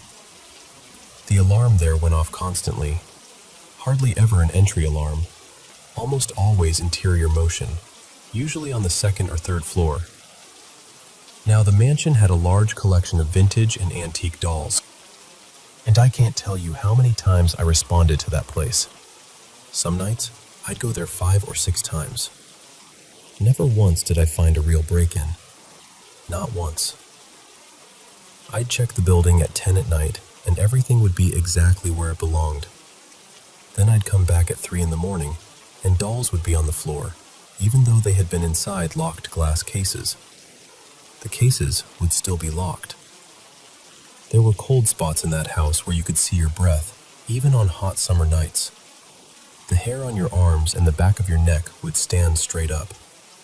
After a while, every officer in the department knew there was something strange about that place. Then one cold winter night, one of our part-time reserve deputies responded to an alarm there. He was an interesting guy. His full-time job was flying large cargo jets. He'd been a professional pilot most of his adult life, but becoming a deputy had been a lifelong dream for him, so he helped us part-time whenever he could. That night, I started heading toward the mansion too, mostly because it was a long, quiet 12-hour shift, and there wasn't much else happening. Before I got there, he cleared the call and asked me to meet him at a small country grocery store parking lot. When I pulled in, I could tell right away something was wrong. He looked shaken. I asked him what happened. He hesitated, then said, "Have you ever seen anything down at that mansion? I mean, anything odd?" I said, "Other than the dolls moving, the cold spots, and the alarms going off for no reason? Not really." "Why?" He tried to brush it off, but I told him he couldn't leave it there. Finally, he asked if I'd ever seen anything unusual on the 3rd floor. I told him no, but I definitely felt uneasy up there. That's when he told me what he saw. He said he pulled up, got out of his patrol car, and started shining his flashlight around the outside of the mansion. Then he looked up at a 3rd floor window. There was a young girl standing there. He said she looked about 12 or 13 years old. She was just staring down at him, holding the curtain open with one hand. He said she didn't move, didn't wave, didn't smile. After what felt like forever, she simply stepped backward into the darkness, and the curtain fell closed. He was rattled by it. After that, he avoided alarm calls at the mansion whenever he could. About 2 years later, it was my turn. It was around 2 in the morning on a cold, silent night. The call came in the same way it always did. Motion alarm, 3rd floor. I'd answered that call so many times by then that I had a routine. I'd pull in, turn on the alley light on my patrol car, circle the whole building once, and use my flashlight to check every door and window. Then I'd park, get out, and physically inspect the entry points. But that night, I didn't make it through the routine. As I pulled along the south side of the mansion, I had my alley light on and my flashlight in my hand. I started scanning the building from the 1st floor upward, moving from door to window, window to door. Then I reached the 3rd floor, and I froze. At the 2nd window, there she was, a young girl. She had long, wavy hair and was wearing an old-fashioned dress, the kind you might have seen in the early 1900s. It had buttons down the front, with lace and ruffles along both sides. Part of her hair hung forward over one shoulder, and the rest fell behind her. Her right arm was raised, holding the curtain back just enough for her to look out. And she was staring right at me. I know it probably only lasted a few seconds, but it felt much longer. I sat there, unable to move, just looking at her. Then she stepped backward into the dark. The curtain swayed where she had let it go. I felt a chill run straight up my spine, and I don't use that phrase lightly. I was scared. I still searched the house because that was my job, but I'll be honest with you, I searched it quickly. I found nothing. No open doors, no broken windows, no one inside. I cleared the call and didn't tell anybody what I'd seen for a long time. Maybe a year or two later, I was working with that same reserve deputy again. We pulled over one night to talk, and I finally told him. I said, "You know, I never told you this, but I saw her too." He looked at me, and I described her. The girl in the third-floor window. The dress with the lace and ruffles. The way she just stood there, staring, not blinking, not smiling, not moving, then stepping back into the darkness. He just shook his head and said, "That place gives me the creeps. There's something not right about it." And I told him I agreed. Over the years, other officers saw her too, always in that same third-floor window, never waving, never smiling, just watching. And then she'd be gone.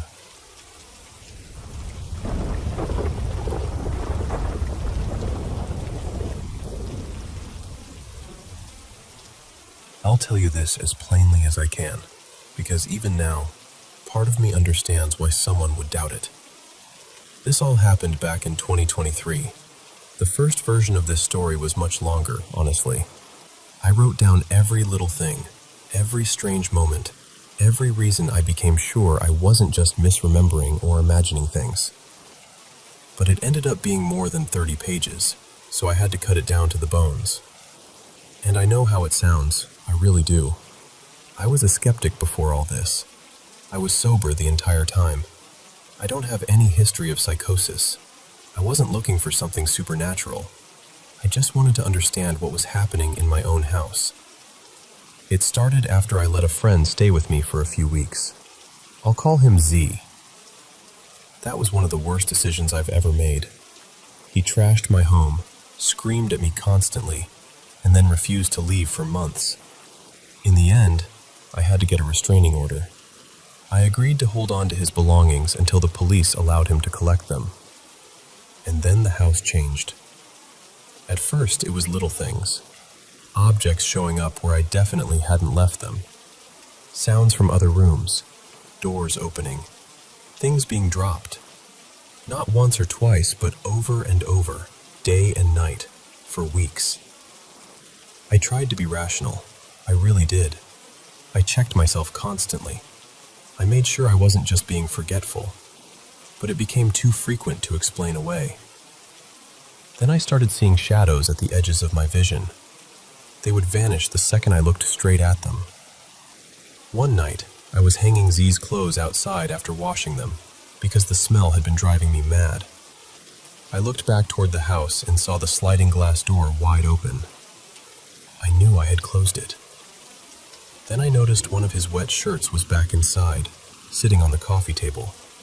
It had been folded neatly, with the image on the front perfectly displayed.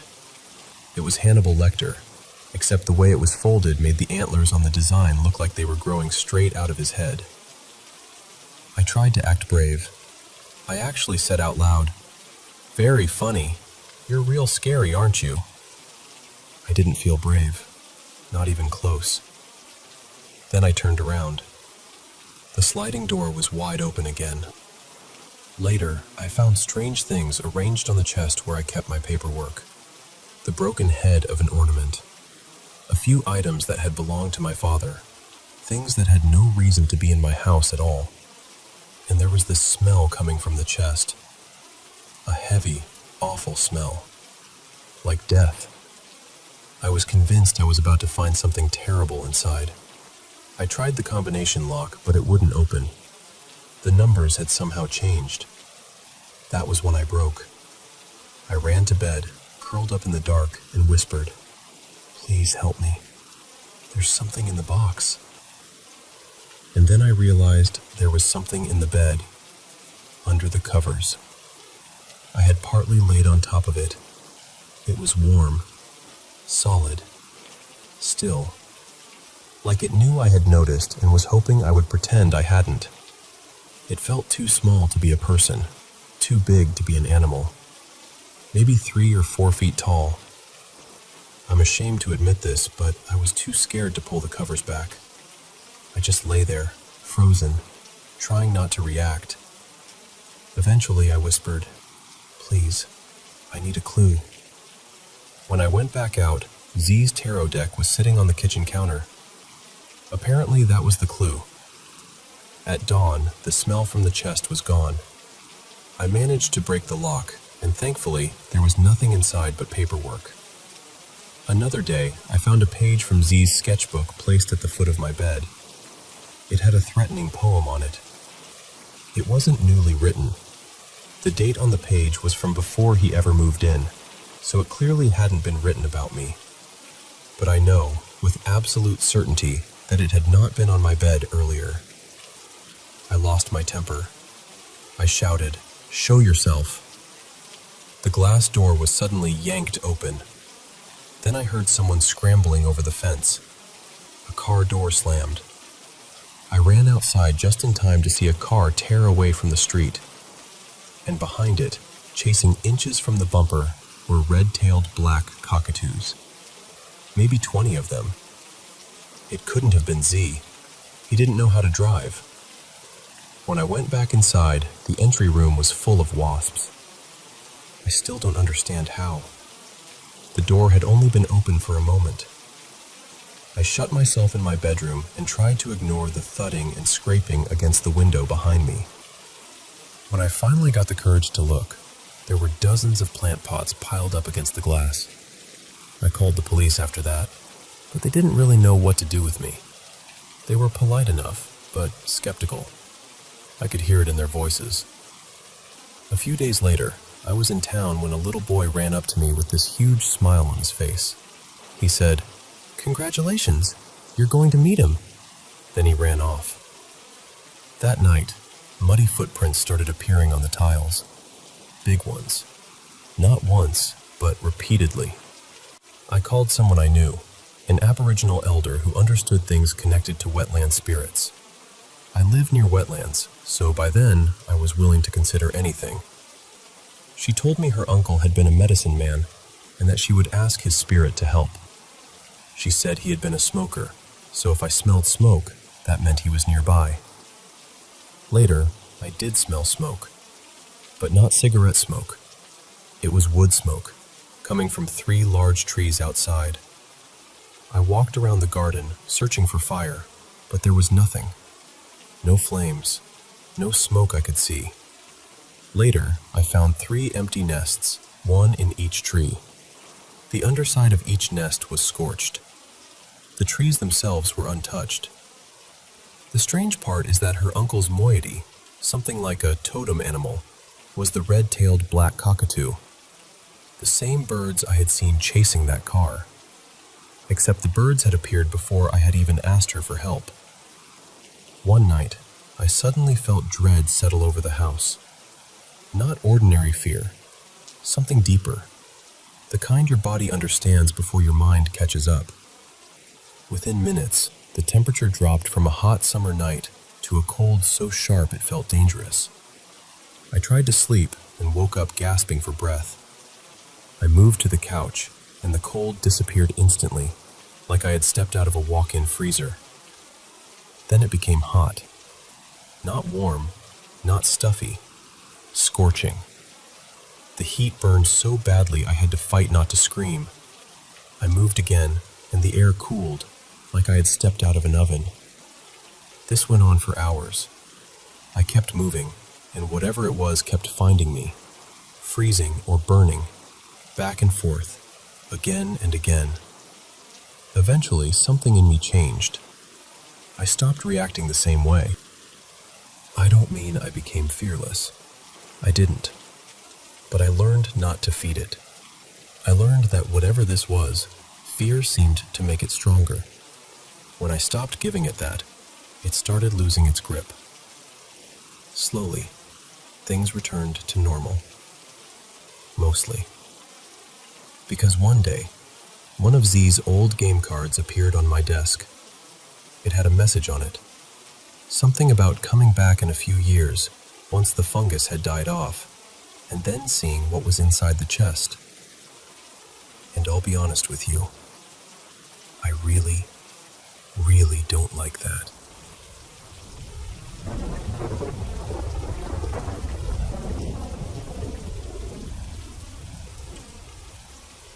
I heard this story from a full-time staff member I used to know. I'll call him Dean. Dean had worked for the city for most of his life, moving between different community centers over the years. But there was one place he always spoke about differently. South Common Community Center. That building had a strange history. This happened one night before I was even born. Dean was working the night shift. He had already finished most of his chores, so he was sitting in the library, watching videos on the computer. The whole place was empty except for him and his supervisor, Shane. Now, Shane had a habit. Whenever he wanted Dean to get moving again, he would bang on the metal gates to get his attention. So while Dean was sitting there, he suddenly heard it. Bang, bang, bang. Then a voice called out his name.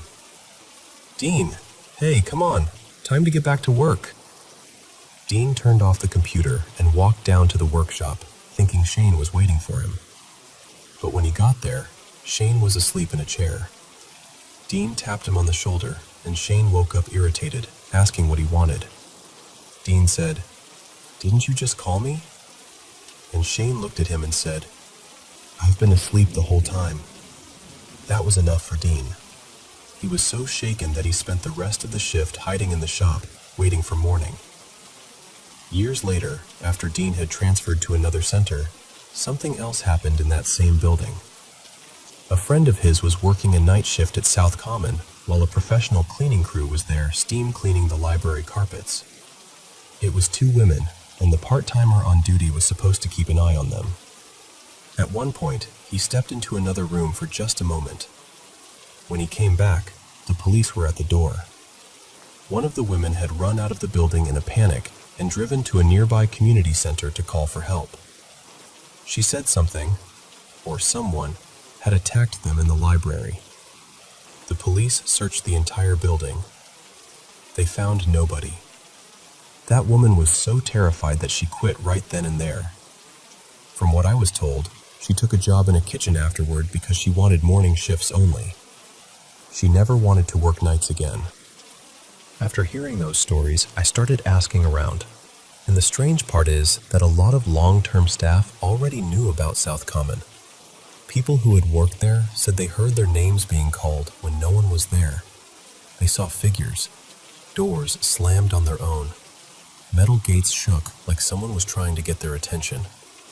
Eventually, the building was demolished and replaced with a new one. But I've been to that site at night, and even with the old building gone, there's still something off about it. The air feels colder there. Not just regular cold either. It has that heavy feeling, like the place remembers things. Like something is still watching from where the walls used to be. And honestly, it made me think about my own experience. Mine wasn't as scary because it happened in the afternoon, but it still bothered me. I was home alone one day when I suddenly heard my mom calling me. I answered, "What?"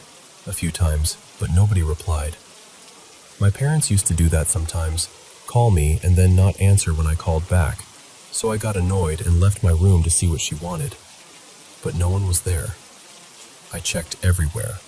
The garage, the backyard, the living room, the basement, my siblings' rooms, my parents' room, even the driveway. Nothing. I was confused, but mostly irritated, so I went back to my room. Then it happened again. My name was called. and right after that, there was knocking on the door. This time, I ignored it. I stayed in my room and refused to go looking again. I didn't come out until I heard the front door open, because that meant someone had actually come home. That happened a little over 10 years ago, and I don't live in that house anymore. But I still remember the feeling of standing there, searching every room, knowing I had heard someone call me, and slowly realizing there was no one there.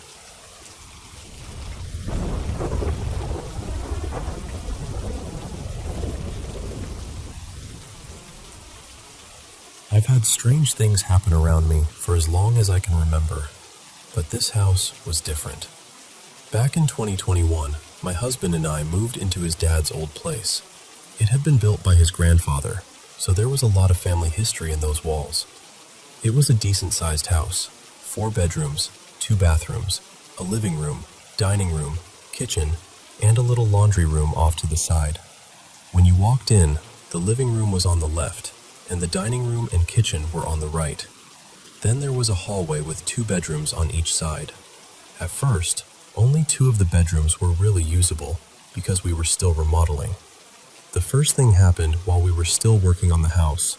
It was me, my husband, and our 20-year-old son, Caleb. My husband had gone to bed earlier, and Caleb and I stayed up a little later.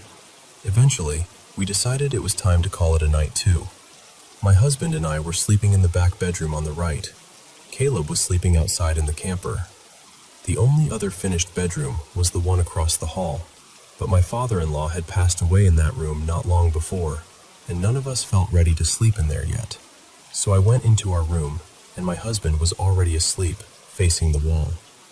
I climbed into bed and kind of curled up behind him. Caleb had already gone outside to the camper.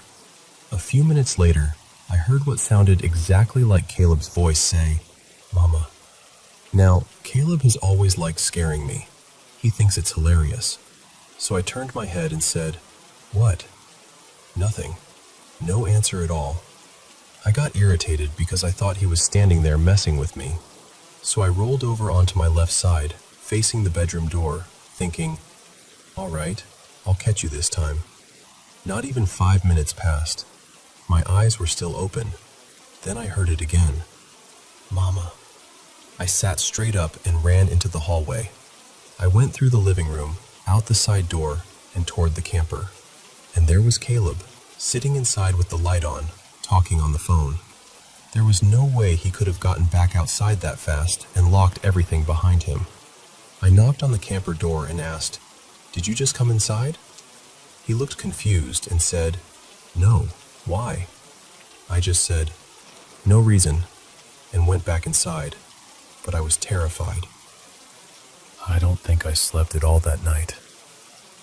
The second thing happened a couple of years later, after the remodeling was finished. By then, my husband and I were using the back bedroom on the left as our room, the same room where his dad had passed. One evening, we were both in there folding clothes on the bed. We were standing close together, facing the same direction. Then I heard it, but it wasn't just hearing it. I felt it right against my neck. A voice said, "Get out." My whole body went cold. I turned and looked at my husband, and he was already staring at me. Before I could even ask, he said, "I didn't say that." I said, "You heard it too?" He nodded and said, "Yep." The third time was the worst. My husband and I were in that same bedroom. I was walking out of the room, holding a cup with papers tucked inside it, when something shoved me hard. I mean, violently. Everything in my hands went flying. The cup, the papers, all of it scattered across the floor. My husband saw it happen. He jumped up and said, "What in the world? Are you okay?" He told me later that it looked like something had pushed me, but there was nothing there. Nothing either of us could see. The next day, our middle daughter told us that something had grabbed her arm the night before. She said it squeezed her so hard that it left fingerprint marks. She didn't know anything about me being shoved. We hadn't told her yet. There's one more part to this, and I know it might sound strange. My husband had a friend whose wife claimed to practice witchcraft. We're Christians, so that already made me uncomfortable, but we had gone over to visit them once before the shoving happened. I had brought some of my rocks and crystals with me because I collected them at the time. She looked through them and told me one of them was a seeing stone. She said if you looked through it, you could see things that weren't from this world. I tried it at her house, and I saw something. She had always talked about having a familiar, and when I looked through that stone, I saw it. I don't even like describing it. It looked dark and twisted, almost devilish. It scared me so badly that I stopped looking through it right then. But later, when we got home, curiosity got the best of me. I looked through it again, and I saw a woman standing in our bathroom, looking at herself in the mirror. Then she turned toward me. Half of her face was missing. I threw that stone away immediately. After the shoving happened, I prayed over the house and blessed every room. I meant it with my whole heart, and since then, nothing else has happened.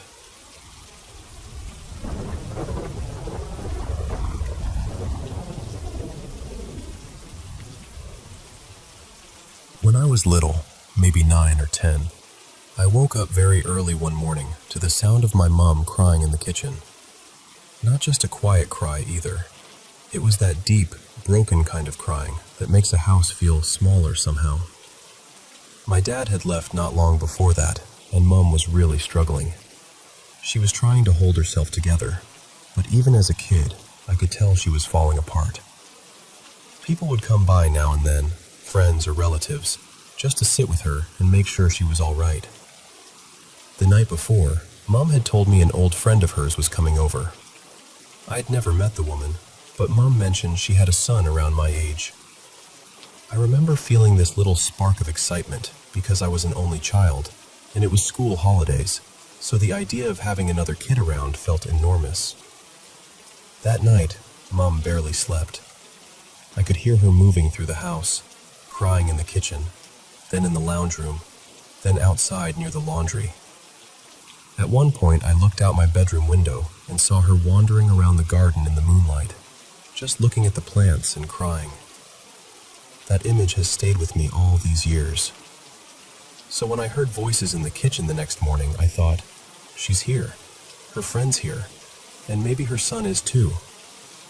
I got out of bed and walked down the hall, feeling hopeful in that simple way kids do.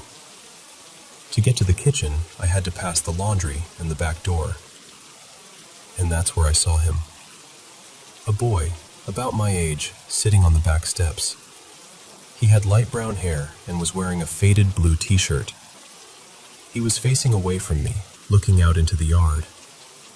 I went straight over and tapped him gently on the shoulder. He turned around and smiled. He didn't say anything, not a single word. But he opened his hand, and there was this little beetle crawling across his palm. It was striped orange and black, the kind we used to see all over the garden at that time of year. He looked at me, still smiling, and held out his hand like he wanted me to take the beetle. So I did. The beetle crawled from his hand onto mine, up over my fingers and across my wrist.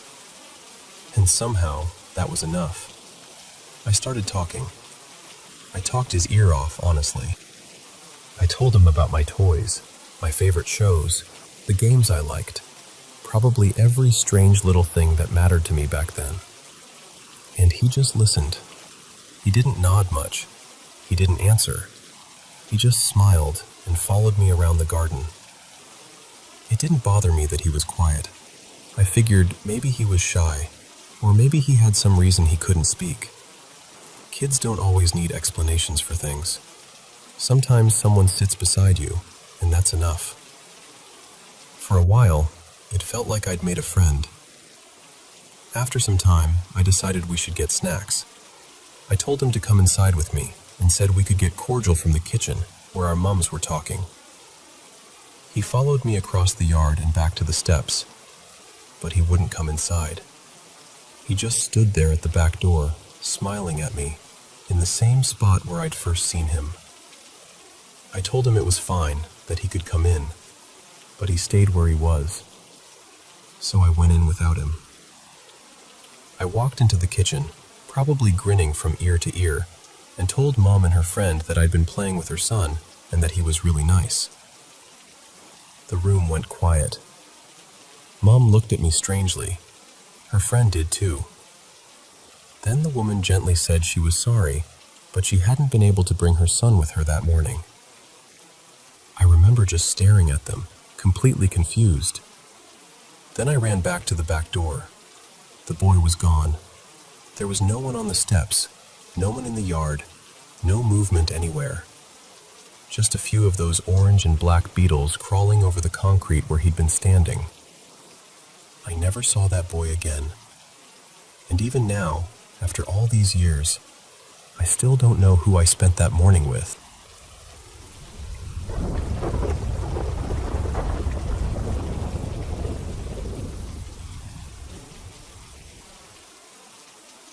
I work long night shifts, usually from about 6 in the evening until 6 in the morning. So by the time I get home, the whole world feels half asleep. Most mornings, I pull into the driveway just after sunrise, let myself in quietly, and the dogs barely react. They know my routine. They know the sound of my boots, my keys, the way I open the front door. My partner, Laura, is usually still asleep when I get in. She doesn't have to be up for work until later, so the house is normally still and dark when I walk through it. But one morning, a few months back, everything was wrong. I opened the door and there she was, standing at the far end of the hallway, just staring at me. She looked absolutely terrified. Before I could even ask what was going on, she ran straight toward me and ducked behind me like she was hiding from something. She kept saying, "Someone's in our room. I know someone's in our room." I was exhausted, still halfway in night shift fog, but that woke me up instantly. Looking back, I probably should have grabbed something first. There's a crowbar near the laundry, and I've got tools in the garage. But in that moment, I didn't think. I just marched down the hall as loudly and quickly as I could. The dogs went completely mad because they had no idea what was happening. I switched on every light I could reach and went straight into the bedroom. Nothing. The room was empty. I checked the wardrobe. I checked behind the curtains. I checked the windows. Everything was shut, locked, and untouched. Then I went through the rest of the house while Laura stayed right behind me, shaking. I even went outside with a torch and checked the garden shed and the side gate. There was no one there. Everything was secure. Once she calmed down enough to explain, she told me that a couple of hours earlier, sometime around 3 or 4 in the morning, she was sure she'd heard me come home. She said the dogs didn't bark, which made sense to her because they never bark at me. She heard the front door open. She heard someone walk down the hallway. She felt someone standing beside the bed for a moment. Then, according to her, I leaned down, kissed her cheek, and whispered something softly into her ear. After that, she felt me get into bed and wrap my arm around her. The worst part is what happened when my actual truck pulled into the driveway a few hours later. That sound woke her up, and when she opened her eyes, she could still feel an arm around her. Tight, heavy, real. Then she heard me come in through the front door. I checked the locks again. I checked the security camera that points at the driveway, which covers the only entrance to the property. Nothing showed up. No person, no movement, no vehicle besides mine. And the 3 dogs, who would usually lose their minds if a stranger came anywhere near the house, hadn't reacted at all. By some strange bit of timing, I had the next few days off work. That helped. We stayed together, kept the lights on more than usual, and eventually the fear faded into the background. After a while, I convinced myself Laura must have had some kind of vivid dream, or maybe sleep paralysis, or maybe she'd half woken and imagined the whole thing. That explanation worked for me. For a little while. Then, about 2 weeks ago, something happened to me. I was sleeping during the day after another night shift. The house was quiet. Laura was at work. The dogs were settled. Then I woke up because someone was whispering directly into my ear. Not across the room. Not from the hallway. Right into my ear. I came awake in a panic, and the whispering stopped almost immediately. But there were a couple of seconds, just as I opened my eyes, where I could still hear it. I know I could. It was a voice. I couldn't understand what it was saying. It wasn't clear words, more like rushed, broken nonsense. But it was close enough that I felt breathless afterward, like something had been leaning over me. And ever since that moment, I've had the worst neck pain I've ever felt. Heavy, deep, constant. Like I slept wrong, except it hasn't gone away. I haven't told Laura. I know exactly how she'd react. She'd probably hide my keys before my next shift just so I couldn't leave her alone in the house. I try not to think about it too much because, honestly, it makes my skin crawl. But I keep coming back to one thought. Something came home before I did, and now I'm not sure it ever left.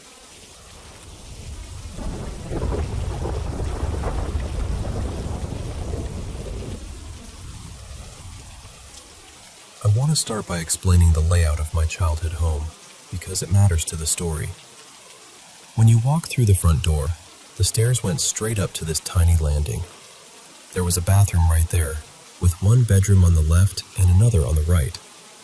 It was a really small space, almost like the whole upstairs paused for a second before splitting off into rooms.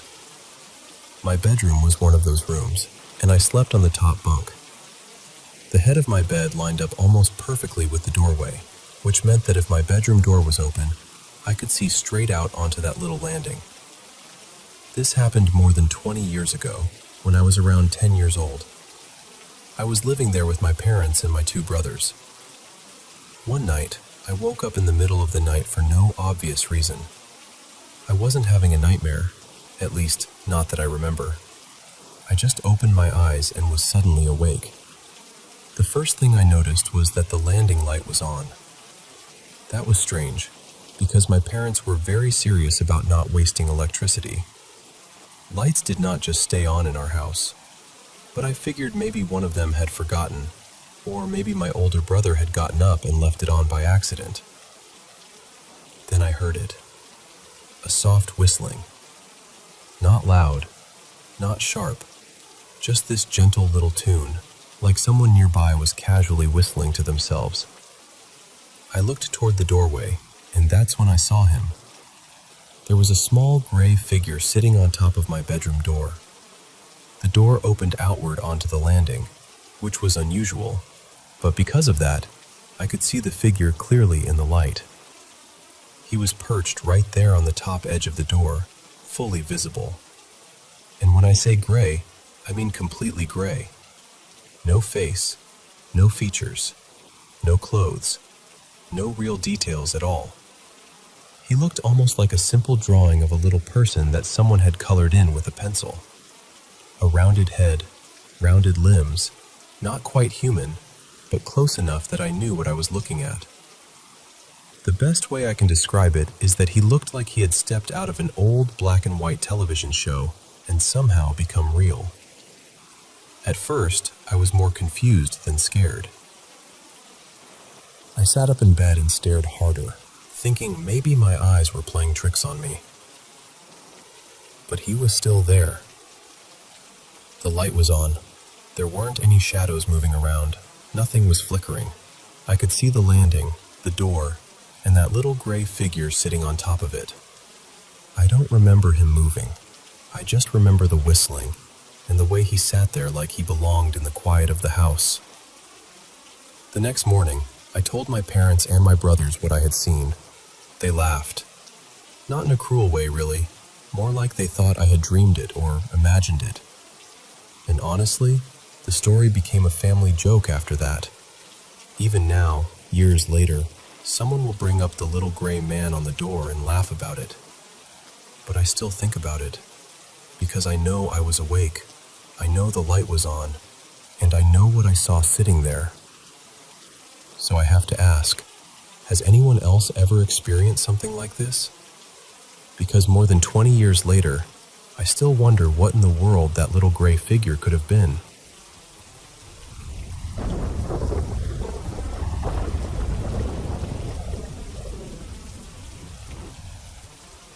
So I've been trying to make sense of something that's been happening at work, and honestly, I still don't know what to call it.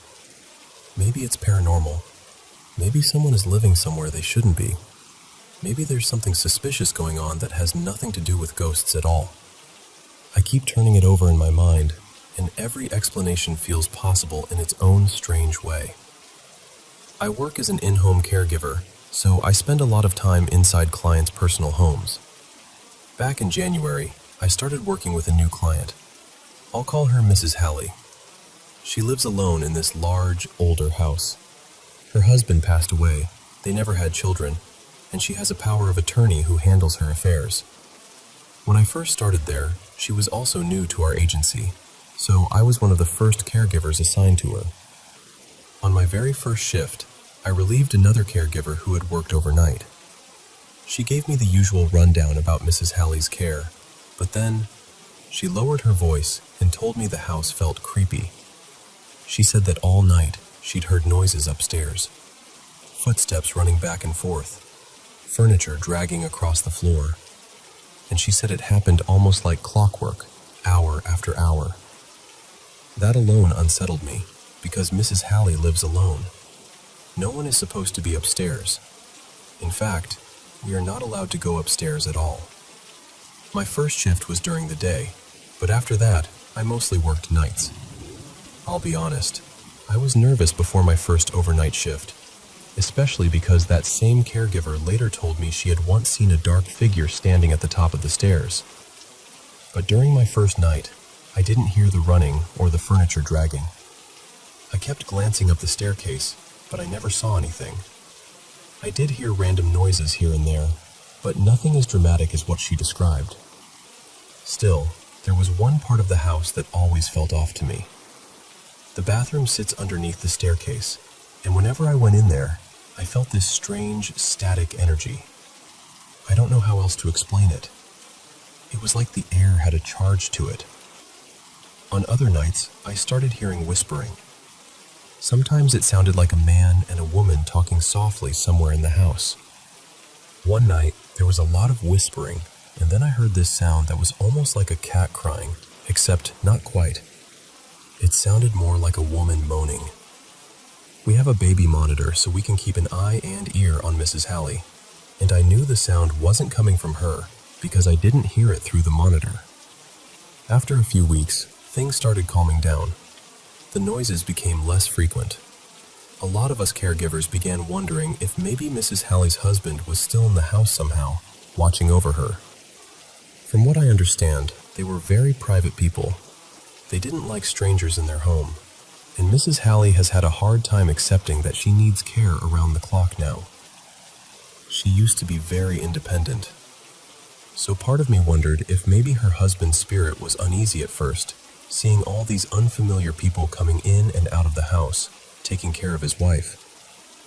Maybe once he realized we were there to help her, he settled down. There was also one caregiver who had been acting suspiciously, possibly stealing. She suddenly quit, almost like she was trying to avoid being caught. A couple of weeks after she left, I realized the strange activity had mostly stopped. That made me wonder even more if Mrs. Hallie's husband, if he really is still there, reacts when someone in the house has bad intentions. For several weeks after that, everything was quiet. Then, about 2 weeks ago, we had a big meeting to update Mrs. Hallie's care plan. Her needs had changed, and the agency wanted all the main caregivers on the same page. Since we were all attending the meeting, my boss sent someone new to stay with Mrs. Hallie during the day. The power of attorney joined the meeting over FaceTime. At one point, one of the caregivers asked him if he watches the cameras in the home to see how we interact with Mrs. Hallie, and make sure everything is going smoothly. He said he doesn't like to sit there and stalk the cameras, but if there's ever an issue, he'll go back and review footage. Then he said he mostly watches the cameras upstairs because no one is allowed to go up there, and he wants to make sure nobody does.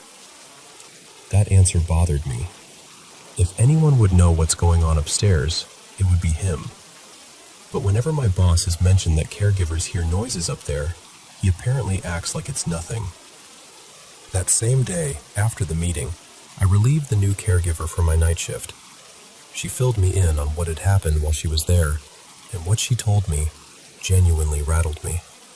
At one point during her shift, Mrs. Hallie went to her bedroom to take a nap. The caregiver went toward the bathroom, and from that hallway, you can see the front door. When she turned the corner, the front door was standing wide open. We are never supposed to use that door. We enter and leave through the garage. The front door has a strong deadbolt, and when the caregiver went to close it, she said the lock was so tight she could barely get it locked again. She called my boss. The power of attorney checked the camera footage, and supposedly there was no sign of anyone opening the door. Mrs. Hallie was asked if she wanted the police called, and she said no. But honestly, I would have called anyway. She isn't really in a position to make those kinds of decisions for herself, and after finding a locked front door wide open, I would need peace of mind. After that caregiver left, I closed the garage behind her. Mrs. Hallie was so frightened by what had happened that she locked herself in her bedroom for the night. That created another problem, because the monitor had gone missing that same day.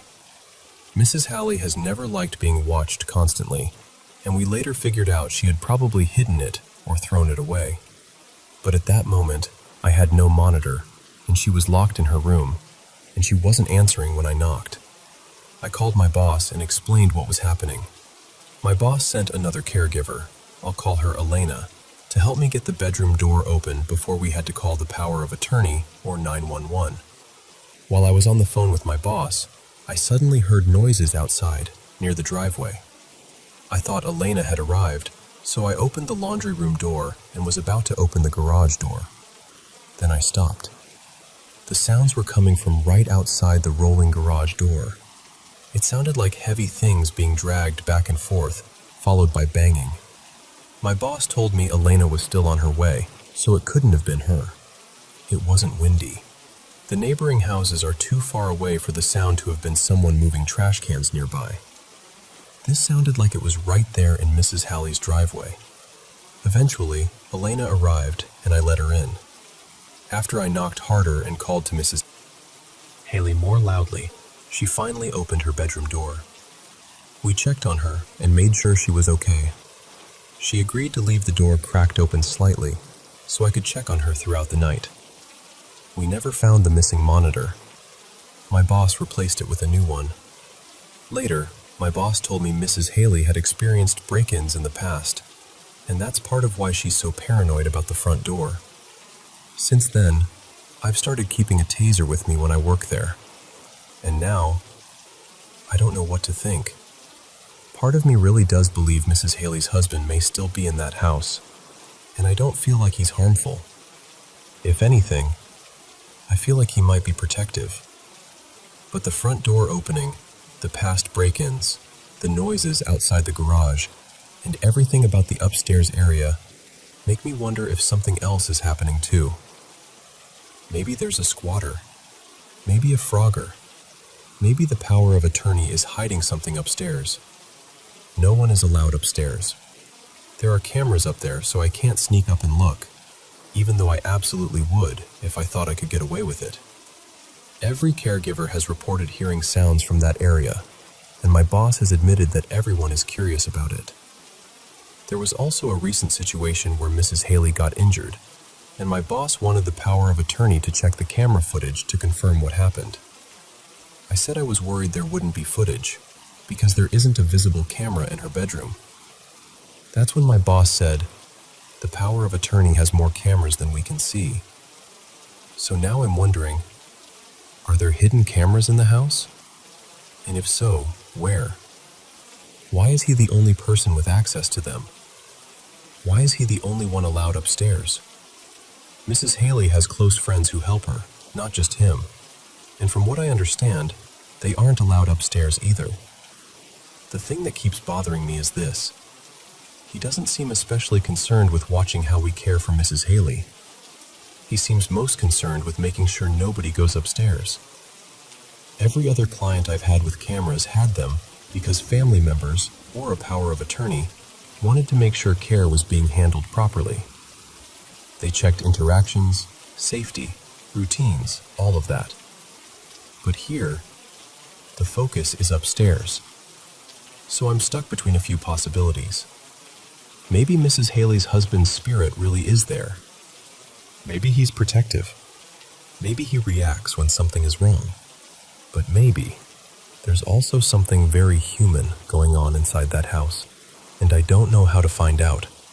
I can't place my own cameras because it isn't my home. I can't sneak upstairs without probably being caught. I don't know where any hidden cameras might be, because everything looks normal. All I know is that something about that house feels unfinished. Like there's a closed door inside the story, and everyone keeps pretending not to hear what's behind it.